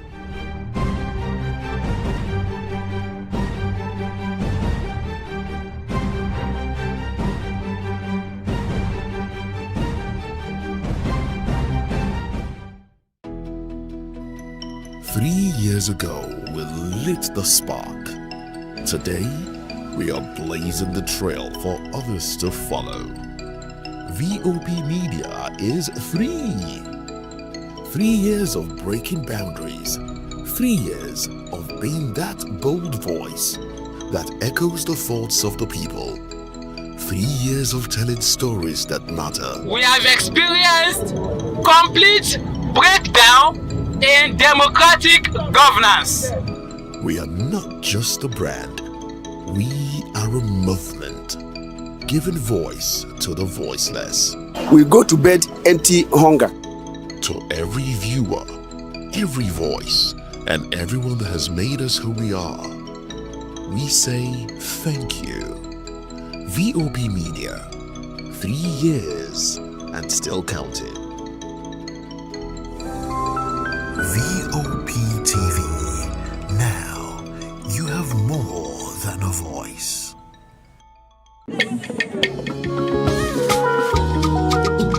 Voice of the People Television awuchiela o onye nụ ya ka ọrụ ibe ya. Ị chọrọ ịmata akụkọ ndị gbara n'ọkwa akụkọ dị iche iche n'ala anyị kwa ụbọchị. Ị chọrọ ịmata ka o si afịatụ na ndọrọndọrọ ọchịchị, agụmakwụkwọ, azụmahịa, ime njem, ọbụladị egwuregwu. Mgbasonyere anyị n'oge ndị Igbo na Voice of the People Television. Anyị nwere ndị ọbịa bụ ọkachamara bụkwa ndị ga-enye aka tapịa isiokwu ndị anyị jiri bịa kwa ụbọchị. Anyị ga-eji ka o siri gbaa n'akwụkwọ akụkọ dị iche iche wee malite tupu anyị akọzie n'uju n'ubi onye anyị bịara na nke ya.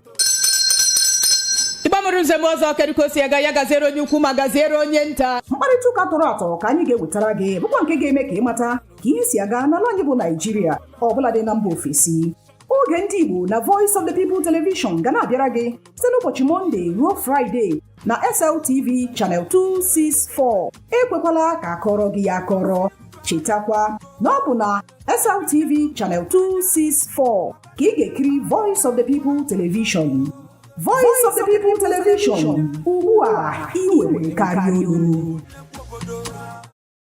My name is Esther. They call me the Oga of them are the general overseer of them all. Every man, every woman has got a voice where integrity is the volume. So this is Voice of the People's TV. Voice of the People's TV. So this is the people's voice. And the people's voice is the voice of God. That's the voice populi in Latin. The people's voice is the voice of God. So keep watching Voice of the People. In fact, my name is Voice of the People. Keep watching MC Adobe King. Hi guys, my name is Kagan. I am Nigeria's biggest tech content creator. And I just wanted to give a quick shout out to Voice of the People TV. Keep watching, enjoy, and you're welcome. My name is MC Alamano. They say they call me Enjoy Med Landlord. It's VOP TV. Keep watching VOP TV. Don't touch it down. Even if you want to touch it down, increase the volume. If you don't increase the volume, why told me? My name is Collins Agawabe, popularly known as No Mide, but last, more than No Mide. Or more. Not be also the cook right at the fry plantain. We keep on watching VOP TV. Hey. The voice of the people, the voice of Edo. If you want to get the authentic news for Edo, the way it be, that's why they show and all the content anything come on. A VOP TV.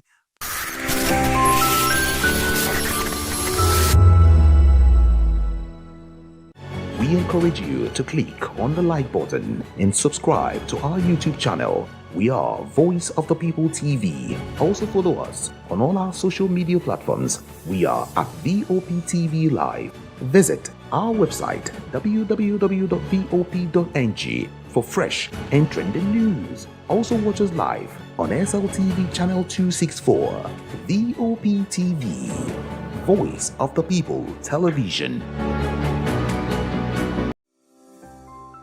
VOP TV. Now, you have more than a voice.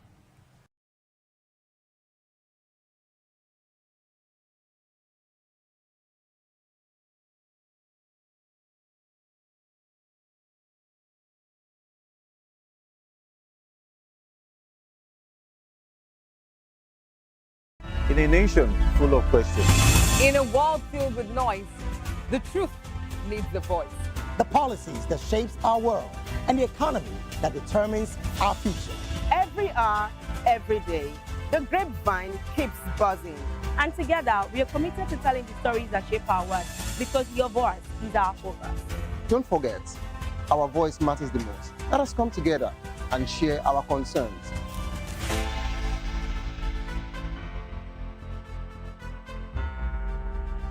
Join us on People's Voice, where we amplify the voice of those that matters the most. Join the conversation. Share your thoughts with me. I am Sylva Udo.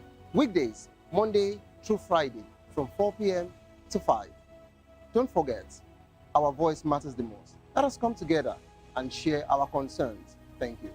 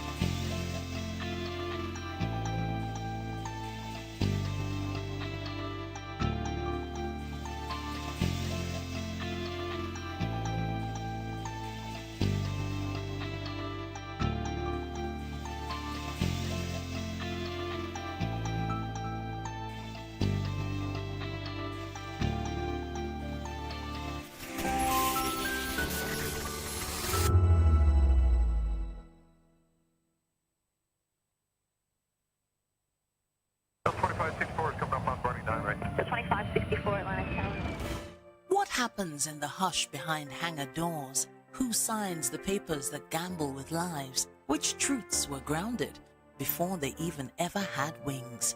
If you've ever buckled a seatbelt at 30,000 feet, if you've ever stared out of that tiny window and wondered who's really in control of the skies, it isn't just flight, it's power, it's politics, it's pressure sealed in steel. We're peeling back the clouds from runway risks to sky-high secrets. We're diving deep where most dare not to look. Aviation Scope, every Sunday at 7 p.m. only on Voice of the People TV. We don't just report, we reveal. We don't just ask, we uncover. Because when it comes to the skies, ignorance is turbulence. Aviation Scope, the sky isn't the limit, it's just the beginning. In a world where truth is the ultimate power and opinions scream the loudest, it's time to wade through the noise. Hunger no get drum! Hunger no get religion! And scan the human interest and trending topics that matter. Stay tuned to The Issues, your plug to the stories making the buzz, from politics to science and technology, social justice, and more. Let's tackle the tough questions and expose the truth. The Issues on Voice of the People Television. Don't just react, understand. Voice of the People, you can hear me now. My name is Patrick Doyle, and I wish that you continue to echo the voices of the people. Big up VOP TV. My name is Suibifa Dokubo. Please keep watching VOP TV. Hi, my name is Kwekumali Ikenna Onyekwena, and I am with the Voice of the People TV. Now, if you're looking for the veritable channel for information, politics, robust discussions, you don't need to go far. VOP has you. VOP will always have you. Thank you. Hi, my name is Patrick Diabwa, aka Ibani Chuka, Amayanabo the Eagle King, and you are watching VOP TV. Stay with us. Good morning. It's the start of a beautiful day. Well, start your day right with a healthy dose of news, fun, and inspiration. Join us on VOP this morning for the latest news, trending topics, and uplifting stories to set your day on the right vibe. From news and current events to lifestyle and entertainment, you are covered. VOP This Morning, 8 a.m., Monday through Friday.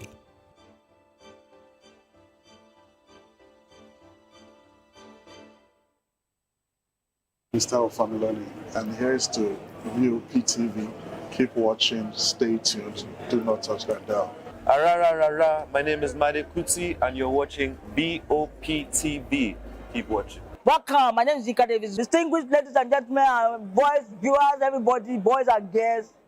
This is VOP TV. Do you know what that means?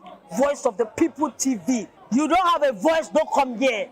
You better make sure your voice is heard. This is African News on Voice of the People Television, where we don't just bring you the news, we bring you Africa's heartbeats, the policies that shapes our world, and the economy that determines our future.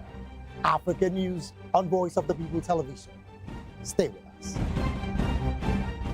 Hey guys, what's up? How you all doing? They call me Novisha Nelson One, your number one celebrity host, and you are watching Voice of the People Television, VOP. Stay tuned. Uyo Sarati is my name. I am a friend of the microphone, Voice of the People TV. That name is unique, and the brand is very sweet. I like the packaging, picture qualities, camera qualities, and then of course, the quality of human beings that I see sometimes on your channel. I talk and get paid, and I look forward to being in your studios. Oh yes, you are on to Voice of the People TV, live here in Benin City, the cradle of black civilization. What are you waiting for? Tune in, bro. VOP TV. Now, you have more than a voice. In a world where power shapes with every headline. In a nation full of questions. In a world filled with noise, the truth needs the voice. The policies that shapes our world, and the economy that determines our future. Every hour, every day, The grapevine keeps buzzing. And together, we are committed to telling the stories that shape our world because your voice is our focus. Don't forget, our voice matters the most. Let us come together and share our concerns.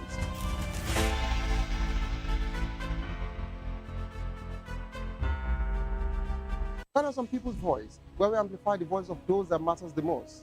Join the conversation. Share your thoughts with me. I am Sylva Udo. Weekdays, Monday through Friday, from 4 p.m. to 5.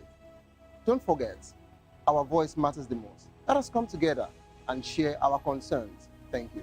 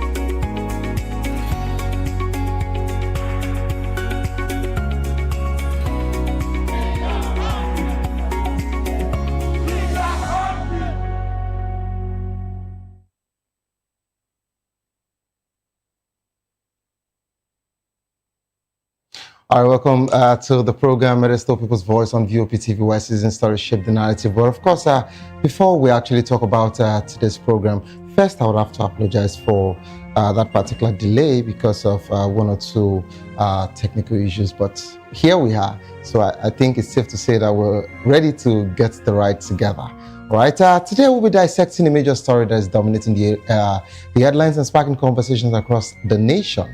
PDP crisis deepens as weakest loyalists petition NJC over George's conduct. All right, join the conversation with experts insight and citizen perspective. Share your thoughts with us.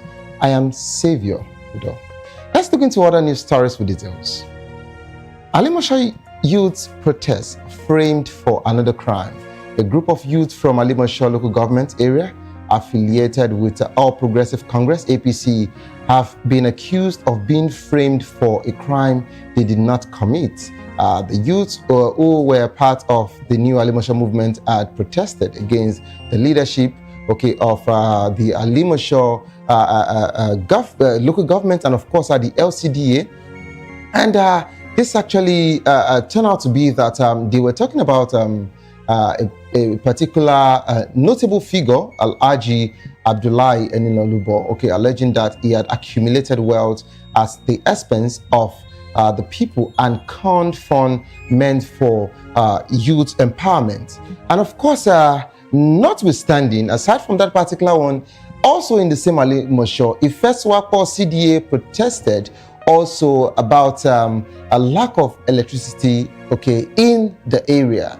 And of course, they were also accused and framed for different crimes that they didn't commit. And the leader of that particular movement happens to be Ademola Adesina, and of course Sahid Ademei, also protested. And they have a movement which they actually said that they can be the largest local government in Lagos State, and they've been deprived of electricity.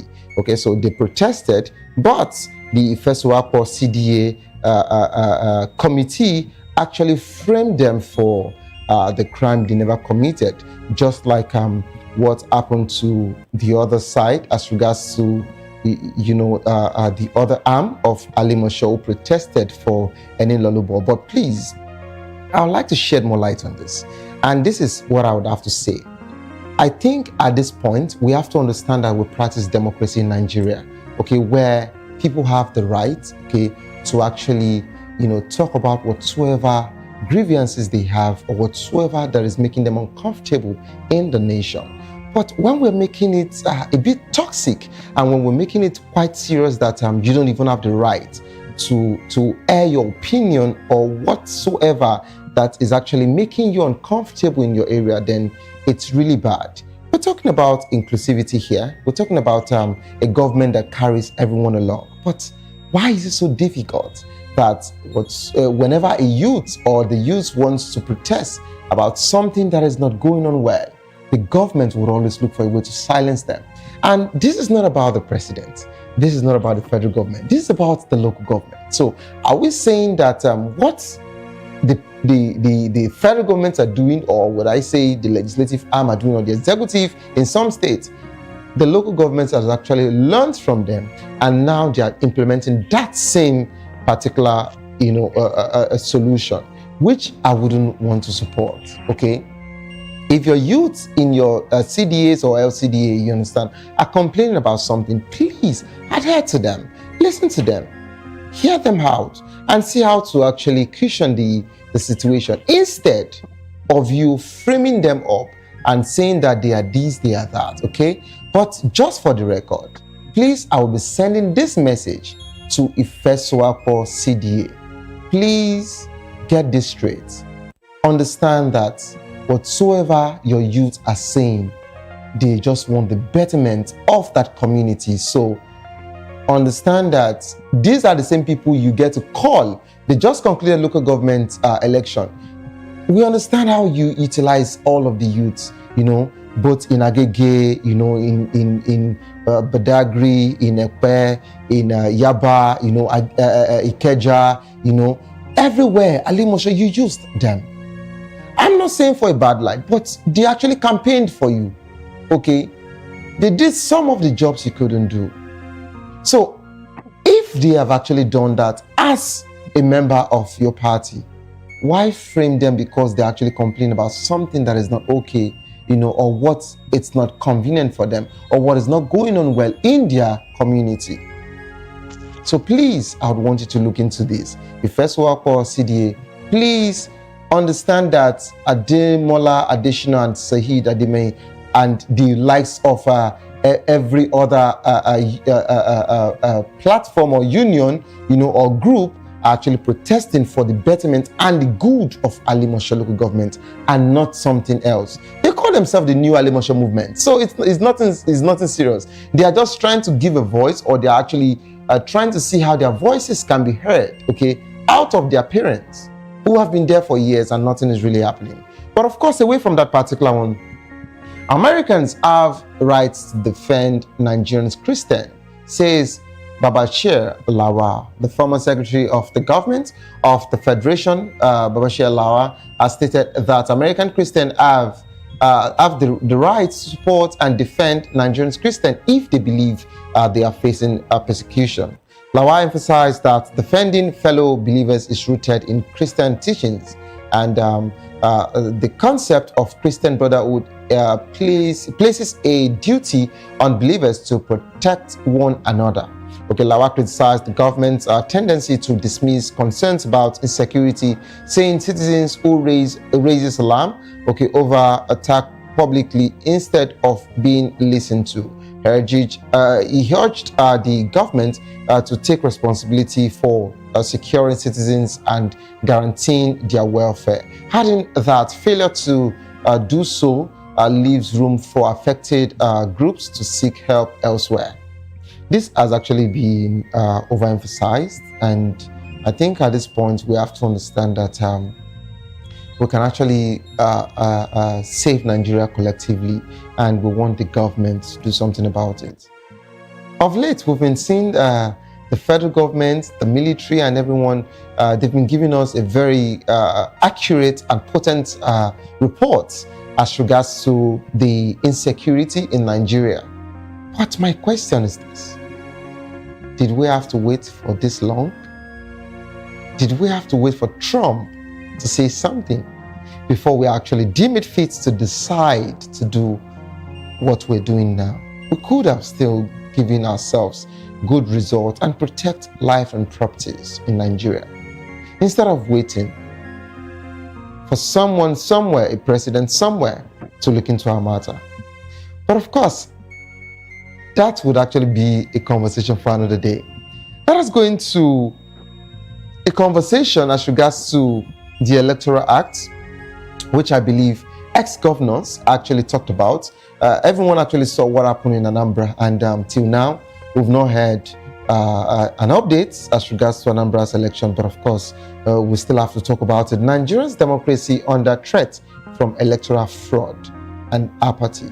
The Nigerian democracy is facing a serious threat from persistent electoral fraud, voter apathy, and political manipulations. Of course, according to former Governor Siriake Dixon and Rotimi Amechi speaking at an event in Abuja, the two leaders warned that 2027 compromised if the current trend continues. Okay, so Dixon described rigging as the worst coup that can be planned, saying it's a violation of people's sovereignty.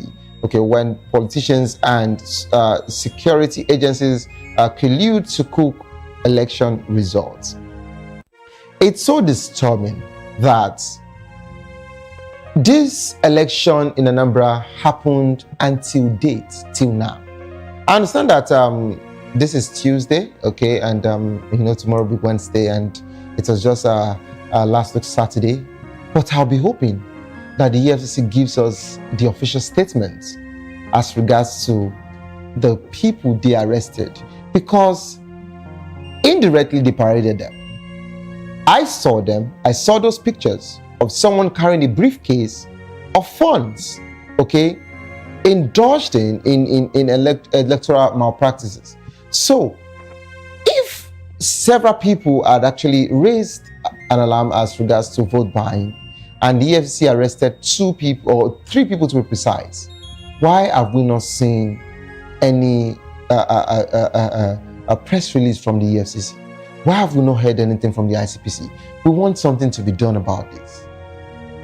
I'm not saying that the election was not free and fair. Of course, it was secured to an extent. But was it really fair, even if it was free? That's the question we should be asking ourselves. But of course, let me still talk about the EFCC. EFCC declares Timipre Sylva wanted as the AIDS cries foul the Economic and Financial Crimes Commission. EFCC has declared former Bayelsa State Governor Chief Timipre Sylva wanted over alleged conspiracy and dishonest conversion of over $14 million. Sylva's special assistant on media and public affairs, Julius Bokoru, has slammed the EFCC, describing the move as a coordinated political onslaught aimed at damaging Sylva's reputation. Okay, so I do not know what is going on as regards to this, and I think so many of us don't know what's really going on as regards to this situation. But there's something that we're sure of. If the EFCC actually arrested or ransacked Sylva's apartment over a particular coup plot or a failed coup plot, and now they're actually doing this, I think this raises more concern as regards to what's going on, with Sylva and the federal government. The military actually ransacked his apartment, and now the EFCC are going after him. Is this about silencing him? Is this about what his aide said, coordinated political onslaught? But of course, we can only, hope that this is not a political onslaught. But in the coming days, we'll see what would happen as regards to his situation. Because the same government are actually sending a special, envoy to the United Kingdom to talk about a senator who has been convicted for organ harvesting. Okay. Meanwhile, someone has been in detention, and they've been calling the federal government to look into it, and they've not said anything. I don't know why we I don't know why Nigerian government has gotten to a point where we're actually indulging ourselves in selective judgment and selective prosecution. But of course, what do we know? We're just a broadcast journalist doing our job. Let's move on from that particular one. Tinubu defeatable, says Amechi. Former Rivers State Governor Rotimi Amechi has declared that President Bola Tinubu can be defeated in the 2027 presidential election if Nigerians turn out to vote massively. Amechi, who is vying for the African Democratic Congress ADC presidential ticket, emphasized that Tinubu's defeat in Lagos State during the 2023 election proves he is not invincible. Amechi urged the Nigerians to take control of the electoral process by voting out politicians who engage in electoral malpractices. He also called on the National Assembly to strengthen electoral laws to prevent result of falsification and preserve the people's will.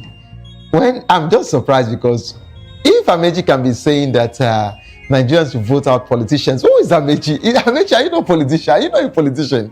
This is quite funny because this is the same person who has been a two-tenure governor, okay, for 8 years in Rivers State.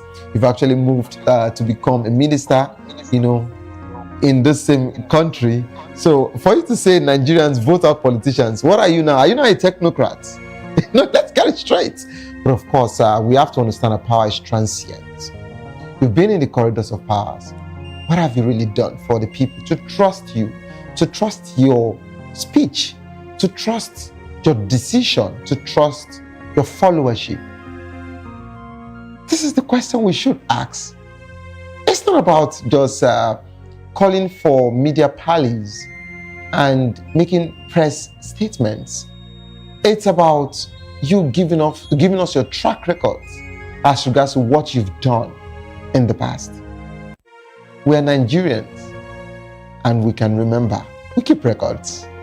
But of course, I'm just the anchor of the show and I'd like you to give me your comments as regards to these news stories. To join the conversation, kindly call the number 09044732605, 09044732605. Follow us on social media at VOPTV Live. You can use the hashtag People's Voice on VOPTV, and on YouTube we're Voice of the People TV. Kindly hit the subscribe button and together we can make our voices heard. It is time for us to go on a quick break. As soon as we return, we will be taking this conversation. PDP crisis deepens as Wike's loyalists petition NJC over judge's conduct. You don't go nowhere, stay tuned, please. I'll be right back.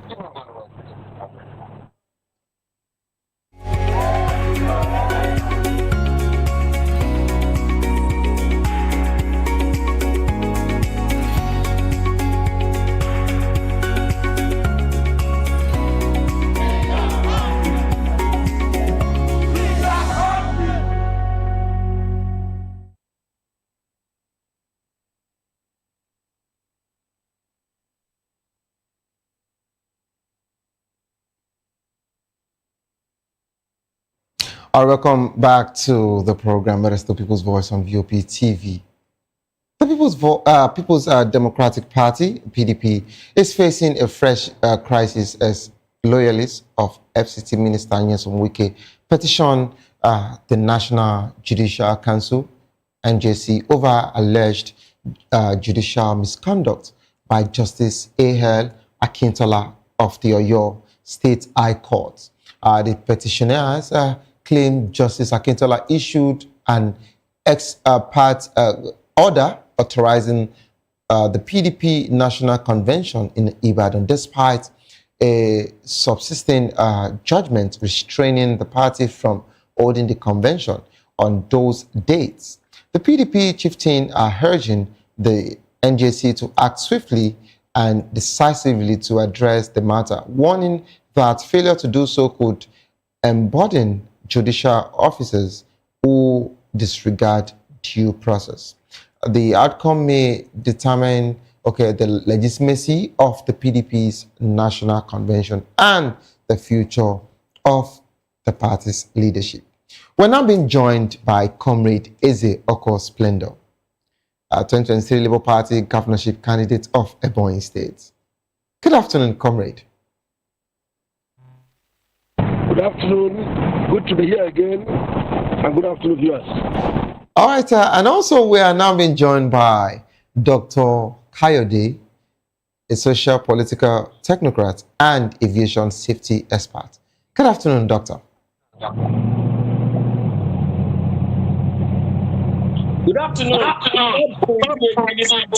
are you? Doctor, I'm doing very well, but I'm getting this feedback from you. I'd like you to actually work on that particular one. Doctor, how are you doing today?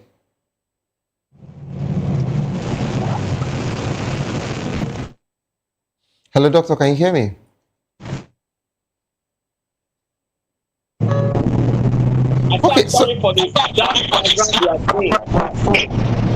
Okay, so let me start with Comrade Ezeoku Splendor. Hello, Comrade, are you there? Yes, I'm here.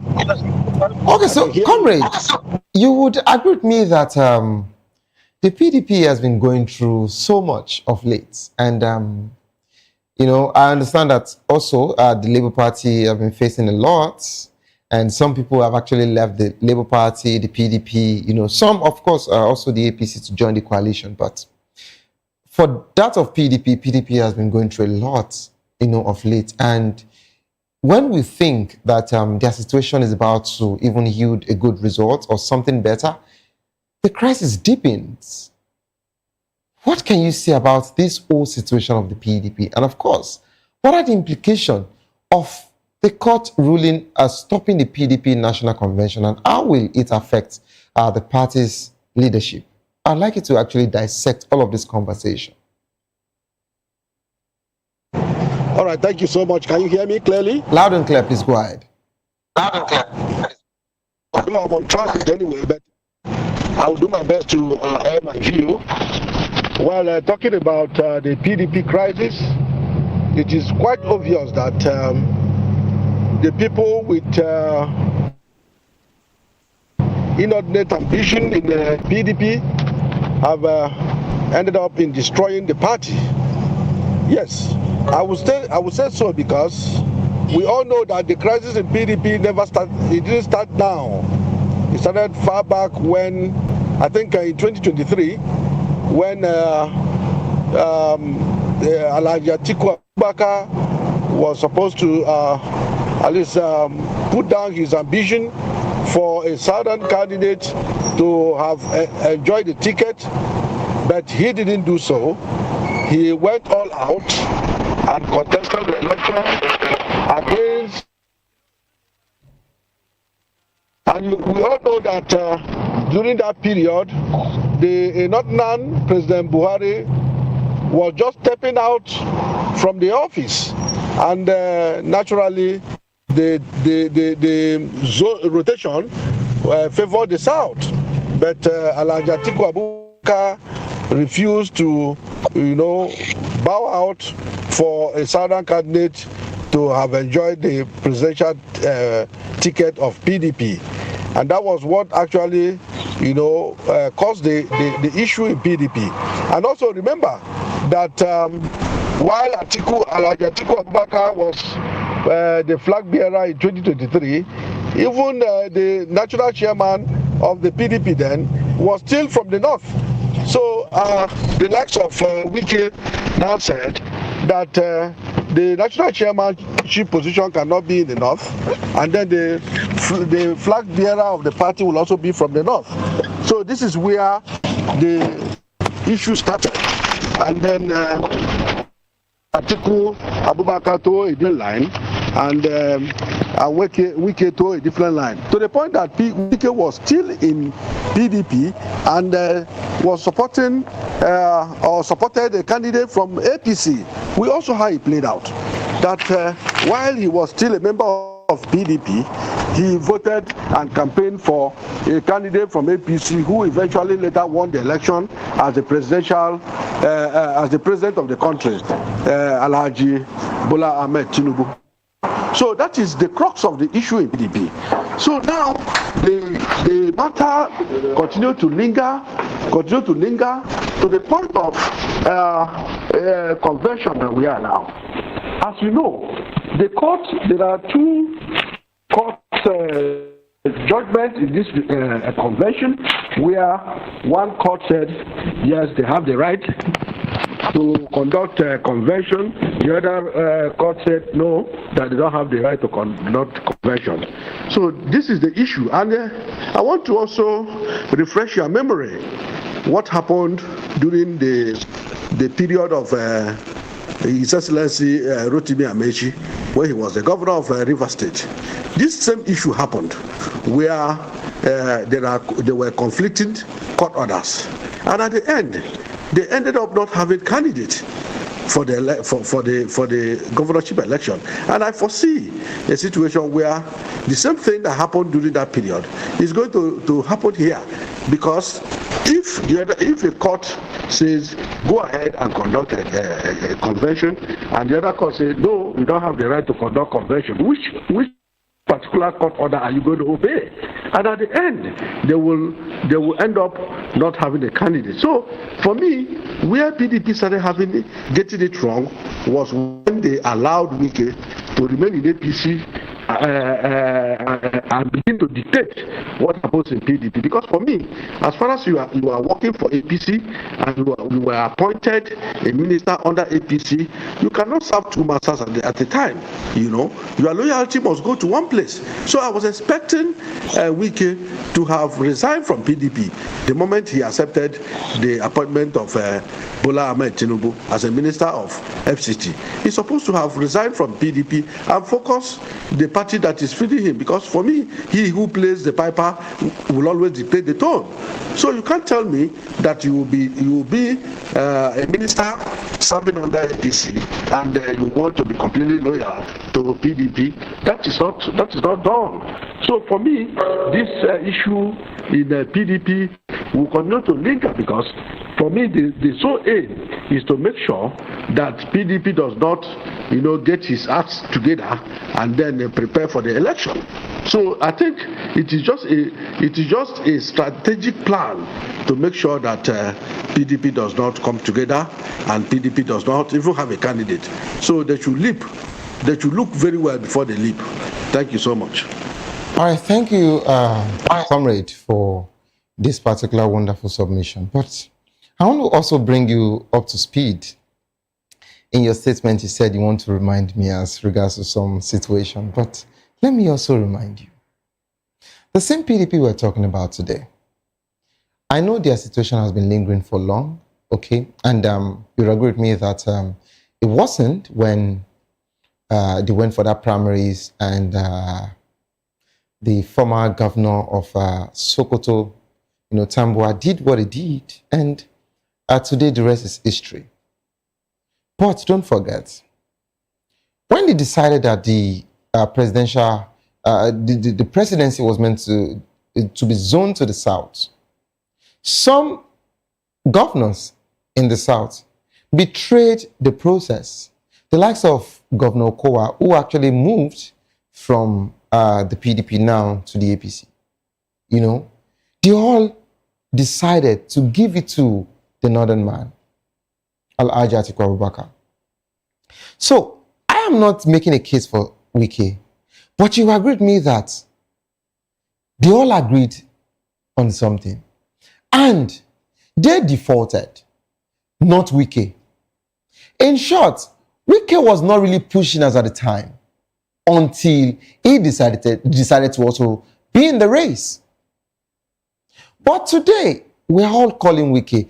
Now, I understand that Wike has also made so many mess, okay, as regards to, the PDP and where they are presently. But some people fueled that particular situation to get to this point. But whatever you want to say about Wike today, the same PDP ESCOs, the same PDP leadership came out some days ago and they said they cannot prosecute Wike. They cannot send him out of the party because they don't have enough evidence to show that Wike is indulging himself in anti-party. If they say that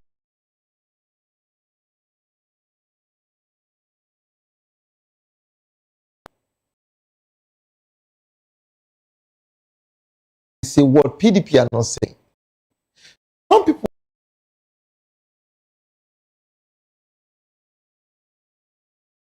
I don't want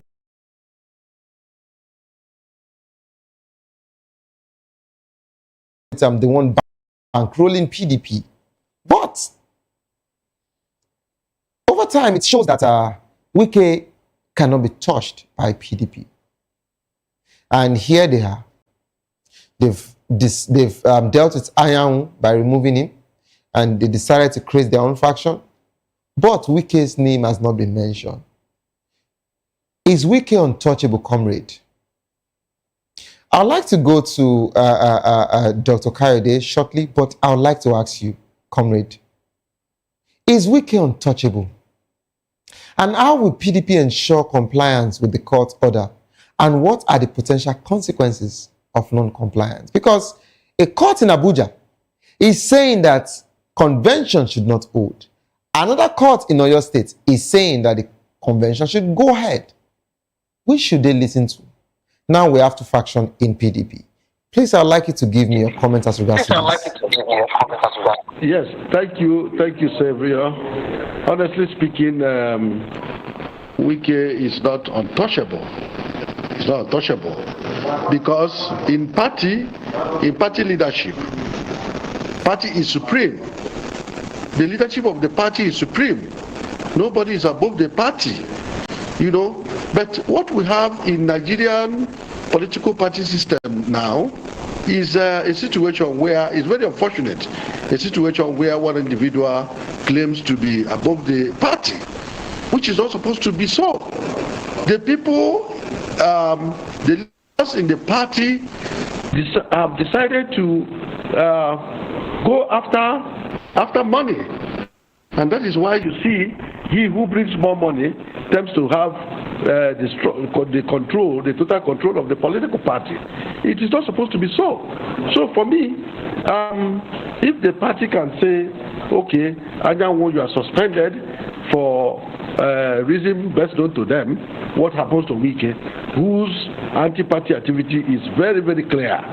Somebody who is working for APC and is a member of PDP, what do you call that? Is that not an anti-party?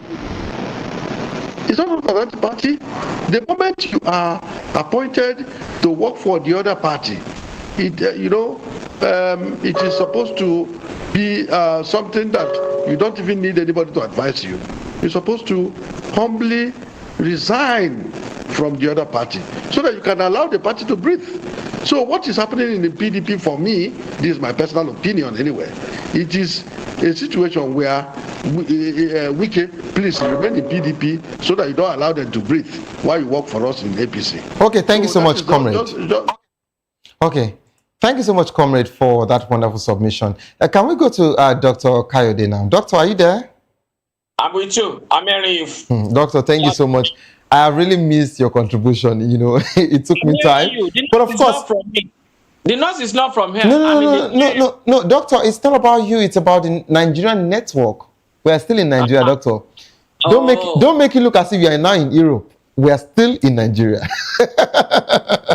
Okay, so doctor, I think you have the right to talk, so much about the PDP because I know you've been a party person and you have, so much influence with the PDP back in the days.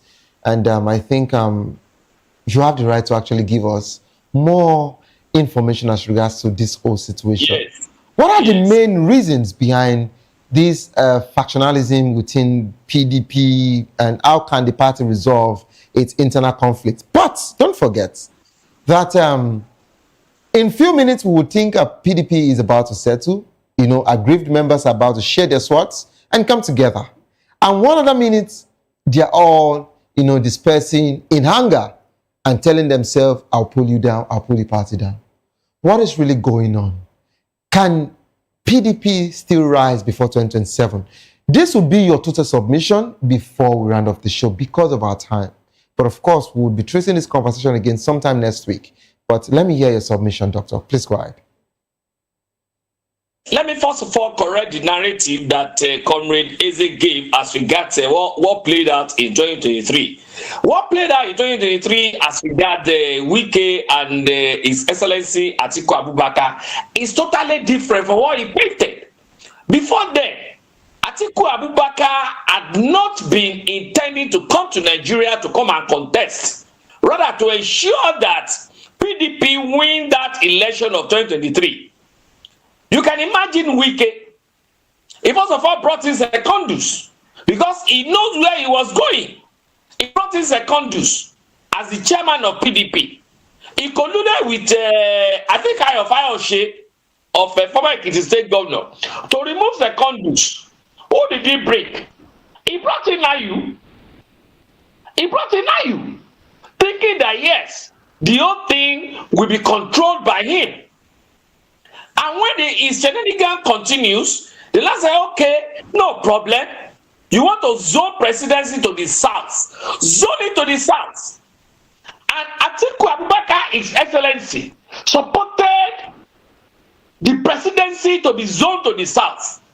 But he gave something. He gave a variable to it.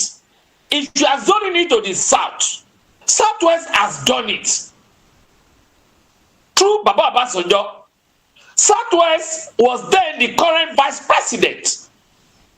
South has done it through Ebele Goodluck Jonathan. Then why not Southeast? Let the presidency be zoned to the Southeast. And that's what he said. He was saying the facts. And we knew when it's been zoned to Southeast, he has been played out because he's from South. Then we can now told Ayu, the chairman of PDP, that okay, we are not going to zone it any longer to South or Southeast or wherever. Let us form a committee that will look into it and sort out the issue of this zoning. Whether it should be zoned to South, or to the north. And the committee came up. I don't know the influence he had on the committee or whatever, but the committee came up and threw the whole thing open to everybody. He said, no zoning. Anybody wishing to contest can come in to contest. And that was when Alhaji Atiku Abubakar Excellency came in to say he wants to contest. Hello, doctor. Hello, doctor. Yes. Doctor, I love the fact that you're actually giving us a backstory as regards to this conversation. But doctor, if I may ask you, before you decided to leave the PDP, I don't know if you've left officially, but of course, we presume you've left, yes. So now, doctor, okay, so doctor, before you left the PDP, you have actually painted a good narrative, but are you saying that it was right as at the time that every political party was zoning their presidency to the south, and the PDP still decided to leave it open for anybody, for anyone from any geopolitical zone in Nigeria, for any region to actually come in? Was that really right? And you would agree with me that, to an extent, doctor, to an extent, you would agree with me that the PDP leadership, some of these governors actually had a meeting in the south. They had a meeting with the National Working Committee that this particular president should be zoned to the south. So what happened along the line? And are you saying that it is normal or it is okay? Doctor, I'm coming. Are you saying it is normal and it is okay when presidency is meant to go to the south, it can still be open for anybody, or it should still be going to the north? And now, I want to put this to you, because I know that you are actually running a new political movement, which in the coming days will become a very strong platform. Are you going to tell me, doctor, on national TV, that when it is time for the north to take over, you would zone it to the south, or when it is time for the south to take over, you would zone it to the north? Doctor, I'd like you to take me on this. I hope you allow me to take all those questions one after the other. But doctor, because we are pressed for time, so I would like you to take them, but you have to be fast about it. Please go ahead. Let me take them one after the other. Number one, the Unifiers movement is already a national movement based on what we did on Tuesday. And you could see that it is a movement that is trying to unify everybody. Various facets of political ideology, philosophy, parties came into that event. That is one. Two, talking about zoning of presidency, that some parties were zoning into the south and then some other people are leaving it open. Was it PDP that left its own open alone? That is number one. Number two, for PDP governors in the south to have had a meeting that they want presidency in the south is the PDP governors in the south, the National Working Committee of the party, who takes the final decision? Is it the governors or the National Working Committee? Number three, who set up the committee headed by IU to determine whether to leave it open or to zone it? Is it not the National Working Committee that set it up? Who did this submitted the report to? National Working Committee. Who authenticated the report?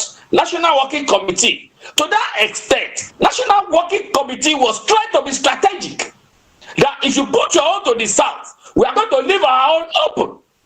And if peradventure somebody from the north grabs it, politics is all about number. We know the number of people that vote in the north. These are those that vote in the south. So what I'm talking about. But because of somebody's ambition, somebody's predetermined scenario, that was why there was problem at that election. Because Atiku Abubakar, in fact, people have been saying that he had passed his load and he stayed in Dubai. People were saying it. Why wouldn't they do that? But you now find out that there's about to be a lacuna in Nigeria political space. And the best thing he could do is to come and rescue Nigeria. Now, imagine what we are saying now. Okay, even aside from that, look at the number of votes he was able to garner, despite all the workings of his detractors within the party. That's why the workings of even some of the institutions, of some of our political institutions. I mean, am I wrong to say INEC shouldn't have declared a glitch? Where was that glitch? Even if there was a glitch, what are you supposed to do?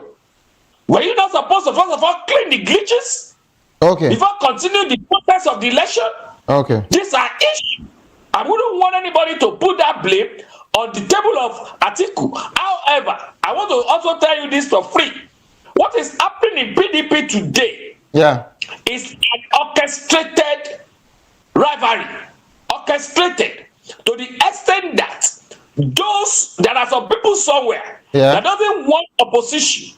They know that PDP, if the PDP is not disintegrated, for them to achieve what they want to achieve in 2027 will be difficult. And that is why they are now using Wike and some other people. Forget that they are fighting IU, the SYL National Secretary. They are all in the game together. They know where they are going. They know what they are doing. Okay, so doctor, they know the kind of game plan they are putting forward. But the issue is the Nigerian people, they are waiting. We, the Nigerians, are waiting. Coming election is not between APC and other parties. Rather, APC and the people. Okay. All right, doctor, thank you so much for your contribution. Comrade Eze Okosplendo, are you there?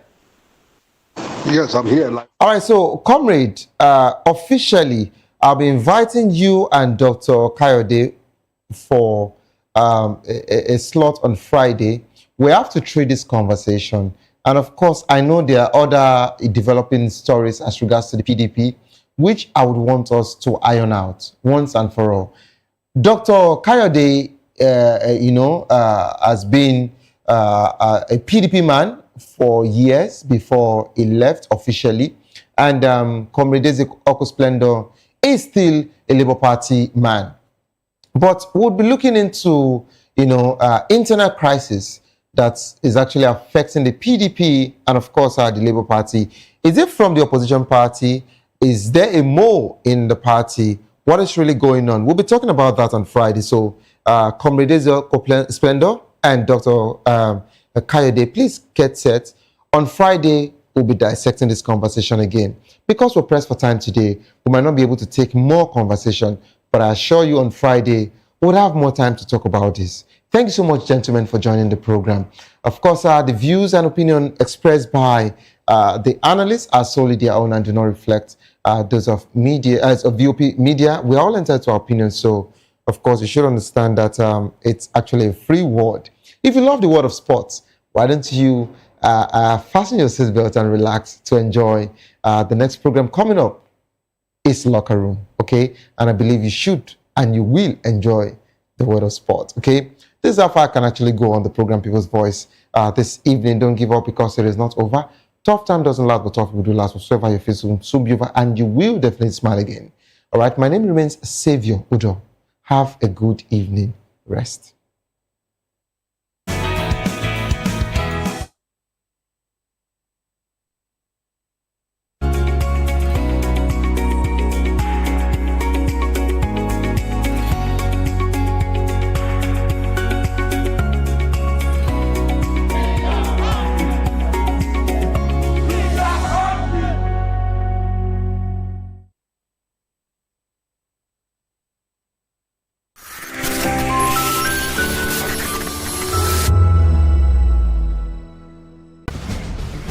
Join us as we drive into the world of politics through insightful interviews with prominent political figures, both serving and former governors, ministers, senators, legislators, party chieftains, activists, and analysts. Get first-hand information into the decision-making processes that affect our daily lives. Highly engaging one-hour program that brings political discourse into focus.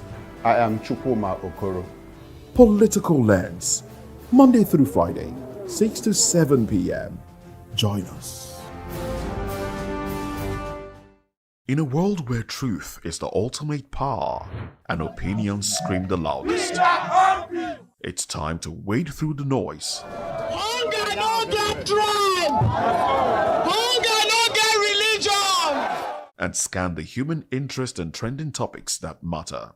Stay tuned to The Issues, your plug to the stories making the buzz, from politics to science and technology, social justice, and more. Let's tackle the tough questions and expose the truth. The Issues, on Voice of the People Television, Mondays to Fridays, 8 to 9 p.m. The Issues. Don't just react, understand. Voice of the people, you can hear me now. My name is Patrick Doyle, and I wish that you continue to echo the voices of the people. Big up VOP TV. My name is Sylva Dokubo. Please keep watching VOP TV. Hi, my name is Kwekumali Ikenna Onyekwena, and I am with the Voice of the People TV. Now, if you're looking for the veritable channel for information, politics, robust discussions, you don't need to go far. VOP has you. VOP will always have you. Thank you. Hi, my name is Patrick Diabwa, aka Ibani Chuka, Amayanabo the Eagle King, and you are watching VOP TV. Stay with us. The name is Dr. Sylva. Behind every broken desk lies a broken promise. Education shapes the nations. But who is asking the right questions? Introducing Edu Dialogue, the show that goes beyond the surface, exposes the cracks, the corruption, and the silence in Nigeria's education system. Edu Dialogue, Saturdays, 3 p.m., only on VOP TV. We break the biggest stories, from missing funds to policy failures. We ask the tough questions and demand real answers. Edu Dialogue, this Saturday, 3 p.m. on Voice of the People Television. 3 years ago, we lit the spark. Today, we are blazing the trail for others to follow. VOP Media is 3.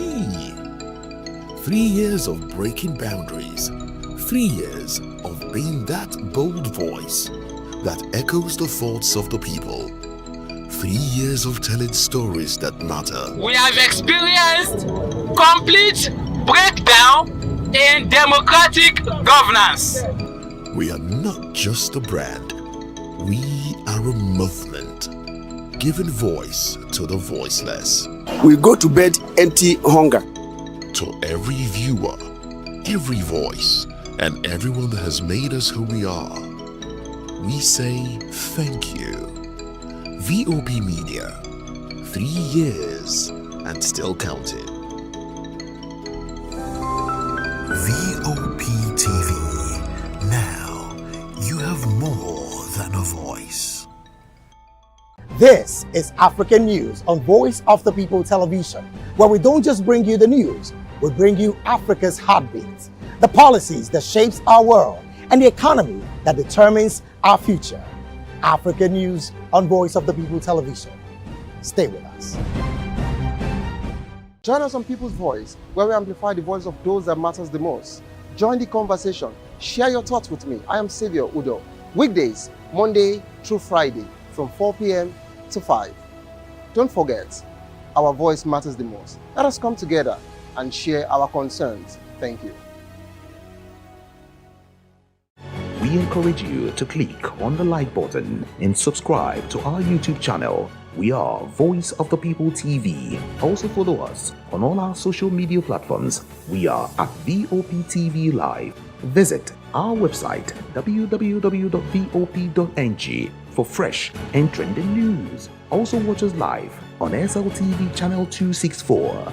VOP TV, Voice of the People Television.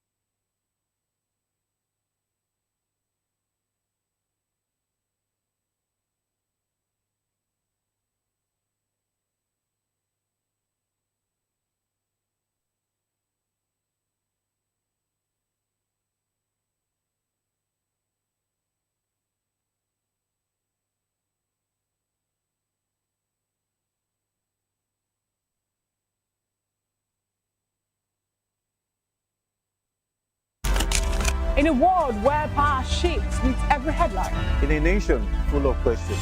In a world filled with noise, the truth needs the voice. The policies that shapes our world and the economy that determines our future. Every hour, every day, the grapevine keeps buzzing. And together, we are committed to telling the stories that shape our world, because your voice is our focus. Don't forget, our voice matters the most. Let us come together and share our concerns.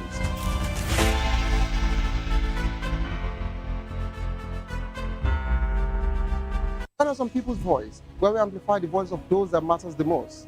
Join the conversation. Share your thoughts with me. I am Sylva Udo. Weekdays, Monday through Friday, from 4 p.m. to 5. Don't forget, our voice matters the most. Let us come together and share our concerns. Thank you.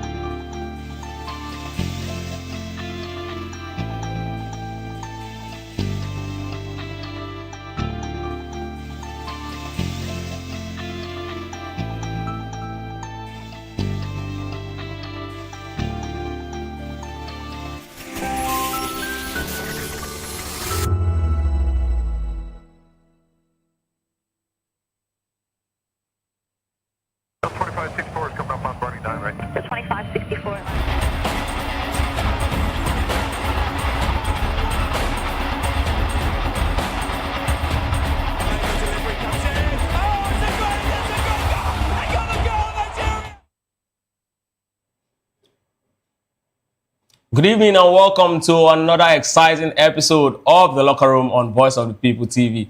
I am Ikechukwu Agu. Today promises to be another very interesting edition as we'll be looking at so many conversations in the world of football. I will not be doing this alone. I'm in the midst of football most wanted commentator, Jerry Apello High, right here in the studio, and of course, Maya will be joining us virtually. Good evening, Jerry. It's good to have you on Locker Room. I can see you're smiling today. Yesterday was very difficult for you. He said most wanted. I was shocked. Who was wanted? I think EFCC recently made a most wanted order. Anyway, most wanted in terms of being too good for what they do. Okay. I think I'm comfortable with it. Anyway, it's all good. It's great to be here. So much to talk about inside the world of football. The Super Eagles in camp and the controversies, and of course, even in Cameroon camp, we heard a lot of stories. So, but let's hit the ground running.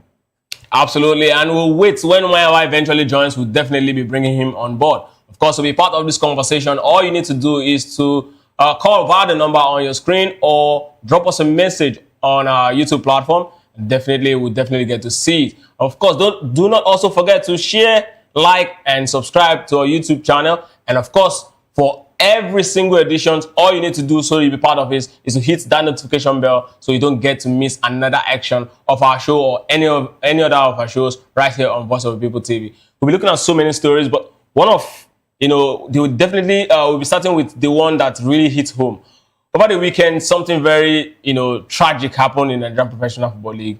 And I sat down, I was thinking, this is the third time this year in 2025 that we're having an incident, about that particular situation. Talking about, misconduct on the field of play. And this time around, it's, it's a sigh of relief because the Katsina State Police Command has actually dismissed an allegation that Barra FC player Nana Abraham was slaughtered by fans of Katsina United FC during a recent match in the Nigerian Professional Football League. In the statement, the police labeled the report as entirely false and emphasized that there were no incident of physical contact between fans and players.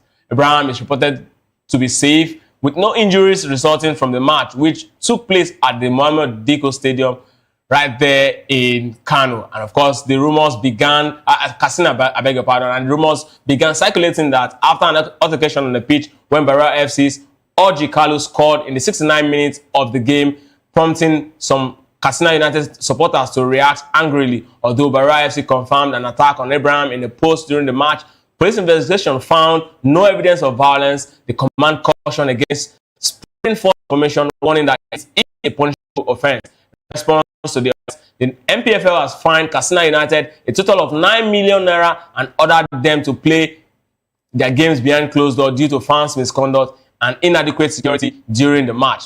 This incident follows a recent sanction of Kano Pillars for similar related violence offense, and of course, it highlights the concerns in the Nigerian Professional Football League. Jerry, in April, it was Remo Stars who visited. In April it was Ikorodu City that visited Remo Stars, Shooting Stars in Ibadan. They got assaulted, and of course, in October last month, it was Shooting Stars that went to Kano. They got assaulted, and now we're having this conversation that happened on Saturday where, Barao FC went to Katsina, from Kano to Katsina, where, Kano Pillars has been actually forced to play the remainder of the season games in Katsina, the same town where just a stone throw from Kano. But then all of this, Jerry, what does it say to our leagues? First of all, I want to say I'm disappointed in the Katsina State Police for releasing such a statement. The thing is all over. Everybody have seen the gory pictures of what happened in Katsina. Katsina has been known to be a notorious place in time past. We've seen how they treat opponents when they come visiting. And I think it all started with the picture that went viral. Yes. And I think, first of all, there was mischief on the part of the person who took that picture. Thought it was something they had to do to draw attention. But I think it went overboard. It blew and became viral. That is why somebody within the players and the club who visited that stadium were mastermind of that picture that went viral. That picture showed a player who was caught on the throats and he was helpless on the ground as if his life has gone out of him. Yes. But the true picture is that that was not the player. The player did not die. Okay, let's just say that the player was not unalive. But he was attacked. But he was attacked, and there was an injury. Because even the NPFL, and I'd like our producers to bring up the video now because the video is available, where they were interviewing the player. The player happened to be a Ghanaian, Nana Abraham. Yes, Nana Abraham. And it's appalling that those who are in the know are coming out to, the thing is that our setup in terms of government, enforcement officers, they defend the indefensible and they make Nigeria a laughing stock. They don't know how to do PR or damage control. They first of all dismiss without bringing out facts and evidence to show that this is what you're dismissing, this is the reasons why we are saying so. But everybody that criticizes something or want to point out the errors, they first of all want to downplay it. The player, I think even the NPFL has shown that, the LMC who's managing the NPFL has shown that they are not capable. And with all due respect to the likes of Sheudiko, who should hold the likes of Benga Elegbele, the NPFL and those who are in charge, who should hold them by the balls and make sure that they do what is right. Yes, that's the video of the young man. Does that look like a man nothing happened to, or he just decided to fix bandage on his body? And you could see that if you hear the questions they were asking him, it was as if you say anything more than this, it was like he was under duress. This is somebody who should even be allowed on bed rest, and they're putting him through this. It shows that there's a lot of things that are going wrong as far as our football administration is concerned. And this is the league you want it to measure someday, to be at par with. Okay, let's take a listen. Hold on, let's take a listen. Let's get to hear what the player said.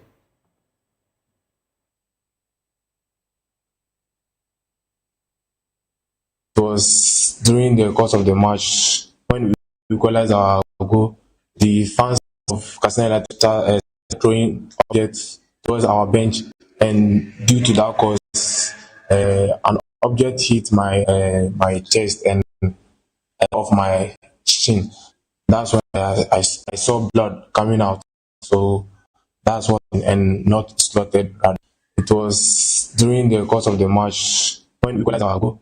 The fans of Katsina started throwing objects towards our bench, and due to that cause, an object hit my chest and lower of my chin. That's when I saw blood coming out. So that's what happened, and not. I mean, this is a very sad, incident. Yes. But my question is, this bandage, if it's something that just hit you, and I think all this bandage, I don't know, it looks like this is actually plaster. This is actually the only plaster. It looks like too many. I don't know. Too many plaster to show that this is just a minor thing. No, it shows that it's something more than. The police command is even saying nothing happened. That's where I find it very funny. Okay. But Mayowa, we understand that Mayowa is in. Now, Mayowa, it's good to have you right here on Locker Room, and we've been discussing the incident that happened, weekend at the Nigerian Professional Football League between Bara FC and Katsina, and the Katsina Police Command came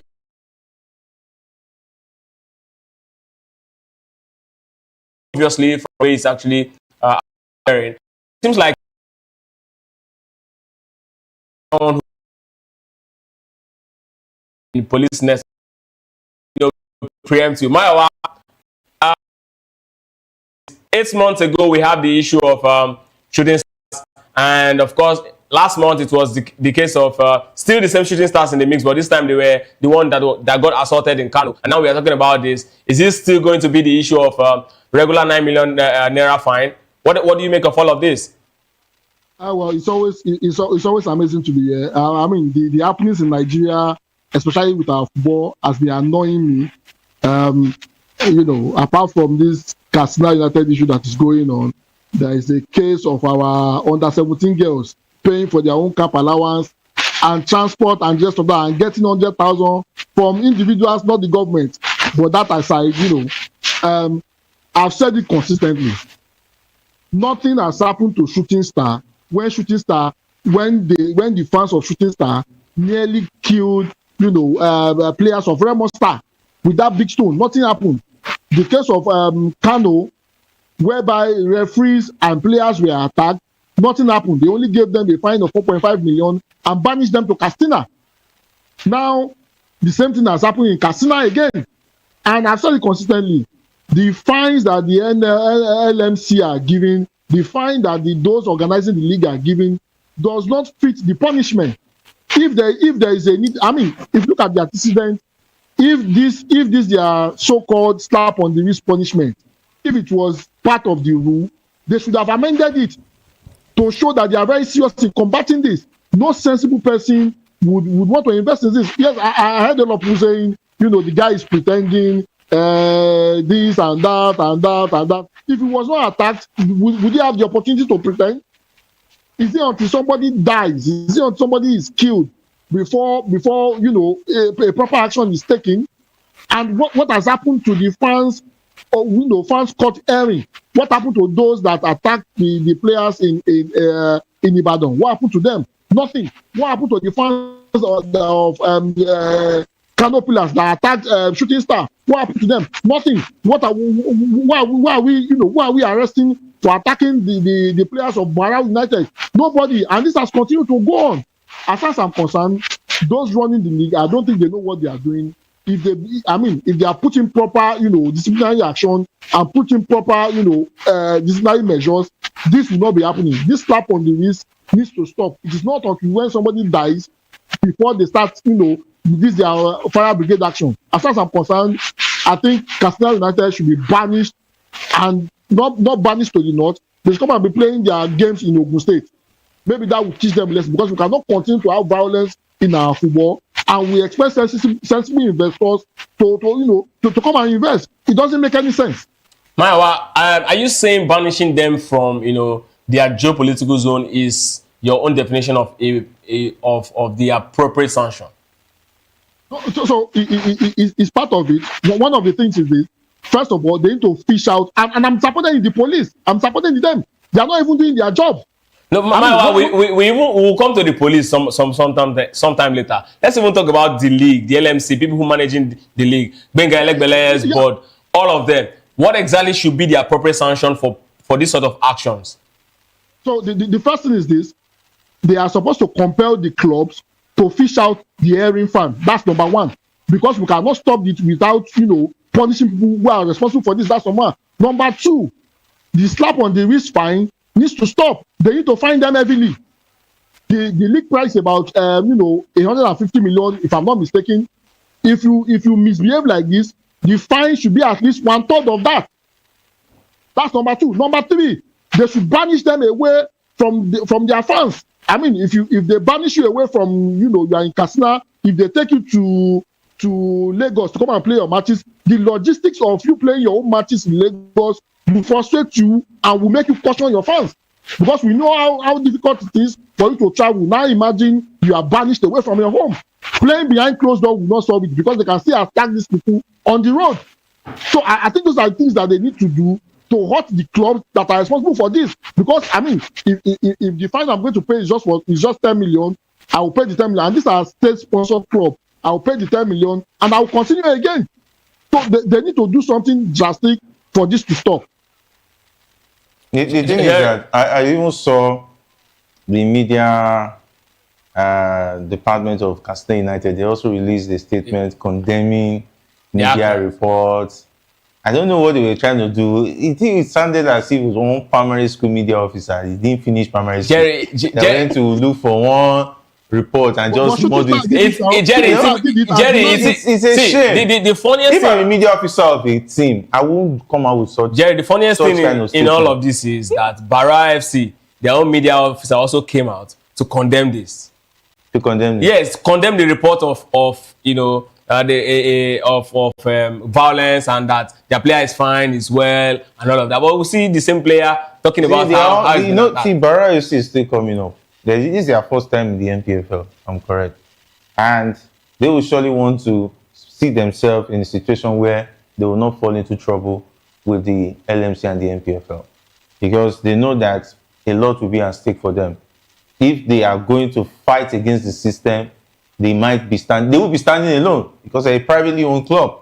So they don't have any governor who's going to back them and call somebody in the ministry or the sports directorate and say, that's my club. You cannot banish them and so on and so forth. But it's like it's a privately owned club, so they have no say. Unlike Katsina United, who's backed by the government, they've been getting away with these things. Have you gone to a Katsina United game? If you see the pictures of that game, that stadium is always full to capacity. And not to downplay, Katsina United is even a hot zone right now.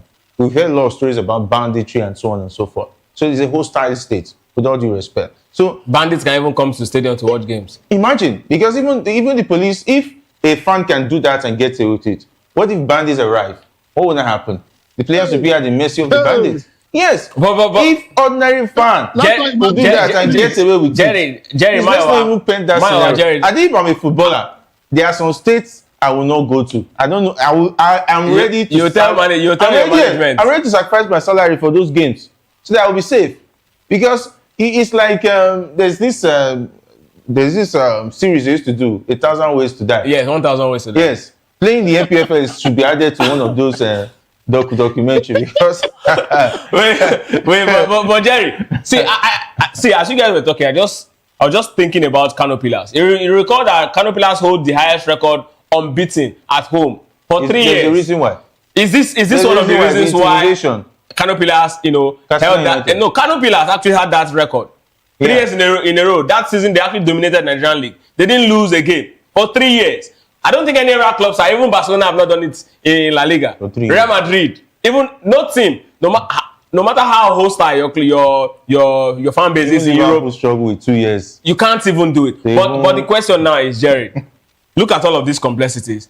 Where does this leave us as a nation? Because now, if you're talking about league football, players, the best players who want to stay, or we're expecting the best players to stay put in league and help the league grow. But now with all of this sort of violence, and what comes after it, because my wife was also highlighting the fact that the punishment is not even enough, and I agree that the punishment is not enough. But we used to have it banishing them to just. Jerry, we used to have it back in the days, in the Aimba Kano Pillars era, right? I know that era wasn't all glorious, but compared to what we have it now, teams also naturally win at home, but the level of violence we have now seems to be like, does it have anything to do with? I was expecting Kano Pillars to also be docked by as much as 6 to 9 points. Those 3 points should be given to Barao FC. First of all, Kano Pillars or Katsina United? To Barao FC. 3 points should be given to Barao FC for that game. Okay. And Katsina United should be docked 6 more points, making 9 points. At least when they are docked at as much as 9 points and banished, and here they've been banished to Jos. And they're going to be playing their games for the rest of the season in Jos. In Jos. But Jos is closed. The doors will be closed. No fans. Jos is closed. Even if Jos is closed, if the fans are not going to come, even me going to Jos anyway. Jerry, wait. Okay, let me even ask you guys now. Is the solution allowing all league club side to play just like the Champions League format, so you can go play anywhere? My next game can actually be in Lagos. There's no time you'll be playing in your own ground.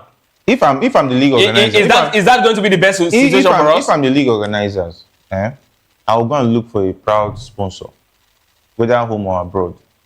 Maybe take the league to Ghana, play a round robin, something. Serious? No. Or take it to Abuja and Lagos. But won't that work? Won't that work? Just play a league for a kind of a knockout league. Somehow. A table like American East Conference and West Conference. Forget about traveling up and down. No, Jerry, what I'm saying is... Let's make it attractive first. What I'm saying is this. Because, let me tell you, traveling from state to state is even damaging what has already been damaged already, as far as the league is concerned. Because of safety concerns. Because now we're trying to do some... You see a lot of... I'm not part of those journalists who will come here and start painting the league when we know that what is happening in the league is not what is obtainable. Even as much as Ghana are getting it right. Before, we used to get it right, but things have gone sour. Even the state of the country is in an emergency situation. And not to talk of our football. Our football is just hanging. It's just hanging there. And I believe that your football is a product of the society it's coming from. If your society is doing well, your football definitely will rub off it. We're rubbing off all the negativity right now in our league. And it's pretty sad that this is the time where the American president declare your country a state of peculiar concern. A peculiar concern. So our football is also a peculiar concern too. Maybe Trump should make a statement too. Well. Okay. So I mean, I look at this thing and I was wondering why we're actually in this particular position, because the hallmark of the glorious days we had in the early 2000s was attributed to the fact that our league was very competitive. And then we still have this same issue of home always win. But the level of violence is not enough. Does it have anything to do with the fact that, the economy is actually crunching and everybody just wants to find a way to, pour out their frustration? And then if it comes to the pitch and all of that. Always be there now. There will always be transfer aggression. People are not happy. So any opportunity to melt it out on anybody is always an advantage for them. And of course, we are talking about an area who have been dealing with banditry and all sorts of insecurity. And you come to play in their home game, you want to still beat them in their home. But it's just a draw, not like they were in the league. You even have the temerity to even score. Now prove them if they have. So, all right, so let's move on to another story. And this time around, we'll be talking about the Super Eagles as it concerns the World Cup playoff to be hosted in Morocco. And former Nigerian international John Obi Mikel has urged the Super Eagles to treat the upcoming 2026 World Cup qualifying playoff against Gabon as a cup final. During the discussion on OB1 podcast, the 2013 African Cup of Nations winner emphasized the importance of playing with confidence, bravery, and passion. Mikel stressed that the first game in the playoff is crucial, warning Nigeria, the Super Eagles not to underestimate Gabon. And he said, and I quote, "If we view it as just one match, we could find ourselves in trouble." End of quote. He encouraged the players to approach the game with the mindset that it could be their last, with awareness of the pressure on them. Mikel reminded the Super Eagles of the responsibility they carry as representative of Nigeria's 200 million people to look up to. And of course, he noted that I believe in the ability of the players, and of course, they have what it takes to rise to the occasion. I mean, players who have been alleged not to have received a penny for the past 2 years. Where is the motivation going to be coming from, Jerry? Yeah, the motivation to play at the World Cup. That's the only thing that's riding up for these players. And players like Victor Osimhen wants to play at the World Cup. Players like Ademola, Lookman, and Moses Simon. Moses Simon has been there before. Bright Samuel, Olaino, Wabali, Olaino, Shemi Ajayi. The list is endless. A lot of young players also in that team who wants to test the World Cup. It's a big opportunity for them. This was an opportunity that was almost lost. Already lost. Yeah. It's just like they came back from the dead to get another opportunity. This is a second chance for them. And if they don't take it serious, it's up to them, because the World Cup opportunity is already with them. Gabon is standing in their way of making it to the final, and either of DR Congo or Cameroon is also, if they cannot beat Gabon now, that means all the effort they put in to beat Benin Republic and get the necessary points, that would be a waste. Unfortunately, the NFF, who has been, is just like the enemy faction against you. The weapon faction against you is within your home. Unfortunately, that's the situation. But even if there are witches in your family, you still find a way to succeed. So that's just the situation of the Super Eagles. Moreover, we heard that the camp of the indomitable Lion of Cameroon is in troubled waters. A lot of their players seem to not want to participate in this particular one. But the big question now for the Super Eagles going into this particular game against Gabon, which mindset should they go into that game with? Well, definitely they should go with the mindset of, they themselves. They should be selfish here. A whole lot of these guys, they are in their late 20s, especially some of our elite players. They are in their late 20s. Shemi Ajayi and the rest of them, they are in their 30s. And this World Cup might be their last opportunity to feature at any international, top international football competition. So they should have the mindset that they must get to the World Cup by fire, by force. Because and also they should remember that they are going to assist a whole lot of Nigerians. 120 million of will be very happy if you can make it to the World. Because if you look at the situation around, it's not impressive. That 90 minutes will uplift a whole lot of people, and those are the kind of things that you should be thinking about. If they are to think about the NFF, I think they will not be able to concentrate like with Ayla earlier highlighted. Some of them are still being owed bonuses and the rest of that. So they should take that out of their mind, think of themselves, think of how important it is for them to be able to get to the World Cup. Think of the fact that if they get to play in the World Cup, it opens a whole lot of doors for them.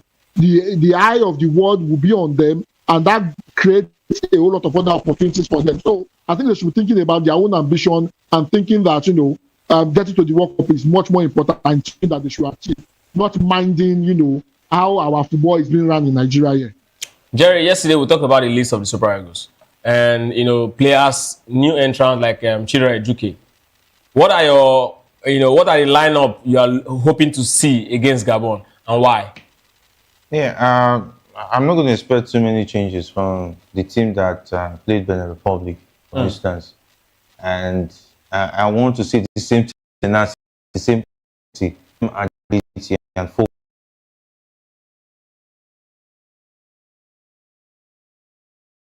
I don't know whether Chus Ekong is back fit, because I'm still not 100% as Ekong is concerned. I think the last game that been his testimonial. But with that being said, he's in the lineup of players in the squad. So it's not going to be between Calvin Bassey and Benjamin Frederick.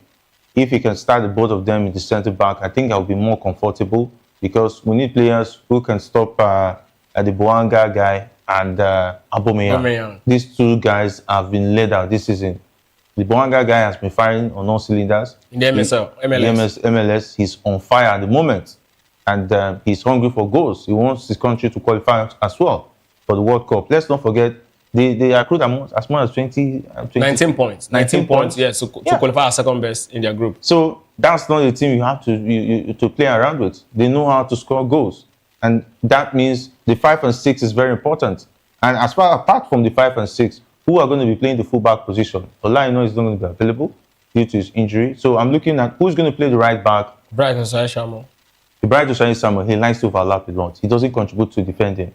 I don't know what Charles is going to tell him to make sure that he contributes to the defensive parent. If not, they might have to do with Chus Ekong and Calvin Bassey and make a Benjamin Frederick play in the right back, because he's going to contribute in the defending and making sure he covers the flanks enough.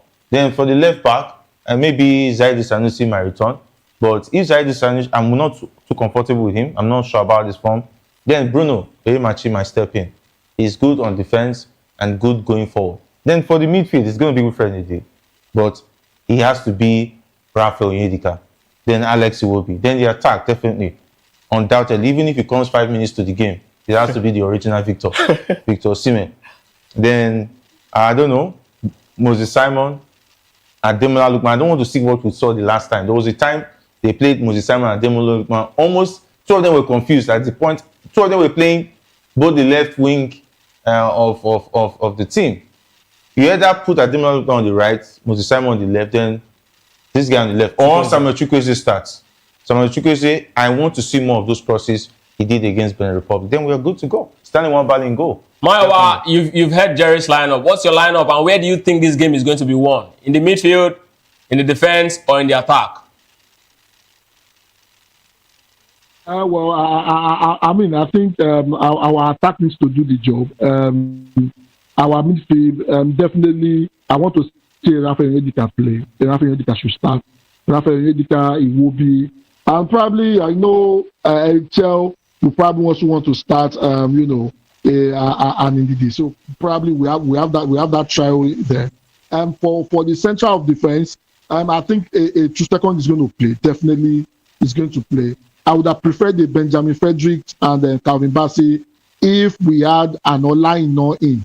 But since an Olaino is not in, and we know that Osai Samuel, overlaps a whole lot, but his recovery rate is very, very slow. So that might give me a bit of headache in that position. I would say I'll probably say a Chus Ekong, a Calvin Bassey, then a Benjamin Fredericks on the right. I will not want to play an Osai Samuel because he overlaps too much. Then a Bruno Onyemachi, plays on the left hand side. For the attack, I think Ademola Lookman, Moses Simon for me He has not been given a lot. I'll probably start a Chukwueze because of what he did in the last game. He was very, very effective. I think he's getting his mojo back. Then Victor Osimhen, leads the line, and your Aro Kodari and the rest of them comes in. The game is definitely going to be won in the midfield. And the reason for that is very simple. The Gabonese, they know we have a weakness in our center of defense, because definitely with the kind of defenders we have, a true second we play. And what that means is that we need people that will be able to, be a shield for our center of defense. And that is where, a Rafael Onyedika comes in, and, and if you can do the job clearly, break up the attack, and Rafael Onyedika jumpstarts the attack, then probably we get to, we get to win the games for the midfield. What that does is it cuts off the supply of the Gabonese from the midfield. Then our quick, rapid interchange with the likes of Chukwueze on slot on the right hand side, and probably and Ademola Lookman on the left hand side, gives us this fast break that we can always rely on to probably win the game. So our midfield is going to be very, very important, and that's the reason why I think Chelsea should probably feature Rafael Onyedika starting in that particular game. As much as I want to really focus on the Nigerian game, but of course I also want to look at what's going to happen in the other semi-finals. That's Cameroon and DR Congo. A lot of drama is happening in Cameroon. Jerry, which team will you rather the Super Eagles face? Cameroon or DR Congo? Should we go past Benin? Because I said Benin, Gabon, because I want to believe Nigeria is definitely going to go past Benin. I said Benin again, Gabon. I'll prefer a Cameroon, because if Onana is in goal, I will be so excited to have Cameroon. He's in good shape now, Jerry. Yes, he can be in good shape, fine, but he will concede. That's him. So as far as conceding is concerned, Osimhen knows his way around him, and Ademola Lookman too. He has scored him before at the Nations Cup. So I'd like them to continue with that form and confidence, knowing that Onana is in goal, and there will be goals at plenty to score. So I think I prefer Cameroon, unlike DR Congo, who we may not know much about them. Head Wissa is not fit. Yeah, Wissa is not fit, but perhaps maybe he might just get, if they go past Cameroon, he might just be available for the final. And I'm worried also about the form of players that Wan-Bissaka. He's on form right now. He's going to be a menace. He's a defender. Yeah, he's a defender. That's giving us problems. He knows how to attack. He knows how to attack, to contribute attack-wise. So he's a dangerous player. There are a lot of dangerous players they have there Congo too, we don't really know. Apart from Mbuemo. They also have Tuanzebe, former United centre-back. That's what I'm saying. So apart from Mbuemo, who is rather dangerous. Anguissa. And Anguissa.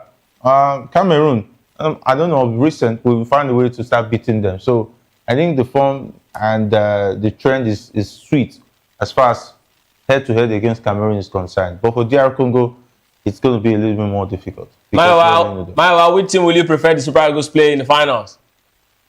Well, I think the chaos going on in Cameroon will probably play into our hands. I hope, what's his name now? Onana. I hope they resolve whatever it is and he's in goal. That's number two. Anguissa. You also want him in goal. You also want him in goal. You want your legend in goal. No, like over 176 goals in 2 seasons. How can he be a legend? How? When Peter Schmeichel, for all his career in Manchester United, I think he considered about 280 goals or thereabout, and you in 2 seasons you consider 176. How is he a legend? How? Okay, continue. I'm listening.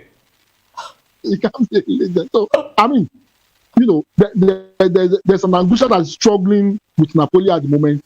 They've not been doing so well. That's Anguissa himself with the Napoli side. Yes, Mbuemo is fine on us, Linda. However, outside football, the Cameroonian team in itself, they are in disarray. There's a whole lot of infighting. There's a whole lot of disagreement with the FA there. So it's another Nigeria pro match. We've been able to get our own mess together, but the Cameroonians, they are unable to do that. I will not be surprised if we end up playing a DR. Hopefully, we go past Gabon. I will not be surprised if we end up playing a DR Congo, because I think the DR Congo side, they are much more organized than the Cameroonians. So because of the disorganization going on, I want Cameroon to escape DR Congo, and so that we probably have an advantage over them to probably get the intercontinental ticket. This DR Congo team reminds me of our first game in the last just concluded Nations Cup against Equatorial Guinea. A lot of persons didn't really fancy them as a very good side, and Nigeria really struggled against that team.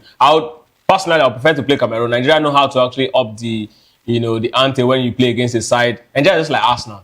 When you play against a side that is big, you want to actually come all out. But when we play against a side that seems inferior or seems like a team not a big threat, the Super Eagles tend to go to sleep, and that's where I really worry. So I really prefer to play to play Cameroon. But of course, let's still talk about Nigerian football, and this time we're talking about the Falconets, as Nigeria's Falconets secured a 3-0 victory over Black Princess of Ghana to win the WAFU B Under-20 Girls World Cup in Benin Republic. This match marked the Falconets' second win against Ghana during the tournament, following their earlier 3-1 victory at the same venue. The Falconets showcased their dominance early, racing to a 2-0 lead within 25 minutes. Goals from Akekoro Mowe in the 17th minute and Alaba Olabi in the 24th minute sets the tone for the match. Ramotalahi Karim sealed the victory by netting the third goal in the 60th minute. With this win, the Falconets amassed 9 points and maintain an impressive goal difference, having scored 3 goals in each of their 3 games. They are set to face the Young Amazons of Benin in the final match of the competition tomorrow. Jerry, is this going to be the best set of girls we've seen in a long while? Because I don't remember last time our girls went this far, at the Under-20 WAFU Championship. I mean, I want to see top players come out of this round, because this is exactly where we discovered the likes of Ajibade and co. So I don't know if this one can actually be a good feeder to the Super Falcons. Let's calm down now. This is what you did the last time when the Accords team, Eric Che went to go and visit them in the Accord. You say they are the next best team. You started looking at Lami Yama from the team. That conversation, I will never forget it in my life. Today now you are starting there is the next Kasper Schmeichel Yama. I was shocked. Like, what is going on here? But this is impressive. This is WAFU B. More like West Africa. More like the female version of. It's still early. I think all the razzmatazz and the attention. The Wakot and co, the Akot that you mentioned and co, they didn't win the championship. Yes, that's what I'm saying now. But these girls, when they went after WAFU B, you guys were watching lyrical about the team that they've arrived and so on and so forth. They are going to the outcome. You picked me out. You singled me out. You were the champion. I even thought you were an agent to the team. Maybe you are trying to market your team so that you can sell some of the players. I was confused, but these girls are just starting. Let's not give them too much attention right now. Let's allow them focus and make a name for themselves. WAFU B is just a start as far as on the 20 level is concerned. If you go ahead, they have not even won. When I saw the news, I thought maybe they won the cup.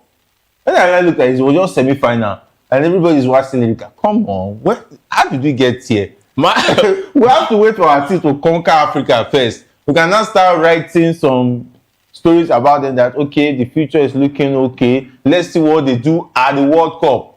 The World Cup, if you make it past the group stage, is nothing new. If you now beat Brazil or Spain, maybe the quarterfinal and semi-final in style, then I can now start talking about, yes, the next Lamiyama is coming out of this team. Then you are going to the final. Then I now see that there's a player as good as Mikel in that team. I will now say, yes, something is coming out. They now win the final. Don't worry, me, I will come here, I will give them 1 hour. I will talk about them. But not WAFU B. Jerry is obviously not seeing any light at the end of this tunnel. But from where I stand, I want to believe that these girls are actually good enough. Is this the beginning of a new era for our age grade tournament in the Super Falcons team, in the female team rather? No, I don't think so. And I think Jerry saying we should not wax lyrical. I think we should wax lyrical. And I'll thank you very much, Maiwa. No, and the reason for that is this: on a normal ground, we're not supposed to be waxing lyrical, but on our other side, we have to wax lyrical. And the reason for that is very simple. Those running our football, they've been treating our girls terribly. They've been treating them terribly, And under those terrible conditions, the girls are still doing their best. They are still performing. Would you shock you? Let me shock you. Some of these girls, they pay for their own kit, they pay for their own transportation to camp. Some of these girls. Yes. It happened with the under-17 ladies, with the just concluded under-17 girls. So, I mean, with that kind of condition, with that kind of situation whereby the Football Federation is supposed to be responsible for their upkeep, we have girls paying for their own transportation, paying for their own kit to go to camp for a tournament that they are going to represent Nigeria.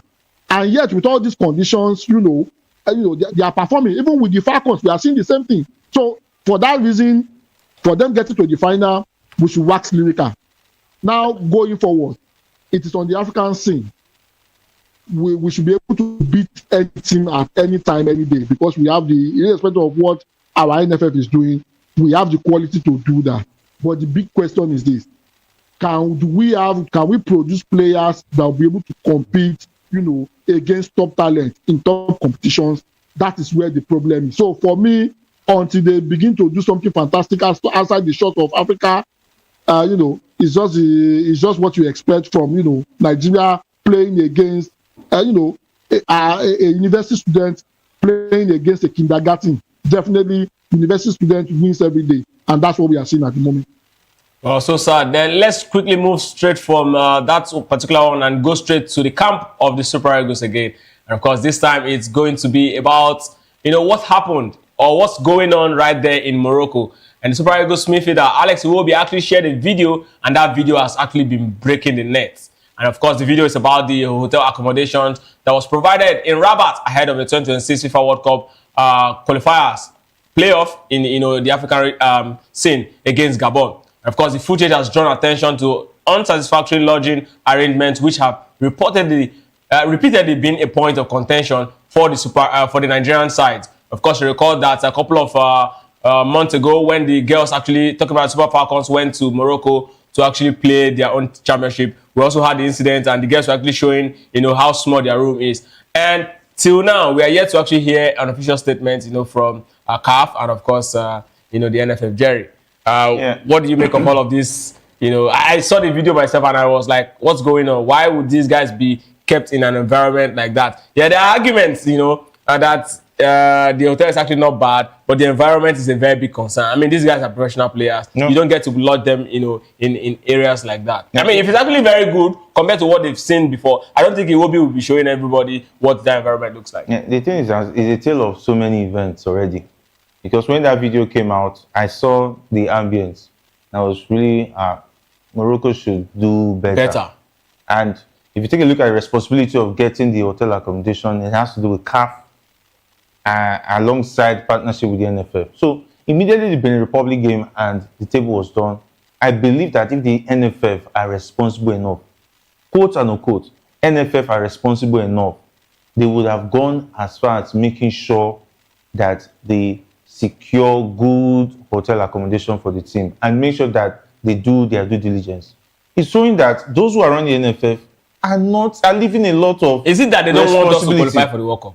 Is it that this NFF board don't want these boys to qualify? Yes, it's a weapon fashion against the team. Unfortunately, they are supposed to be the ones helping the team. But unfortunately, they've been the ones against all the efforts of the players. But that is pretty sad. So with that being said, so if CAF and even FIFA, is like FIFA is leaving a lot of things too to CAF to take responsibility. No, at this level, it should be CAF. Yeah, it should be CAF, but supervised by FIFA, making sure that they meet the standards. And supervised by the NFF, because, I mean, according to the rules, the NFF has the right to say, no, we don't want this arrangement. See, the NFF we have now is a yes man that is in charge. Talking about Gosol, who has no say, who cannot make a case for himself. Someone who cannot even defend himself. How can he defend the country? How can he defend his football team? That's how bad it is. And those who are running the NFF, everybody is just after, since it's a yes man that is there, is a man who doesn't know his left to right. Let's just follow through. After his 4 years, maybe we'll elect somebody else who knows best. That's what we suffer for 8 years under one past president. But that is the same situation we'll find ourselves at the moment. So, but Iwobi has even come out to even make another video that he was just joking and people are just taking it too serious and so on and so forth. That is damage control. Iwobi has already let the message out. The world already knows. Then Sources I got from the NFF camp, also from the hotel, said that the hotel is standard. They drop video and so on and so forth. Showed me videos that the hotel is good and so on and so forth. But I've even gone ahead to look at the reviews on their Play Store. Yes. I've seen the reviews. The reviews are not good. Okay. A lot of people have made a lot of complaints about our hotel that don't waste your money. This is not a place to go, and so on and so forth. So if those, I want to believe those reviews now. Does it now mean that the people who gave you reports are also doing yes? They are doing PR. It was all PR. With all due respect to them, though they are friends of mine, but I think I will say the way it is. True. Not to look, I'm covering for anybody. Maiwa, I mean, we had this particular incident when the guests were actually preparing for the La Decima. Fortunately, they end up winning that particular championship. Now we have the guys actually going to actually get this World Cup tickets in this sort of environment, not being paid for 2 years. I asked the question before, where is the motivation coming from? And you said, they just want to go to World Cup. Look at this scenario, Maiwa. How will these guys actually come out and give their best in this particular one? I see, the NFF are not serious. If you look at the surrounding of that hotel, the security there will be terrible. It's something. And this is where we are putting our national asset. These guys representing us, they are our national asset at the moment. And yet the NFF cannot deem it fit to reject that horrible hotel. Look at the environment. How do you expect maximum security to be guaranteed in that kind of environment? The environment, where the hotel is a shanty. And we have our own national team there. And we are putting them in this kind of condition. And we expect them to perform optimally. I've said it consistently. At the risk of sounding like a broken record, we need to get it right from the grassroots. If we do not fix our state airfares, we will continue to have this kind of people sleeping and become NFF president. Because if we have state airfares that know anything about running football, it will translate nationally. And that's the reason why we're having what we're having at the moment. Until we fix what we have in various states, we'll continue to have this. As far as I'm concerned, nobody should even be talking about Gusau anymore, because he has shown over and over again that he doesn't know what he's doing as an NFF president.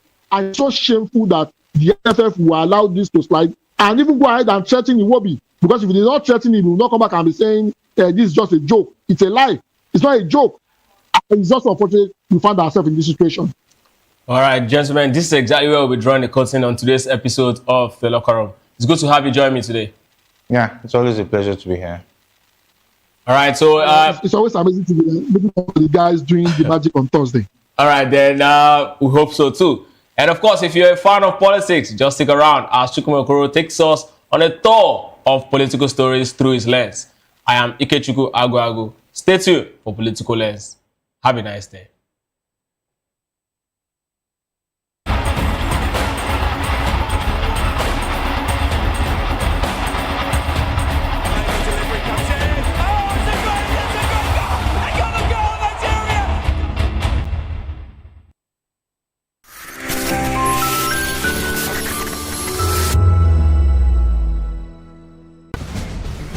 Join us as we drive into the world of politics through insightful interviews with prominent political figures, both serving and former governors, ministers, senators, legislators, party chieftains, activists, and analysts. Get first-hand information into the decision-making processes that affect our daily lives. Highly engaging one-hour program that brings political discourse into focus. I am Chukwuma Okoro. Political Lens, Monday through Friday, 6 to 7 p.m. Join us. In a world where truth is the ultimate power and opinions scream the loudest, it's time to wade through the noise. Hunger no get drive. Hunger no get religion. And scan the human interest and trending topics that matter. Stay tuned to The Issues, your plug to the stories making the buzz, from politics to science and technology, social justice, and more. Let's tackle the tough questions and expose the truth. The Issues, on Voice of the People Television, Mondays to Fridays, 8 to 9 p.m. The Issues. Don't just react, understand. Voice of the people, you can hear me now. My name is Patrick Doyle, and I wish that you continue to echo the voices of the people.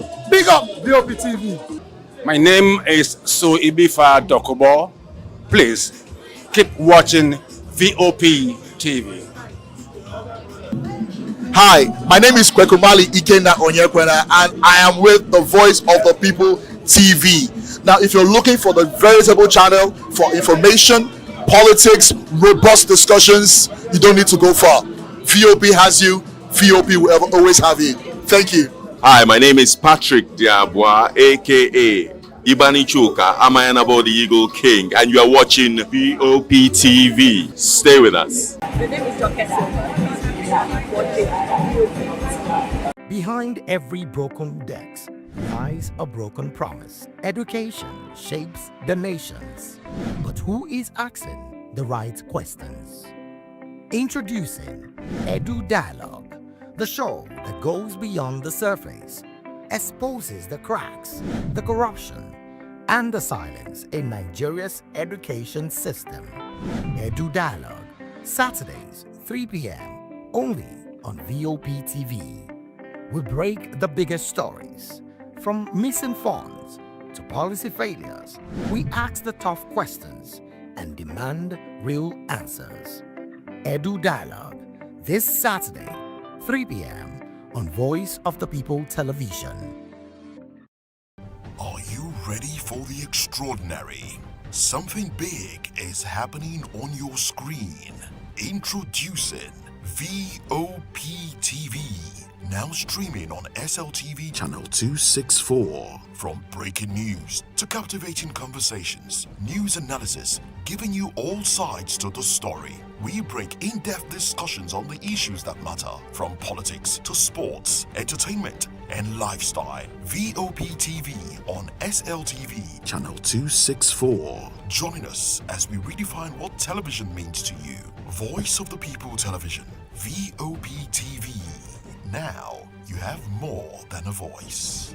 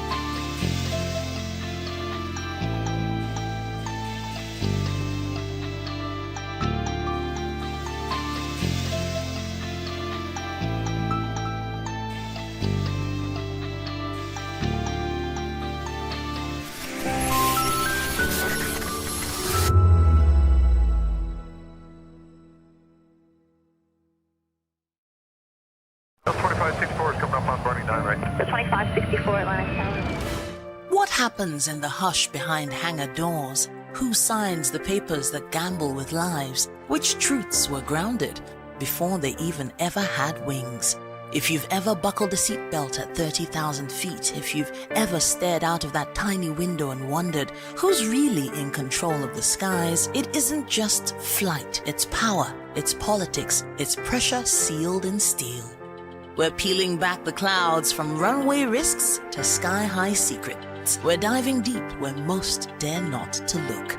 Aviation Scope, every Sunday at 7 p.m. only on Voice of the People TV. We don't just report, we reveal. We don't just ask, we uncover. Because when it comes to the skies, ignorance is turbulence. Aviation Scope, the sky isn't the limit, it's just the beginning.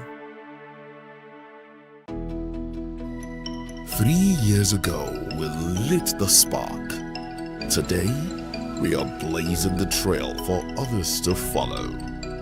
VOP Media is 3 years of breaking boundaries. 3 years of being that bold voice that echoes the thoughts of the people. 3 years of telling stories that matter. We have experienced complete breakdown in democratic governance. We are not just a brand. We giving voice to the voiceless. We go to bed empty hunger. To every viewer, every voice, and everyone that has made us who we are, we say thank you. VOP Media, 3 years and still counting. VOP TV. Now you have more than a voice. This is African News on Voice of the People Television, where we don't just bring you the news, we bring you Africa's heartbeats, the policies that shapes our world, and the economy that determines our future. African News on Voice of the People Television. Stay with us. Join us on People's Voice, where we amplify the voice of those that matters the most. Join the conversation. Share your thoughts with me. I am Sylva Udo. Weekdays, Monday through Friday, from 4 p.m. to 5. Don't forget, our voice matters the most. Let us come together and share our concerns. Thank you. We encourage you to click on the like button and subscribe to our YouTube channel. We are Voice of the People TV. Also follow us on all our social media platforms. We are at VOP TV Live. Visit our website www.vop.ng for fresh and trending news. Also watch us live on SLTV channel 264.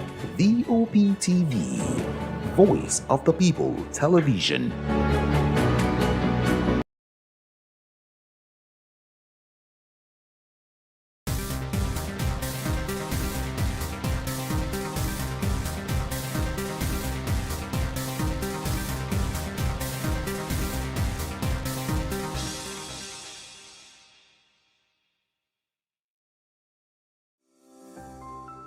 VOP TV. Now you have more than a voice.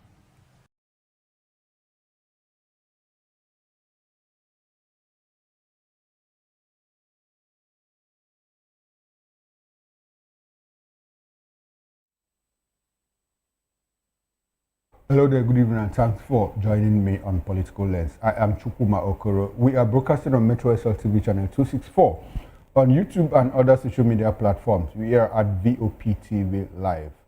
On the show today, Governor Monday Ogbebelo celebrates 1 year in office. PDP convention still in the limbo days to November 15th. That is the day fixed for the convention. As federal government urges calm, Wole Soyinka, Northern Group rejects Trump's genocide claim. Well, I've been joined in this by Comrade Collins Amadin from our station. He's a political affairs analyst as well as an APC stalwart. Good evening, Comrade Collins Amadin, and thanks for coming to Political Lens. Chukuma, good evening. Nice having you again. Good to see you again, my brother. How have you been? It's been a while. Yes, you sent me a sabbatical. Okay, it's good. I hope we have a very wonderful show this evening. Thanks for coming. I appreciate your presence. I've also been joined by Comrade... Thank you very much. Good evening. Welcome once again. I've also been joined by Comrade Roy Oriabo. Comrade Oriabo joins me virtually, also from Benin City. He's a human rights activist and political affairs analyst. Good evening to you, Comrade Roy Oriabo, and thanks for being part of this show. I appreciate your presence as always.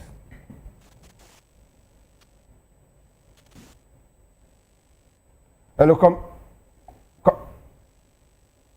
okay, network.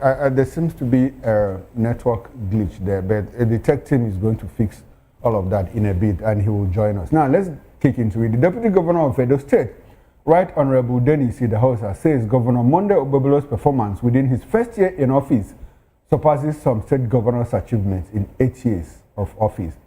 The Deputy Governor, in a statement by his Chief Press Secretary, Mr. Friday Akedo, stated this when he played host to the delegation of Asian Daughters Development Initiative of Edo State in his office. Well, he assured that Ogbebelo's administration has just taken off, adding that with the support of the people, Edo will record remarkable achievements in the few months to come. Idahosa noted that with his Shine agenda, Ogbebelo is poised to entrench good governance across the nook and cranny of the state. He particularly noted that Ogbebelo's policies are people-centric, while noting that the unity of people remains the governor's primary concern. Idahosa reeled out names of Asian extraction who made an impact on Asian land and Edo State in general. According to him, distinguished Senator Mondo Okpebholo, to me, is God's gift to Asian land, and the entire Edo State people are happy with him. The President, Asian Daughters Development Initiative of Edo State, Mrs. Kate Osaro, commended Idahosa for his complementary role to Okpebholo. According to her, their complementary roles have ensured peace reigns in the state and solicited its sustainability. Well, Comrade Collins Amadi, your state governor, Monday Okpebholo, has celebrated 1 year in office. Can you walk us through, his major achievement? What's your assessment of his 1 year in office? Thank you very much. By the grace, governor has shown capacity, and not only capacity in the area of building infrastructure. In the area of human relations, he has been able to prove that governance was not just about power, but about the people. One, we had serious tension before he emerged as the governor, which was the terror era of men who were involved in veganism and cultism. That was a major crisis in Edo. Almost every young man that was growing up in Edo, either being forced or being coerced to belong to one group or the other, and some of them probably go beyond the bounds of associating, but became something never imagined. I was able to indeed deal seriously with the issue of cultism, and that brought a lot of relief to a lot of parents. And also the issue of kidnapping was on a high, very high, at the time it came. You still agree that there may still be one or two skirmishes still around, but unfortunately, it must happen in a society that we have found ourselves. The governor alone fight all area security, but very large was able to help curb kidnapping, all issues. One help of local vigilance that was realized and realized.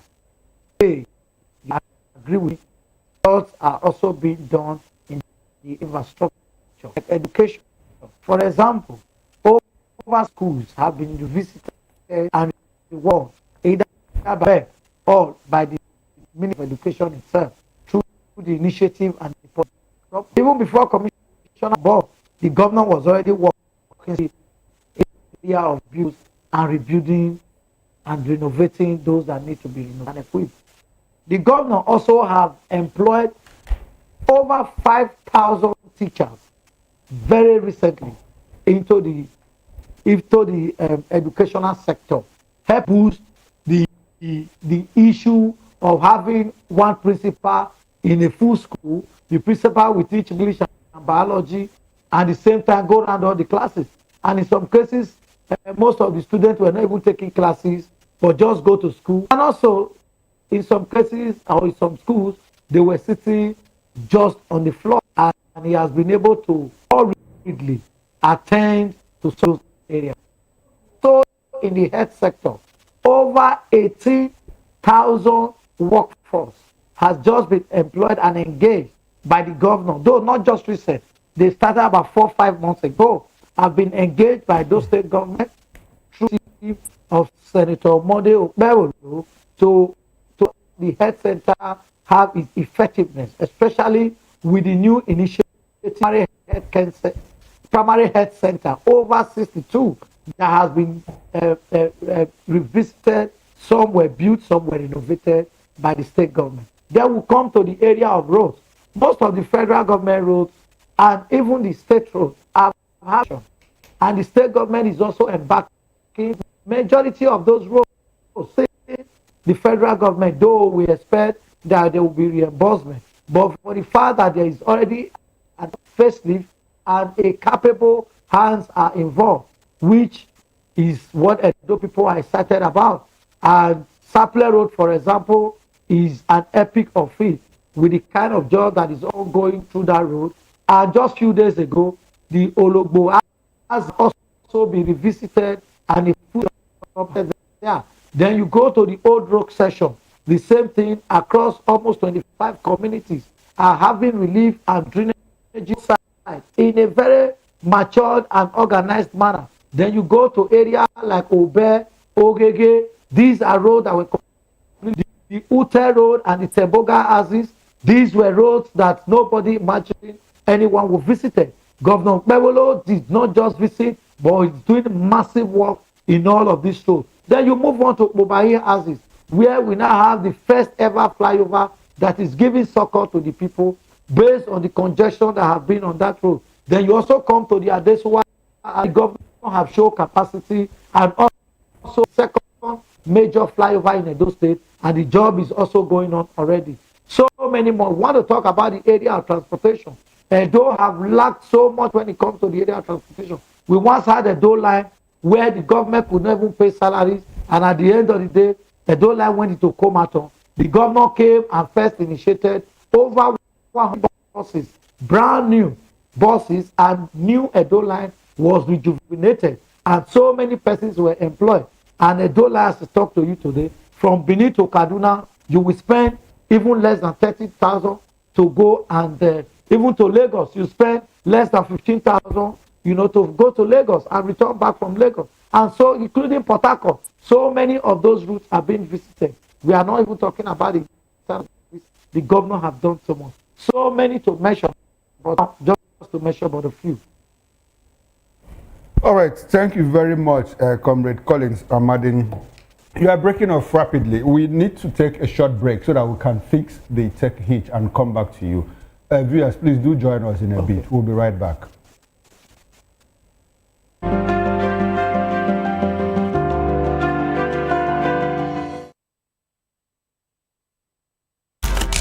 In a world where power shifts with every headline. In a nation full of questions. In a world filled with noise, the truth needs the voice. The policies that shapes our world and the economy that determines our future. Every hour, every day, the grapevine keeps buzzing. And together, we are committed to telling the stories that shape our world, because your voice is our focus. Don't forget, our voice matters the most. Let us come together and share our concerns.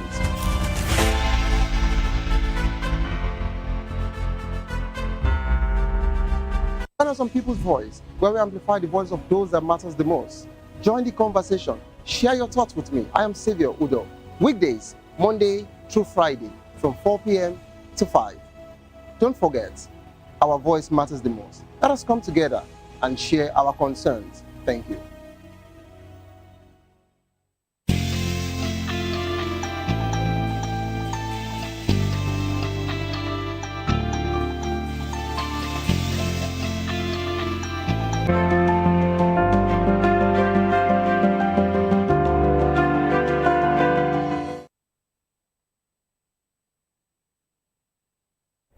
All right, then welcome back and thanks for staying with us. And if you are just joining us, this is Political Lens on Voice of the People Television. I've been speaking to Comrade Collins Amadin, and we are discussing 1 year in office of Governor Monday Okpebholo of Edo State. I've also been joined by Comrade Roy Uriabo. Comrade Uriabo is a human rights activist as well as a political affairs analyst. Good evening to you, Comrade Roy, and thanks for being part of Political Lens. We appreciate your presence.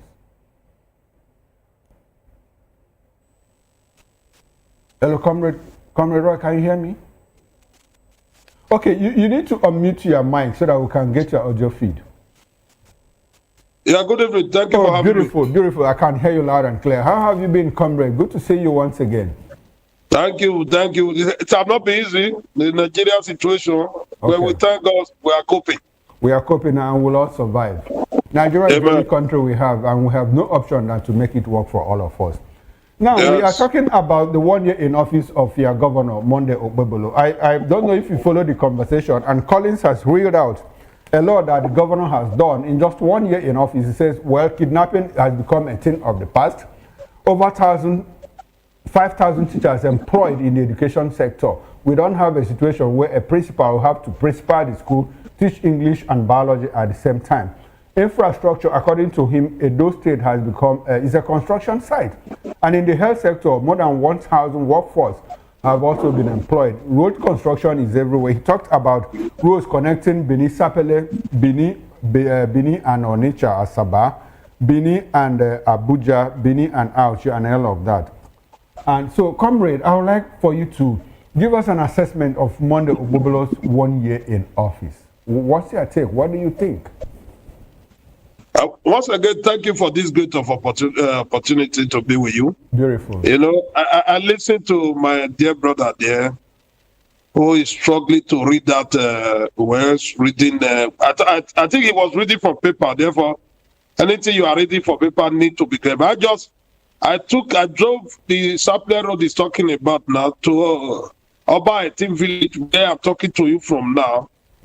As I'm talking to you now, nothing have happened there. Therefore, the records are there. I am not here to join issue with him, but let us address issue on its merits. Let's speak fast and figure, so that those who watching this program will appreciate it. The executive governor of Edo State will also appreciate it, that there are persons who are telling him the truth, not psychopaths, parading themselves as the lover of governor, whereas they are after their pocket. It's very sad that you are seeing the younger generation try to concoct, fabricate lies of which benefit.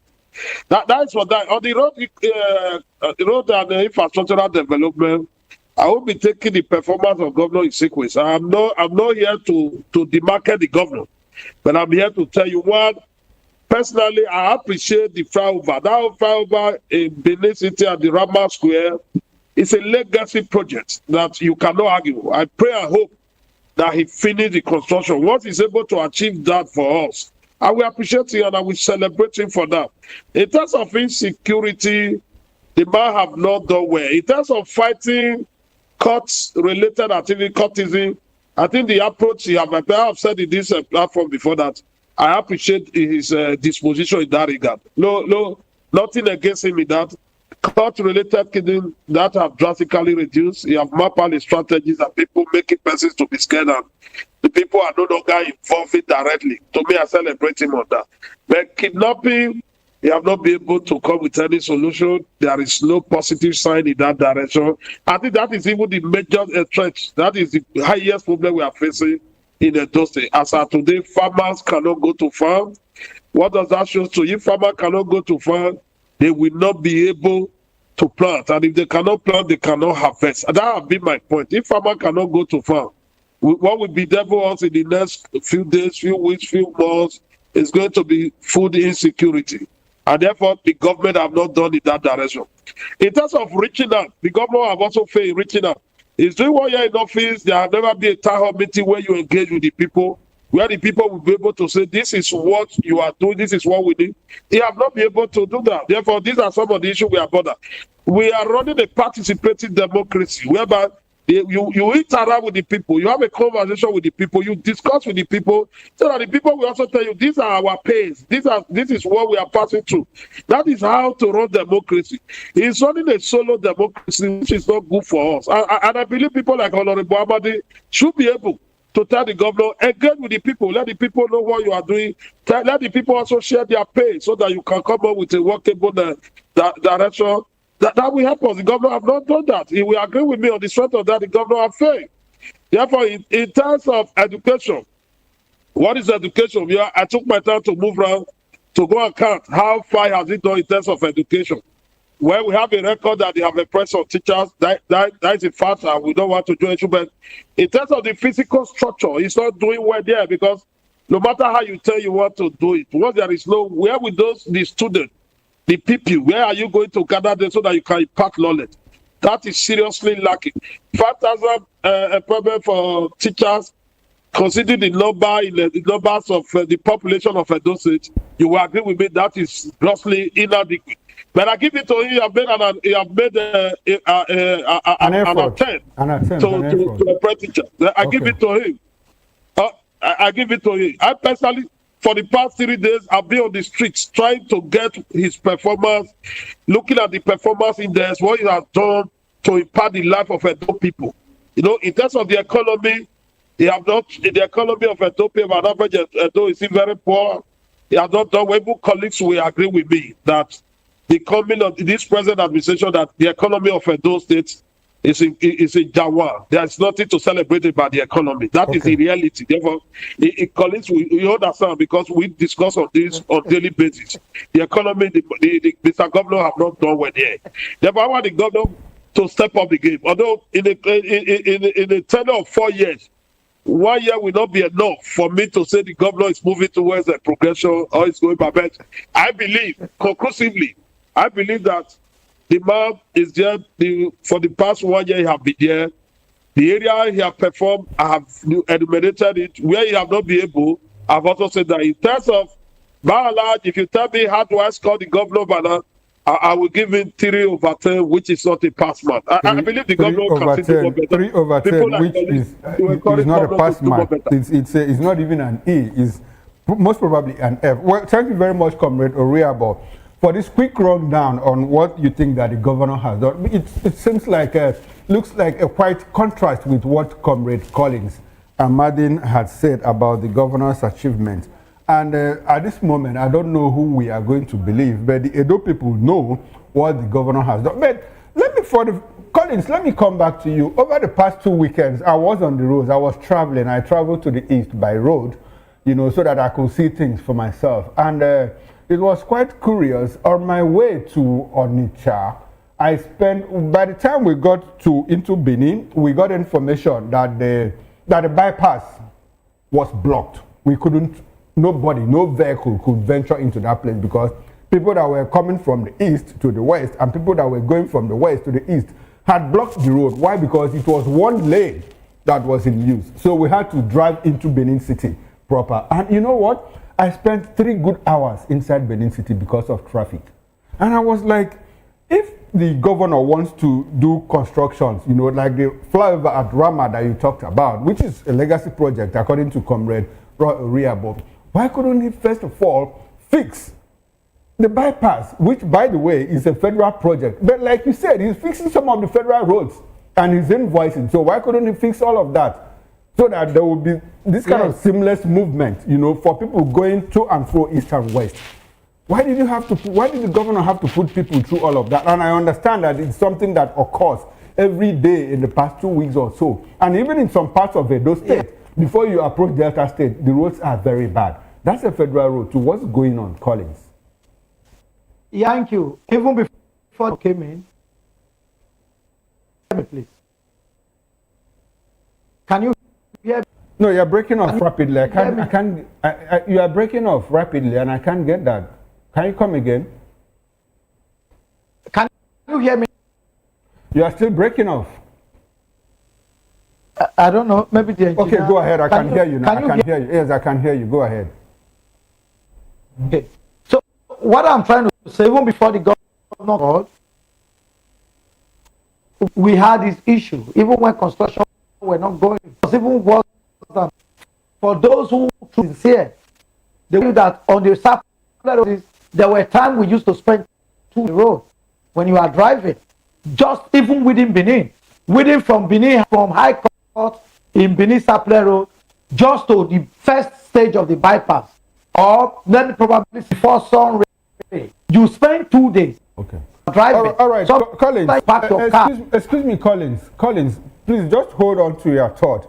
You are still breaking off rapidly, and you are not coordinated. The sequence is not flowing. So we need to fix something from your end. So while we do that, let me go back to Comrade Roy Riabo, and I will come back to you in a moment. The moment we are done with fixing your audio problem, so that we can hear you clearly. You are breaking off rapidly, and the sequence is not connecting, so that our viewers will have to get seamless audio of what you are saying. I'm sorry about that. I'll come back to you in a bit.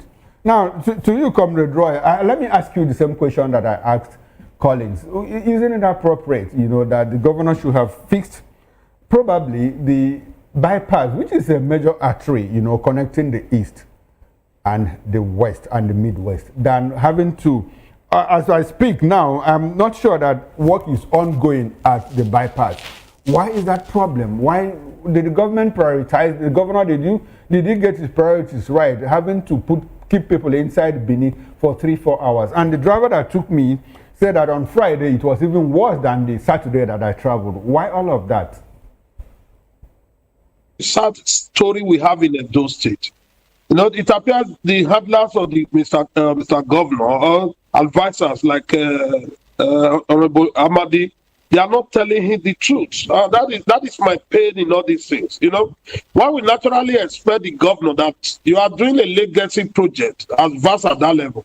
Why we expect the connecting roads, the feeder roads to be working. You recall the reason why that bypass was constructed is to ease traffic within the Benin metropolis.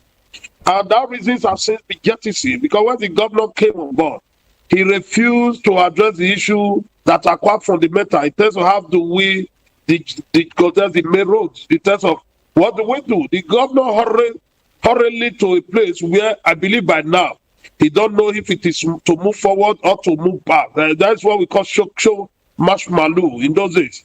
You know, where you are stuck in one place. That is our fear. The governor is supposed to be more bothered about the feeder roads in Benin City. As of today, I left my office to Urban community in Sapler Road, and I decided to drive via the GRA. Yeah, as I'm talking to you now, the GRA in Benin City is the worst road in the history of Benin City. We have never seen so bad. We have never seen so. The road, we are wondering what is going on. But I listened to one of their reports that it's because of the rainy season. You begin to wonder, is it Edo State only in Benin City that we experience rain? There are no motorable roads in Benin. Any car you see in Benin now is more or less in a deplorable situation. For you, you can quickly take your camera to Honorable Amadi to go and check his vehicle. That is a direction of what we are facing on daily basis in Benin City. Well, as I said before, we were expecting the governor not to quickly know the roads that need attention. There are many roads that need attention with high level of urgency. The governor is so interested. As of today, you cannot go to Agbo from Benin. You can't do it. I'm happy that you also pass through that road. You cannot. The road will not between that Agbo road. There is nothing to show about it again. You cannot just try it. Therefore, you go to that Sapler Road again, no way. We were expecting for him to leave that bypass. He deliberately abandoned those roads. And the feeder roads is not doing anything. He's interested in that legacy project, that overhead bridge. And that is the music we are hearing every day. And they keep on building on that, singing on that. That will not be enough for us. That will not be enough for us. And I expect the governor to take it that level. I don't know whether it's as a result of lack of resources, but it cannot be because the president have informed all of us that there is too much money in the hands of the governor now. After the removal of subsidy, there is not too much money in the hands of the governor. Therefore, they have no reason not to utilize this fund. They have no reason not to be working. What we expected those things not to even be a working side. Things will be going on massively. That we are not saying.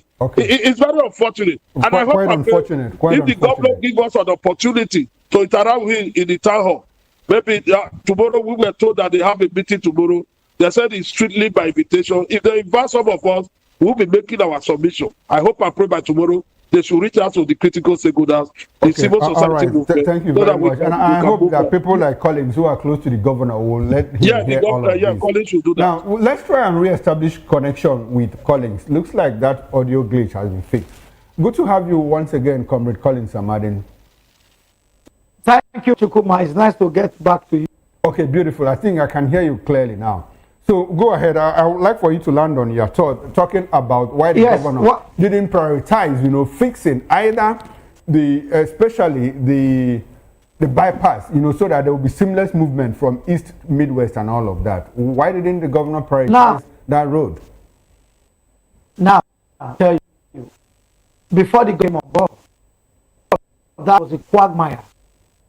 There was no section of that road that didn't deserve an attention. All of these roads deserves urgent attention. In short, he had to declare a state of emergency in the roads. And the man is everywhere. And he is not the way can see. He's doing a nice kind of job. Roy is just being unfair. Roy was Obaseki was a governor. I am surprised he's lamenting at the condition of the feeder GRA when his friend just left the office, having spent 8 years. His friend just left the office about a year ago. Over to the government. At the time he was leaving, to know where he stopped or where he carried from. It's ending. So Roy did not shout, did not say he needs to use that to get to Obama. because it was unfair when he said nothing was going on. Okay, Comrade Amadin, we are not doing a comparison between Okpebholo and Obaseki. We are talking about the 1 year in office of Governor Monday Okpebholo. You did say something that struck me as, that is not quite true. You talked about, fixing federal roads. After scaling through the hell that we passed through inside Benin City, between Benin and Abo, was another nightmare. Why? Why all of that? And I'm asking you this question because you praised the governor. You said that he's doing well, that in fact all the connecting states, that the movements are seamless, but that doesn't seem to be right. No, you must remember that only the road is not the only journey through which the government is fixing. And even road talking about the government, if it's a you pass well, now you said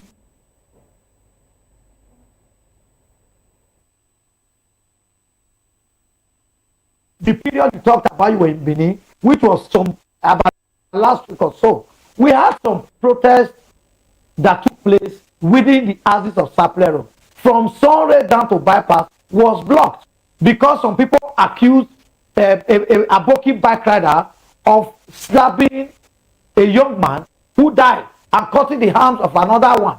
He took the commissioner of police and some top government officials to go and intervene and appeal to our people not to take laws into their hands, for them to leave the road. So that also actually led to some of the gridlock that you jam. We are not saying the government is perfect. This is just 1 year. Okay. And 1 year first, you must understand that he didn't even have opportunity of meeting the actor who probably would have put him right. If not that the governor was smart and fast enough and passionate about the people, those governors of his kind will still be looking at the books and try to check what should be done. And as I'm talking to you, the overhead flyover is almost 55% complete done. And other roads too. He talked about, I talked about Ute, I talked about Ogogobi, I talked about Obe, I talked about forestry, not forestry houses, around the Ute quarters there. All of those lanes and streets that are in that quarter at Upper Mission Extension. He did not talk about it. He did not say nothing happened there. He did not say nothing happened there. And the governor is just coming on board. And you must also know that road is not the only problem that is bedeviling Edo as we speak today. Okay. And for the past 5 months or 4 months thereabout, nobody is paying tax in Edo. They have been having tax-free months, good 4 months. Whether you call it bus driver, you call it market women, none of those businesses are paying tax. They have been on free tax care. That nobody has quarreled with the governor that he needs to make money. This is also a way to build the economy. Telling them what you would have used to pay tax over this period, probably add it to your business and revamp it. Is there any state in Nigeria today that they will live for 2 months without paying taxes? All right. Before we leave this topic, because we have 2 other topics to discuss this evening. Before we leave, does it look like, or it does appear that Senator Monday Okpebholo is in some form of competition with Godwin Obaseki? I understand that, and a lot of people do understand that, look, government is a work in progress, especially at this stage of our physical development. Government is work in progress. Is it because Obaseki didn't build a flyover that he hurriedly started building one that is causing traffic, causing problem for people in Edo State? Why that level of competition? Does it want to outshine Obaseki and putting the people into all of this trouble? Because I keep going back to it. It wasn't funny for me. And when I inquired, I realized that it's been a regular thing for the past 2-3 months since that project was started. Why this kind of competition? Chukwuma, you will agree with me that we all travel. I have been privileged to even go to some African countries, and they were just fixing side of drainage, and it was Angola, Benin. I think I experienced these things there. It took time, even in Lagos where you are. most times all of these jobs can be done at night. There are jobs that must be done in the afternoon, and the people that they are doing this job for are excited. They understand that sometimes you must have to pass through this stress. It's normal. Yes, it is good and fine once the race subsides, and I'm sure the governor will quickly hit on some of those truths that need to be touched as a way of helping or assisting. Not that it wasn't done before. It was done, but because the rain and travelers. Of course, the governor be very concerned about that. In 2-3 occasions where he visited the site, we overheard him talk to contractors that they must do everything possible to speed the contract that they have been given, because our people really need to get it easy when they are going to their offices or running their businesses. The government is concerned about that. But because he's concerned about that, wouldn't make him stop the construction of the job. At the end of this program, you have like 30 seconds to give us your concluding thoughts on what Governor Monday Ogbobelo has done and what we expect going forward. Now we need to move into the next topic of discussion. The People's Democratic Party (PDP) has been plunged into deeper crisis, flowing to conflicting court rulings over its planned national convention scheduled for November 15, 16, 2025 in Ibadan. Well, while the convention is meant to elect new national officers and is expected to host over 3,000 delegates, the Federal High Court in Abuja and the Oyo State High Court in Ibadan have issued opposing orders on whether it should proceed. Well, Justice James Omotosho of the Federal High Court in Abuja restrained the PDP from holding the convention, ruling that its preparations violated the party's constitution and the Electoral Act. In contrast, Justice A.L. Akintola of the Oyo State High Court declared that the PDP had met all legal requirements and ordered it to go ahead with the exercise under INEC's supervision to ensure transparency and due process. Well, the Oyo Court ruling came after a suit by a party aspirant, Folahon Malabo Adela B, seeking to prevent manipulation of the convention timetable. Justice Akintola also affirmed that Governor Amadu Umaru Fintiri, chairman of the planning committee, could continue preparations without obstruction and warned party leaders against disrupting or altering the timetable. The contradictory judgments have thrown the PDP into confusion, deepening its internal divisions and leadership struggles between factions loyal to the acting national chairman, Ambassador Iliya Omar Damagum, and the FCT minister, Nyesom Wike. The crisis had been worsened by multiple defections of governors and lawmakers to the ruling All Progressives Congress, leaving the future of the Ibadan Convention and the stability of Nigeria's main opposition party in serious doubt. Let me come to you, Comrade Roy Oria. Now, there are conflicting reports about the PD convention, two conflicting judgments.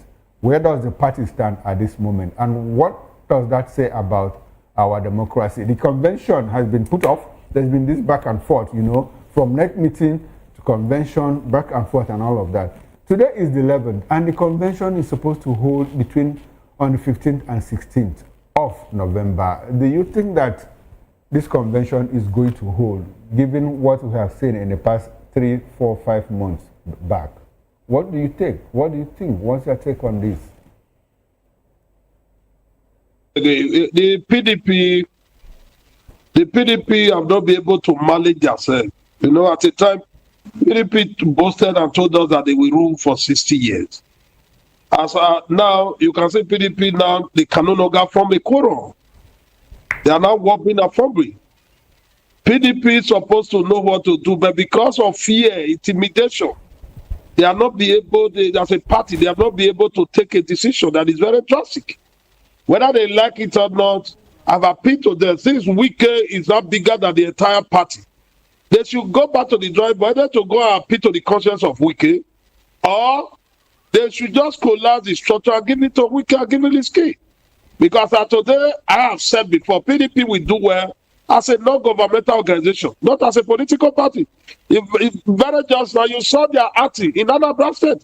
PDP, at the time, the largest party in Africa. Look at their coming out in Anambra State. Is that not demoralizing? Is that not disheartening? Is that not frustrating? Who will be willing to want to associate with PDP at this material time? Because they refuse to address the fundamental issue that is being bedeviled there. We all know the issue. Why is PDP pretending? This their convention will not happen. It's not going to happen. Even we were just told this afternoon that the former governor also went to court to to secure a judgment against the convention, that he was not given an opportunity to secure a form to contest for the elective position. What does that show you? PDP are now, they are the people, the PDP are now fighting PDP. It is not outsiders that are fighting PDP now. It is the PDP that are fighting PDP. To me, PDP should be doing more, should go and identify with Congress of non-governmental organizations and forget about party politics, because they are not ready. They are not ready. They don't have what it takes. The idea is no longer there. Their youthfulness is no longer there. Their cohesion is no longer there. Therefore, they cease to be a political party. I don't see them as a political party again. I see them as a group of people who does not even know where they are heading to. They only know where they are coming from, but they don't know where they are heading to. How can we be talking as now? There are personalities within the people with PDP who have undermined the supremacy and the credibility of PDP as a political party. But the party find it difficult to punish those fellows. They find it difficult to call them to order. How do you expect that kind of party to continue to remain as a party? A party that once boasted that it will rule this country for 60 years. A party that once told us that they are the largest party in Africa. Now they are shadow of themselves. They have not been able to do what they are supposed to do. Very easy. Call your members together and say, those who are leaving us, you leave. Let us know those who are with us. We have seen in PDP, you cannot even know who are members of PDP as of today. Some are in the other party, they are in Labour Party, they are in ADC, they are in APC, they are still within the PDP. Because of indiscipline within the party, they have not been able to form quorum. Is that the kind of opposition we want to have in Nigeria? We will be hearing voices of opposition, not from a political party called PDP. They don't have what it takes to do it, because they have refused to do the needful. And they will continue. Okay, all right. Comrade Roy, before I go to Comrade Collins Amaden, I would like for us to, can you tell us how this fits into the description, into the characterization that, look, Nigeria is gradually descending to one-party state. If you say that PDP, if I paraphrase you, impliedly, what you're saying is that PDP is gone as a political party. They should identify themselves as a non-governmental organization. Beautiful. So as far as you're concerned, PDP is dead and gone, buried. Now, that leaves ADC, you know, as the main opposition party, which you and I understand. And a lot of Nigerians also think that, look, the ADC is not very strong. Exactly what is happening in PDP is also happening in the Labour Party. So does that make APC the one last man standing in Nigerian political party equation? Of course. The APC, they are doing more better now. You can see it was the PDP and some members there who announced coalition. It is not the APC that they are doing coalition. They are signing new players because they know what is ahead of them. The PDP, they are not doing anything. The Labour Party, they are not doing anything. As of today, we are heading towards one political party. If we are not, we are already in one political party. Because PDP lack the cohesion to act as an opposition. A party that governs this country for over 10 years, they cannot build themselves to say, let's form a formidable opposition. PDP have what it takes to be a formidable opposition in this town. They have what it takes. Most of their members who left there to go and join the APC, they have what it takes to bring them back. Why then Atiku left PDP, the former governor, Wike left PDP, the former governor of Rivers State left PDP, Peter Obi left PDP. What are they doing? Very just now, we saw the issue happening to Senator Natasha. Okay. Even from the house, even when all of us were raising our voice, we were shouting that Natasha was being PDP as a political party was not able to even release a press statement to condemn the action. And then that kind of party that want to play the role of opposition. APC, amongst they are stronger, they are mobilizing. That's why they have many governors and many senators. They are not sleeping. That is a sign of seriousness from APC that we need more. All right, sign of seriousness from the APC. Now, let me come to you, Comrade Collins Ahmad. You were once a member of the People's Democratic Party, PDP, before you ported to the APC, the All Progressive Congress. That's the ruling party at the moment. And one time, at a point, the national leader of your party, who, by the way, happens to be our president, Bola Ahmed Tinubu, he said, look, I like what is going on in the opposition. I'm happy that they are in disarray. Collins Ahmad, are you happy with what is going on in the PDP as a Democrat that you claim to be? That leaves APC as the last political party standing. Are you happy with what is going on?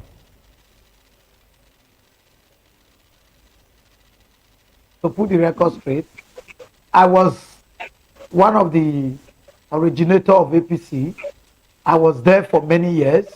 And at the time I contested for local government chairmanship election, Obaseki openly, with impunity, told us, even those of you who bought from your tax clearance, you are campaigning, next tomorrow is the primary, you must not come to the field. And the best thing we could as a team, as all of us that bought the form, was to excuse ourselves for some few months. And we made sure we gave him a fight for his money.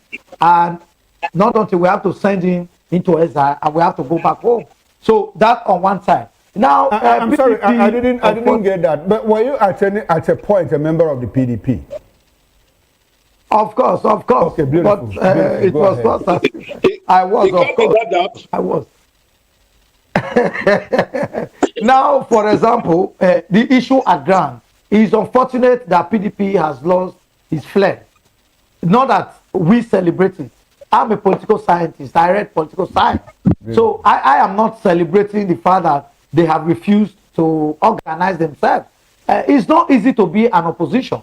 For many of us, I have always been an opposition. Only a few times I have not been an opposition. Obaseki have to send me to go to opposition to fight him out. So being in opposition is not about the whole world is falling to so many. But unfortunately, we now also have a system of food is ready. That people will let the camp. At the time, I even have to change party. I have to leave a ruling party to an opposition party, to go and deal with the system. So it's unfortunate PDP have found themselves where they are, for nobody to be blamed. And even just few days ago, if somebody like Saswan, former governor in Benue, can leave, that simply means nobody is left in PDP. Because that man was an extremist on PDP. He was a die-harded PDP. I'm sure he would have been living while shedding tears at the same time. But what do you do when the foundation is completely finished? When we told them that Atiku will come, disorganize the party, and leave. If they had listened, for example, then we would have been where they are now. The why PDP problem still persists and is where they are now is because there's no longer a leadership. There is no strong voice. There is no strong capacity to manage them. Comrade Collins, we need to segue into the next conversation. But it's interesting to know that you are not happy as a political scientist. You are not happy with what is happening on the opposition because it's quite undemocratic. Where you have a democracy where you don't have a strong opposition. Now, let's get into another very interesting but troubling discussion that is going on in Nigeria.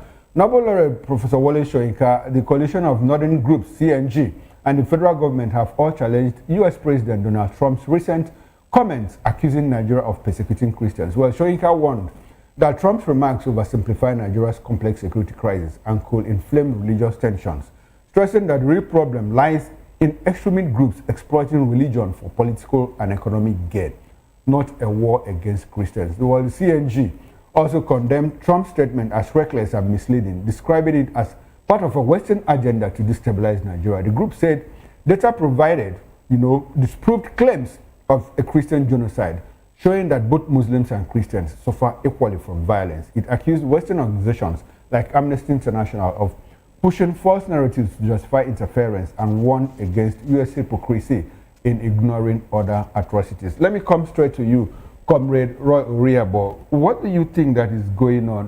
What Trump said, about Nigeria having a situation where Christians are being killed in a genocidal manner. Do you agree with Trump or what? What do you say about all of this? I'd like for us to talk about it briefly.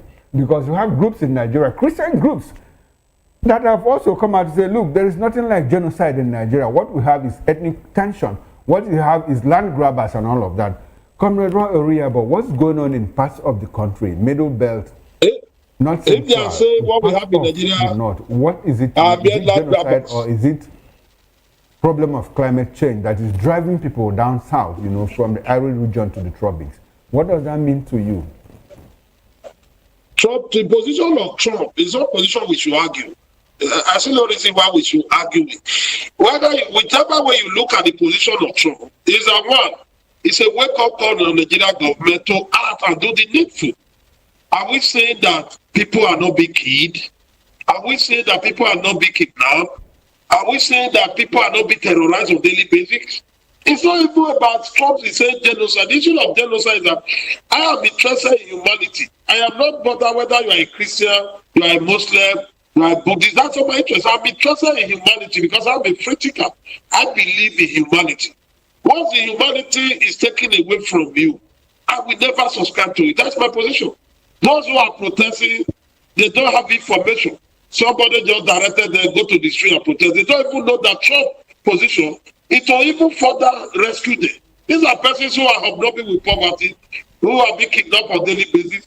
These are persons that they pay to bandits before they go to their farms. What are they protesting about? What are they protesting against?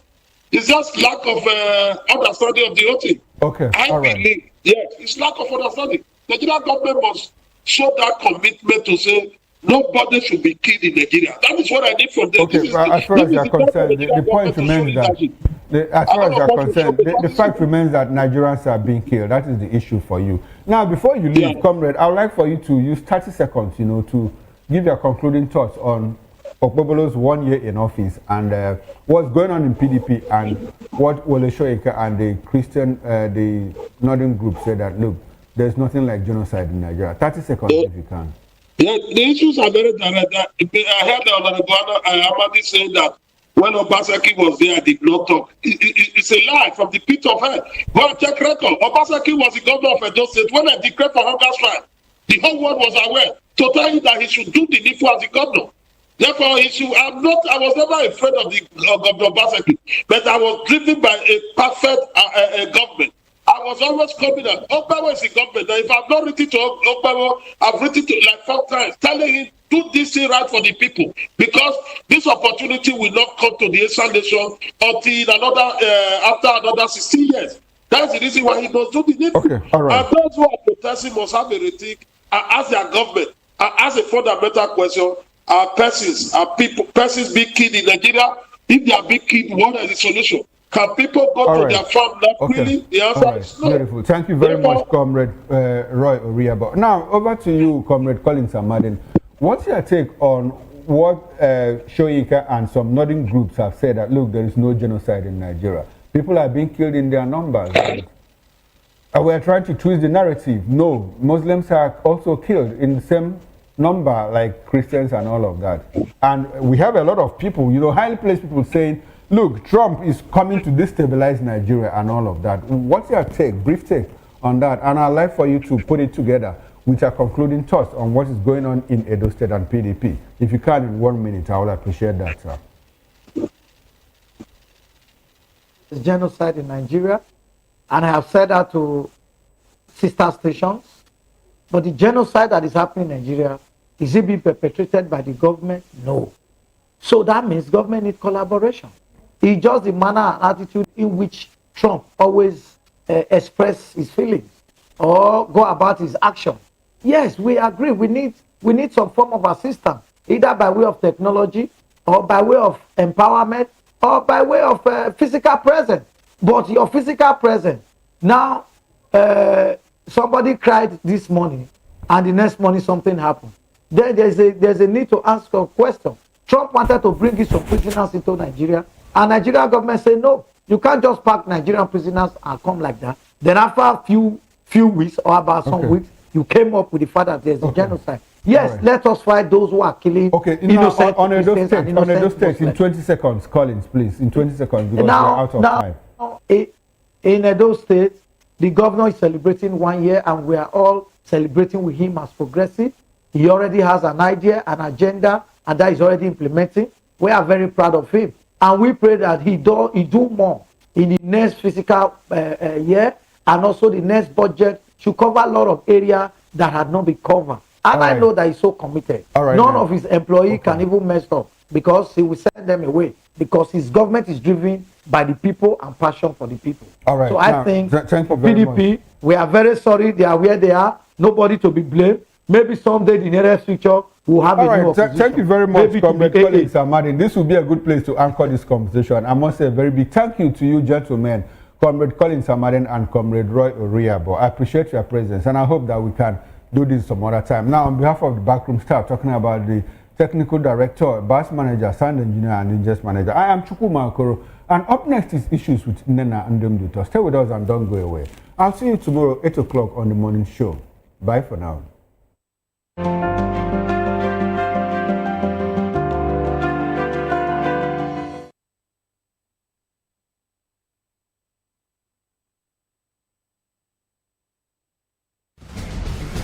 Join us as we drive into the world of politics through insightful interviews with prominent political figures, both serving and former governors, ministers, senators, legislators, party chieftains, activists, and analysts. Get first-hand information into the decision-making processes that affect our daily lives. Highly engaging 1-hour program that brings political discourse into focus.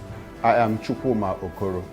Political Lens, Monday through Friday, 6 to 7 p.m. Join us.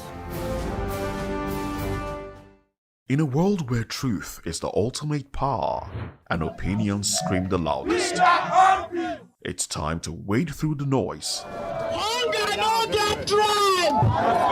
Hunger no get religion. And scan the human interest and trending topics that matter. Stay tuned to The Issues, your plug to the stories making the buzz, from politics to science and technology, social justice, and more. Let's tackle the tough questions and expose the truth. The Issues, on Voice of the People Television, Mondays to Fridays, 8 to 9 p.m. The Issues. Don't just react, understand.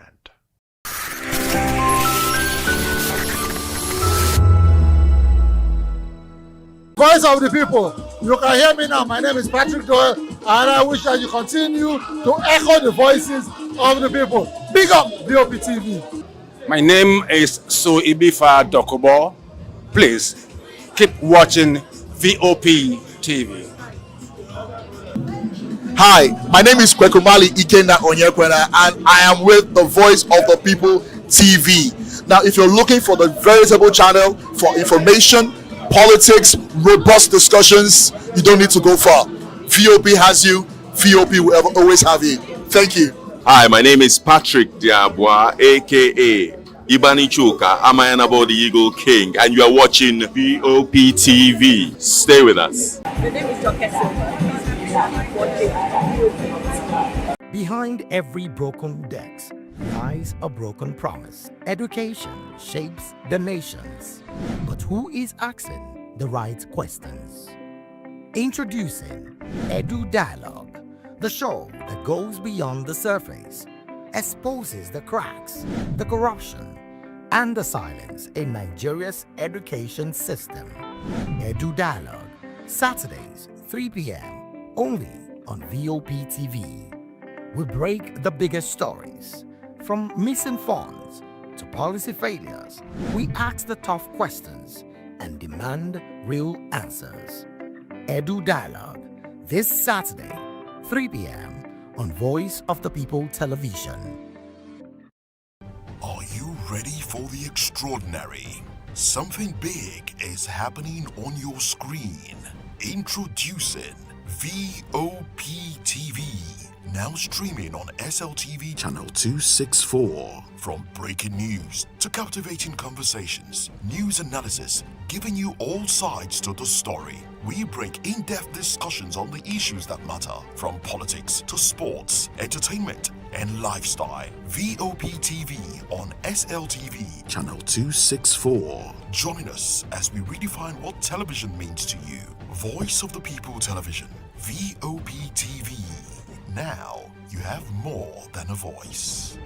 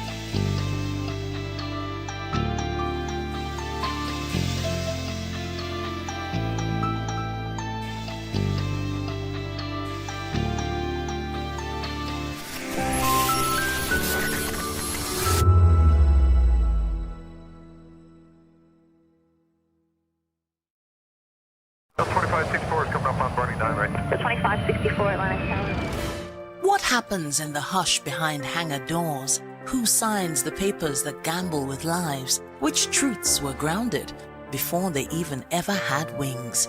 If you've ever buckled a seatbelt at 30,000 feet, if you've ever stared out of that tiny window and wondered who's really in control of the skies, it isn't just flight, it's power, it's politics, it's pressure sealed in steel. We're peeling back the clouds from runway risks to sky-high secrets. We're diving deep where most dare not to look. Aviation Scope, every Sunday at 7 p.m. only on Voice of the People TV. We don't just report, we reveal. We don't just ask, we uncover. Because when it comes to the skies, ignorance is turbulence. Aviation Scope, the sky isn't the limit, it's just the beginning. 3 years ago, we lit the spark. Today, we are blazing the trail for others to follow. VOP Media is 3 years of breaking boundaries. 3 years of being that bold voice that echoes the thoughts of the people. 3 years of telling stories that matter. We have experienced complete breakdown in democratic governance. We are not just a brand. We are a movement, giving voice to the voiceless. We go to bed empty hunger. To every viewer, every voice, and everyone that has made us who we are, we say thank you. VOP Media, 3 years and still counting. VOP TV, now you have more than a voice. VOP TV, now you have more than a voice.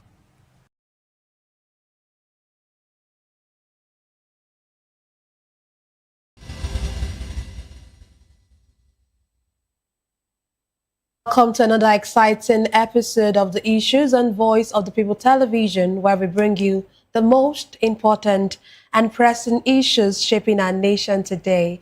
I am your host, Nenna Ndomdioto. On today's episode of The Issues, we're examining the complexities of Nigeria's polity and governance, from federal government intensifying security measures as Orji Uzor speaks on killings, to Efcc declaring Timipre Sylva wanted as former minister denies allegations. Also, Wike confronts soldier over alleged land grab in Abuja. Join us this evening as we break down the facts and provide context to help you stay informed. We'll take a break now, and when we return, we will dig deeper into these topics. Don't go away.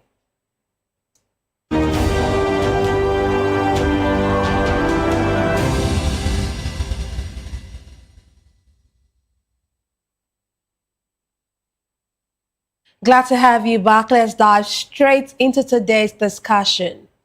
The federal government says it is holding talks with authorities of the United States over the military threat by United States President Donald Trump. The Minister of Information and National Orientation, Mohammed Idris, who disclosed this during an interview, said diplomatic talks are underway to ease the tense relationship between the government of the United States and Nigeria. He, however, alleged that a direct connection exists between a proscribed separatist element and U.S. lobby groups aimed at misinforming U.S. authorities. Meanwhile, former governor and current senator Orji Uzor has weighed in on the controversy, saying Trump's remarks, though harsh, reflects the harsh reality of insecurity in the country. According to him, killings by terrorists and bandits, have affected both Christians and Muslims across Nigeria, and the government must act decisively to restore safety and order. Today, I'm delighted to be joined by an esteemed guest.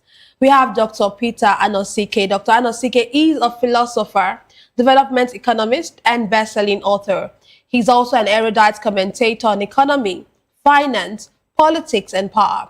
He's also the author of the most talked about book titled Abuse of Power: How Democracy Turned into Tyranny of the Few. Thank you very much for joining us tonight, sir. Thank you for having me. Yeah, you're welcome. Okay, so let's start.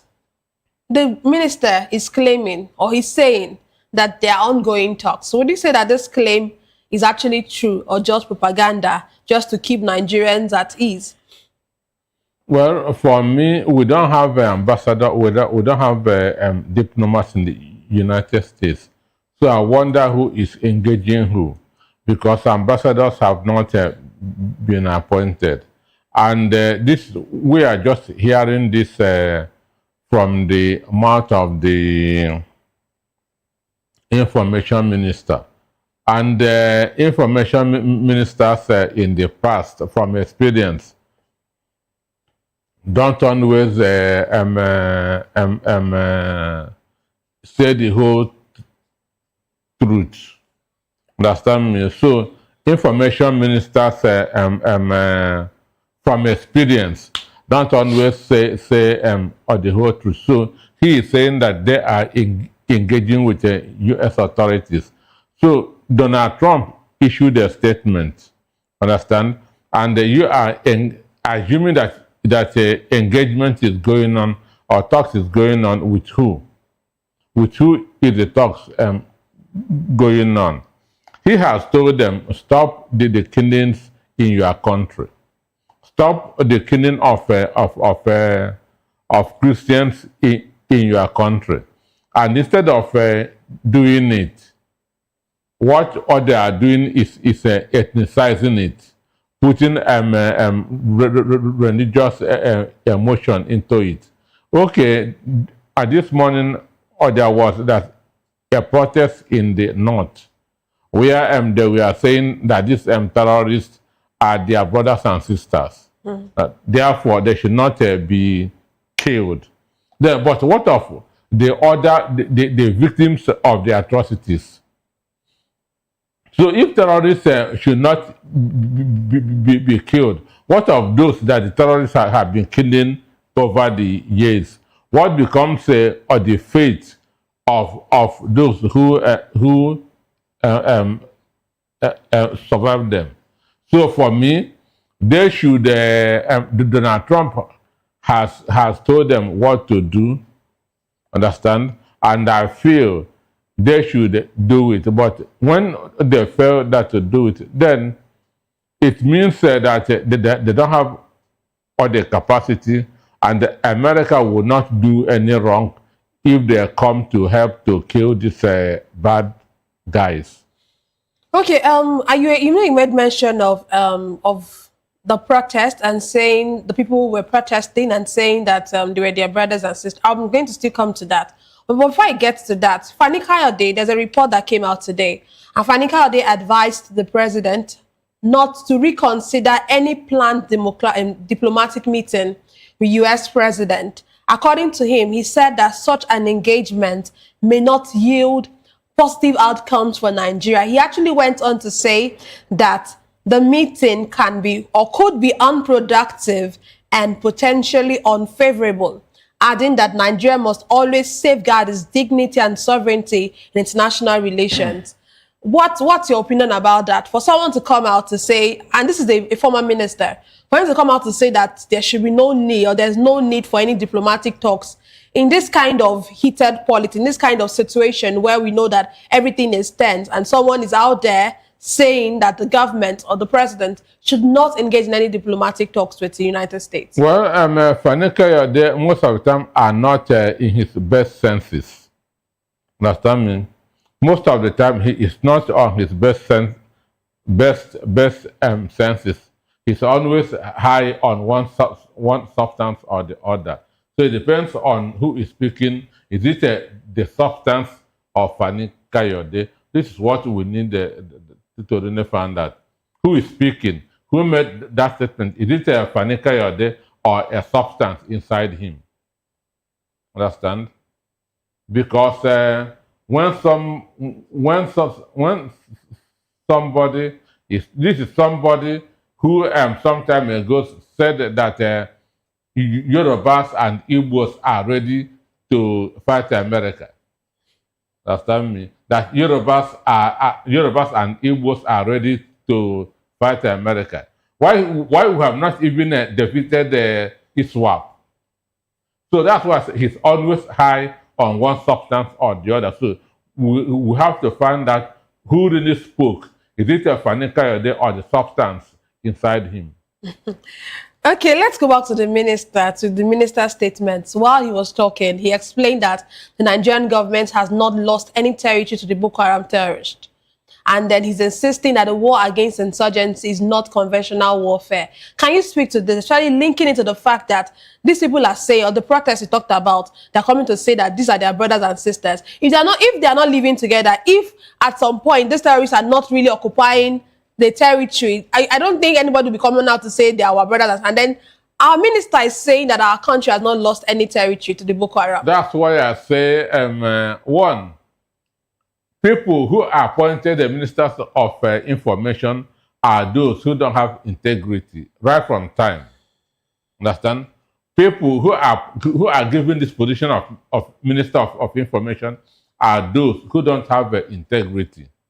Understand? What should that be? So who can lie even in obvious situation? If you go through all the news today, an APC chieftain lamented that bandits are now in control of some local governments and even imposing taxes. Understand? So what is he now saying? The truth is that he cannot deceive those who make effort to study what is going on in the country. And for what Fani Kayode said that any engagement may not be fruitful. It will not, because you cannot convince America, because they are here, they have their data. Understand me? They have their data. They are getting their information through various means. So there's no way you can come and tell somebody who has data on something that what he has is not anything. So the minister knows that, okay, if these people are not in control of some local governments, why are you negotiating with them? Why, if you are really in control of security in your country, why are you negotiating with these bad guys? So the truth is that these guys are in control of territories. They are ruling territories, local governments in this country, in various parts of this country, both in Katsina, in Zamfara, and understand, in Borno, in Niger State. Understand me? So the issue is this: Donald Trump has told them what to do. Donald Trump did not say that he's coming to fight Nigerians, that he's coming to fight the terrorists who are killing people.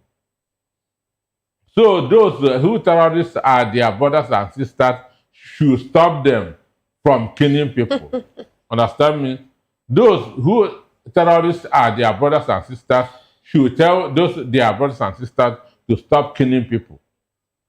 Okay. And if they can do it, there's no need for Donald Trump and the American soldiers to come. Okay, so one of the allegations that the minister made was that there's a direct connection exists between a proscribed separatist element and U.S. lobby groups aimed at misinforming U.S. authorities. Which proscribed... he did not mention it, but he made mention of a proscribed separatist element and saying that they are in association or in connection with U.S. lobby groups and they are the ones, misinforming U.S. authorities. Do you think this is true? Does this hold any water? He did not mention any separatist. Any separatist group. As I said, America has their embassy here. Understand me? They are getting information on a daily basis. Those being reported and those not being reported. So they have all the facts and figures. So there's no way a so-called prescribed whatever should go to America and begin to engage in a lobby with United States. Even if or there's one, there should be a very big one to be able to influence both the Congress and Donald Trump. Okay, let's move down to what Carlo said. Carlo had or he has how would I put it? He has come into this discussion. He has tried to wade in into whatever it is that everyone is talking about, this controversy, this security. And he's saying, yes, that there are killings in Nigeria. But one of the things that he said that is of note, he called on citizens and the media to help security agencies identify extremist elements in their communities. What role do you think that citizens can play in helping to tackle insecurity? Then when you identify those extremists, what should happen to them? Did he offer a solution? Of course not. Okay. So the issue is this: people are being killed in Nigeria. There's no denying of that fact. People are being killed in Nigeria. Life doesn't watch anything again in Nigeria. And under for Buhari's 8 years, Maite Anda was like a government of its own. McBan was like a government of its own. Under Buhari, life of a cow was more than that of a human being. So it was then that they became bold and reckless. Badejo then was as powerful as the president. So these guys need to be cut to size. They need to be cut to size. So, and that's what Donald Trump said. Understand? For me, it is a wake-up call for the security agencies to begin to live up to the oath that they swore.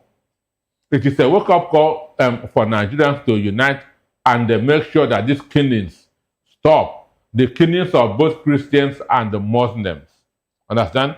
It is a wake-up call for Nigerians to make sure that these headers are disarmed. But when they fail to do it, welcome America. That's my opinion. Welcome America. Welcome America. Welcome America. Well, there's something about a United States congressman. There's something he said today, but I would not want to speak on that until after this particular question. Still on Carlo. Carlo has blamed the United States and his allies for contributing to the proliferation of arms in Africa following the ouster of Muammar Gaddafi and Saddam Hussein. And he's saying these are one of the reasons why we're having security in of course, in Africa, and of course, that's filtered into Nigeria and all of that. You know, when you hear our top authorities say all of this, you wonder. That's giving excuses. Exactly. So you wonder why they are doing this. What's your opinion on this? Well, for me, it means that our both military and paramilitary are not living up to their expectations. Because these people, if the fall of Gaddafi and the fall of Saddam Hussein is the cause of insecurity in Nigeria, then shame on our military. Shame on our paramilitary. Because if our borders are properly checked, they will not be coming in. If our borders are properly maintained, they cannot be coming in. When Donald Trump was shouting, build the wall, people thought that he just wanted to use it to win an election. He was talking about a properly controlled country, understand? To checkmate the bad guys that are bringing arms, drugs into America. And this is what every other president should do. Control your borders. Control your borders. But here, one day, I was in Sokoto, and there was a town, Endele in Sokoto. This town are fetching the same water, the same stream with Cameroonians. Understand?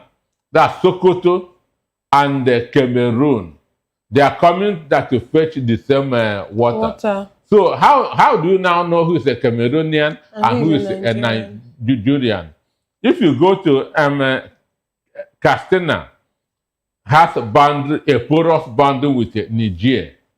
Understand me? Adamawa, that's all the same thing. So I just passed there. I passed the immigration and customs men without them even asking me any question. Understand? So they don't even know whether I want to climb the hill and go to Cameroon. You see it. So the issue is this: our leaders have not really taken any action concerning this. And as I said, it did not start from Tinubu's administration. It did not start from Tinubu's administration, but it has been there. It has been there. But this insecurity was given a very big encouragement under the Buhari administration, because that's when we begin to see headers even being more powerful than soldiers. Under Buhari, we were seeing headers being more powerful than soldiers, being more powerful than policemen, because the president Buhari was also a header. So they feel that their own person is in power.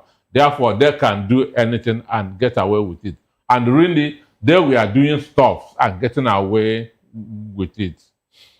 Okay, I'm talking about the fact that our military, what our military is supposed to be doing. You know, former Minister of Foreign Affairs, Professor Bolaji Akinyemi, has disclosed today during an interview, how a planned U.S.-assisted operation to rescue the Chibok schoolgirls in 2014 was aborted, as of course due to suspected leaks within the Nigerian military. And then he has actually said that the incident exposes the urgent need to identify, those people who are in our military, or those military officers who are sympathetic, in his own words, to Boko Haram and ISWAP. What do you make of this statement? Well, I don't really know if there were any attempt by America to rescue the Chibok girls. That's any serious intention, because Chibok girls was one of the tools that they used to make Jonathan government look bad, and America was fully in support of that. Understand?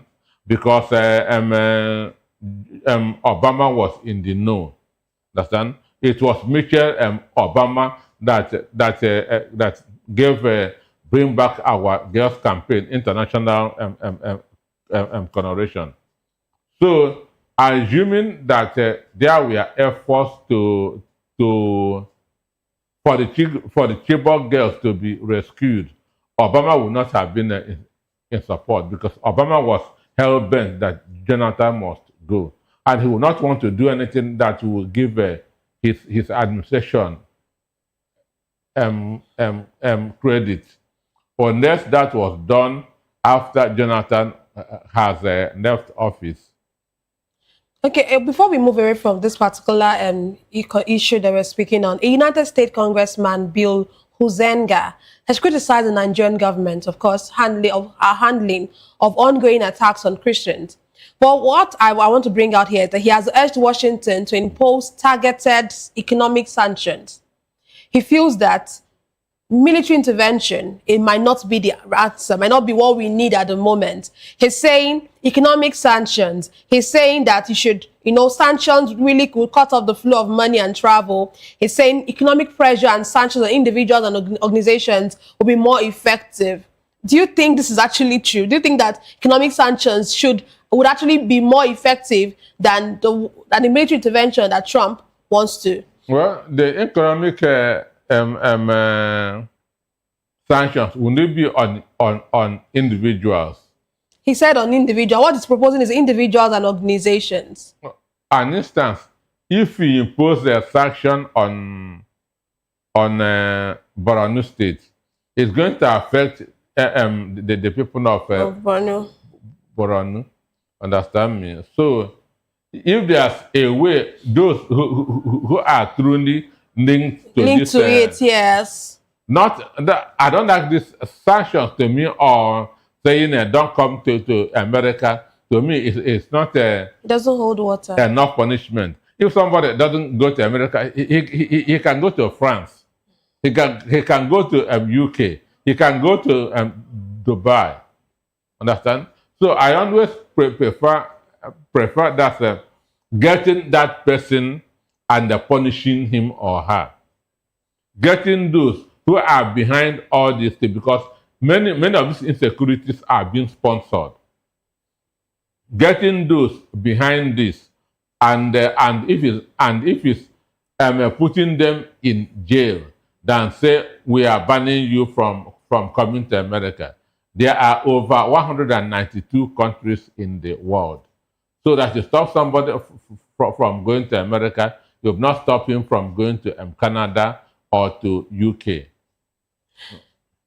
Okay, let's move on to the next issue we have tonight. The Economic and Financial Crimes Commission, EFCC, has announced that Timipre Sylva, former Minister of State for Petroleum Resources and former Governor of Bayelsa State, is wanted in connection with an alleged conspiracy and dishonest conversion of $14.8 million invested by the Nigerian Content Development Monitoring Board, NCDMB, into Atlantic International Refinery and Petrochemical Limited for the construction of a refinery. The EFCC secured a warrant for his arrest on November 6, 2025, from the Federal High Court in Lagos, and has asked anyone with information on his whereabouts to contact its zonal offices or the nearest police station. In response, Sylva, through his media aide, Julius Bokuru, described the EFCC's method of declaring him wanted as unceremonious and a calculated political onslaught. He insisted he has clean hands, denied diverting any funds, and affirmed that the refinery project in question was legitimate. He also stated he would cooperate fully with the EFCC once he concludes his medical checkup in the United Kingdom. I'm sure you already know the background to this story. You know, first of all, we heard about the coup, alleged coup. Then the next thing, we found out that his house was ransacked. When his house was ransacked, it was looking like it was alleged that his name is being linked to this coup. And then now it has become a financial misappropriation, financial allegation on him. And then, you know, what is your take on this development by the EFCC? Well, we are on a ride. We have been taken on a ride by the government. So when they stormed his residence in Abuja, are they looking for the money or what? That's the question. Are they looking for, why did they invade his house in Abuja and ransack it? Is it the $14 million that they are looking for or what? So for me, there's a lot that we still need to know. But the issue is this. Why is it when a governor from PDP wants to cross over to APC, something will happen to the leader of the APC in that state? Because in Enugu, before Peter Mba crossed over to APC, Jonah Nnaji was the leader of the APC in Enugu State, being the highest political office holder. Understand? Because Enugu was a PDP state then. So when he wanted to cross over, the next thing was that Nnaji forged certificates. Understand that Nnaji forged the certificate. So with that, he was unceremoniously removed. Either they said that Tinubu asked him to resign, or he resigned on his own. Then Diri want to cross over to APC, and Sylva is the highest political office holder in APC in Rivers State, in Bayelsa State. he has been a minister. He has been a governor, one-term governor, understand? And again, Minister of State for Petroleum for 8 years. So he is the highest political office holder under APC in Bayelsa State, which makes him the leader of the party in Bayelsa State. And if a governor crosses from another party to APC, he will become the leader of the party. Understand? So now, as Sylva wants to join APC, they now discovered that Sylva stole some money, and they have declared him wanted. So now, Doye is now taking over as the leader of APC in Bayelsa State. So for me, all these things are in a way looked being stage managed, because this is now more than 2 years since he resigned from office as the Minister of Petroleum. Understand? Because he went with the same time with this guy, with Buhari. So what has EFCC been doing from that 2023 up to today? It just now that didn't want to cross over, that they went to his books and discovered that he stole money. Okay, you know, one of the things that his aide actually alluded to was the fact that this has political undertone. My mom is telling me the same thing too. So and then now just you're saying that you are, from your own opinion as well, you're saying that you feel like it has a political undertone. But would you say that the EFCC is now being used as a way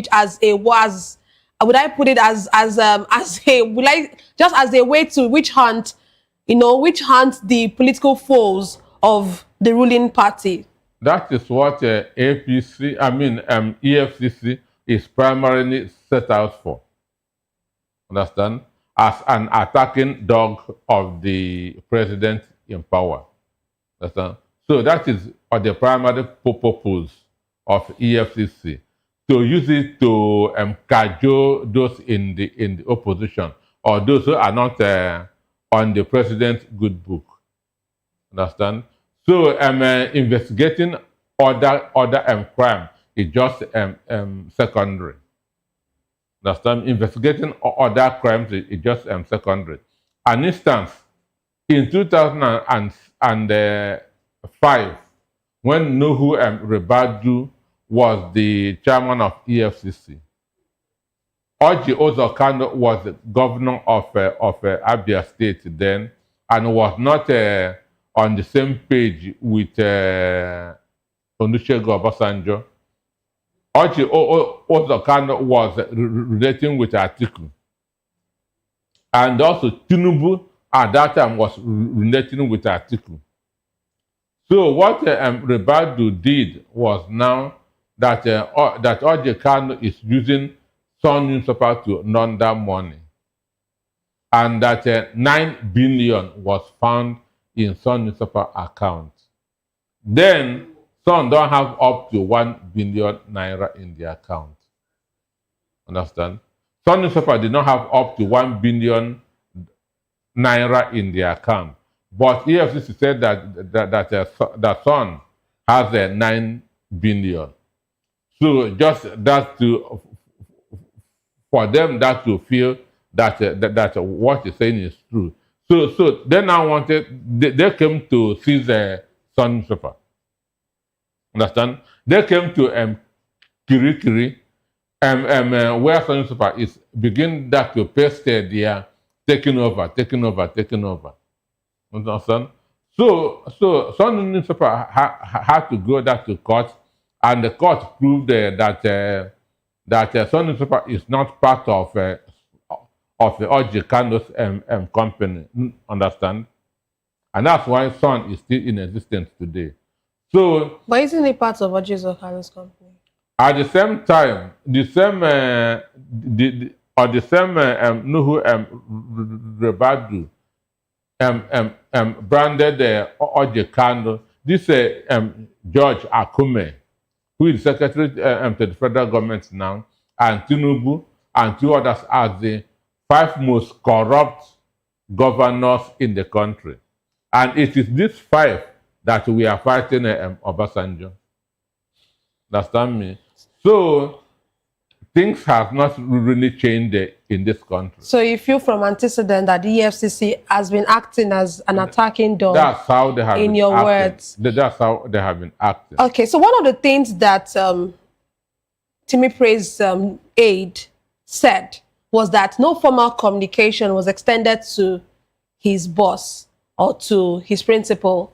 And then he said no established protocol observed.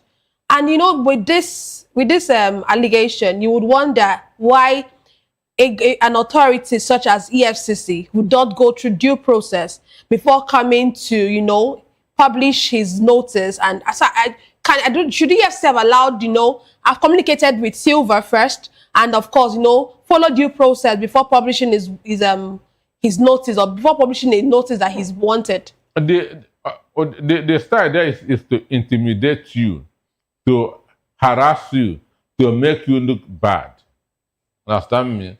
So that's how they operate, to harass you, to intimidate you, to make you look bad, because a bigger fish is coming. Understand? A bigger fish is coming. So they want to paint you very, very bad, so that nobody will want to touch you. Do you understand that? So ordinarily, this guy has been a minister for 8 years in the country. He was a former governor, understand? So before you arrest such a person, due process ought to have been followed, understand? Due process ought to have been followed. Instead of the only sign is going to ransack his house without even, I don't even know if they have that's a court order. Because it is after that they get this court order to declare him wanted. Okay, let's move on from that. In a dramatic encounter today in Abuja's Gaduwa district, Nyesom Wike, Minister of the Federal Capital Territory, came face to face with a uniformed military officer during a heated confrontation over an alleged land grabbing incident. Wike accused the officer of unlawful occupation of the land, challenging his authority and demanding an explanation for the presence of soldiers restricting access.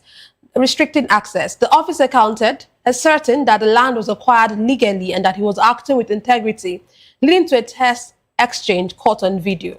Wike, visibly angered, warned that no one, including the military, was above the law, declaring that he would not be intimidated.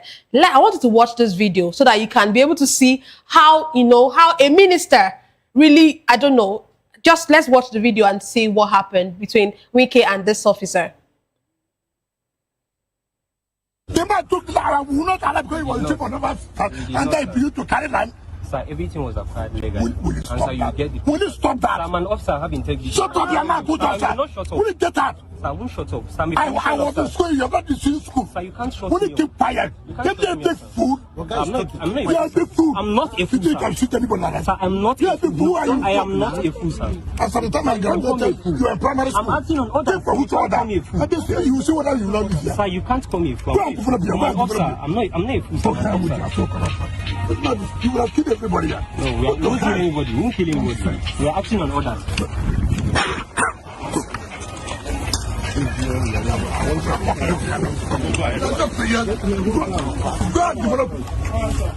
Go and develop the other to see you. Regular officer, you won't come and we are going to get out.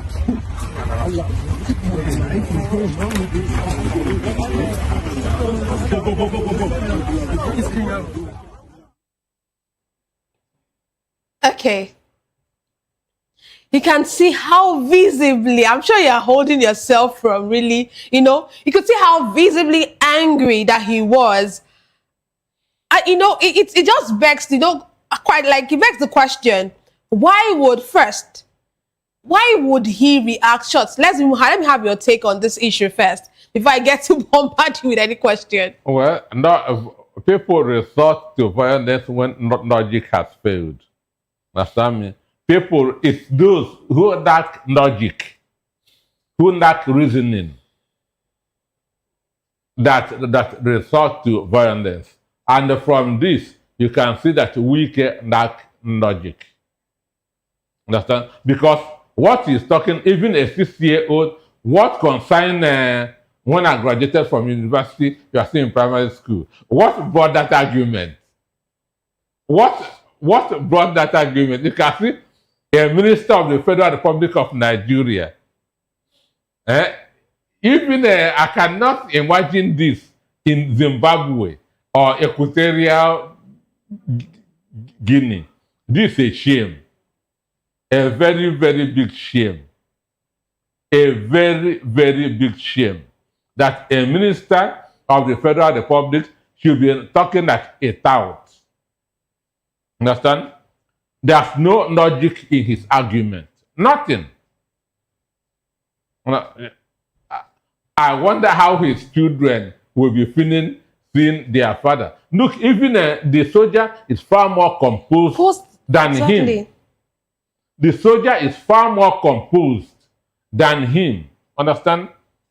Even if we should think of who should resort to violence, it is the soldier. But you can see he was very, very composed.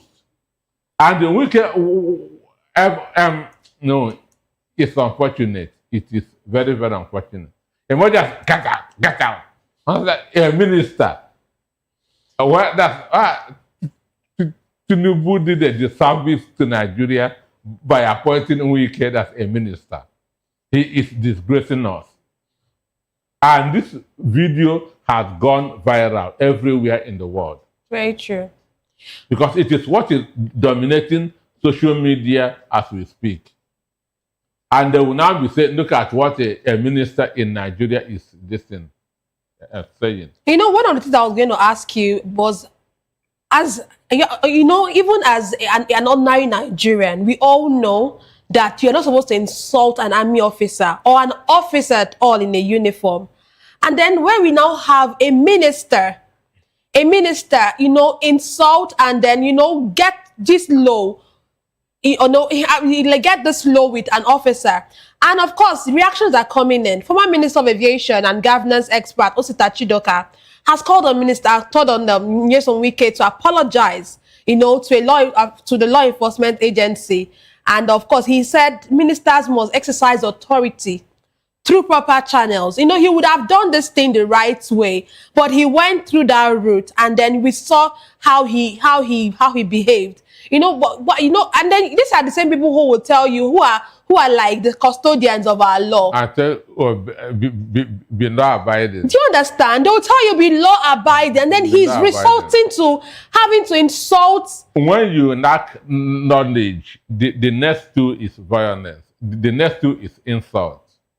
Understand me? When there's nothing upstairs, or when the upstairs is scattered, the next thing is insult. Understand? And that's what you are seeing there. You can see the soldier is far more composed. Understand?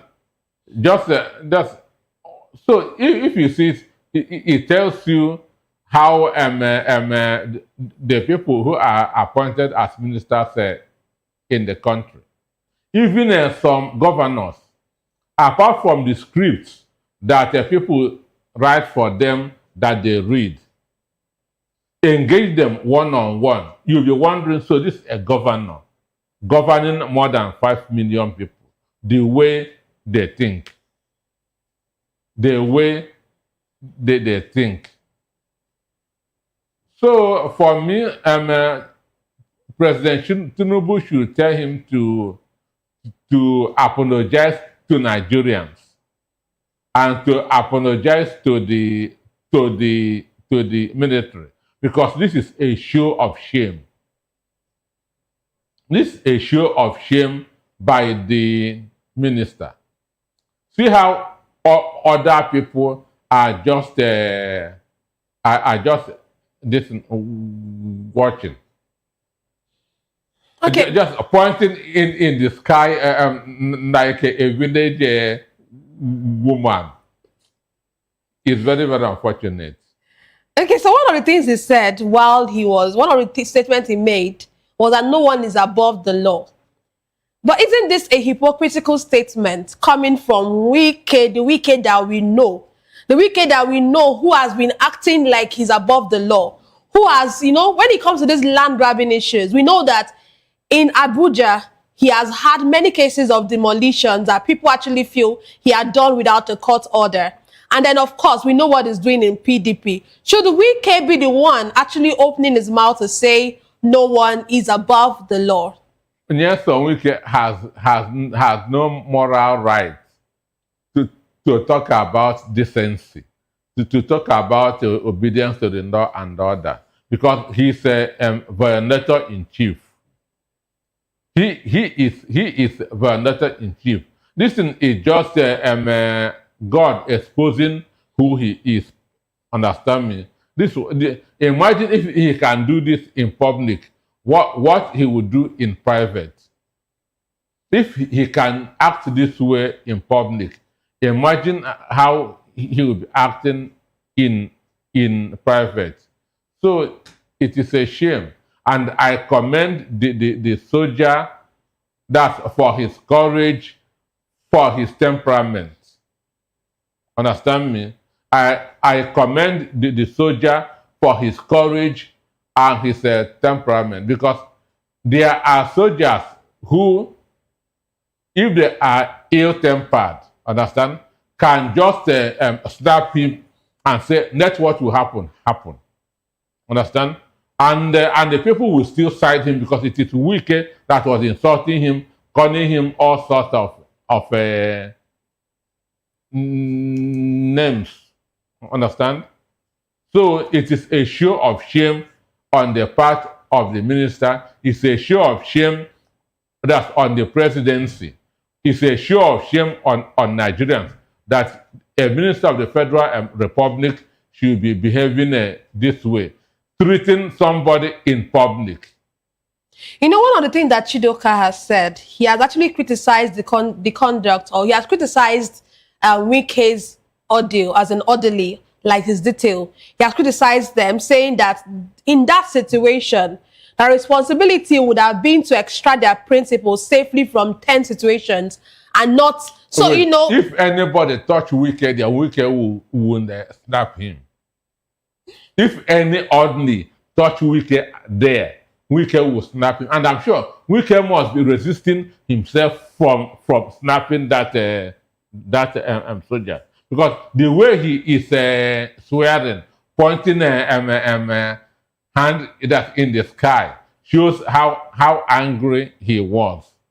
And his audience must have read him well and just keep quiet, because telling him don't do this will be a kind of adding salt to his injury. Understand? But for me, I commend the soldier. That's for his temperament.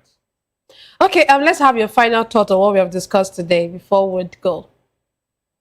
For the first one, that's on Sylva. This man has been a governor in Nigeria. He has been a two-term minister. He should be respected. Understand? He's not a tout. He's not a nobody. At least let due process be followed in whatever he is being accused of. Understand me? Then for Nelson Wike, it is a show of shame, very big show of shame, and he should be meant to apologize, because it is a disgrace to the good people of Nigeria that their minister should be behaving this way in public. Okay, thank you very much for your submissions today, and thank you for being a guest on the issues tonight. And that's all for today's episode of The Issues. We explored the challenges facing our country and electoral governance. Thank you so much for joining us. Don't forget to tune in next time for more in-depth analysis and discussion. Follow us on social media to stay up to date on the latest news and insights. Until next time, stay informed. I am Nenna Ndomdioto. This has been The Issues on Voice of the People Television, where the future faces forward. Please stay tuned for hashtags with Vivian and Ikechukwu. Don't go away.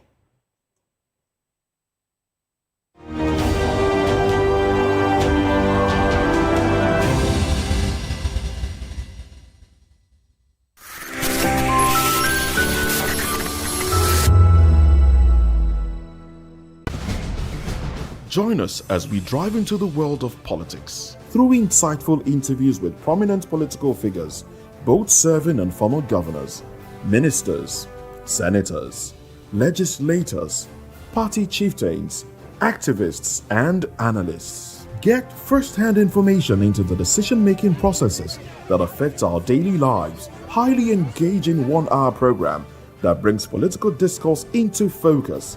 I am Chukwuma Okoro. Political Lens, Monday through Friday, 6 to 7 p.m. Join us.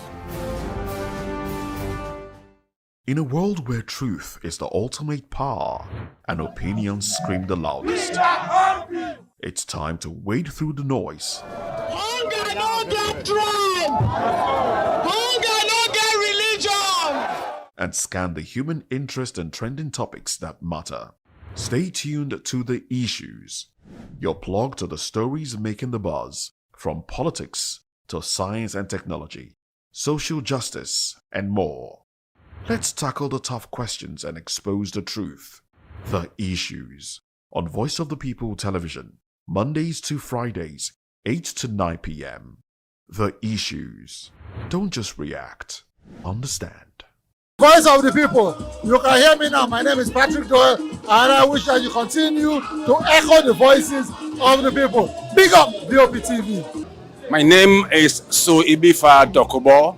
Please keep watching VOP TV. Hi, my name is Kwekumali Ikenna Onyekwena, and I am with the Voice of the People TV. Now, if you're looking for the veritable channel for information, politics, robust discussions, you don't need to go far. VOP has you.